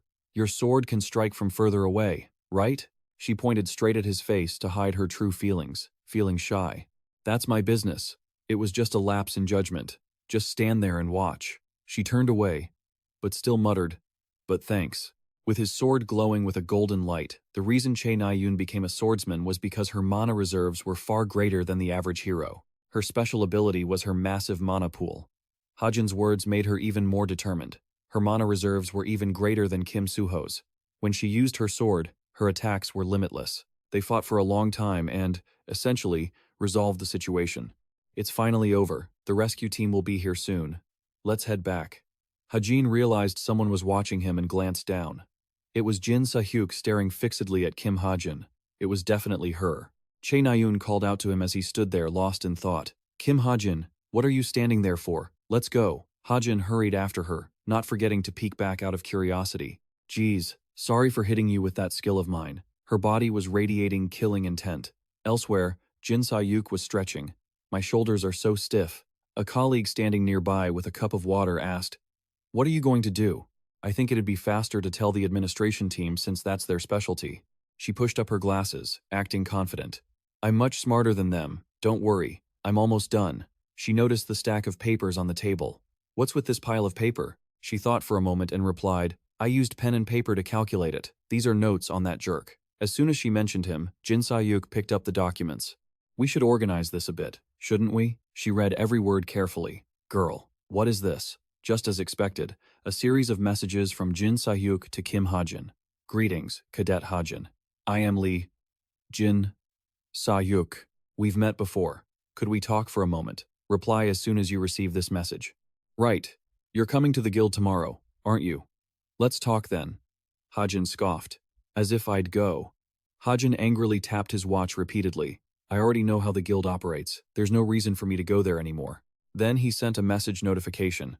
Kim Hajin, the hero, will not be participating in the guild tour tomorrow. Park Sang-ho was baffled. Wait, why? Then he flashed a mischievous smile, wanting to tease her. Should I tease her a little? He politely replied. Kim Hajin here. Someone told me I was the 934th person to receive network support. Rather than receiving such special treatment, I think it would be better for other cadets to get the opportunity. My apologies. The two of them stared blankly at the message, then looked at each other. Park Sang-ho exploded with anger. Jin Sayuk? She was a bit scared. I didn't know this would happen. Hajin chuckled. This should be enough for now. I can't imagine how mad Yu Yonha is going to get. He imagined the scene of Yu Yonha tearing her hair out. Why did I even bring you here? Hajin let out a long yawn. I guess I'm sleepy. He looked at her sleeping, sprawled out, completely passed out. So exhausting. I guess I have too many places to be. What did the little one do to be sleeping so soundly? I have a few things to do tomorrow too. Hajin carried her to the bed. I should hurry while Evangel is still asleep. He reached for something. In his hand, he held a small bag containing turquoise powder from a butterfly of reincarnation. No matter how you look at it, it's shiny and beautiful. There's more than I thought. Hajin thought about how to distribute it reasonably. If there's this much, a little for Kim Suho and Rachel Elizabeth Louis. Hajin carefully put them into 3 different bags. He could use it too, dividing it into 3 equal parts. Hajin always thinks about the big picture. Both of them are important characters, but I need to survive too. I should use it when I get the chance. Hajin's hands clenched slightly. Strike while the iron is hot. I should act on my thoughts. He packed the butterfly powder himself. Using it on his own body would be a waste, because I only have SP and no hidden power. So, what I should use this powder for is he created a golden orb and sprinkled the butterfly powder over it. Hajin watched it merge and waited until it was completely absorbed. Suddenly, a message arrived. Che Nayun has sent you a message. A message? Che Nayun? Why so suddenly? He opened the message thread. Thanks for today, but Hajin's head was full of question marks. But time passed. 10 minutes later, just those few words. One of the ways to drive someone crazy in a conversation is to stop in the middle of a sentence. Then came the nonsense messages from both of them. What? What? What is it? What do you want from me? She was the one who started this conversation. Go to sleep. You're crazy. Hajin had just gone through a short period of nonsense. What the hell? Are they actually crazy? He simply thought about his stupidity. Hajin began to doubt himself. I can't believe I'm texting Che Nayun like this. This feeling is really new to me. I thought back to who I was in this world. I started out as a character in the novel with absolutely no connection to the main plot, and thanks to the power of isekai, somehow I've made it this far. Let me be honest with you readers. If you look at my current role, it feels like I'm just a supporting character. Since nothing is set in stone, I have the ability to change anything. Slim fingers tapped away at the keyboard. Yu Yonha took a sip of water. She had a lot of deadlines today. There were so many things she had to handle. I need to write another report for the guild, along with a recruitment post for new staff. She was planning on hiring more people. There's an information processing team in the guild. It's pure desperation. But that alone isn't enough. I need more manpower to handle all this information. On Che Nayun's screen, there was some guild information and a recruitment post for the Lok Kai Hoa Guild. In the updates for the Lok Kai Hoa Guild, we are looking for top-tier agents. The system is running smoothly. So now, I just need to recruit more people. Yu Yonha was so annoyed, she wanted to crush her cup. I'm a bit busy, so instead of waiting for that lazy guy, I might as well finish it myself. Just then, a call came through. Why is she calling me at this hour? Che Nayun greeted Yu Yonha in a friendly way. Yonha wasn't really interested in this call. Hi Nayun. How have you been lately? Why are you calling me all of a sudden? I'm a bit busy right now. Che Nayun wanted to invite her somewhere. I'm planning to go to a seminar with Kim Hajin on next Tuesday. Are you coming? She replied bluntly, no. I'm Che Nayun played her trump card. Shin Jonghak is going to be there too. She immediately changed her mind. I'm in. Yu Yonha got back to the main point. Is that the only reason you called? She denied it. Che Nayun asked shyly, did you see the drone footage from yesterday's battle with the stone golem? Yu Yonha answered immediately. I saw it. That's why I have to write a report on the incident. Here, she started stuttering. About that Yu Yonha guessed it right away. What? Are you talking about the part where Kim Hajin helped you? No. Che Nayun denied it shyly. No, not that. On Che Nayun's screen, the scene appeared where Hajin held her in his arms. It was captured very clearly. Looks like you fell right into his arms, huh? Che Nayun pouted and warned her, don't you dare share that everywhere. Yonha found her friend hilarious. Why would I do that? But how did it feel? Che Nayun kept trying to avoid the topic. What are you talking about? Yu Yonha laughed loudly, echoing through the room. I'm busy, so I'm hanging up. She felt teased. Seriously, you. The watch beeped, the call had ended. Che Nayun sat dejectedly in the corner of the room, while Yu Yonha kept working while giggling. Good grief, she's not honest at all. All right, back to work. Then she received another message. What? Again? It was a short message. Yes, she was so angry she jumped up. Is Kim Hajin giving up on the trip with the guild? Yu Yonha was so mad she was fuming. Did she say that? All right, let's stop talking about this for now. Lin wanted to drive Yu Yonha crazy. Lin, that woman is truly insane. Messages kept pouring into her phone rapidly. Are you kidding me? Do you think I called him here just to play around? You should have picked up the phone, but you ruined everything. We barely got him to sign the contract. Good grief, the actions of that man Kim Hajin are truly unpredictable. On Kim Hajin's side, a system notification appeared. SP points increased by 89. Luck stats were activated by 12 points, and bonus SP was increased. He looked through it and wondered, what is this? Did I receive a benefit from somewhere I didn't know about? Well, I'm happy to get extra SP like this.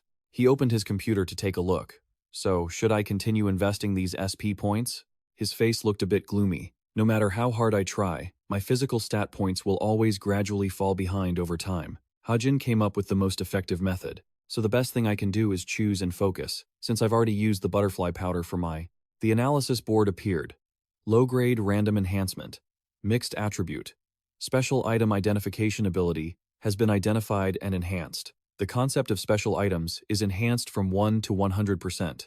The selected percentage will be effective for 24 hours, and after every 24 hours, it will be reset randomly. Develop. If you invest SP points into talents, you can enhance the random enhancement system. And Hajin made a bold choice. I will put all my SP points into a weapon instead of my physique. But I'm honestly a bit unlucky. Clearly, it's a talent that requires luck. But that's okay, because my luck stat is in the top 0.1%. So, everything will be fine. I know that, but whether it succeeds or not is a different matter. Hajin focused on the problem. All right, let's do it, the system asked. Will you write your talent? Hajin's hands tapped continuously on the computer. Please, just succeed. He closed his eyes, not daring to look, then opened one eye. The system notified him that because there weren't enough SP points, the quality had declined. He wasn't very surprised. I knew I didn't have enough. However, a miracle happened for Hajin. Luck was activated, and a portion of the loss was restored. A new board appeared before him. Random enhancement. Lowest grade. Mixed attribute. Identification ability. A maximum of 5 weapons will be identified and enhanced randomly. The random enhancement concept for special items will be enhanced from 1 to 44%, effective for 24 hours, and after 24 hours, it will be reset randomly. When a weapon's identification is removed, it will return to normal after 1 hour. Develop. If you invest SP points into talent, you can enhance the random enhancement system. Hajin finished reading and sighed. He held his head, thinking wearily, I'm not completely satisfied, but since this is a setup that can't be controlled at will, I should be grateful that it turned out this way. He opened his eyes. There was something urging him. Hajin contemplated the preparations were all complete. The reason I accelerated the enhancement preparation process was because a faint blue light flashed. Hajin stared at the notification on his watch. He clicked to see the notification. Next Friday at the Travel Club, destination, England. Looking at the notification in the system board, Kim Hajin remembered the quiet nights he had been through. Last week, Kim Hajin trained alone, doing intense lifting. He thought to himself, I spent my entire summer vacation training ruthlessly, because even if I put all my SP into weapons, I can't slack off on physical training. From dawn till dusk, he trains relentlessly. During these sessions, Kim Hajin always pushes himself until he is worn out and completely drained. He wipes the sweat off his face with his hand. Even though he's worked this hard, his stats are still stuck in the same place. But last week, during training, the orb in his hand glowed brilliantly in the middle of the night. Kim Hajin felt a bit satisfied. At least the E rank was fully developed now. The system window pops up with a notification. Unsealed, mysterious, shapeless, liquid form growth. It has no fixed shape and strengthens by adhering to the user and their weapons. A portion of its potential is unlocked by the power of the mysterious soul. Kim Hajin reads every line on the notification board carefully. Chae Na-yoon watches as the orb still hovers above his hand. Kim Hajin quietly calculates for a long while. In short, the physical enhancement stat has increased by 0.7, and the detail finishing function for color and texture has been added. After that, Kim Hajin wants to test his current enhancement stat. Might as well try it, right? But applying it to a gun is still really difficult. He ponders, then flicks his wrist. The orb flies into the air and morphs into a sharp, pointed dagger. What about a dagger? Oh, this works. He contemplates the dagger in his hand. Success. It doesn't feel any different from a regular one.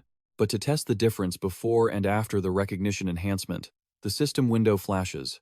Random enhancement system, initiated. Detecting up to 5 specific items. The identified item's enhancement level increases from 1 to 44%. The dagger's power is continuously boosted. To test its new strength, Kim Hajin throws the dagger forward. It whistles through the air like it's tearing it apart. The dagger cuts through the wind, flying point first toward a giant boulder right in front of him. Kim Hajin thinks to himself, this power is no joke. As expected, the dagger pierces straight through the boulder, splitting it into 2 halves, with debris flying everywhere. Seeing such high results, Kim Hajin smiles with satisfaction. Detail finishing and random enhancement system. These two are great. Looking at the long gouge left in the ground from the dagger's path, he feels quite intrigued. Useful, isn't it? It's not as strong as an artifact, but its appearance is very advantageous. A mundane exterior will make enemies let their guard down, and this blade will pierce the hearts of those who are careless. That's enough. Back to reality. Kim Hajin's little sister, Evangel, is playing with her new spirit. The spirit has no form, just drifting like a bubble. Kim Hajin gently reminds her, Evangel, you have to be a good girl at home while I'm at club activities. Seeing his innocent little sister playing happily, Kim Hajin looks at Evangel affectionately. I'll bring you some snacks. Okay? Then Kim Hajin continues to remind her that if she makes friends with spirits, they must be animals. Don't get close to humans. The constant reminders make Evangel pout and cover her ears. Stop nagging me, brother. Her reaction makes him gape in surprise. After finishing his instructions, Kim Hajin leaves home for his club. See you later. Evangel also runs over, waving goodbye to her brother. See you later. On another note, at the palace of Rachel Elizabeth Louis, roses are blooming brilliantly. Her servant calls out to her, Princess, he has informed us that you don't need to worry anymore. In Rachel Elizabeth Louis's room, she is listening to Henry's report on her assignments. We have reached a successful agreement with Cooper and assigned a very reliable manager. Hearing this, she replies, Thank you, Henry. Suddenly, Henry hesitates. And regarding the cadet who saved you, upon hearing about that person, Rachel Elizabeth Louis becomes a bit more interested. Henry continues, If you agree, I will contact him privately through the Royal Association. She answers with satisfaction, Yes, please do that. Rachel Elizabeth Louis remembers Kim Hajin's demeanor. His performance at that time didn't fit his 934th rank at all. Even the precision in his every action wasn't something of an average ranker. Other guilds must have approached him already. Rachel Elizabeth Louis thinks that those who approached Kim Hajin might include Yu Yonha, but contacting a cadet first is against the rules, so she will observe for now. To achieve the best connection, Rachel Elizabeth Louis calculates every move. Even though the Royal Association's reputation lags behind the Korean Association, when it comes to contract benefits, she feels strangely confident. After all, her guild offers better benefits than the others. Back to Kim Hajin's club trip, the president of the Healing Rain Travel Club, Oh Han-hyun, is eagerly guiding everyone. Alright, now that everyone is here, shall we head to England? Meanwhile, Chae Na-yoon, looking like she's just finished bathing, is exhausted from the scorching sun above. Chae Na-yoon's whole body feels like it's smoking. She whispers, So hot. Yu Yonha, standing next to her, is helpless. Who told you to wear your uniform? While being hot and teased, Chae Na-yoon looks at Kim Hajin, because he's also wearing a thick jacket. Kim Hajin, aren't you hot? You're even wearing a jacket? Kim Hajin just gives her a big thumbs up. Yeah, I'm perfectly comfortable. Simply because the jacket is quite special. A royal black jacket, a super thermal regulated coat. Seeing his natural attitude, Chae Na-yoon is fuming, secretly cursing. So annoying. The scenery of England appears, with the clock tower and the beautiful double Ferris wheel. He and the other club members are wide-eyed at the sights. Oh Han-hyun speaks up, attracting the attention of Chae Na-yoon and Yu Yonha. What we see over there is today's destination. He points toward the island floating in the air and says, excitedly, the Sensi portal leads to that gate. At this moment, Kim Hajin is silently recalling facts about the Sensi portal. The Sensi Portal, a man-made floating island owned by the British government, is the place where everything and everyone related to money converges. At the Sensi Portal, all sorts of things, good and bad, happen without any constraints. A series of entertainment activities, auctions, and product launch events for various companies take place there. This place can be considered a gold mine for earning money, and it is where the main plot begins. Once they reach the floating island, the atmosphere there is significantly more bustling. Che Nayun said excitedly, "Wow, it's been a while since I've been here." Yu Yonha looked around and replied, "Same here." Hearing that, Kim Suho asked, "Have you two been here before?" Somewhere, Kim Hajin's hand went up. "It's my first time," while Che Nayun answered clearly and playfully.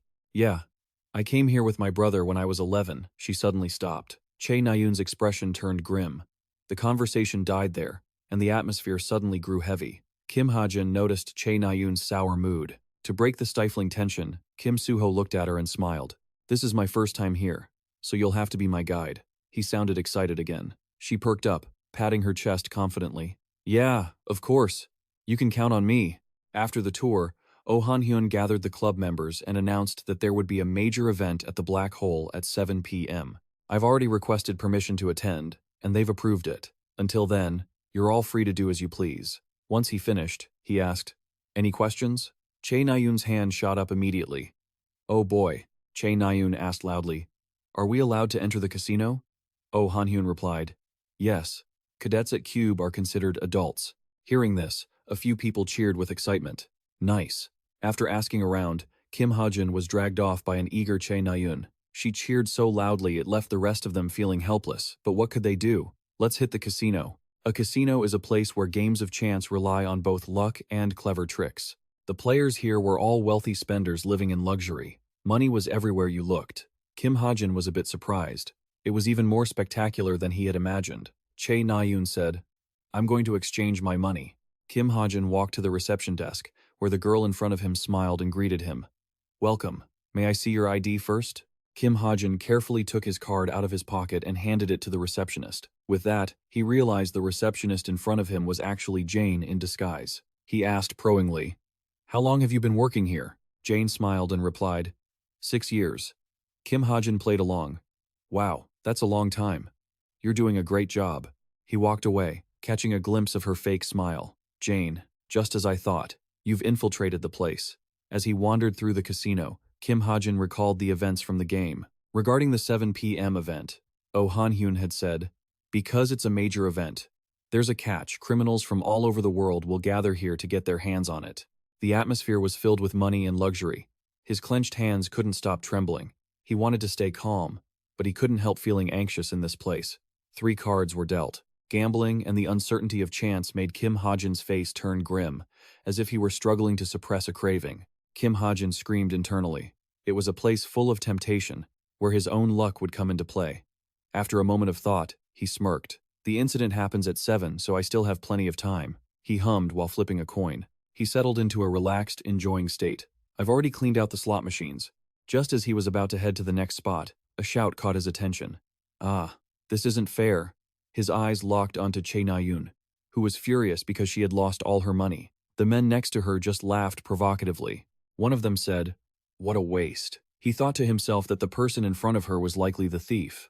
The thief, Kim Hajin referred to, was the guy with the high ponytail blonde hair who was grinning smugly. Che Nayun stood up angrily and clicked her tongue. "Shh, I'm out." The guy next to her laughed loudly. "How sad." Suddenly, the thief called out to Che Nayun, "Wait."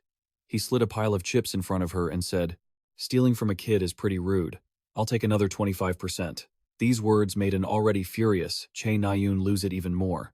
Fire seemed to be burning on her head. "What did you say?" In a rage, Che Nayun turned back to the table, slammed her hand down, and shouted, "Stealing from a kid? If I played for real, I'd win my money back in a heartbeat. You hear me?"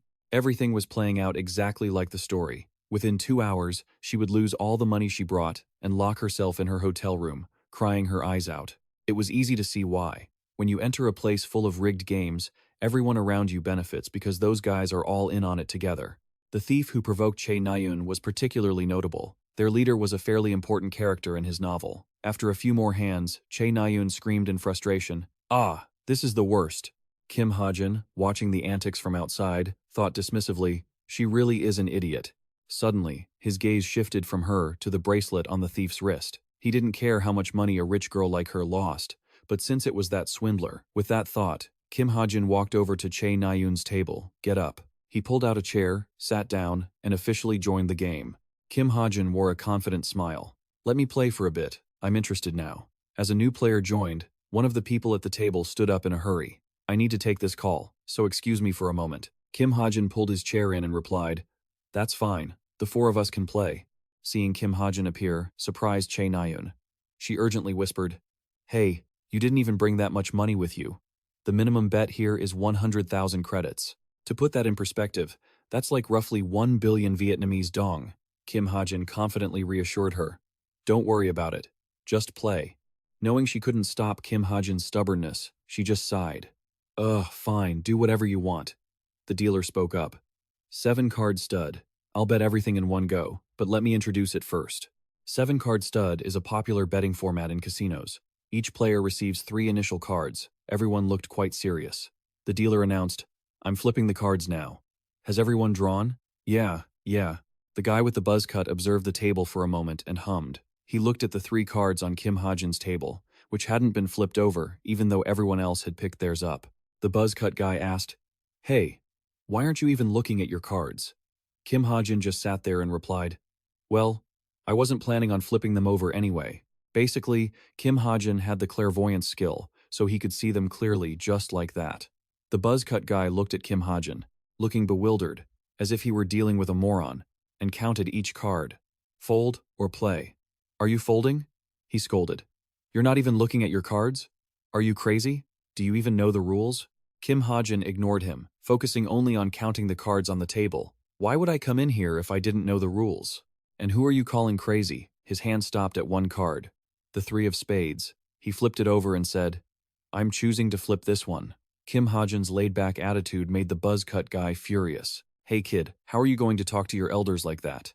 Kim Hajin didn't even look at him as he spoke. Who was being rude first? At this point, the buzz-cut guy's anger reached a boiling point, erupting in a roar and a loud table slam. You little brat! His agitation caused the table to shake. The dealer intervened. Customers, please, stay calm. At this point, the thief started to intervene. Don't you see what he's wearing? It's a cube uniform. So, you two should treat each other with a little respect, okay? Let's keep playing. Kim Hajin observed B's attitude, then glanced at the bracelet on his wrist. He must have been nervous, but he kept his expression calm.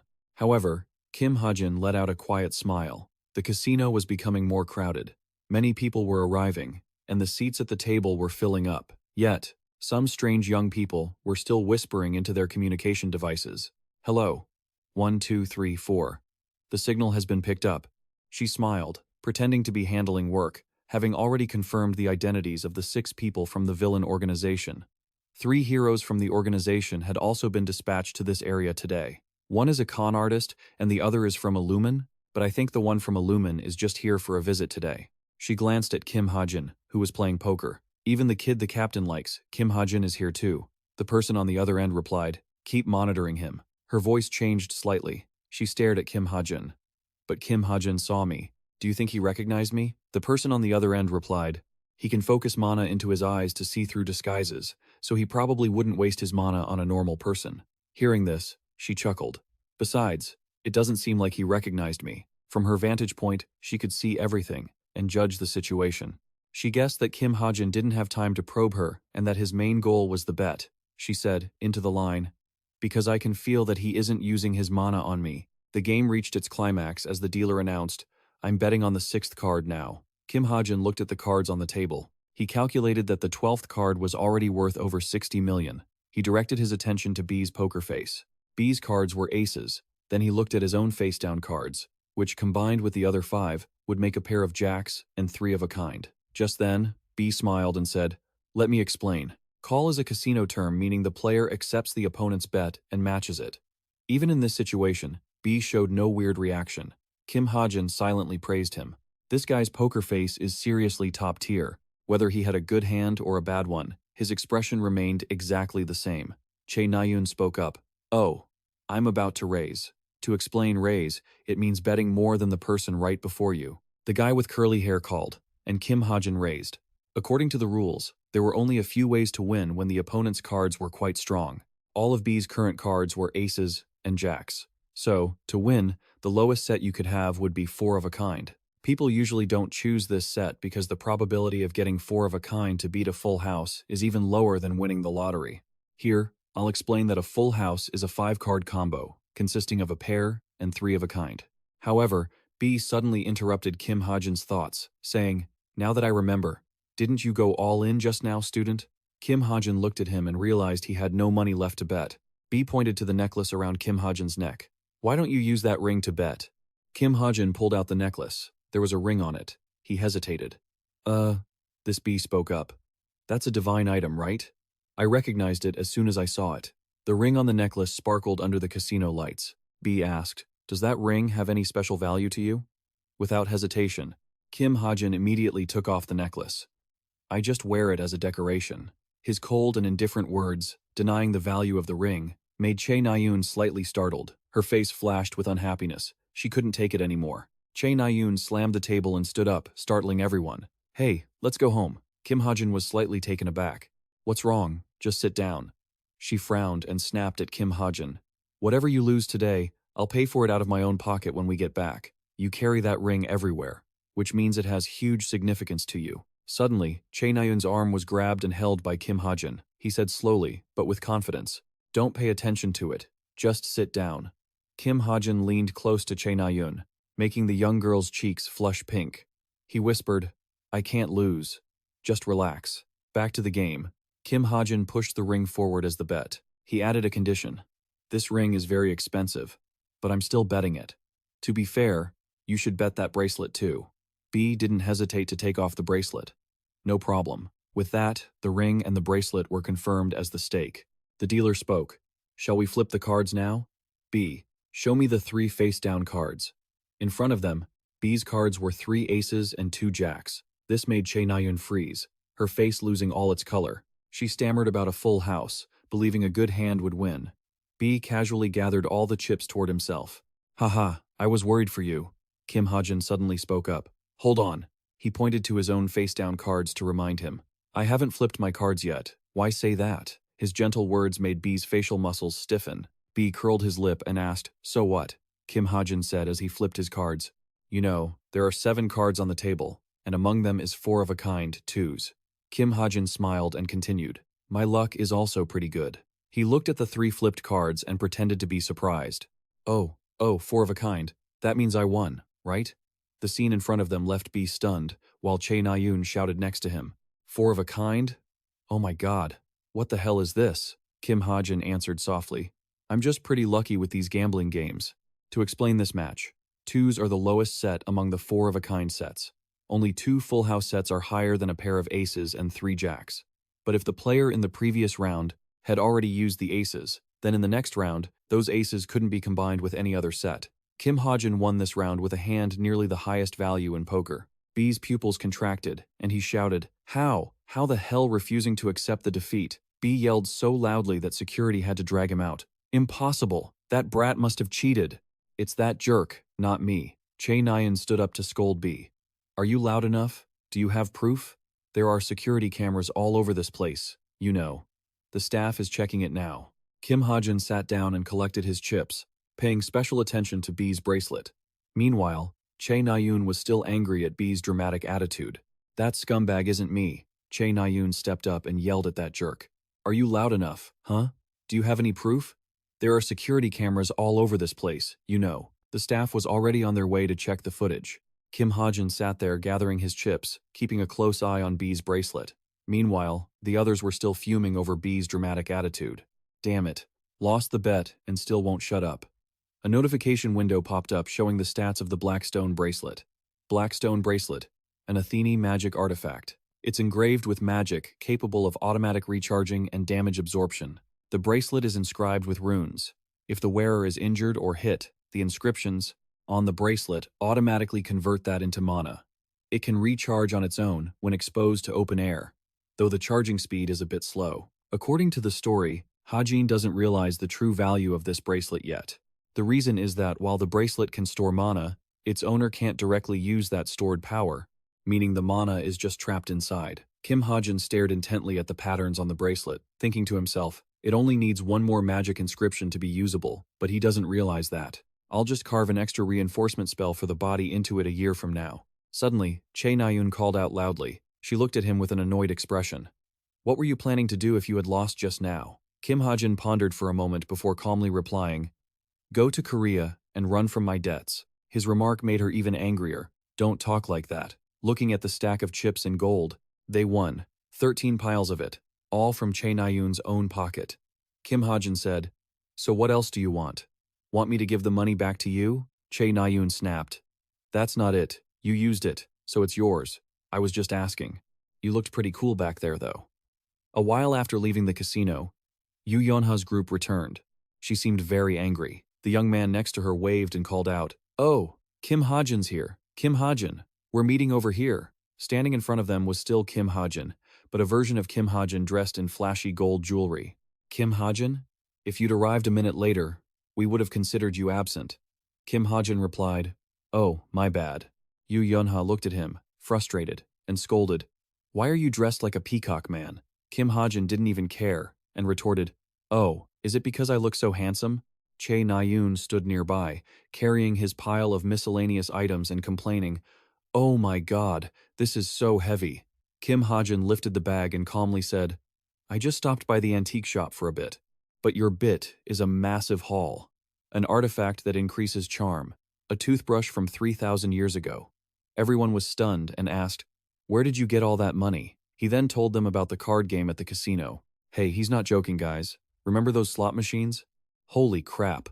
Suddenly, someone asked from behind, oh my, look who we have here. A young man with white hair smiled brightly. Is this our universe's cutest Che Nayun? Che Nayun jumped in shock. Ugh, what the hell? Why are you here? The guy replied, me? I'm just here to have some fun. Seeing Kim Hajin watching him, the guy teased Che Nayun. So, who's that guy? Your boyfriend? This made her face turn beet red as she shouted, in your dreams, he's just a normal friend. Oh, but I heard he's loaded. Is he really just a friend?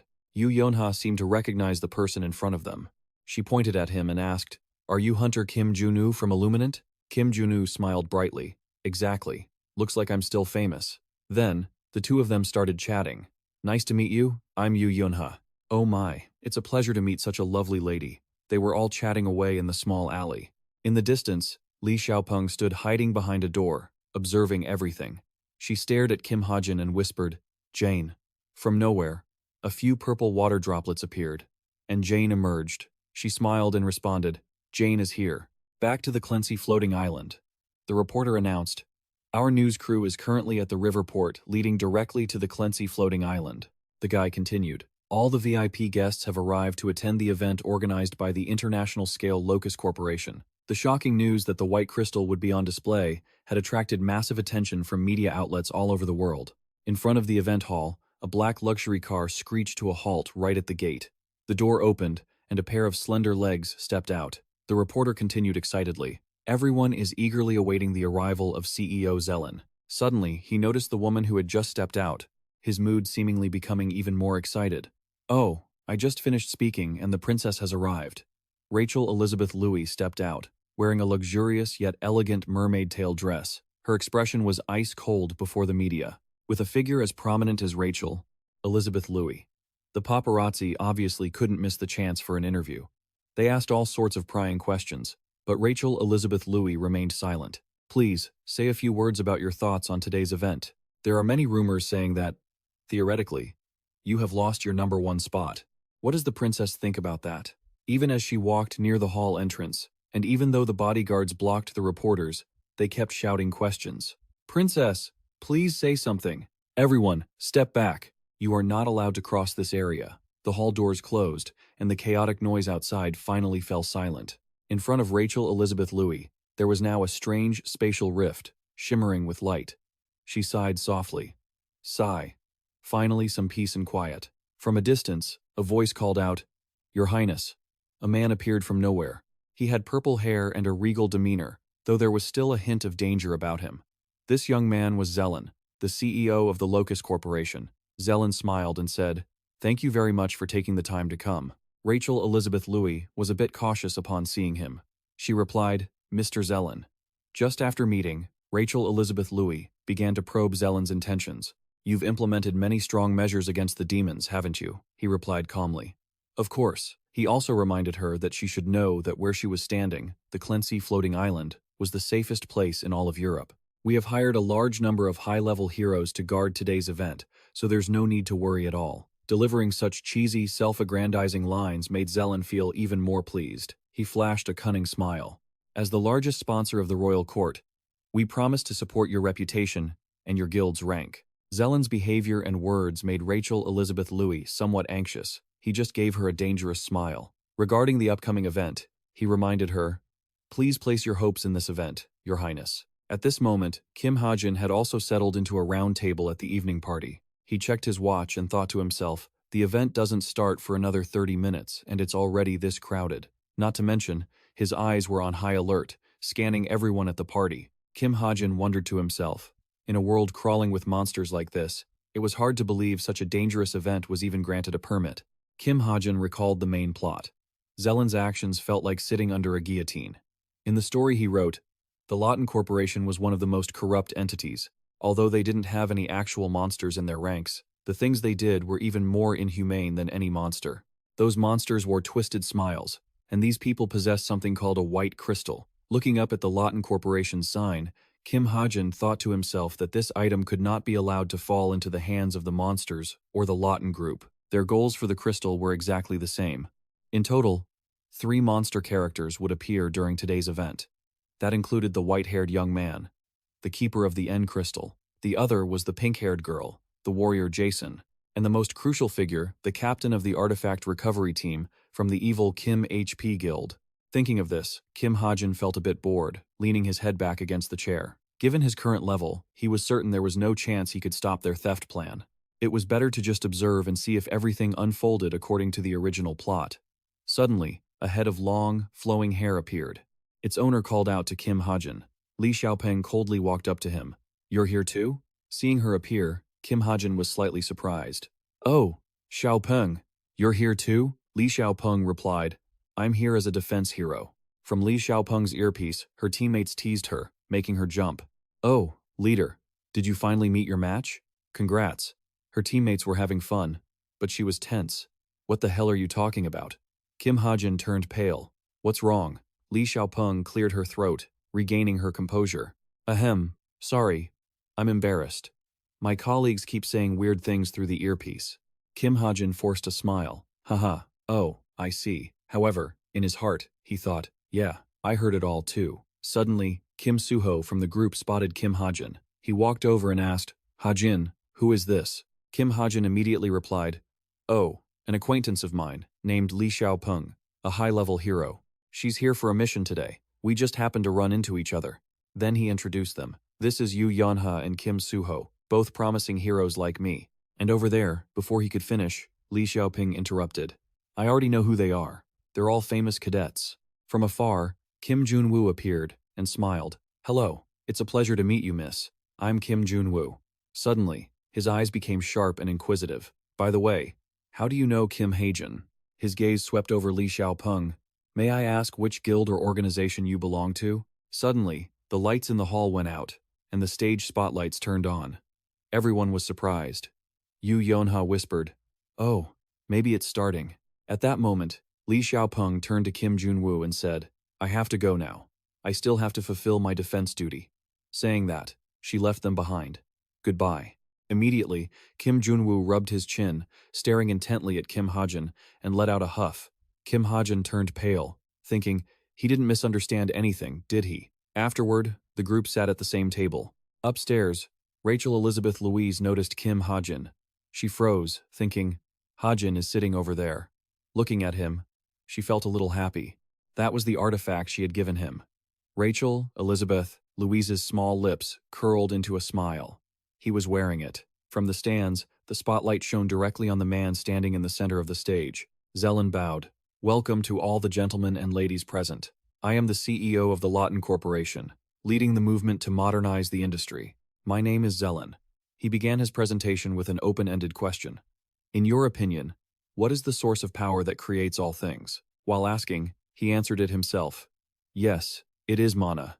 At this moment, the light shone onto a glass box that was covered, and because mana accumulates in natural directions, sometimes it can become a treasure possessing immense power. Among those treasures, the white crystal is the rarest and most special. He painted a picture of the greatness of the white crystal. Since ancient times, the number of crystals discovered has reached 480. But until now, the method for using the crystals effectively has not been fully standardized. Standing next to the glass box, Zelen spoke slowly. However, pulling off the cloth, he boldly declared, "From now on, we, the Lawton Corporation, will show you how we utilize the white crystal in the most reasonable and satisfying way." A beautiful crystal appeared. Its light was blinding. Guests below clapped with satisfaction at Zelen's flowery words. Only Kim Hajin remained observant, checking the surrounding edges. Zelen's words continued, but Rachel Elizabeth Louise didn't seem to pay attention to him. To understand the origin of this suction machine, we must go back to the Persian Empire. She had noticed several individuals behaving strangely. Those black puppets had been pacing around the banquet hall for a while. Rachel Elizabeth Louise tried to focus on a guy in black below. At first I thought they were security, but their numbers keep increasing. Clenching her fists in anger, Rachel Elizabeth Louise thought, "Something is wrong. It's very worrying, but I can't act recklessly." Suddenly, she saw Kim Hajin stand up. He left, but his eyes kept scanning the room. Hajin, she wondered, why is he leaving in the middle of the party? In Rachel Elizabeth Louise's mind, flashes of suspicion appeared. "Don't tell me." She followed Kim Hajin's back, the person who was present whenever an incident occurred, and who possessed an aura unlike anyone else. There were too many suspicious points to ignore anymore. Suddenly, Rachel Elizabeth Louise turned to two bodyguards and said, "I'm fine. You two go and check on the suspicious people in the hall." They bowed. "Yes, Princess." Immediately, the two vanished. Rachel Elizabeth Louise touched her necklace, and a beam of light emitted from it. Rachel Elizabeth Louise whispered, "Darkness diffusion." A black shadow appeared, enveloping Rachel Elizabeth Louise. She took her stance and jumped down in an instant. Rachel Elizabeth Louise's movements were smooth and flexible, moving without leaving a trace. Rachel Elizabeth Louise frowned, thinking, "From now on, I will tail Kim Hajin." Down below, Zelen was still manipulating public opinion. There was definitely something going on. He smiled faintly, while Kim Hajin remained preoccupied with the events to come. Right here in this banquet hall, in this vast room, there was a specific person who needed attention. We have just re-verified the details in Lowe's internal documents. Inside that glass case is a glowing crystal. This item, currently held here in Glency Hall, is absolutely authentic. This essence crystal originated from an ancient relic made of terracotta.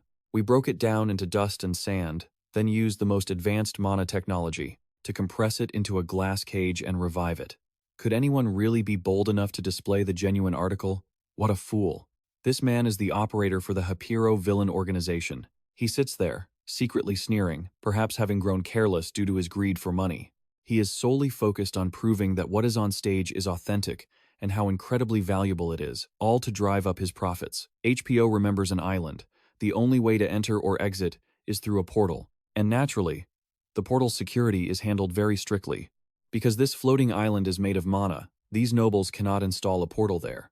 However, a small airship zips past. HP smiles smugly. They wouldn't even dream that we would use an airship. He commands, "Proceed." Elsewhere, Hajin's figure appears. Rachel creeps behind the stairwell, watching Hajin, wondering how much further he intends to climb. I should keep a bit more distance to observe safely. She follows Hajin to a room. Rachel sees Hajin opening the door, peeking out to see if he has business on the roof. But the roof is a restricted area, isn't it? Unless there's an investigation order, that place should be locked, right? Hajin stands before the door, pondering something. It can only be opened with a key. Where did Hajin get a hammer? Rachel freezes. Wait, is he really going to break down the door? Hajin holds the hammer with a look of pure joy. This is quality stuff. Rachel still can't understand it, but the Claney floating island forbids bringing weapons in. In an emergency, visitors might be allowed a few miscellaneous items, but not something like that. But seeing Hajin about to smash the door with a hammer, Rachel Elizabeth Lewis is incredibly skeptical. Is he really planning to use that old, flimsy hammer to break a door made of mana steel alloy? How could that possibly work? The hammerhead meets the door. A loud noise erupts, and smoke and dust fill the air. Rachel drops to her knees in shock. She watches as Rachel Elizabeth Louis casually smashes the door to pieces. She can't believe it. You've got to be kidding. How can a normal hammer without any mana break that door? Another sound rings out. startling Rachel Elizabeth Louis. Another explosion occurs inside that room. The people there are either lying still or running away. A scream erupts. "Help me." An covers her mouth, lifting it high. She picks up the crystal with fascination and asks, "So, this is the white crystal, huh? I'll be taking this, if you don't mind."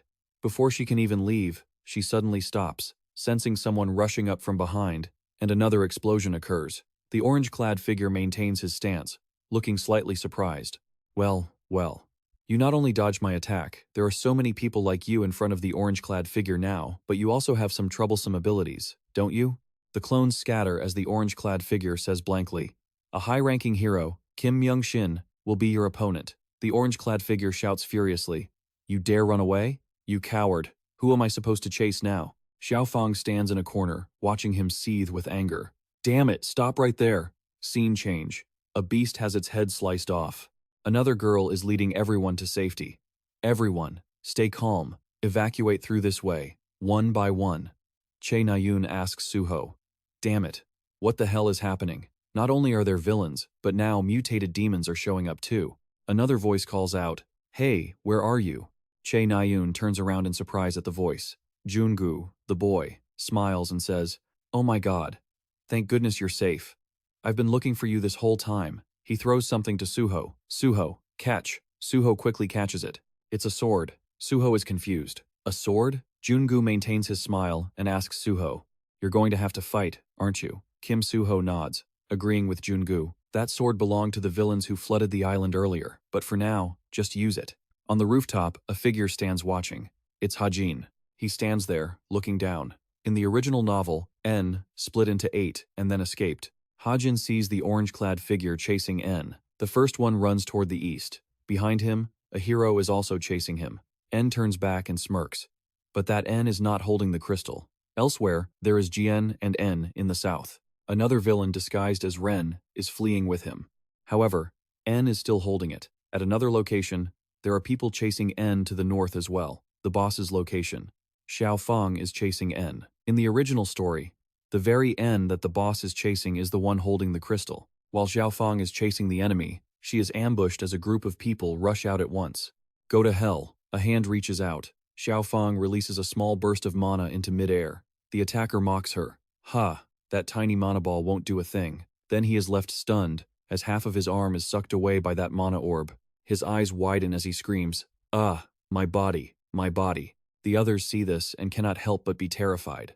Fearing they will be consumed by the mana, they scramble to run away. But the mana orb does not let them go, absorbing their bodies one by one, which is absolutely horrifying to witness. Damn it. What the hell is that thing? A sharp surge of mana appears, piercing through N's body. Hajin is also a bit scared by this action. Even though he was the one who designed her character settings, that power is truly terrifying. In any case, according to the original plot, the white crystal is now in the hands of the chasing team. He is confused as to why Yan-ho is still standing there. What's wrong? Xiao Fang's expression is extremely annoyed. Is it a clone? Is the crystal not there? Hajin quickly opens his computer. Could it be that the plot has changed? The computer screen goes black. Wait, but I haven't received any new notifications yet.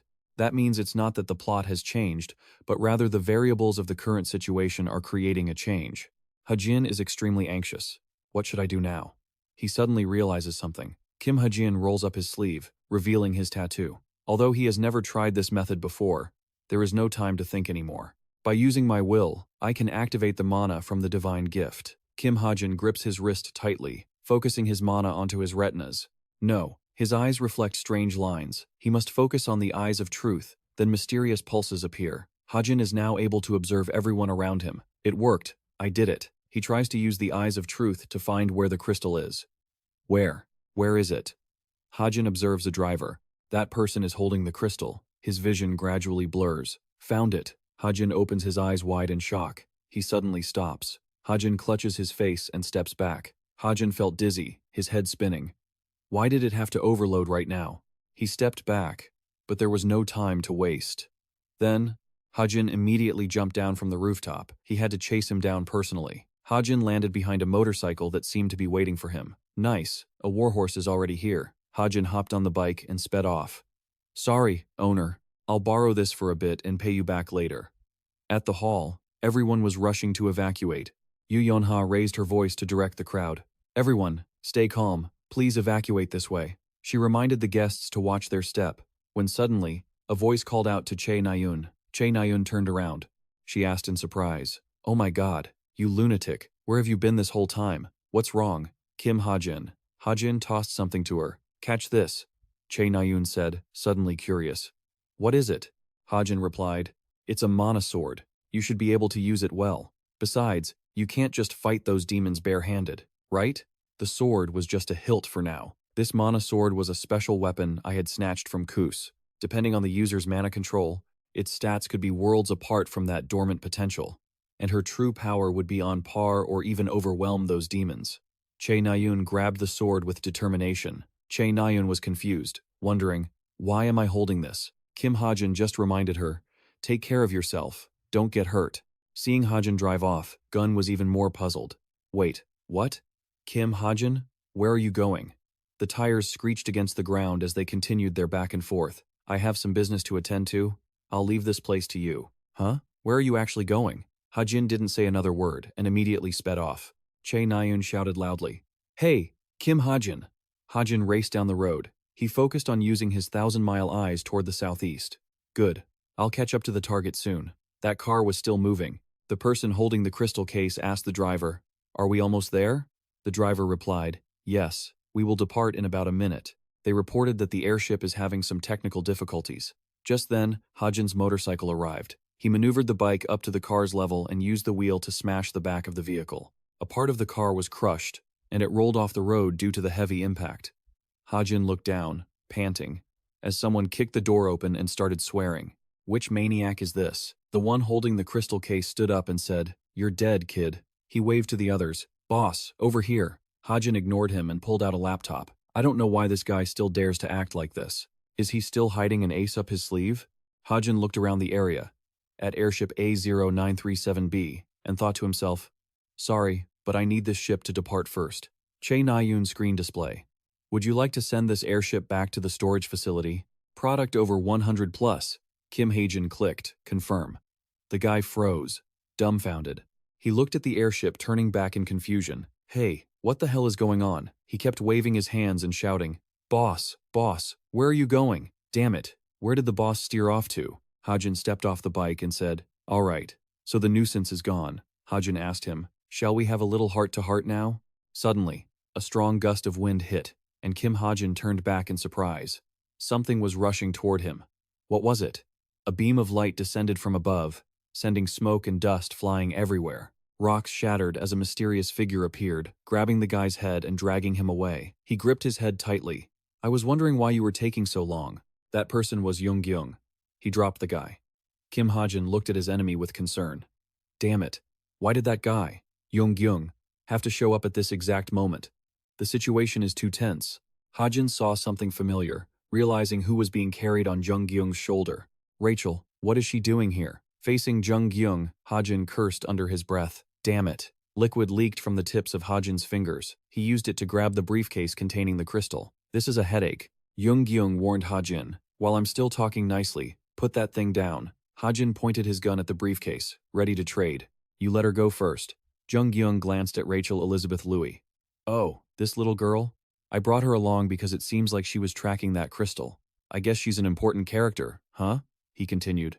Then Jung Gyung sneered, threatening, "I wonder, which would be faster, me snapping her neck or you putting a hole in that briefcase?" Hajin didn't back down. "That's not the point. If you don't release her, you won't get what you want." The corner of Jung Gyung's mouth twitched upward. My, you've got some guts, kid." "Fine, I'll take the loss," he said, then threw Rachel Elizabeth Louis down. After tossing Rachel Elizabeth Louis aside, Jung Gyung demanded, "There, are you satisfied? Now, hand it over." Hajin threw the briefcase back at him. Jung Gyung caught it, not forgetting to say, "Thanks." Hajin watched Jung Gyung, not daring to act yet, since he wasn't sure he could control that thing properly. Rachel was still unconscious. I had originally handed it over to the British royal family to keep it safe just in case, but now that Jung Gyung is here, I have no choice but to use it as a trade. Jung Gyung suddenly smiled strangely. "After Rachel Elizabeth Louis wakes up, I have to ask exactly why she was captured."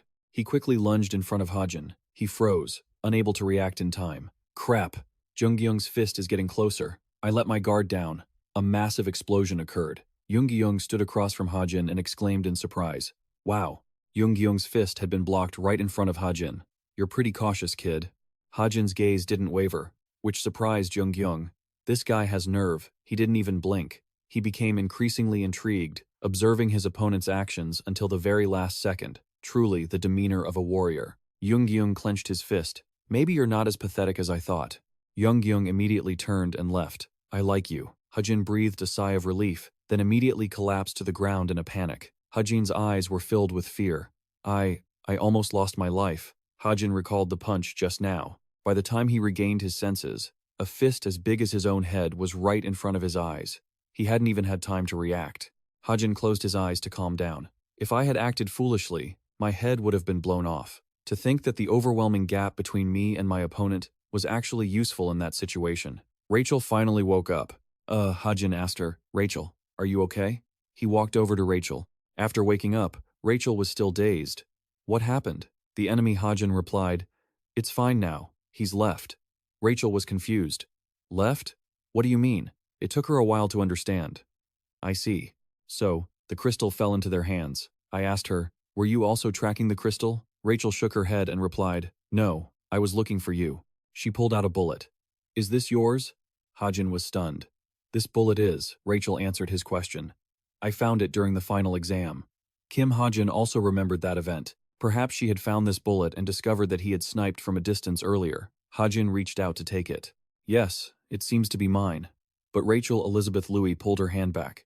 She put it in her pocket. I followed you just in case a similar situation happened again. Rachel became dejected, even though I was a bit useless because the opponent was too strong. Hajin smiled awkwardly. Haha. Rachel suddenly asked him, Hajin, why did you help me back then? Bringing up what happened before, we could have called it a coincidence during the midterm exam. But now, it happened again during the final exam as they faced each other. Hajin froze, not knowing how to respond. Rachel continued, slightly dejected. I can't help but think that you've been watching me every step of the way. Hajin pursed his lips, staying silent for a moment before replying. The truth is, Hajin made up an excuse. I'm a big fan of yours. Rachel was stunned by this. She couldn't believe it, but Hajin provided proof. The Rachel Elizabeth Louis fan community in Korea has 10,000 members. He said excitedly. It's true. I even joined your fan community. Rachel tentatively believed him. Oh, I see. All right then. Kim Hajin forced a smile, thinking to himself, is this excuse too forced? But I can't tell her the truth. She's a protagonist in a novel.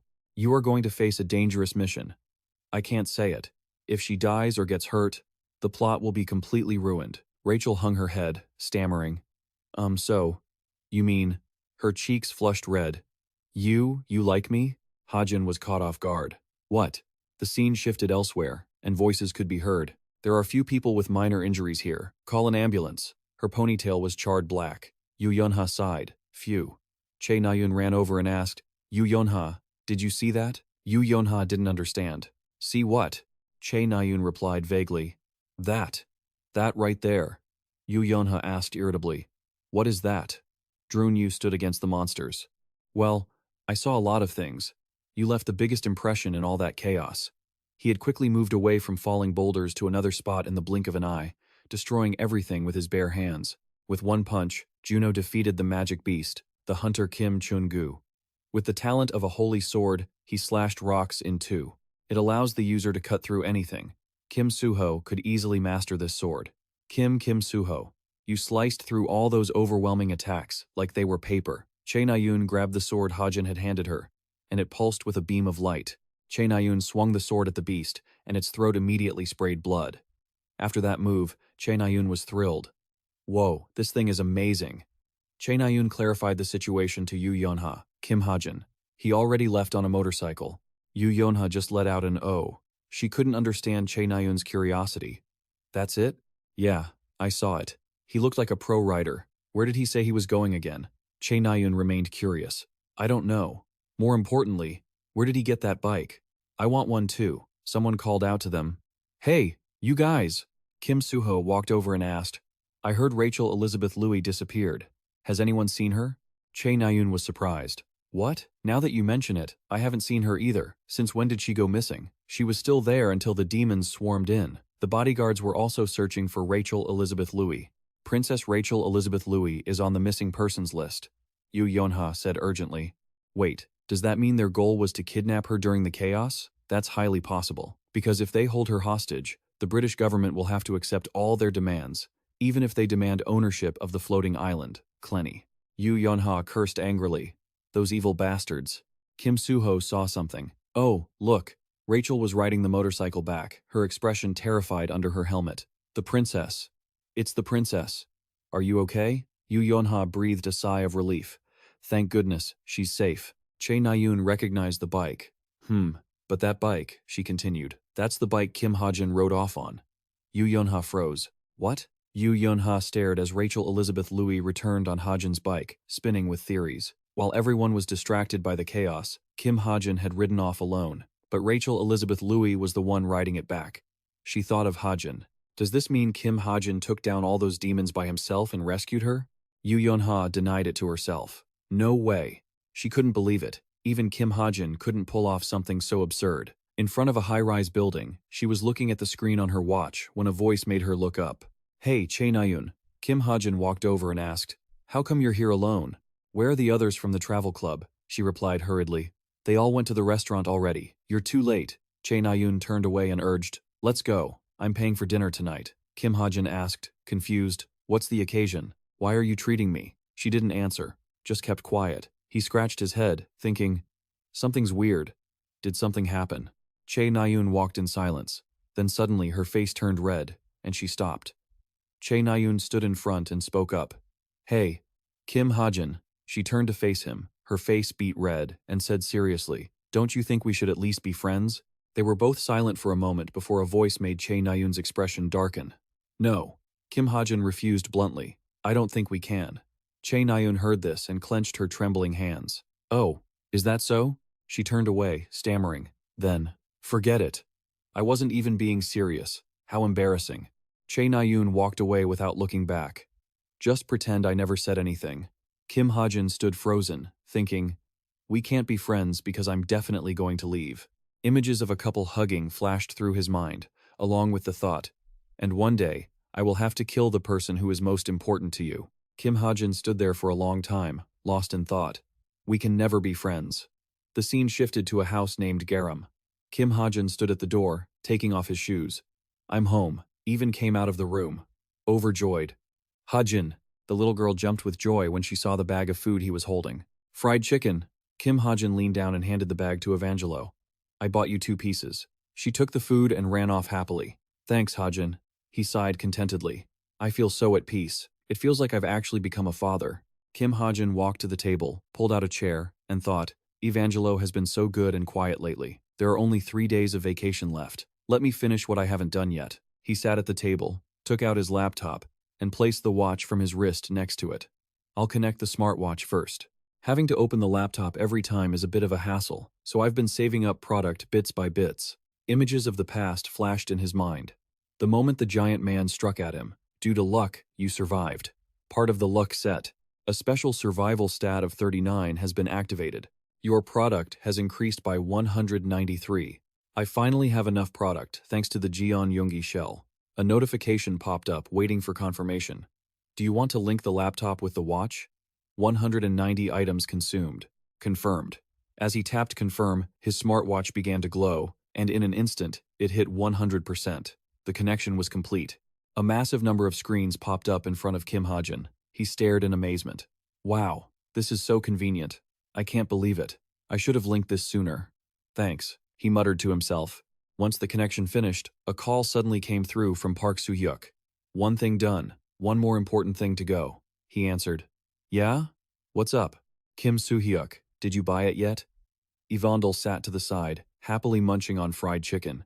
Kim Soo-hyuk heard Kim Hajin's question and replied, The motorcycle? Is that what you're talking about? Yeah. He started listing off the things he'd looked into. I tried to find the one with the best specs, but even the models lacking full features were already costing 150 million won. Is that okay with you? Kim Hajin heard him and replied, Just get me the one with all the features. Kim Soo-hyuk yelled back in a panic. What? Are you serious? His voice was so loud that Kim Hajin had to cover his ears. Yeah, just get the one with all the functions. I'm serious. Hearing that, Kim Soo-hyuk softened his tone. All right, fine. I'll put it under the company name, so make sure you come to pick it up. Thanks, man. The call ended, and Kim Hajin began exploring everything on his smartwatch. I won 2 billion won at the casino, so spending 150 million is nothing. Besides, that day is coming soon too. A rocky mountain radiated blue electricity from everywhere. It was the fierce attack of the masked villain. That means Kim Hajin looked at his screen and silently rejoiced. His stock prices were about to skyrocket. Suddenly, his expression darkened, and he started chuckling.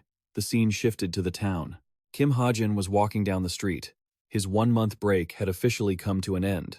He looked around as he strolled. The atmosphere in Cube seemed better, so everyone was doing fine. His gaze landed on a man chatting in the corner. Did you see the photo I posted online? Yeah, looks like you had fun. Social media? Kim Hajin ignored the man and tapped his smartwatch. I just remembered, I haven't checked the original owner's account in a long time. I used to go on there a lot.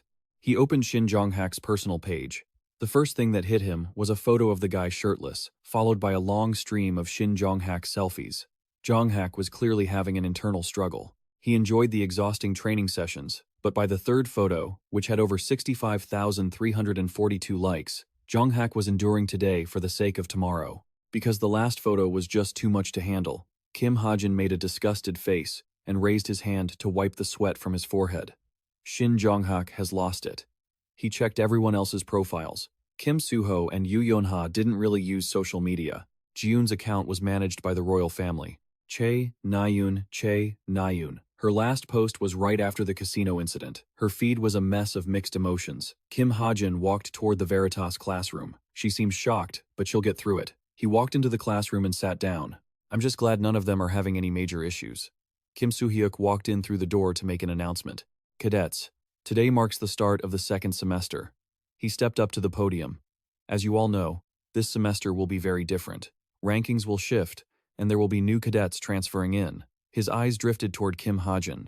I'm sure some of you have already seen the transfer ceremony from yesterday. Hearing this, he immediately analyzed the ceremony. These mages, who want to become heroes, are being transferred to Cube from magic academies all across the country. 20 from each academy, 200 in total. He had already memorized the faces of all the important mages. Kim Soo-hyuk stood at the podium and continued. And those cadets will be studying with us, starting today. Come on in. As soon as the call echoed, a figure stepped in from outside the door. Everyone in the seats clapped to welcome the new student. Kim Hajin sat in his chair and thought to himself, let's see. 1, 2. A woman in a hooded cloak, identity unknown, walked in. She looks familiar. Is she one of the mages I memorized? Suddenly, she turned, revealing her face, and Kim Hajin's eyes widened in shock. She pulled back her hood, revealing a familiar face. Stunned at the sight of her, he quickly used his smartwatch to verify. Even though her skin and hair color were different, it was definitely Tome. What is she doing here? A character profile popped up. Tome had changed a part of the story. Even though she had an important role, her appearance and strength were way too unpredictable. She was trying to get close to the key characters from the very beginning. He stared intently at the final line. She is trying to get close to the key characters from the very beginning.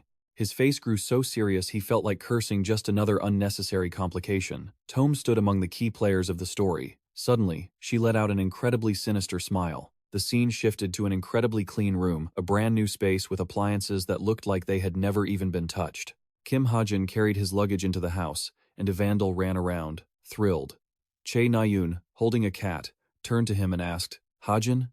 Hajin, are we going to live here from now on? He looked at her excited expression and replied, That's right, it's huge, isn't it? Evandel's face lit up with excitement. Yeah, I love it. An image of him holding up 2 fingers appeared alongside his personal ranking. This situation was because he'd been moved to a new house after ranking up. Housing was assigned based on your rank. He calmly put his luggage down, thinking that not only did he jump up 600 spots, but he was now in the top tier. Plus, a bigger house made it easier for Evandel to live with him. The image of Tome flashed briefly through his mind. I'll have to figure out how to deal with Tome later. He turned to the girl with a gentle smile. Evandel, I'll be back after class. She smiled brightly. Goodbye. The scene shifted outdoors. Kim Soo-hyuk stood on a platform, commanding everyone. Everyone stood in silence, paying attention to the teacher's announcement. After the opening ceremony, Our first lesson is outdoor training, with the main goal of helping the old and new cadets get to know each other. This is known as the dangerous mountain. Kim Soo-hyuk raised a finger, reminding them, there are no dangerous creatures on this mountain. But an image appeared showing guidance lines all over the mountain. There were traps set up all over the place. We have simulated the traps used by the demons. The teacher's face hardened, making the cadets nervous. If you're careless and hit a trap, you'll be heading straight to the hospital. So stay on your guard at all times. 12 people to a group, and each group has its own entry point. So head over there now. Below where the cadets stood, 2 familiar people appeared in the crowd. Hi, Chae Na-yoon. Oh, Suho, are you in group 3 too? On one side, Rachel Elizabeth Louis was standing with her group. On the other side, Kim Hajin looked around. Kim Soo-hyuk saw that everyone had gathered, so he shouted, all right, everyone, move out. Following the teacher's command, the groups immediately headed up the mountain. It was getting dark, and Kim Soo-ho's group walked cautiously through the night, accompanied by winds that chilled them to the bone. One of the group members asked anxiously, hey, is it 10:30 p.m. already? The person in front rubbed their arms to ward off the cold and replied, it's so dark and cold. Kim Soo-ho looked back and said, according to the professor, we don't know where the traps are hidden. We need to be careful. Just as he finished speaking, someone in the group stepped on a tree root below. Suddenly, the roots moved, grabbing the guy's foot and dragging him into the air. Following a scream from behind, everyone turned around in a panic. Seeing this, Chae Na-yoon immediately drew her katana and took a stance. Just as we mentioned it, it appears, she said. Before the others could react, 3 of them, everyone except Chae Na-yoon and Kim Soo-ho, were tightly bound in the air by the roots. After a tense battle, the 2 managed to save the 3 of them, just in time, and made their escape. Next, they encountered a man who looked like he was possessed, crawling on the ground like a zombie. As soon as the 2 saw him, they scrambled to run away. Playing with me, huh? By the time it was dawn, everyone was panting heavily. That was terrifying. I thought my heart stopped, said one. Kim Soo-ho sat on a log, looking just as shaken. That was scary. Chae Na-yoon sat on the ground, looking dissatisfied. Is this some kind of guts test or what? She caught her breath and turned to praise the others. But Chae Na-yoon, you did well. She smiled happily. Yeah, you too. Suddenly, Chae Na-yoon became lost in thought. She leaned against a log and asked, Suho, we're friends, right? He didn't quite understand but replied cheerfully, of course. Why do you ask? She raised her hand to scratch her face, stuttering, it's nothing. I just thought it was the normal thing to say. The image of herself standing before Kim Hajin's answer flashed in her mind. I don't think we can be friends, but Hajin doesn't want to be friends with me. Suddenly, her cheeks flushed slightly. Could it be? Chae Na-yoon blushed, lost in her own assumptions. Does he want to be more than just friends? Suddenly, a voice from the bushes made everyone turn around. Huh? Kim Hajin stepped out of the bushes and asked, what are you guys doing here? After a while, Kim Soo-ho's group sat together to discuss an illusion barrier. Huh? The guy sitting next to the girl replied, yeah, haven't we been walking in circles for an hour? The girl next to you is Yoo Yun-ha, and that's Simon Delic. He pointed to the person leaning against the tree, but strangely, he told us to get out of the way with a very tired look on his face. At first, I didn't know why, but he quickly found the entrance. The person Delic was referring to was Kim Hajin, who was leaning against a tree, checking his watch. He touched his chin and asked, now that I think about it, we'll be forming teams soon, right? Ryun, sitting nearby, spoke up. Oh, that? Team training has been part of the second term for many generations now. Simon Delic turned his gaze toward Chae Na-yoon. Have you guys chosen your team members yet? She replied gently, not yet. Kim Soo-ho also took the opportunity to say, me neither. Suddenly, Ryun expressed her desire. I really want to form a team with Hajin. Simon Delic and Chae Na-yoon shouted in unison. Hajin? She sat calmly and explained. Yeah, we have to choose members from various ranks. Isn't he the best cadet with a 3-digit rank? He's also quite smart. Hearing this, Chae Na-yoon wanted to object, but Ryun asked, what do you mean? I mean, her cheeks turned slightly red as she expressed her opinion. He's quite cold and annoying, so I don't think it will work. Why did I say that? Simon Delic took the opportunity to lean close to her ear and whisper, more importantly, haven't you heard the nasty rumors about him? The image of him partying and acting wild, he leaves the campus very often. I heard that when he leaves, he indulges in debauchery. Chae Na-yoon froze, her eyes widening. The guy sitting next to her kept criticizing, unaware of a figure approaching from behind. People even say he pays off thugs. Chae Na-yoon made an extremely angry face and cut off Simon Delic. Did you see that with your own eyes? He replied, looking terrified. No, not me. It's just a rumor. She radiated killing intent and said sternly. I asked if you saw it with your own eyes. Simon Delic broke into a cold sweat. No, I didn't see it. But Che Nayun turned away with a look of extreme disgust. And yet, you believe such ridiculous rumors? Kim Suho, standing nearby, also spoke up. Che Nayun is right. If you didn't see it yourself, don't spread rumors like that. Hajin isn't that kind of person. With Che Nayun stomping the ground angrily behind him, Kim Suho calmly announced, All right, if you've rested enough, let's keep moving. Simon, Delic, and Ryun said their goodbyes. The scene shifted to the Garam house, where a voice echoed from within. All right. The image of a girl testing her voice appeared. Yu Yonha sat in front of a laptop. Okay, the voice has been changed. She covered her head with a scarf, thinking, since it's the first time meeting, there can't be any mistakes. The Lakai Hoa intelligence network was completely independent of the main elite, consisting of agents who worked only for her. Yu Yonha didn't reveal her face as she greeted them. It's a pleasure to meet you all. The three people on the screen replied, Mistress, it is an honor to meet you. She smiled behind the mask. A very good start. I have divided Lakai Hoa into 3 departments. The first team will collect information and strategies from rival guilds. Sejak Yu Yonha sat in her chair, seriously discussing the mission for each group. The first team, consisting of Tao Hoa, Nahan Tu, and Vo Vong Nuet, had the top priority of uncovering the strategies of rival guilds. The second team appeared, with an image of a man hiding behind a rock to gather intelligence. The second team will focus on notifying me of new dungeons or the appearance of monsters of mid-level rank or higher. Watchtower, standing by, Mistress. She calmly mentioned all 3 teams. Finally, the third team. They would operate only in the shadows, investigating backgrounds, tailing, kidnapping, and blackmailing. If necessary, they would even kill. Darkness. A character profile board appeared before Yu Yonha's eyes. Team 3. Find out the past of these 5 targets, but you must absolutely not be seen or cause them any injury. The people in the meeting nodded and replied clearly. Among the 4 profile sheets, only one shone in her mind, but 4 of the 5 targets were just additions to fill the quota. That's enough for today. I look forward to the best results from everyone. Only one person was the real target. Yu Yonha's eyes looked seriously at every line of text on the screen. Kim Hajin, 17 years old, was at the SU orphanage. At the age of 9, many traits were discovered during a health check, and he was sent to study at the military academy.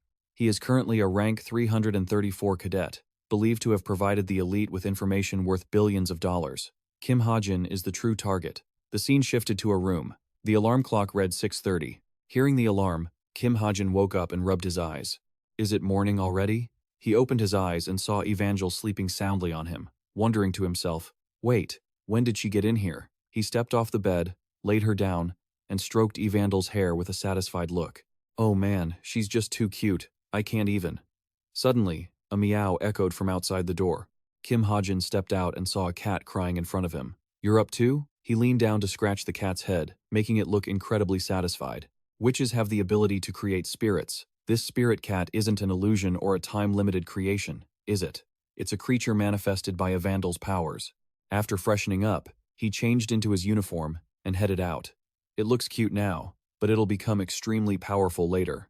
I need to go get some food at the cafeteria. Kim Hajin was walking down the hall, yawning, when a voice suddenly called out, making him turn around in surprise. Yu Yonha was walking toward him with a water bottle in her hand and asked, Where are you going? It's still early.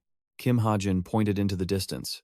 I'm heading to the cafeteria. She looked at him suspiciously. Yu Yonha trotted over and started walking beside him. I heard your ranking went up quite a bit this time. Kim Hajin replied dismissively. Yeah, I guess so. He spoke about his own plans, but I'll probably just stay around here for now. Yu Yonha was silent for a moment before asking, You've already planned out your future? He heard that and countered, Isn't it a bit too early for that? She walked behind him and denied it. Not at all. From our 3rd year, we'll be starting hero internships. We won't even have time to slack off. There's only 1 year and 3 months left. Yu Yonha then made an offer. How about joining Essence of the Strait? Images of her presiding over the guild flashed through Kim Hajin's mind. Essence of the Strait, Yu Yonha's guild, where she would become the leader. Honestly, if I joined, success would be guaranteed. But he put a hand to his neck and voiced his own opinion. I prefer hunting down Light Hunter. Of course, I don't even know if I'll be able to get in or not. That guild system isn't fixed since most of them are mercenaries. Her face darkened. I'll make you change your mind. Kim Hajin was startled and looked over at her. Yu Yunha looked up and stated her plan.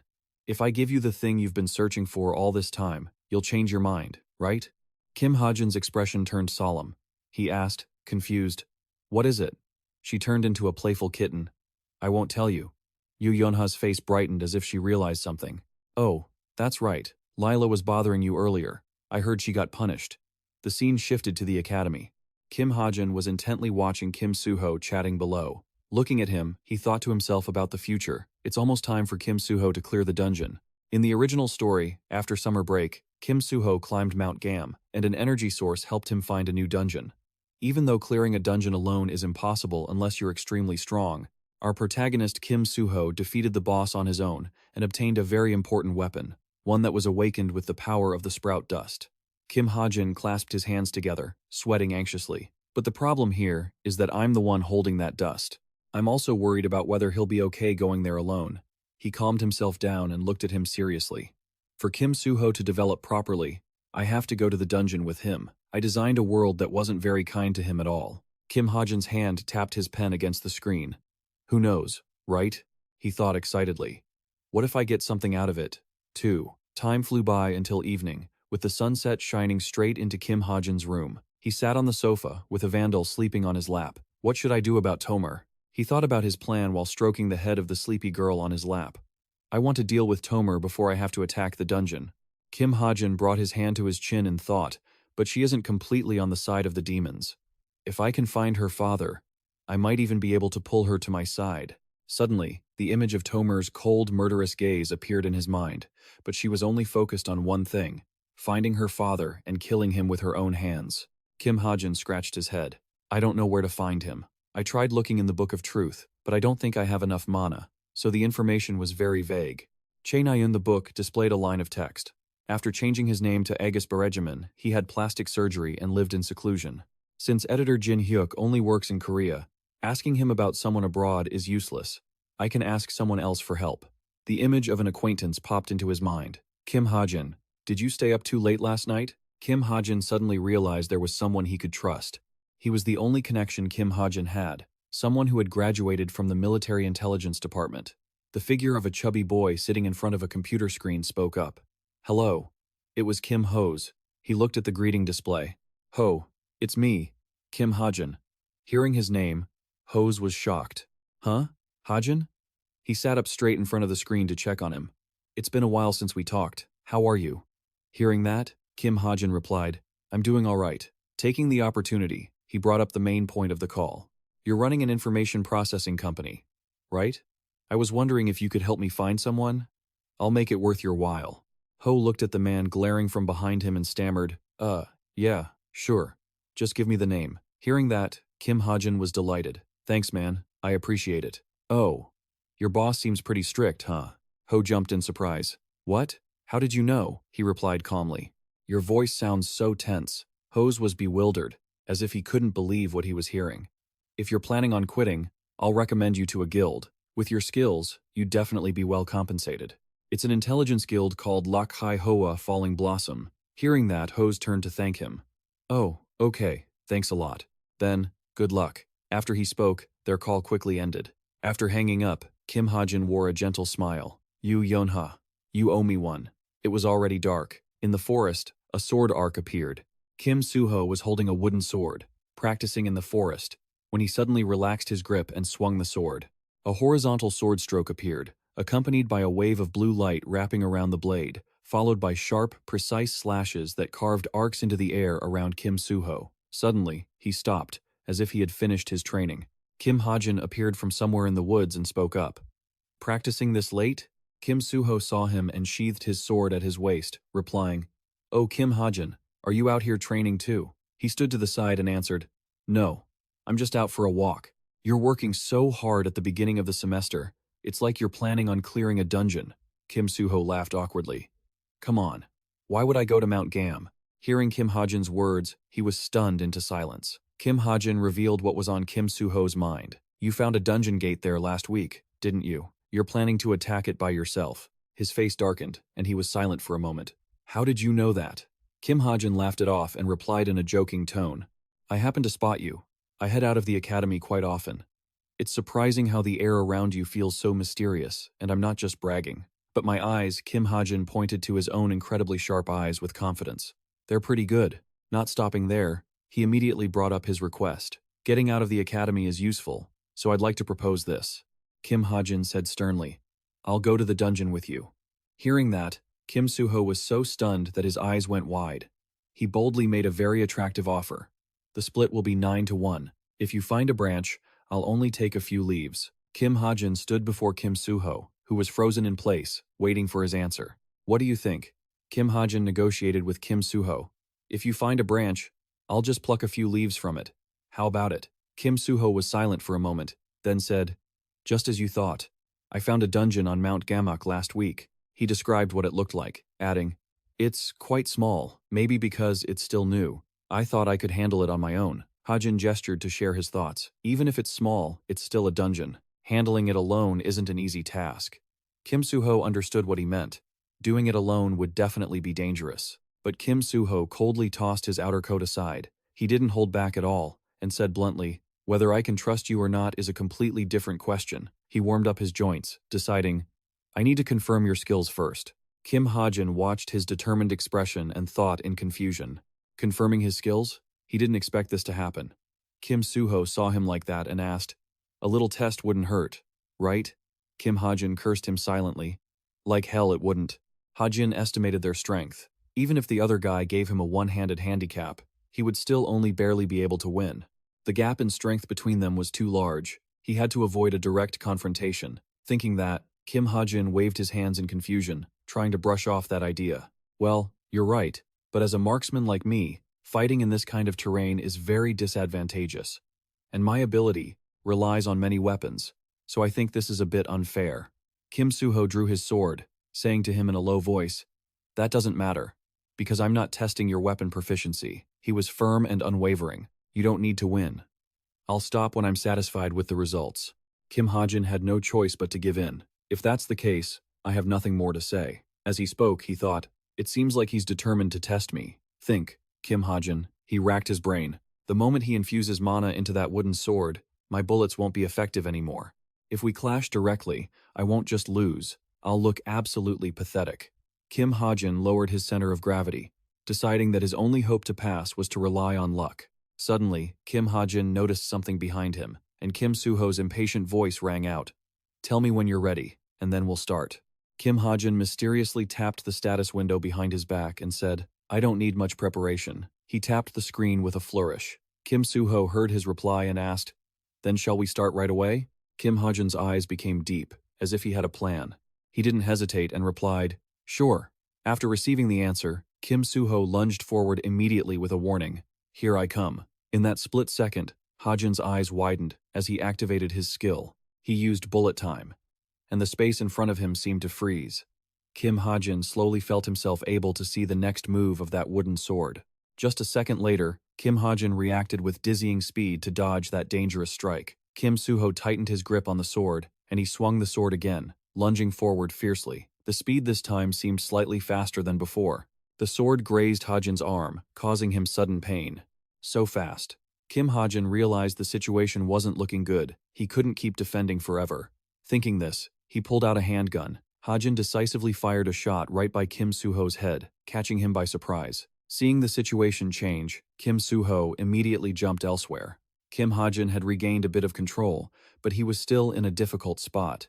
Even though he used his fastest move, the other guy was so fast that he could only dodge. He couldn't counterattack. The longer this drags on, the more disadvantageous it is for me. Kim Hajin suddenly came up with a strategy. If he could lure him to step there, the thing Hajin mentioned might be the blinding light beneath the tree. At that moment, a sound whistled from under the ground, and Kim Suho dashed behind Kim Hajin like the wind. He was so preoccupied with thinking that he didn't notice. By the time he knew, it was almost too late. Damn it, when did he circle behind me? Kim Hajin muttered to himself. A bright yellow rope shot out and coiled around a nearby tree trunk. He grabbed the rope to swing elsewhere, causing Kim Suho to miss his strike, unable to react in time. Kim Suho watched him desperately grab the rope and respected him he could still dodge even at that rate. but Kim Soo-ho stomped his foot on the ground to gain momentum, then dashed forward again at an incredible speed. Kim Hajin was both fearful and calculating in his head. Just a little bit more. Kim Soo-ho lifted his foot, intending to kick him. Kim Hajin was still muttering in his head. A little more. Kim Soo-ho's lifted foot came down, stepping onto a white shirt on the ground. In that 1 second, a massive force jumped up from the ground exactly where Kim Soo-ho had placed his foot. This unexpected attack was beyond Kim Soo-ho's calculations, causing him to be knocked back. Kim Hajin smiled, feeling smug inside. I did it. Kim Soo-ho fell to the ground due to the force, looking very painful. A handgun was pointed straight at his head. Kim Hajin stood behind him, calmly asking, "Are you satisfied now?" A blue status window flashed in Hajin's eyes. He recalled his initial operation. This wouldn't cause harm to anyone and would easily disappear since it only existed for 10 minutes. Good thing I invested in this product. The thing he was talking about was the shirt Kim Soo-ho had just stepped on. It was a cadet's outer garment, a piece of equipment made at Cooper, dubbed the clumsy trap. The moment someone steps on this shirt, an unidentified force is activated, pushing the target with immense power. It only lasts for 10 minutes and disappears after a single use. At this moment, Kim Soo-ho also smiled gently, turned his head, and declared, "I lost." Suddenly, he stared blankly at Kim Hajin. Chae Na-yoon Hajin's face still showed tension. After hearing what Kim Soo-ho said, he finally relaxed a bit. "That's good then." Kim Soo-ho smiled and reached out a hand toward him. "Let's go together." Kim Hajin took his hand and said firmly, "Can you trust me?" In an abandoned factory in Suho, the sound of glass shattering rang out sharply. Jun Jeon sat next to the pile of shards, talking to the person across from him. "Hey kid, I destroyed the relic just like you asked. Is it really okay to break something so valuable? This thing cost a fortune." Drun held a transparent box containing a strange crystal in his hand. He smiled to reassure Drun. "Don't worry. I have a way to double its value. That is, if we use this in England." Cheok Jung-young didn't quite understand what he meant, did he? Drone didn't offer much explanation. "All right, I'm activating it." He was a man of his word. The crystal inside the box began to glow instantly. The light from the crystal shone down onto the shards scattered on the table. The fragments began to move, connecting back together. New shapes began to emerge. Just a few seconds later, they were surrounded by countless golden, shimmering swords. Drun was satisfied with the product he had created. How about that? These were made from the fragments. He held up a sword and showed it off. Without any further processing, it could forge parts of a relic using just the crystal. He calmly explained that, based on test results, this weapon possessed abilities superior to other high-level relics. See, a standard relic can only create about 30 swords, but with a little time and the mana energy from this crystal, we can forge 6 more. Drun crunched the massive numbers. If we sell each sword for at least 700 to 800 million, we'll make at least 5 billion. Jun Jeon smiled, looking at the swords with deep interest. "I see. So you mean this is a golden goose, right?" Suddenly, a sound of clapping echoed, accompanied by a woman's voice. "Impressive. Truly impressive." Yeon seemed to have heard their entire conversation as she spoke up. "That's good news. But listen, there is something very important." She informed the 2 subordinates. "I think the owner of the Masked Devil has started raiding the hideout in Suho." The owner of the Masked Devil. That's our next target, right? Xiaofeng stood by and replied to her. "Correct." She crossed her arms and gave a commanding order. "We, the expedition team, will go and beat them to it." Kim Soo-ho walked alone down the dark street. He reflected on his fight with Hajin earlier. Hajin's movements. He recalled the moments when Hajin moved to dodge his attacks. It had been so slow and full of openings. He had avoided his strikes with such precision. Thinking about it, he wondered, what was that final attack? Kim Soo-ho guessed to himself, was it physical strength? 2 bursts of instant mana? Pondering this, he suddenly smiled. Kim Soo-ho brightened up, deciding to give up on the investigation. No matter how he thought about it, he couldn't figure it out. Kim Soo-ho's face became strangely relaxed, the light from the street lamp illuminating the thoughts in his heart. If someone was much stronger than the average person, it would attract unwanted attention. The reason he hides his strength must be to protect himself, Kim Soo-ho muttered to himself. And here I thought I was the only one hiding my strength. 2 backs, opposite in every way. Yet it turned out there was another person who thought the same. A chaotic sound suddenly arrived, catching Soo-ho's attention. What is that sound? Kim Soo-ho followed the noise to where Chae Na-yoon was, as she was still outside, working hard on her training. Kim Soo-ho approached her cheerfully and asked, "Chae Na-yoon, what are you doing?" The other party was startled by his sudden appearance and shouted, What the heck?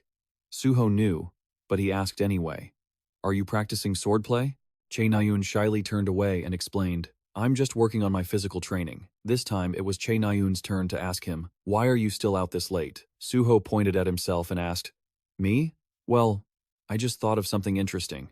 Kim Suho hesitated for a moment before replying, I just met Hajin. Che Nayun blushed in surprise upon hearing that.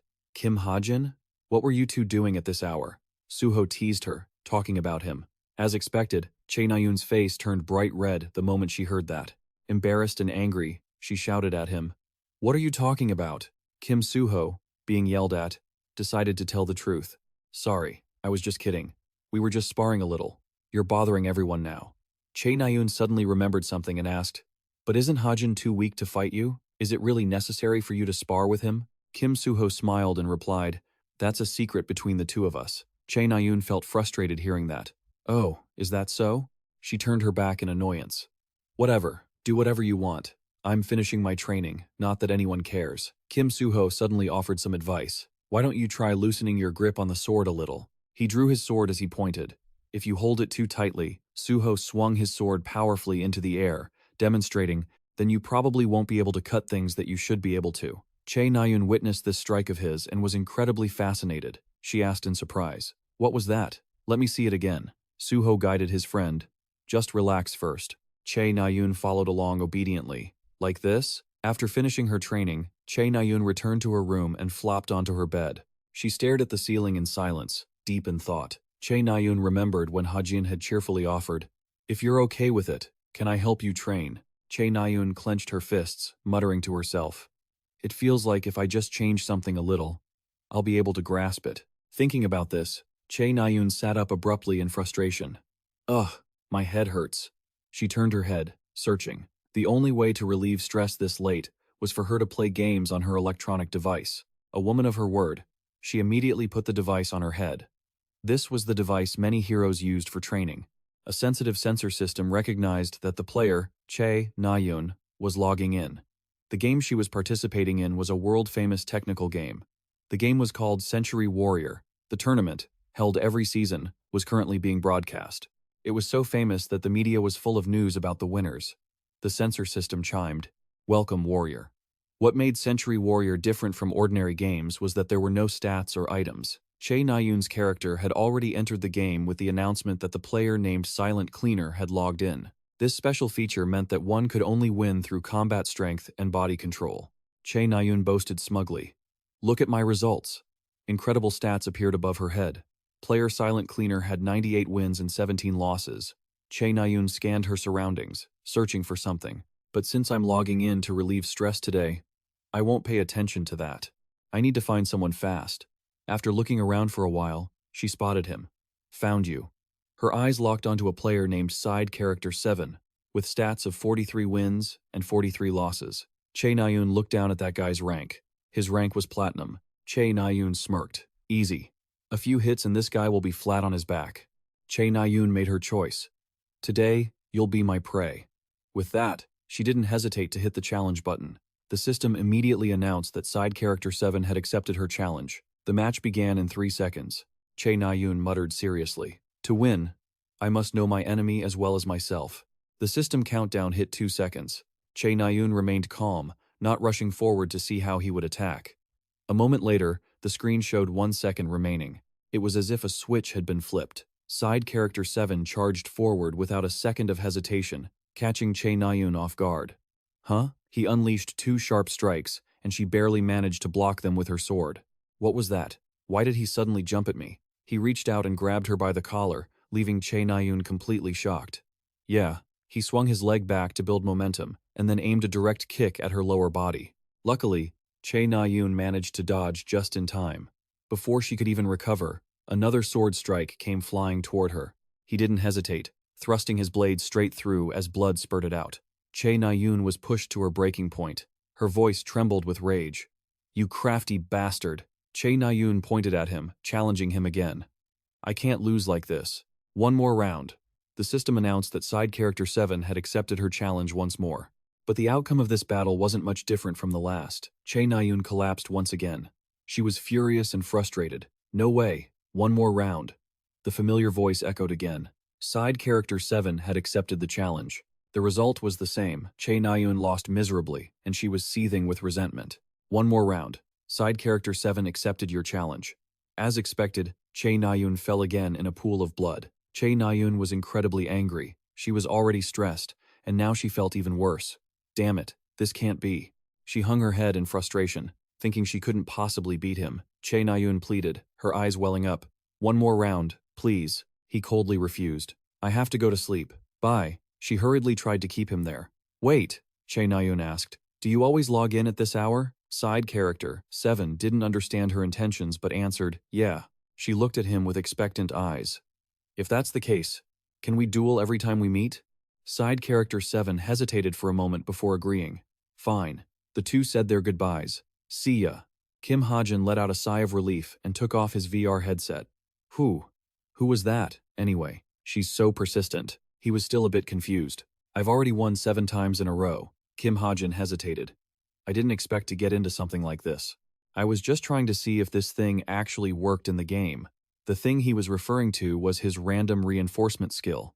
It allows you to identify up to 5 pieces of equipment. The stats of the identified gear increase by 1 to 44%.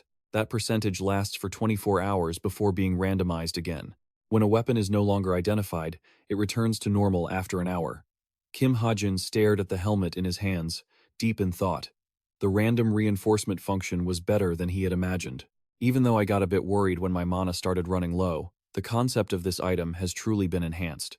With this feature, my gaming equipment is on a whole new level compared to everyone else's. In the game, I can feel that my senses have been greatly enhanced. Kim Hajin grumbled slightly, disappointed that the reinforcement range was only 1 to 44%, but then he remembered his luck stat was quite high.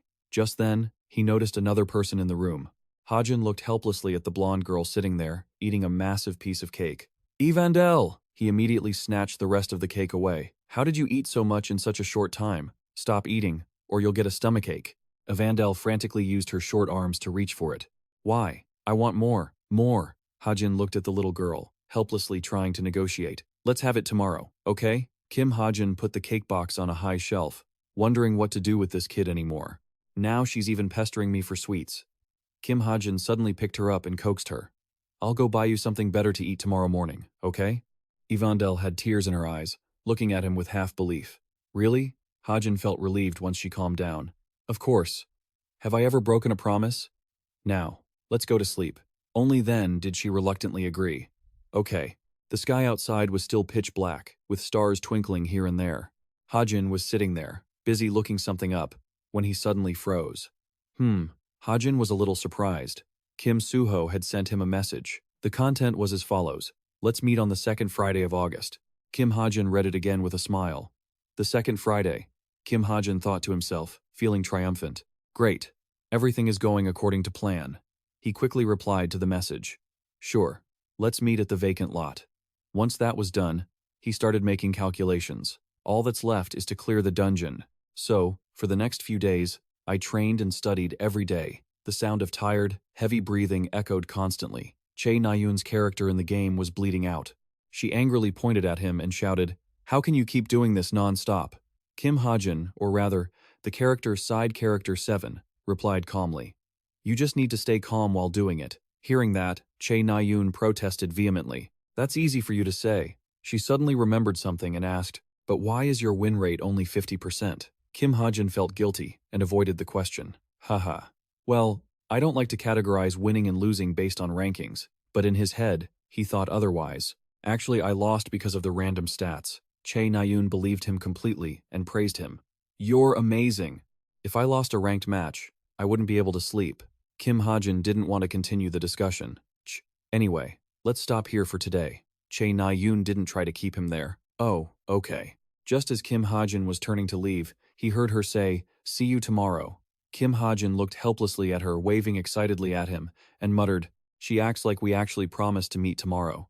Chae Na-yoon couldn't hear him, so she was still excitedly looking forward to it. Hajin looked at her expression and couldn't help but smile. Finally, he said, All right, see you tomorrow. Hajin took off his VR headset and fixed his messy hair. It seems like this has become a part of my life now. He also began to change the way he saw her. Actually, she's quite polite. I keep thinking of her as a weirdo who suddenly attacked me. Kim Hajin suddenly felt confused. I still don't even know her name. I just keep calling her Hey. He closed his eyes and racked his brain to think, finally coming up with the name Che Nayun, but then he erased the image of her from his mind. That seems a bit too far-fetched. Kim Hajin reasoned that, based on her personality, he hastily concluded that she was a boy. At this moment, the person assumed to be a boy, Che Nayun, was still busy training. She excitedly asked her friend, "Hey, Kim Suho, do you think I've improved a little?" Kim Suho put his hands on his hips and admitted, "Hey, your movements have gotten more natural." Che Nayun recounted excitedly, "I started playing that game, and I think it's really helped me out." Kim Suho guessed, "A game?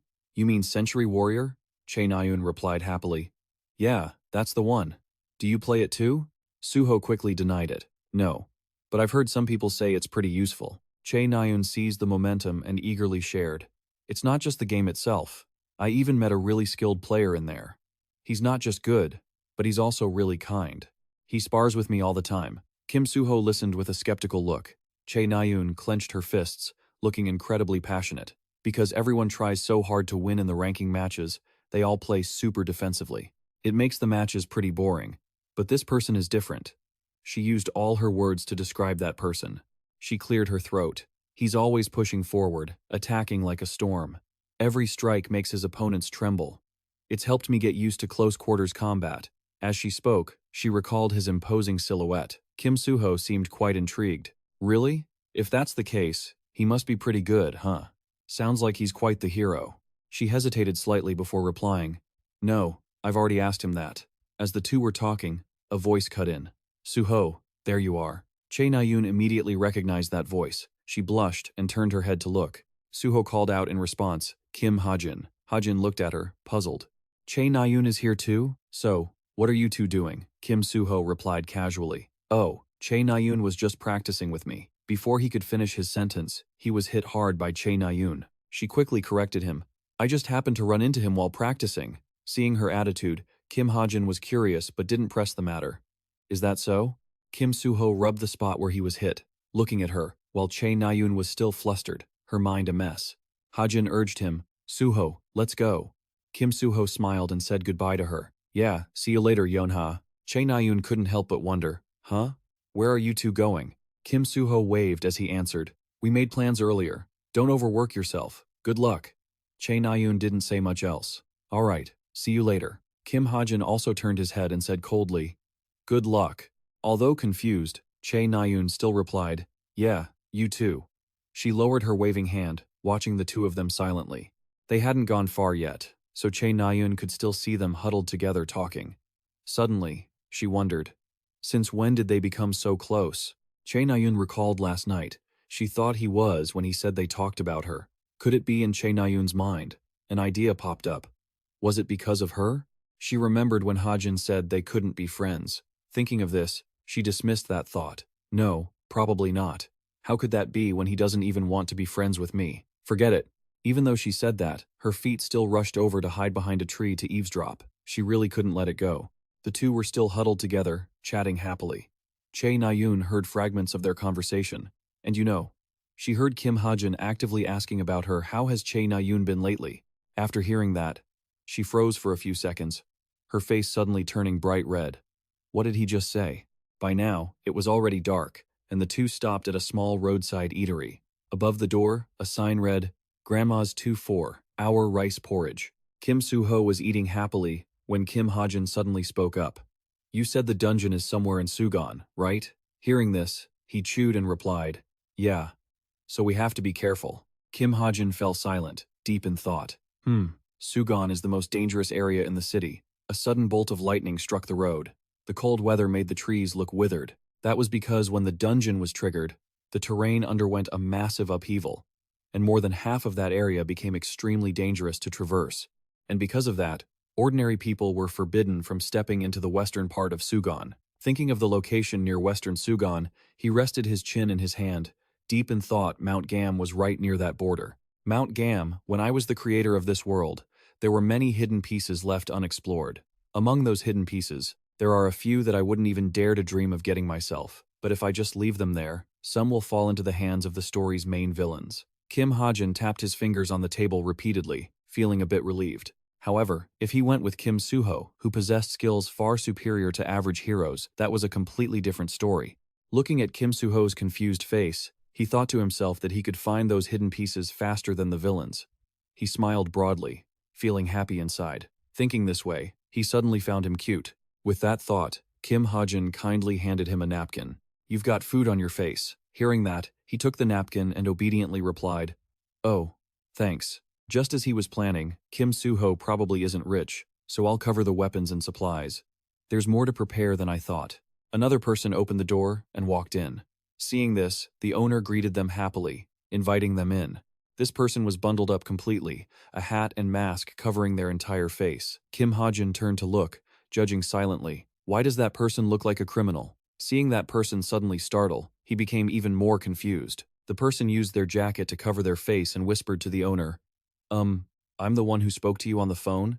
Hearing that, the owner replied, "Ah, okay, just a moment." Kim Hajin's eyes were glued to the stranger until he saw the purple hair and the face blushing beneath the collar. He vaguely realized who it was, and his mouth curved into a mischievous smile. Kim Hajin suddenly spoke up, startling Yu Yonha.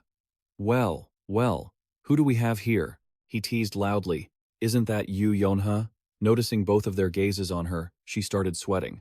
Yu Yonha loved commoner snacks. She covered her face with her hand and disguised her voice, replying, "Who are you talking about?" Hearing that, Kim Suho also realized who it was and said excitedly, That voice, it's definitely Yu Yonha, right? It's Yonha, isn't it? That makes sense. Her favorite food is a hamburger." Kim Hajin chuckled and said, "Haha, since you're here, why don't you come out and eat with us?" Yu Yonha was embarrassed and replied in a low voice, "You've mistaken me for someone else." Kim Suho didn't seem to care. Dongjin said, "Yeah, let's eat together. We just got here too." He insisted, "Come on, let's eat together." "Yeah," she cried out helplessly. "No, I'm not her." And for the porridge, her eyes welled up with tears, her whole body trembling with embarrassment. Yu Yonha, her mind in a daze, stammered to me. As soon as the owner brought the food, she called, saying, "This is the porridge you ordered." Beside herself, she snatched the bag of porridge and dashed off. She bolted out of the shop while screaming, "I don't know who that is," ignoring the owner calling after her. "Hey, you haven't paid yet." Kim Hajin and the lady stared blankly at the door. Seeing the lady's bewildered expression, he said apologetically, "I'll pay for it." Since that day, Yu Yonha avoided me for 3 whole days. Every time I saw her using her book to cover her face as I walked by, I couldn't help but think, isn't acting like that even more embarrassing than just admitting you like commoner food? Finally, Friday arrived. Kim Hajin was wandering around town as if looking for someone. It must be nearby. As soon as he spotted him, Kim Suho waved and called out, "Hajin, over here." Hajin walked over slowly and asked, "Where are we going?" Suho turned around and replied, "Follow me." With that, the two ventured deep into the gloomy Gam Mountain, where bone-chilling fog blanketed everything. Kim Suho took the lead, climbing the slope in silence. Hajin glanced behind him, anxiously wondering, how long have we been walking? He shifted his gaze to observe their surroundings. Gam Mountain was a dangerous place, since it sat right on the edge of a restricted zone. He had to stay sharp until they reached the dungeon. Suddenly, Kim Suho stopped. "We're here." Suho placed his hand near a rocky crevice and said calmly, "It's this spot." Kim Hajin leaned in closer, grabbed the vines covering the hollow, and exclaimed, "Even if you know where it is, this place is so hard to find. No wonder no one has discovered it yet." Hearing this, Suho replied, "Yeah, as you can see, the entrance is quite narrow." He looked Hajin straight in the eyes and asked considerately, "Once we're inside, it'll be very hard to escape. Are you okay with that?" Hajin looked up at him for a long moment, then smiled unconsciously. He stood up and said, "Of course." Kim Suho seemed a bit surprised to see him pull out his Luger pistol. Kim Hajin raised his gun and said confidently, "This thing is pretty powerful, you know? Just in case something happens, I used my production skills to make some flash rounds." He thought to himself, but since the boss is an upper intermediate monster, the flash rounds could only be used to buy some time. He looked at Kim Suho, feeling a bit relieved. Well, he'll handle the rest, so it should be fine. Suho looked at him, smiled, and asked gently, "Shall we go?" Seeing Kim Hajin reach out his hand, Suho was a bit surprised. Hajin told him to just take it. Hearing that, Kim Suho froze, looking flustered. He asked, "Why do we have to hold hands?" Hajin explained calmly, "It's really dark inside, isn't it? Take my hand and follow me." If we recklessly use torches, we might attract the wraiths. Suho finally understood. Oh, he agreed cheerfully. All right then. Hajin nodded. Let's go. The two headed deep into the cave. They walked hand in hand. Hajin led the way, carefully watching the path while Suho looked around, slightly dazed. Suho looked at the cave structure and marveled. It's so spacious. It's nothing like the narrow entrance. It's so dark inside. It's hard to see the way. Feeling a chill in the air, he shivered. Actually, it's a bit creepy here. Only Kim Hajin remained composed. Sensing something, he suddenly froze. He used his eye of perception to look ahead, saying tensely, "Wait, stay here." Watching the glowing tubes in the distance, Kim Hajin couldn't help but feel uneasy. What is this?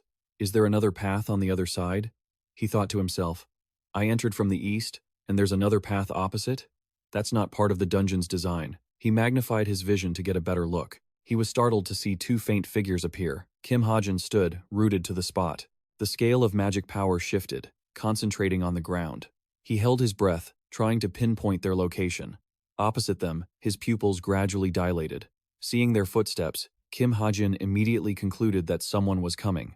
Suho, seeing him suddenly go silent, asked, "Hajin, what's wrong?" He raised a hand and whispered, "Wait, stay quiet for a second." Through magic, he could hear the two of them talking. "Where are we? This must be some secret path in the dungeon." Kim Hajin worriedly thought he didn't know who they were. He could clearly feel their aura, but based on the energy they radiated. This is bad, I ran into villains. Noticing something, he was startled to see the mailbox symbol on his hand. He thought, just as expected, a message. The system suddenly announced a judgment point. The size of the Gam Mountain dungeon that Kim Suho was trying to clear was too small for the upcoming reward. The Gam Mountain dungeon route would connect to the nearby demon's lair and become a secret passage. Reading this, he was stunned. This meant the demon's lair, a completely separate place, would connect to this Gam Mountain dungeon. Hajin suddenly asked Suho, "What's the date today?" Suho replied, "It's the 14th. Hajin muttered to himself, "The 14th. As if remembering something, Kim Hajin cursed under his breath. Damn it. He stood frozen. Today was the day an entire guild of the Wicked Order would raid the demon's lair. Watching the two figures approaching, he thought anxiously, if that's the case, they must be from the Wicked Order. It looks like it's just the two of them. Are they here to scout? All day? Thinking of this, he gritted his teeth in frustration. Suho asked quietly, "What's wrong? Did something happen?" He said tensely, "There are people over there." Suho was shocked. What? Hajin thought nervously. The Wicked Order is one of the strongest villain organizations around here. All the alternate identities they use are at least mid-tier heroes or higher. He clenched his fists, his mind in turmoil. Taking them down now won't be easy, even with Suho. What should I do?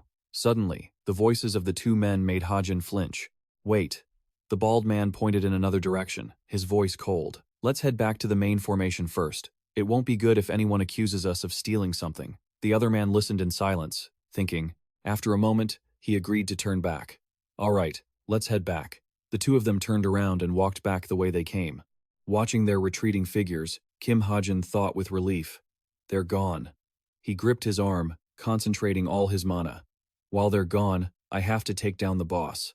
I'll use the mana from the Stigma. He poured mana into his eyes, activating his sight to the maximum range. Kim Hajin's vision magnified. He scanned the area. The boss's location, he constantly maneuvered through the cave passages, heading toward the light at the end of the dungeon. A strange message suddenly appeared. This and that are together. If you look with pure eyes, this and that exist almost at the same time.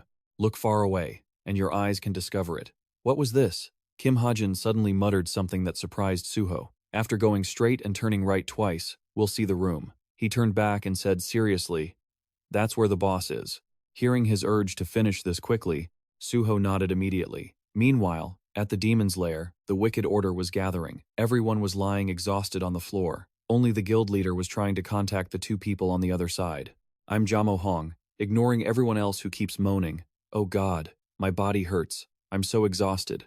He put a hand to his earpiece and asked sternly, "Did you find anything?" This person is Kim Jin Kyung, the guild master of the Demon Mass Guild. The other end immediately replied, "Yes, we found a secret path. I think it's a hidden passage." Hearing this, the guildmaster smiled involuntarily. "Oh, is that so?" The other end continued the report. "All right, let's head in together. We're heading back to the main party now." He suddenly objected, his tone cunning. "No, We'll come to you. I want you to keep scouting." With that, he looked toward the other members and called out loudly, "All right, time to go, boys." Kim Jin Kyung said excitedly, "The 2 new members we sent out earlier found a hidden path. Let's all go." Sin, leaning against the cave wall, tilted his head and asked, "What about the scouting team?" Hearing that, he replied, "We'll go and join up with them." Suddenly, he smirked. Watching them head out, Cullen said with interest, "There are 2 fewer people here, huh?" Saying that, he lightly brought his hand to his ear. This scene was coincidentally spotted by the blonde guy. He asked, confused, "Hey Sin, what are you hanging around out here for?" Realizing the magical current, the guildmaster immediately turned around. At this moment, Callan took out his glasses, a spatial gate appearing behind him. Seeing this, Kim Jin Kyung asked unpleasantly, "Callan, what are you planning to do? No one told you to open an artificial gate." He felt annoyed hearing that and frowned at him. Sin slowly put his glasses on, thinking to himself, "This isn't a teleportation gate. It's a phase path that connects to the nearby space. Explaining it is a bit complicated." Seeing that he didn't answer, Kim Jin Kyung shouted angrily, "Callan, didn't you hear the order to close that gate?" Not only did he not comply, but Sin indifferently took his earpiece out, completely ignoring his order. He was driven mad, veins bulging on his forehead. Kim Jin Kyung aggressively moved toward Callan, channeled his internal energy into his hand, and barked, "You bastard! What kind of trick are you pulling?" Callan slowly raised his finger, blood splashing onto the cave wall. Kim Jin Kyung suddenly stood frozen, to the surprise of the other members. A spear shot out from the spatial gate, piercing straight through the guildmaster's head. That wasn't all. Following the motion of Sin's hand, it pulled downward, tearing his body in half before their very eyes. The entire cave went silent as they watched Kim Jin Kyung's body evaporate. Everyone was terrified by this move from Callan. They screamed in fear. "What did you just do? What did you just do?" At that exact moment, a figure stepped out from the gate. Seeing her, they became even more terrified. They thought to themselves, "That is Li Xiaopeng," as she stepped out with a majestic air, looking at them emotionlessly, black mist swirling around her. She closed her eyes slightly. The other members, still stunned, inhaled the black mist and collapsed, unconscious. Watching them fall to the ground one by one, Li Xiaopeng walked forward without emotion, thinking about the stock price. She turned her head and said coldly, "Perhaps we should let them live for now." Hearing that, Callan agreed. "You're right." He looked forward and asked with interest, "Shall we go find the hidden stage?" Hearing that, she stopped him. "Don't. I want you to wait." Callan was a bit surprised, pushed his glasses up, and asked, "What do you mean?" He crossed his arms and asked curiously, "Did an unexpected variable appear?" She calmly explained, "There are already 2 people in the hidden stage." Clearly, she was referring to Kim Suho and Kim Hajin. Not stopping there, Li Xiaopeng continued, "They are the candidates." Cullen couldn't hide his excitement and smiled. "Oh, a test, huh? To see if they are qualified to join the expedition team." He turned his eyes toward Li Xiaopeng. At this point, she gradually transformed her body into a liquid state, turning into a stream of purple water that seeped through the cave walls. Meanwhile, in the dungeon's swamp area, steam rose from the water, hot air filled the space, and unsteady feet walked on the damp ground. Monsters began to appear. They were rank 8 ghouls, low mid-level, terrifying monsters. A bullet suddenly flew through a ghoul's eye, causing it to fall hard to the ground. Kim Hajin stood behind the gun, lifted the muzzle to blow on it, gently, then aimed the barrel at them once more. Just like that, he aimed for the ghoul's weak spots and finished them off. Seeing the one behind him taken down by Kim Hajin, Suho turned around. He was tired, sweating, and muttered to himself, "It's so dark. I can't see anything." Looking at the ghouls lying all around, Suho thought to himself, "But he can hit their weak spots immediately." Thinking that, he turned back and smiled at Hajin. "You're really good." Hearing Suho's praise, he awkwardly said, "Don't say things like that. Come here," Kim Hajin continued. "Let's go, we don't have time." Suho agreed.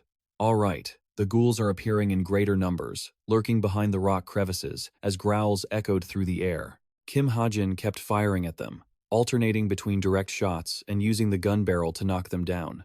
A bullet pierced right through a ghoul's chest. Hajin finished off another monster. It slumped down in front of him. Seeing that, he let out a sigh of relief.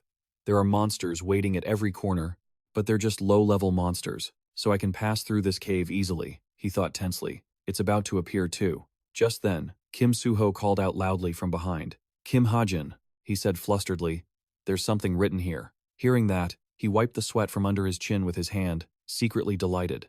Found it.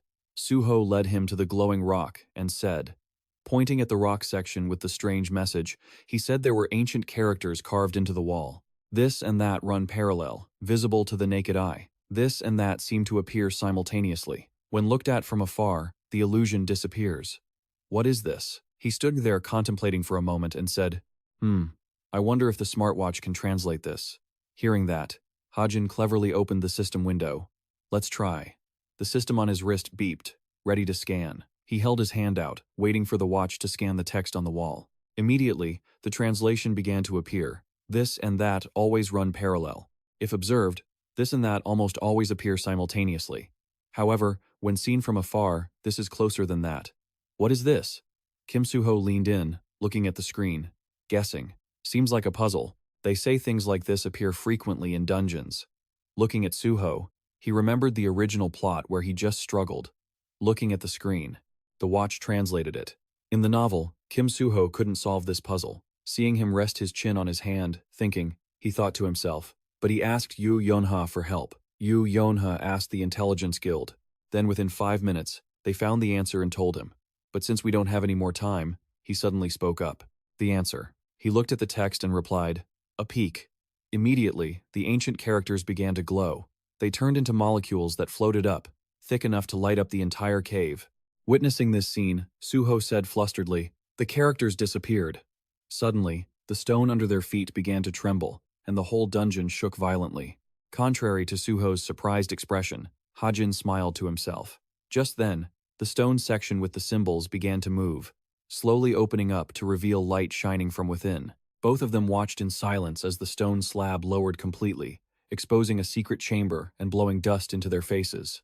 Suho coughed, leaned in close, and asked, the answer really was the latch? Kim Hajin brushed the dust off his clothes and replied, yeah. Coming here reminded me of when I was in the real world. Actually, I was the one who came up with this puzzle after stumbling upon it here. Back then, you tapped it and said, oh, this is cool, let's add it in. He turned to explain to Suho that this was lightning, and that was thunder.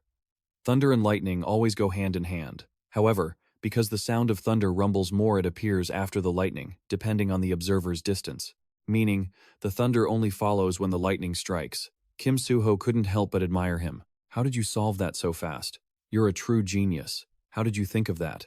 Hajin avoided his gaze and gave a wry smile, thinking, that's not it at all. He gripped his gun tightly, carefully saying, I'll tell you another time.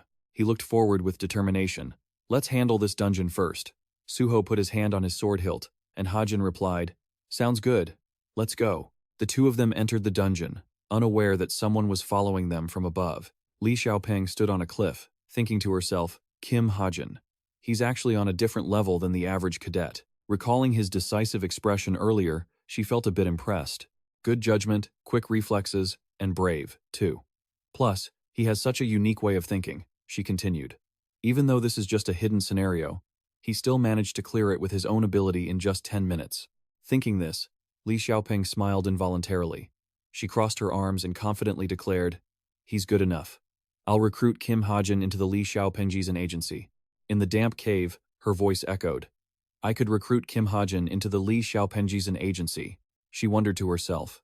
The only thing that makes me hesitate about Kim Hajin is whether he has the capability to kill without any hesitation. Suddenly, an image of Kim Hajin appeared. His youthful, frightened expression was what made her uncertain. Suddenly, another voice rang out in the cave, catching Li Xiaopeng's attention. Didn't we already come this way? Another guy replied. Ugh, this must be a maze. They seemed to be disoriented in the cave system and had wandered all the way here. She looked down at them from above, silently judging. They must be the ghost soldiers of the Demon King. Kim Hajin probably still doesn't know they are ghost soldiers. Besides, they hadn't realized her presence yet. A heated argument broke out below. Why is this maze so annoying? Shut up. They went from arguing to preparing to fight right on the spot. All of that was witnessed by Li Xiaopeng. She pondered and schemed, planning to use them for her own purposes. A thought struck her, and her face twisted into a sly, mischievous smile as she teased, I'll test him with these guys. The scene shifted back to Hajin and Suho. In another corner of the cave, water droplets dripped rhythmically onto long rotted skeletons, creating a strange sound. All around were piles of skeletons from those who had passed through before, creating a bone-chilling scene. Footsteps approached, and the shadows of Hajin and Suho gradually emerged from the mist. In front of them, a figure sat majestically on a throne, emanating the aura of a king that made others tremble. Kim Hajin pondered, "That monster is the boss of this dungeon, the Sword Destroyer." The mist gradually cleared, revealing the form of a king sleeping on the throne, waiting to be awakened. The sound of the two approaching successfully caught the monster's attention. Its eyes slowly opened, exuding the terrifying pressure of a king preparing to rise. Suddenly, the attention shifted to Suho. In a flash, he was gone from his position.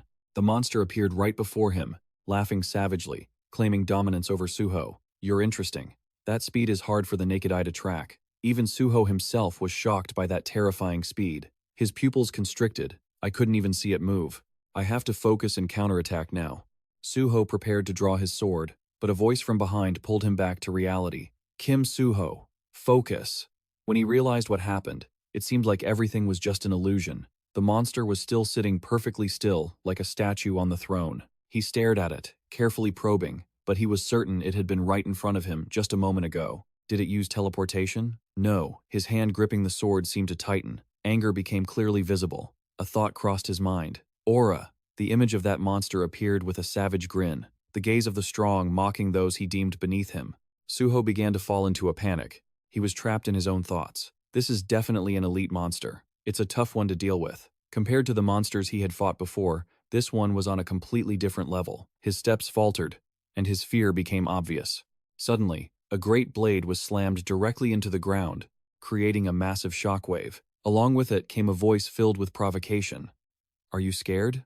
Kim Hajin immediately identified where the sound was coming from. The monster grinned wickedly, continuing to provoke the fighting spirit of the two cadets. "Don't worry, this will all be over soon." Even so, it didn't seem very effective. The two of them remained focused on every move of the boss monster. Suho spoke up. "That thing." Besides that, Hajin was no slouch. He smiled confidently despite the monster's threats, though his heart was racing. It's finally appeared. Suddenly, he noticed something strange about Suho beside him, so he called out to him. Suho seemed so determined that Hajin's words didn't seem to register with him. Kim Hajin smiled, happy to see his friend regaining his spirit. He secretly marveled. He's already regained his confidence now that he knows his opponent is a swordsman. "Suho, your talent is nearly at the level of a sword saint.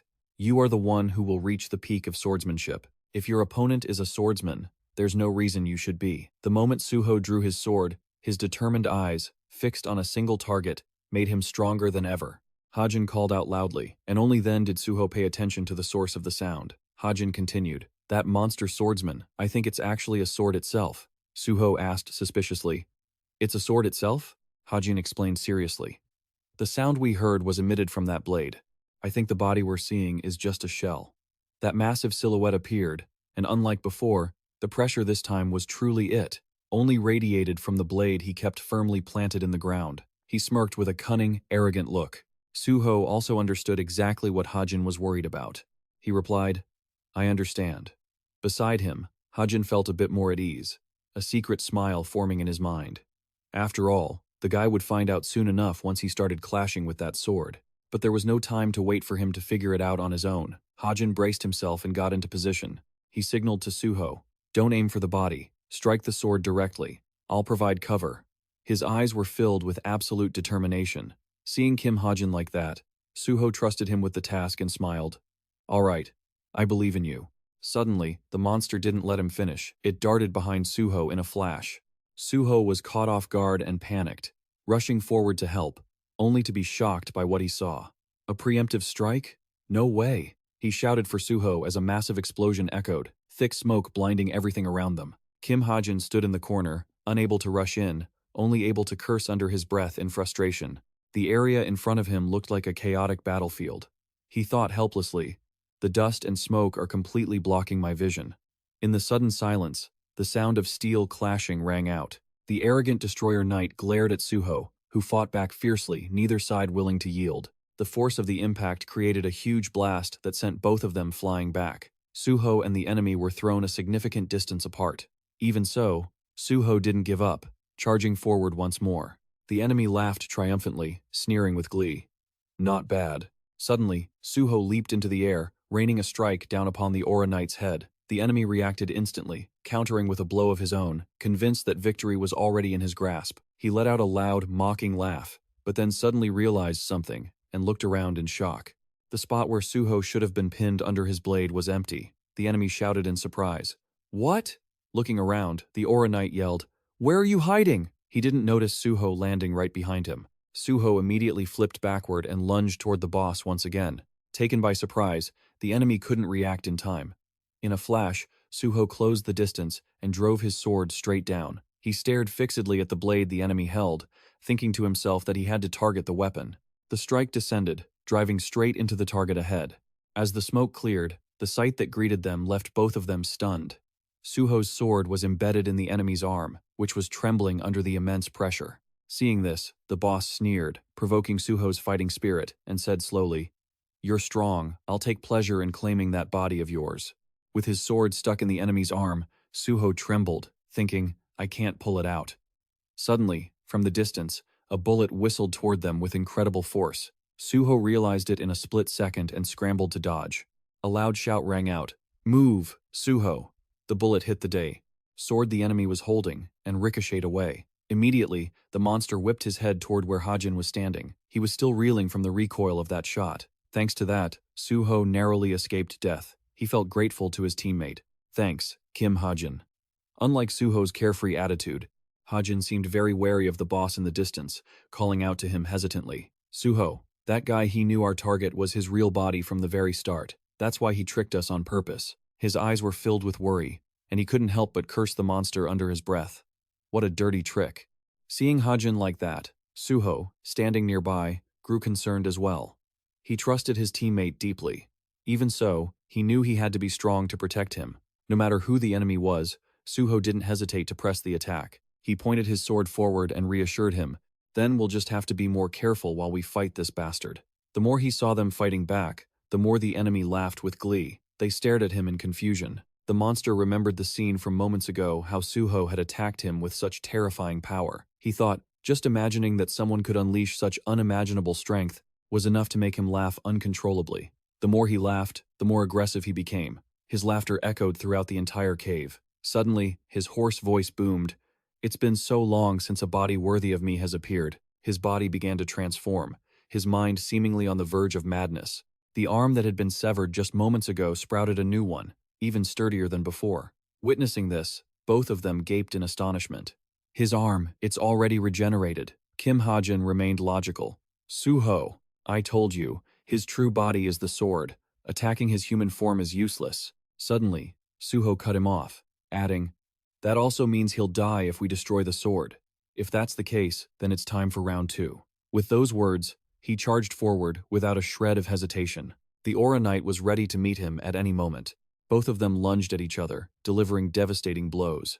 The sound of metal clashing rang out sharply, creating a massive wave of power. Standing on the edge of the battlefield, Hajin could clearly feel how terrifying their power was. He exclaimed in surprise, "Whoa, the pressure is insane." They kept hurling themselves at one another, neither giving an inch. It seemed like a battle with no end in sight. Standing to the side, Hajin was plotting how to assist Suho. He can probably manage on his own, but dragging this out doesn't benefit us at all. I can't use the sun, because the bullets might spray and hit Suho too. Using a sniper rifle at this distance is completely useless. After thinking for a moment, he finally made a decision.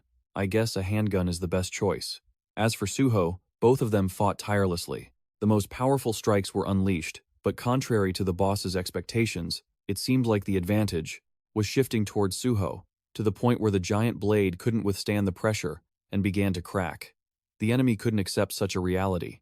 He was stunned. "No way, why am I being pushed back? A puny blade like that should have shattered by now." But it didn't even have a single scratch. Unlike the giant blade that was fading away, Suho's sword remained steady and stood tall, facing everything head-on. His gaze remained as firm as ever, sparkling with faith in victory. Looking deep into that face, the enemy began to hesitate, and then fear set in. Is it because of this golden radiance? His suppressed anger was beginning to boil over, but he gritted his teeth and held it in. He shouted right in his face, "Don't get cocky." Being cornered so suddenly, Suho reflexively jumped backward, putting some distance between them.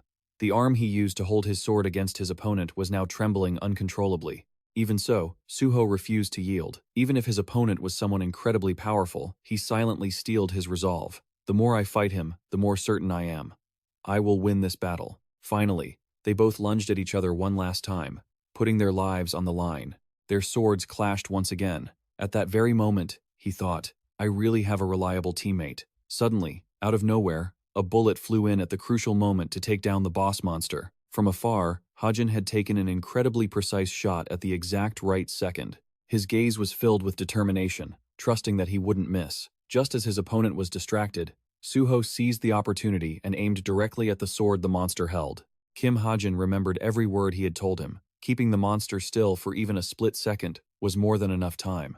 He had completed his mission, and now it was Suho's time to shine. He thought to himself, even though this swordsman was stronger than in the original novel, Suho now had the upper hand. The sword flew out of his grasp, and the battle seemed to be decided. The blade flew into the air and gradually shattered, then broke into pieces, followed by the dissipation of the boss monster. The creature roared in hopeless frustration. Impossible! It actually vanished, leaving behind only embers and regret. The match was over. Standing aside, Hajin cheered for their victory. He did it. Now we just need to collect the labyrinth's reward. As for Suho, he was slowly calming down after the long, intense battle, when suddenly his eyes caught something that left him stunned. Seeing him like that, Kim Hajin quickly ran over to check on him. Suho, what's wrong? Looking in the direction he was staring, a dry tree branch appeared. He exclaimed in shock, "What is this?" Hearing his voice, Suho couldn't believe his eyes either. He said, "No way." Looking back and forth, he continued, "This can't be real. Even so, I have to accept the reality that it's just a dry branch." Looking at the object, Suho welled up with tears, remembering all the effort he had put in. He lamented, "Don't tell me the reward for completing this labyrinth is just a piece of firewood." Hajin, standing to the side, couldn't help but tease him. "Is that why you're sad? Don't worry, that branch." As he was speaking, someone suddenly interrupted. "Who's there?" Two thugs entered the cave where they were standing. Hajin recognized them and looked back, thinking, "Are those the same demon humans from before?" Hajin thought in surprise. Didn't these guys go back to the main squad? Why are they back already? They were both lost in thought when a voice pulled them back. "Hey, I'm talking to you," the bald guy next to him added, shouting loudly. "How the hell did you guys get in here?" Beside him was the white-haired man, still looking cold as he questioned them. "Our guild's demon lord issued a request to clear this dungeon. Who are you?" Hajin was the one who stepped forward to answer. He replied with an innocent look. "Oh, is that so? We had no idea. We're cadets from Cooper. We saw a path leading here, so we just came in." The blond man asked again, "What are you doing in here?" "Even so," he replied cleverly. "There were monsters here, so we killed them." They both stepped forward, leaving the dry branch they had just received after defeating the boss lying not far away. Hearing their answer, the man's expression hardened as he got straight to the point. "What's the reward?" Suho seemed a bit nervous, but Hajin had already figured out a clever way to respond. "As you can see, we didn't get any reward. Master." The blond man was half convinced, half suspicious. He took his phone out of his pocket to call someone. "Master, it's Jam. We have a problem. We found 2 of Cooper's cadets." A cold voice echoed from the phone. "Kill them." Hearing that, they were both stunned on the spot. After saying that, the call ended. The blond man calmly said to them, "You heard that, right? If you want to blame someone, blame yourselves for being too curious." Saying that, he began to activate his power. A murderous intent radiated from him. The attack hit Suho. Kim Hajin cried out in worry. "Suho, you also gather all your strength to respond. What's happening?" Hajin's voice faded and disappeared. Both of them were separated by the attack. Kim Hajin looked at his surroundings, feeling strange. He reasoned, "This is a barrier to separate us. I have no way of knowing what's happening outside. Will Suho be okay on his own?" From the shadows, a figure silently stepped out, blocking his path. He wore a faint smile. Well, that guy is always leaving the weak ones to me," he said with a bored tone, not wanting to waste effort fighting him. Kim Hajin assessed him from head to toe. He thought about the 2 golden axes on his cloak. Did that mean he was a hero? He stared, confused, and asked, "An intermediate hero? Why do you have to go this far just to take care of cadets like us?" His eyes flashed with hesitation, mixed with the fear of having to face him alone. He only saw the man suddenly clench the axe in his hand, answering him through gritted teeth. "Do I really have to answer you? You're going to die here anyway." With that, he swung his axe down hard. Standing aside, he witnessed the full extent of the man's formidable power, and his fear grew even more. Impressive mana. The gap in our stats is too huge. It would be as easy as pie for him to take my head. But even so, this situation wasn't completely hopeless. Suddenly, he became inexplicably calm. The man also looked at him with scrutiny. Hajin rummaged through his pocket for something. It seemed like something very dangerous was about to be pulled from his pocket. Seeing that, the man also entered a defensive stance, ready to fight at any moment. His eyes were focused, wary of his every move. He pulled out a shiny stone and held it up in front of him. The bald man immediately looked at Kim Hajin in confusion, then burst into mocking laughter. Can't you think of any other way to handle this situation besides that rock? Despite that, he still answered him defiantly. That's right, and this is more than enough to deal with someone like you. Being looked down upon by a mere kid, he roared in anger. You brat? What did you just say? Even though he was also worried about having to face an enemy alone for the first time, he didn't dare to let it show on his face. He scanned him from head to toe, searching for the motive behind his arrogance, but the results surprised him even more. This brat's mana is total trash. How can he be this confident? He laughed, mocking him. Looks like you've been scared out of your wits, huh? As soon as he finished, that stone flew right past his face. From its trajectory, it left a golden thread trailing mana, making him look back. He exclaimed in surprise. A thread? The boy grabbed the thread with both hands and yanked it toward himself. Reacting on instinct, he spun around in a panic, only to see Kim Hajin pulling that thread with all his might. The stone that had flown past him earlier came flying back, smashing straight into his head with a bone-chilling thud. After that impact, he seemed to lose consciousness. His face turned serious as he stared at the bald man. Losing his center of gravity, the man tumbled to the ground. His head struck hard, leaving a deep crater in the earth. The battle was over, and victory belonged to Hin. He let out a sigh of relief. Phew.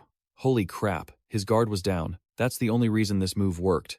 So, I can even use E like this? He didn't stop there. He approached the cold, motionless body lying on the floor. He aimed his gun straight at his head, ready to pull the trigger. In an instant, he thought he had to be quick because devils recover fast. A shotgun would be best, but he was running low on mana. Without another word, he pulled the trigger. The shot aimed straight at the bald man's head. Suddenly, he was taken by surprise. His pupils constricted, and his face turned terrified. The bullet pierced the bald man's head, leaving a hole. He still wasn't dead, especially after that shot. His eyes rolled back, making him shiver. Every one of Hajin's movements became more frantic. He fired his gun wildly at him, silently thinking that he'd have to use the shotgun after all. Suddenly, the man let out a howl that echoed throughout the cave. Hajin had to stop his assault because of the terrifying scream, but he couldn't hold his ground any longer and was sent flying back, slamming into the wall. He coughed up a mouthful of blood after the collision. It seemed his internal organs were significantly damaged. Even so, he didn't give up. He struggled to stand, cursing under his breath. Damn it, that hurts like hell, but at least I used E to protect myself. Who would have thought that just his voice alone could be that powerful? The man refused to lose. He stood up, even after taking a bullet to the head, and struggled to speak. You little bastard, you've got some nerve. Suddenly, the man's body began to change. From his hands to his face, everything gradually turned pitch black, and his mind wasn't stable either. He gritted out every word. I didn't plan on using this to deal with a brat like you. It seemed he was backed into a corner. Kim Hajin was now facing death. He looked up at the man, searching for a counter-strategy. Things had come to this. I should have finished this sooner. The devil's special skill, demonization. He completely transformed into the grotesque form of a demon, radiating terrifying power. In that tense moment, a cold voice rang out.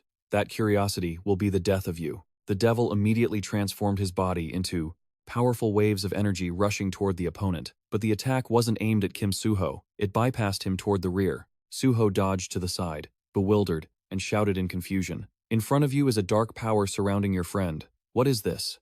Hajin? Kim Hajin? Before he could finish his sentence, he froze in place. Turning his head back, Kim Hajin was no longer standing there. James had pushed him straight into the deep abyss just now. Suho was agitated, as if he couldn't believe what was happening. She shouted, Hey Hajin, Kim Hajin, but the only response was a terrifying silence. Kim Suho finally realized the situation in shock. He thought to himself, I can't hear anything, I'm all alone. He looked over at James, who was all alone and slowly walking toward him, face cold as he decisively drew his sword. With no way out and the enemy approaching with killing intent, he had no choice but to fight. Thinking this, Suho quickly raised his guard, asking in confusion, "Why did you do this?" He looked at him with an expressionless face and coolly replied, "Just consider it your bad luck." The man frowned, his gaze becoming sharp as he calmly observed the scene. He looked at Kim Suho from head to toe, instinctively thinking that face looked familiar. Memories flashed in his mind. The image of the boy appeared on the giant screen in the arena. He immediately remembered Kim Suho, the top student at the academy. He stared at his opponent with a cold gaze, sighing with a hint of disappointment. If he had recruited him earlier, maybe he would be on his side now. Suho, on the other side, was also extremely vigilant, watching every move of the enemy, so tense he was breaking into a cold sweat. What a pity. As soon as the words left his mouth, James appeared right in front of Suho, pressing his blade against his throat before he could even blink. He showed no mercy, striking decisively toward his opponent. Kim Suho reacted quickly, leaning back to dodge the sharp blade, but his face was still grazed, blood immediately splattering out. Then, he used his hand to push off the ground.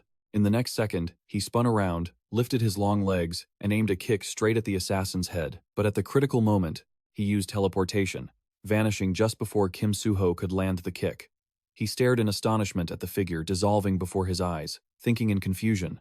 Did he disappear? Thinking that, Suho turned back to his defensive stance, one hand on the ground, the other gripping his sword tight. As soon as he stabilized himself, James appeared, stepping lightly on the ground, intentionally making noise so his opponent would notice. Suho retreated slightly, staring at him, wondering in doubt.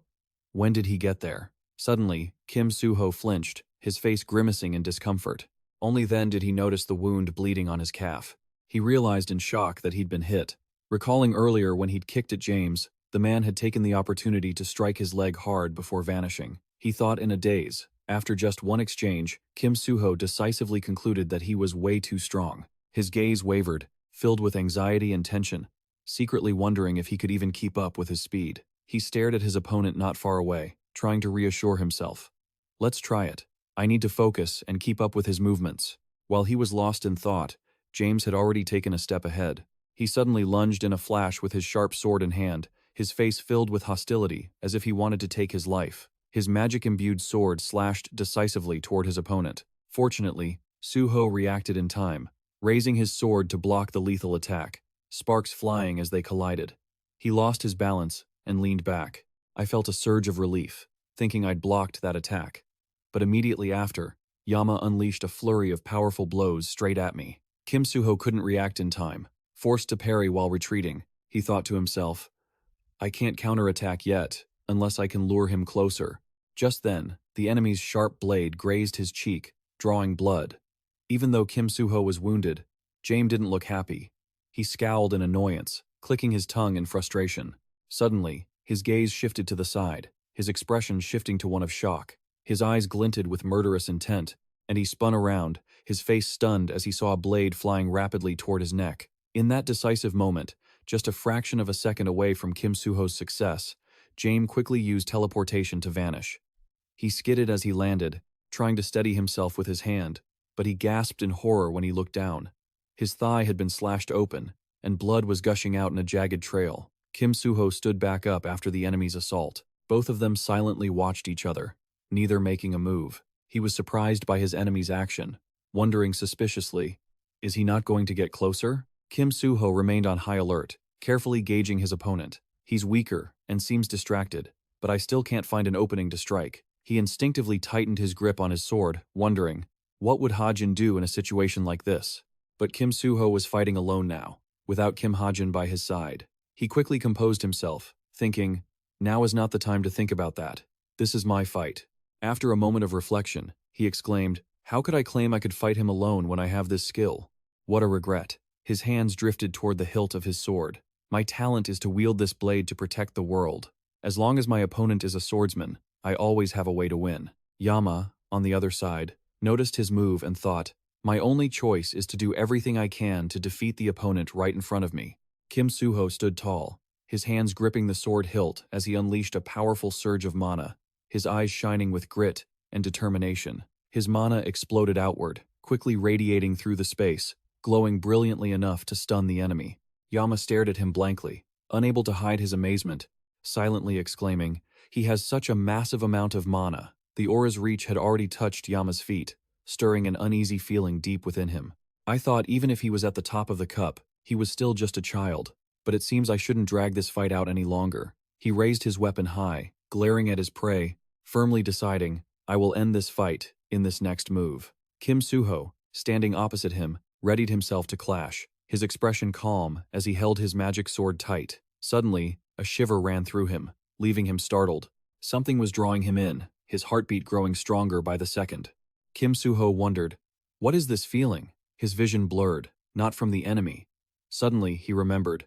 Right, this is the feeling I had when I first encountered this dungeon. It's like it's calling out to me. Just as he suspected, a short distance away, a branch was sparkling with light, absorbing Kim Suho's mana.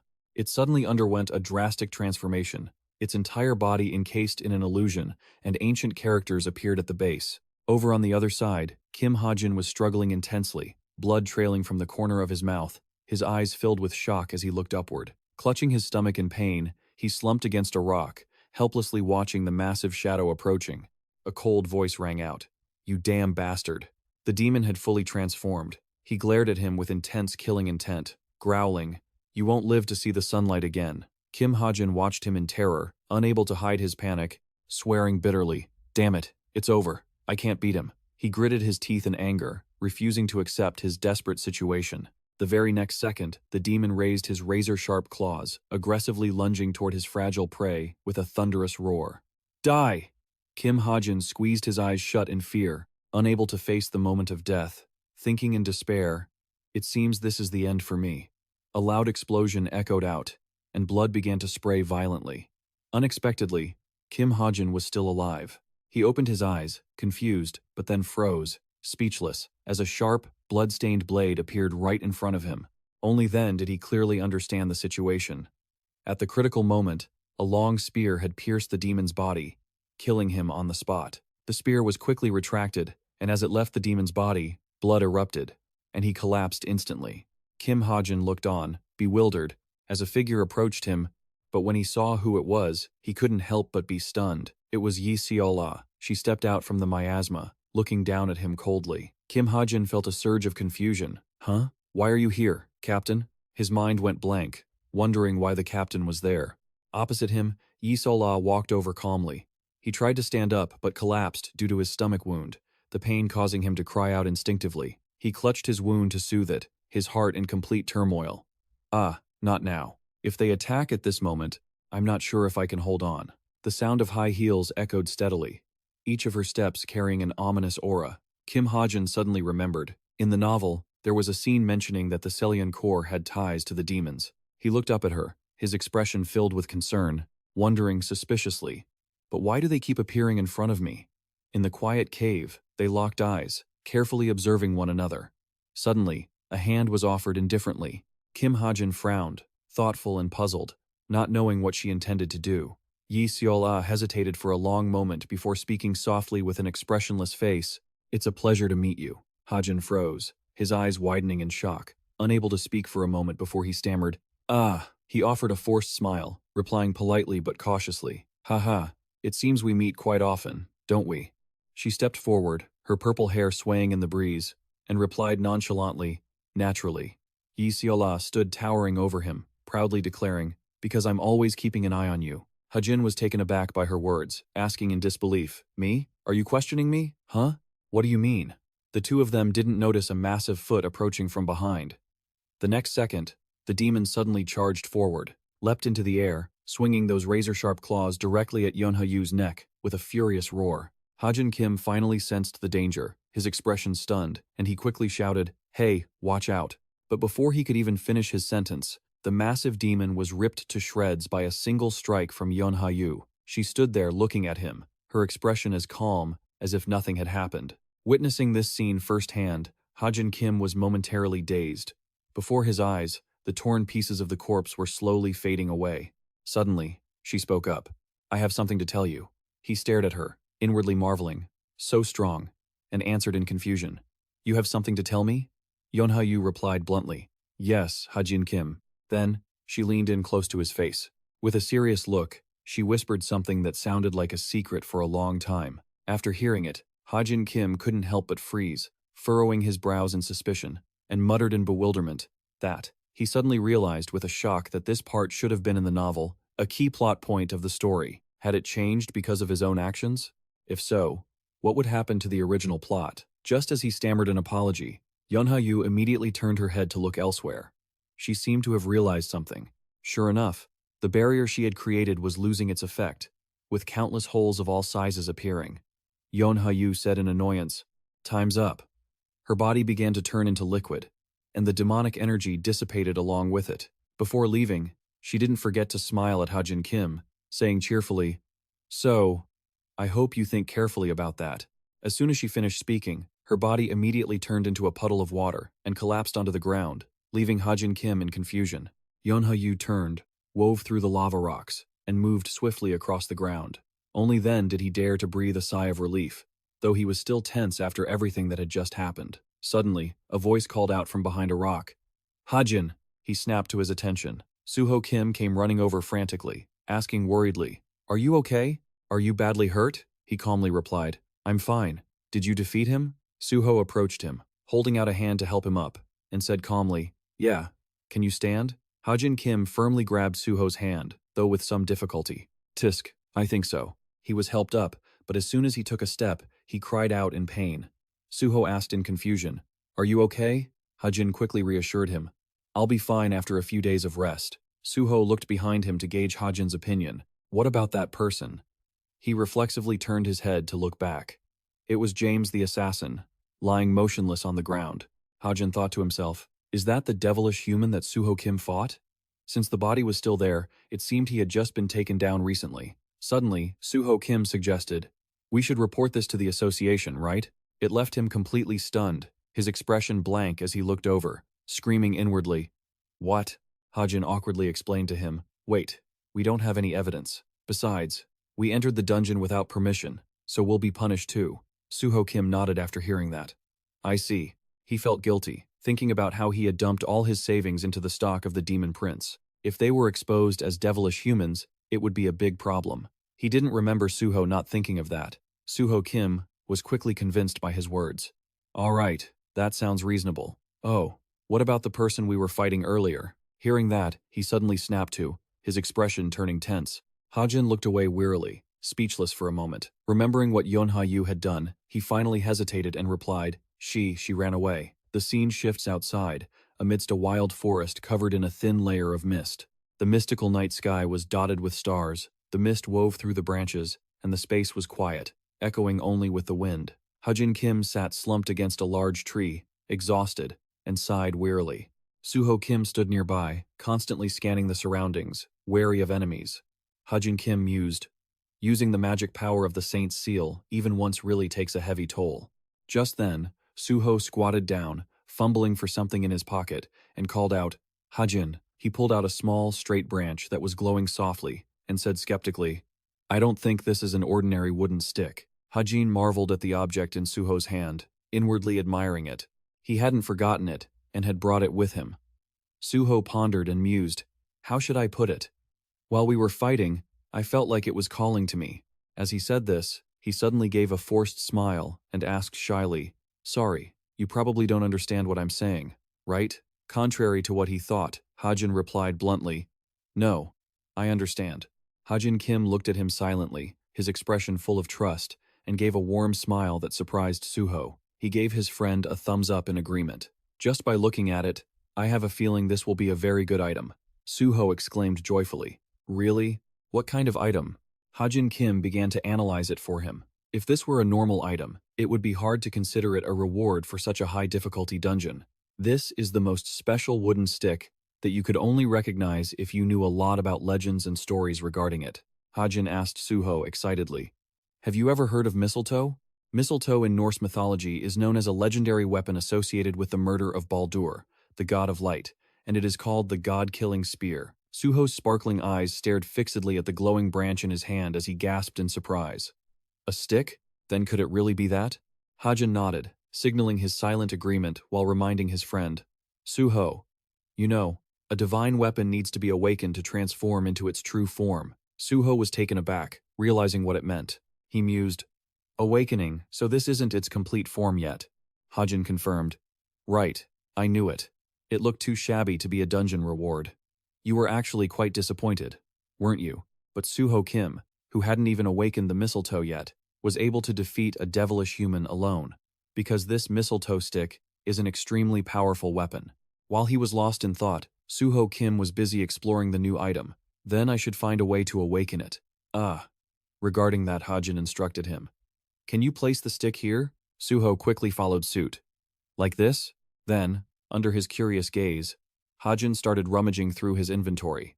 A sparkling light emitted, causing Suho Kim to marvel. Whoa! Looking at the bag of powder emitting a mystical light in Hajin's hand, he asked eagerly, What is that? Hajin explained. It's an artifact. I think it will help in awakening the mistletoe. Kim Suho asked, confused. That artifact? Where did you get it? Just looking at it, I can tell it's incredibly valuable. Seeing Kim Suho's eager expression and sparkling eyes, Hajin thought with amusement that in the original story, the sapling powder belonged to Kim Suho, but he had worked hard to get it. So, why shouldn't he show it off? He rested his chin on his hand, pretending to be deep in thought. What should I say to make him more grateful? A crazy idea flashed through Kim Hajin's mind. He said bluntly, It's an heirloom from my parents. This statement instantly terrified Kim Suho. His expression went completely blank, mouth agape, unable to say a word. The atmosphere froze, becoming chillingly silent. Hajin sighed heavily, feeling helpless. Can't I even make a joke? It's an heirloom from my father and mother. Kim Suho turned pale upon hearing this, his eyes wide with confusion, shocked into silence as beads of sweat began to pour down. Looking at Suho's teary-eyed, about-to-cry expression, Kim Hajin hurriedly tried to fix it, saying awkwardly, That's enough. I mean, it's just very important to me. Deep down, he felt a bit guilty. Calling it a holy relic might have been a bit too much. This powder helps reach your full potential faster. It works on both people and objects. Basically, if you sprinkle it on the mistletoe, it will transform. Hajin lowered his hand toward the branch to test Suho's reaction. So, I'm going to sprinkle some on now. Suho was startled and panicked upon hearing that. The moment Hajin's hand dropped, it was blocked by another arm. Suho shouted in a hurry. Wait a second. He looked at his friend with concern, asking timidly, Is this really okay? This powder is important to you, right? Hajin could only sigh helplessly and calmly explain to Suho, It's precisely because it's important that I have to use it at a time like this. When else are we going to find a legendary item like this? However, Kim Suho still couldn't put his heart at ease, hesitating to object, but Kim Hajin immediately set him straight, threatening in a stern voice for him to be quiet, saying while he was still willing to give it, Suho should just take it. Suho was moved to tears, choking up as he said, Thanks, man. After that, the goddess's sand was quickly poured onto the branch, and every grain began to glow brilliantly. Sure enough, it was effective. The branch started to emit powerful waves of light. Even Kim Hajin was amazed by the scene, watching closely without looking away. Mana flowed from the trunk to the tip of the branch, and its size grew accordingly. The colors shifted, leaving even Kim Suho stunned by the sight. His eyes were glued to the magical light below. The transformation process ended. The previously withered and sparse branch had now become lush and vibrant. The tip sprouted new buds, and several small, adorable leaves grew on both sides, looking incredibly attractive. Hajin proudly boasted to his friend, See? I told you so, didn't I? Suho cradled the treasure in his hands, his face still filled with amazement, and he muttered involuntarily, You were right. As he touched it, a leaf gently fell from the branch, drifting away in the wind. Great. The first awakening of the mistletoe is a success. Now, so Kim Suho can grow and defeat our enemies. Naturally, it will transform into the shape of a sword. Thinking this, Hajin stood up slowly and spoke up at the same time. All right, now. He gently picked up the fallen leaf. We made a promise, right? Hajin held the glowing product high in his hand and said to his friend with affection, If you take the staff, I'll take the leaf. A long while later, the two students continued their journey through the forest. Kim Suho led the way, and Kim Hajin followed behind. Suddenly, Suho looked back, his face uneasy and guilty as he suggested to Hajin. But, Hajin, are you really okay with just taking the leaf? It would be better if we use this whole item. Hajin just calmly reassured him. I've told you so many times already. It's fine. Suho remained stubborn, but Hajin sighed in frustration and replied indifferently, Hey, it's nothing. I don't want to use that staff and then die in the middle of a fight, do I? As he spoke, he tapped his watch and muttered to himself, This is enough for me. Suho could only cry helplessly. but the system displayed information about the mistletoe leaf, the leaf that fell after the legendary staff awakened. If you boil and drink it, your body will become stronger, and if you grind it into a weapon, it will make an extraordinary type of weapon. He let Suho lead the way while he followed, intently watching the screen. He thought with interest, there's a reason it's a byproduct of a legendary weapon. I'm quite happy with this. I should think about how to use it. In that moment of hesitation, Kim Hajin accidentally bumped into a branch on the ground. A loud crashing sound echoed out, scaring away some nearby crows. Kim Hajin fell to his knees, his mind dazed and confused, muttering, "That hurts. Wait, why is there a tree root here?" Just as he said that, he seemed to wake up, his mind completely clear, and he immediately realized something strange. Wait a minute, that familiar memory flashed through my mind. Hasn't this happened to me before? Just then, Kim Suho appeared, running over in a hurry to check on him. "Hajin, what are you doing? Is something wrong?" "I thought I heard a loud noise." He quickly denied it. "Nothing, I'm coming." For the rest of the journey, Kim Hajin walked along skipping, humming cheerful tunes and enjoying life, while the ginseng root from earlier was carefully wrapped and tucked away in his bag, making him feel happy to have found such a treasure. Elsewhere, inside a cold, desolate stone cave, two figures were meeting beneath a large rock. Jian sat perched on a chair, intently watching the combat video, and remarked with interest, "Oh, that's good. Even if you pour all your mana into it, creating that kind of force with a whip isn't an easy feat." Watching this, her expression gradually became serious as she evaluated. "More importantly, what I like is how he makes those cold-blooded decisions." On Che Nayun's screen was the scene where Kim Hajin had shot down the demon. This made Jian excited. The current Kim Hajin didn't know his opponents were demons, yet he didn't hesitate to kill them. She paused the video and said happily, "The leader was right this time." Jian turned to look at Liu Feng, who was standing quietly behind her, and whispered, "This kid has potential." Liu Feng walked away bluntly, snapping, "That's enough." Jian asked her leader, confused, "Huh? Are you leaving already? Don't you want to see the end?" "I also want to see the demon flower." Contrary to Jian's excitement, the woman said coldly, "I don't want to see that." Jian looked at her suspiciously and asked curiously, "Why?" Liu Feng was silent for a long moment, looking deep in thought, and only after a long time did she say with a tone of disgust, "Because it's disgusting." The scene shifted back to the human city, to the familiar, small apartment where the lights were still on, even though it was late. Kim Hajin, like a walking corpse, dragged his exhausted body into the house with a soulless look, his mind spinning, only able to mutter how tired he was. He struggled to walk on weak, trembling legs, thinking painfully, "Every part of my body hurts, I'm going to die." Suddenly, she appeared from there, looking sleepy, rubbing her eyes tiredly, and groggily called out, "Hajin?" making him jump. Then he whispered softly, "Oh, you're awake?" Hajin quickly walked over to scoop her into his arms, whispering gently, "I'm sorry, go back to sleep."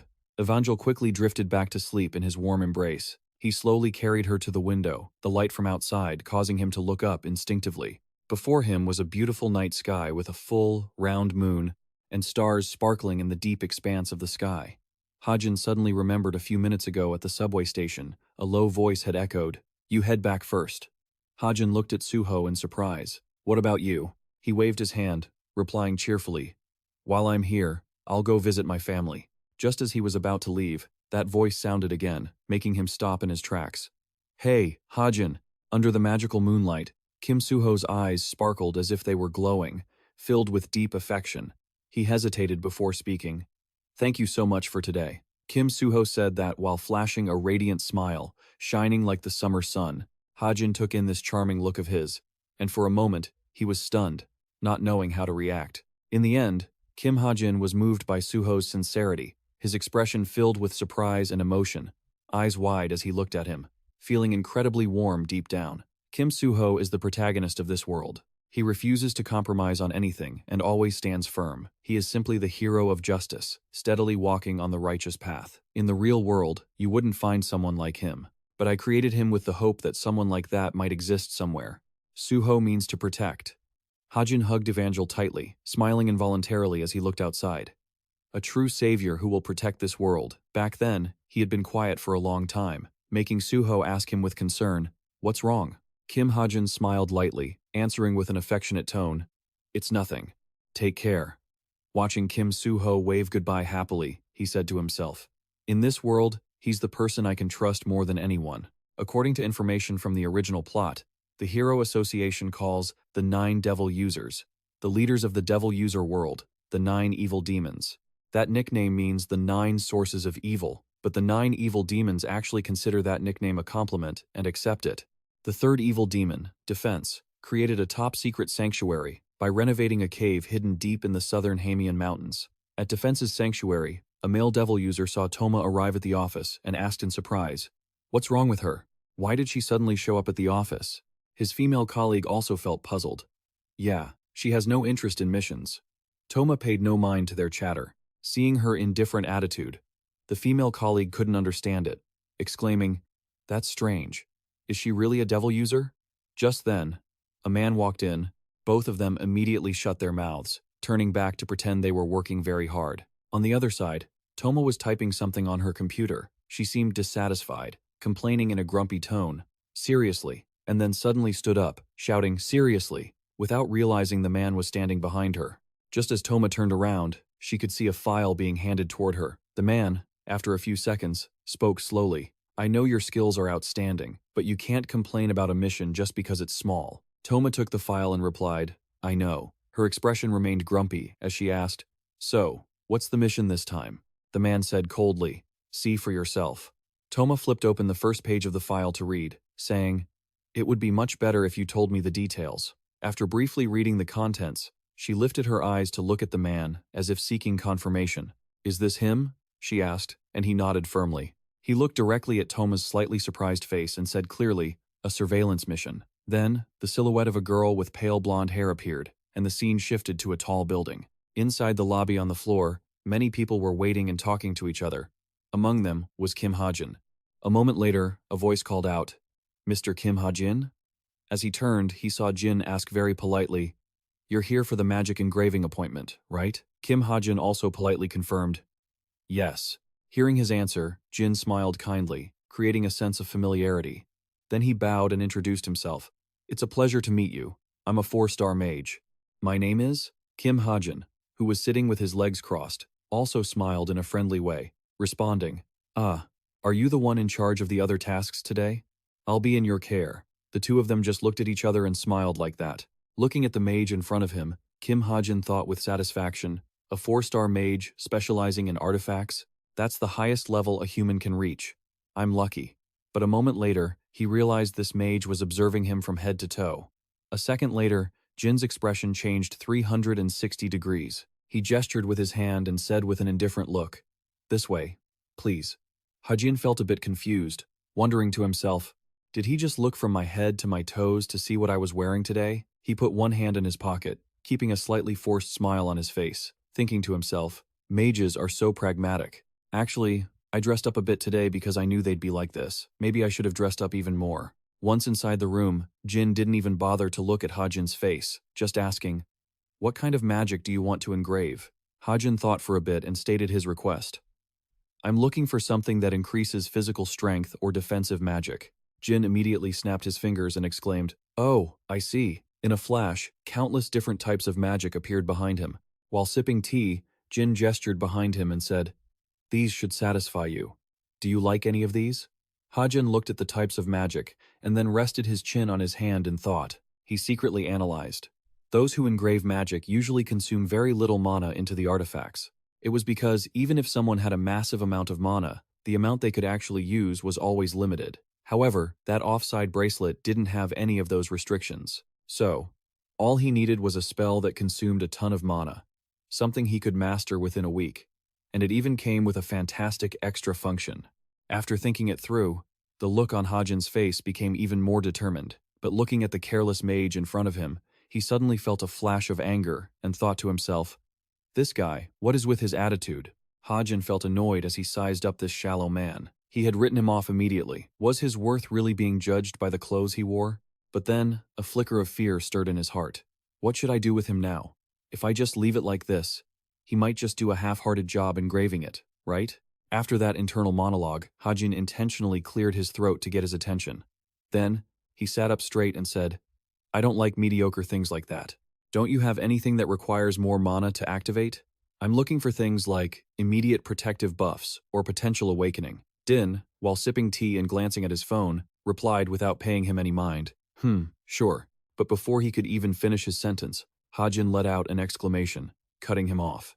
Oh! He then leaned back in his chair, tilted his head, and asked with a deliberate smile, is that a bit too difficult for a 4-star mage like you? Din froze for a moment at this strange attitude.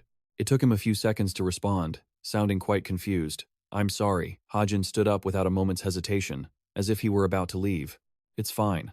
I was in a rush, so maybe some other time. Din immediately hurried to stop him. Wait. That's not it.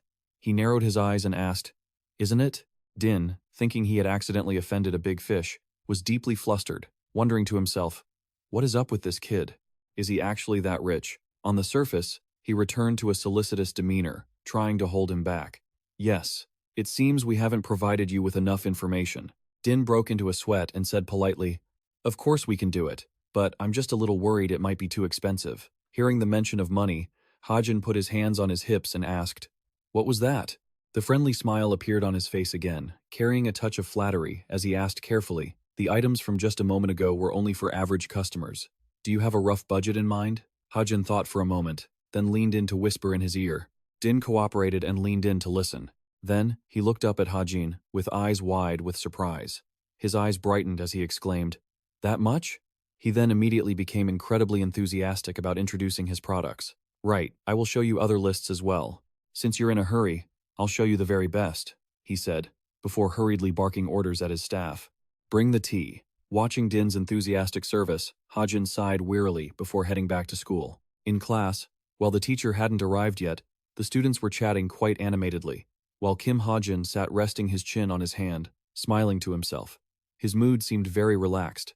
Humming softly, he thought to himself, I cleared the difficult dungeon, and Kim Suho safely obtained the mistletoe. Hajin whispered happily, I've placed orders for the spells, too. He recalled the image of the mage, Din, bowing confidently and saying, please, just leave it to us, and felt grateful. Thanks, Kim Suho, my investment stock. While he was lost in thought, Professor Soo-hyuk walked in. I don't really want to show off like this, but I don't really have any other choice. He's a pragmatist. Recently, he felt as if everything was going smoothly. Professor Kim Soo-hyuk walked into class and announced loudly, all right, pay attention. Once the students settled down, he began to announce, starting today, the 5 of you will form a group and begin working as a team. As soon as Hajin heard that, he knew what was coming and muttered to himself, ah, here it is, team battles, or in other words, teamwork. This teamwork included activities like small-scale tower raids, skirmishes, and team-building activities like going on trips together. Professor Soo-hyuk's voice continued evenly. Form groups with people you like, and submit the member list by next Wednesday. Immediately, the room began to buzz with people forming groups. Want to be in a group together? Only Kim Hajin sat still, wondering, what am I supposed to do? Being the outcast that I am. Up at the front, the teacher continued, if you don't have a group by this Wednesday, I will assign one for you. He sighed in frustration. He didn't like that idea either. Amidst the surrounding noise, Hajin turned his head and accidentally saw something. It was a student tapping her fingers on the desk. It was Rachel. While the atmosphere in the classroom was very lively, Hajin caught Rachel sitting alone. Her expression looked very troubled, and she was even sighing quietly. Seeing she looked exactly as he had moments ago, he guessed, is Rachel in the same situation as me? Watching her isolated from the other students, Hajin mused on the difference between her and himself. Maybe she just chose to be alone? Probably because she's also a princess. He brought his hand to his chin, remembering the butterfly powder pouch he was still holding, and thought, being in a group with her wouldn't be bad, and I have something I want to give her too. Because he knew that item would be useful for Rachel Elizabeth Louis. According to the original story, she was showing signs of awakening. If this dragged on any longer, her stats would end up very different from the original storyline. So, after some thought, Hajin decided to draft a message. Rachel, would you like to form a group with me? Then, he pressed send. Finished, Hajin quickly looked back at Rachel. Her expression was still very dejected, and her sighs grew longer, matching her mood.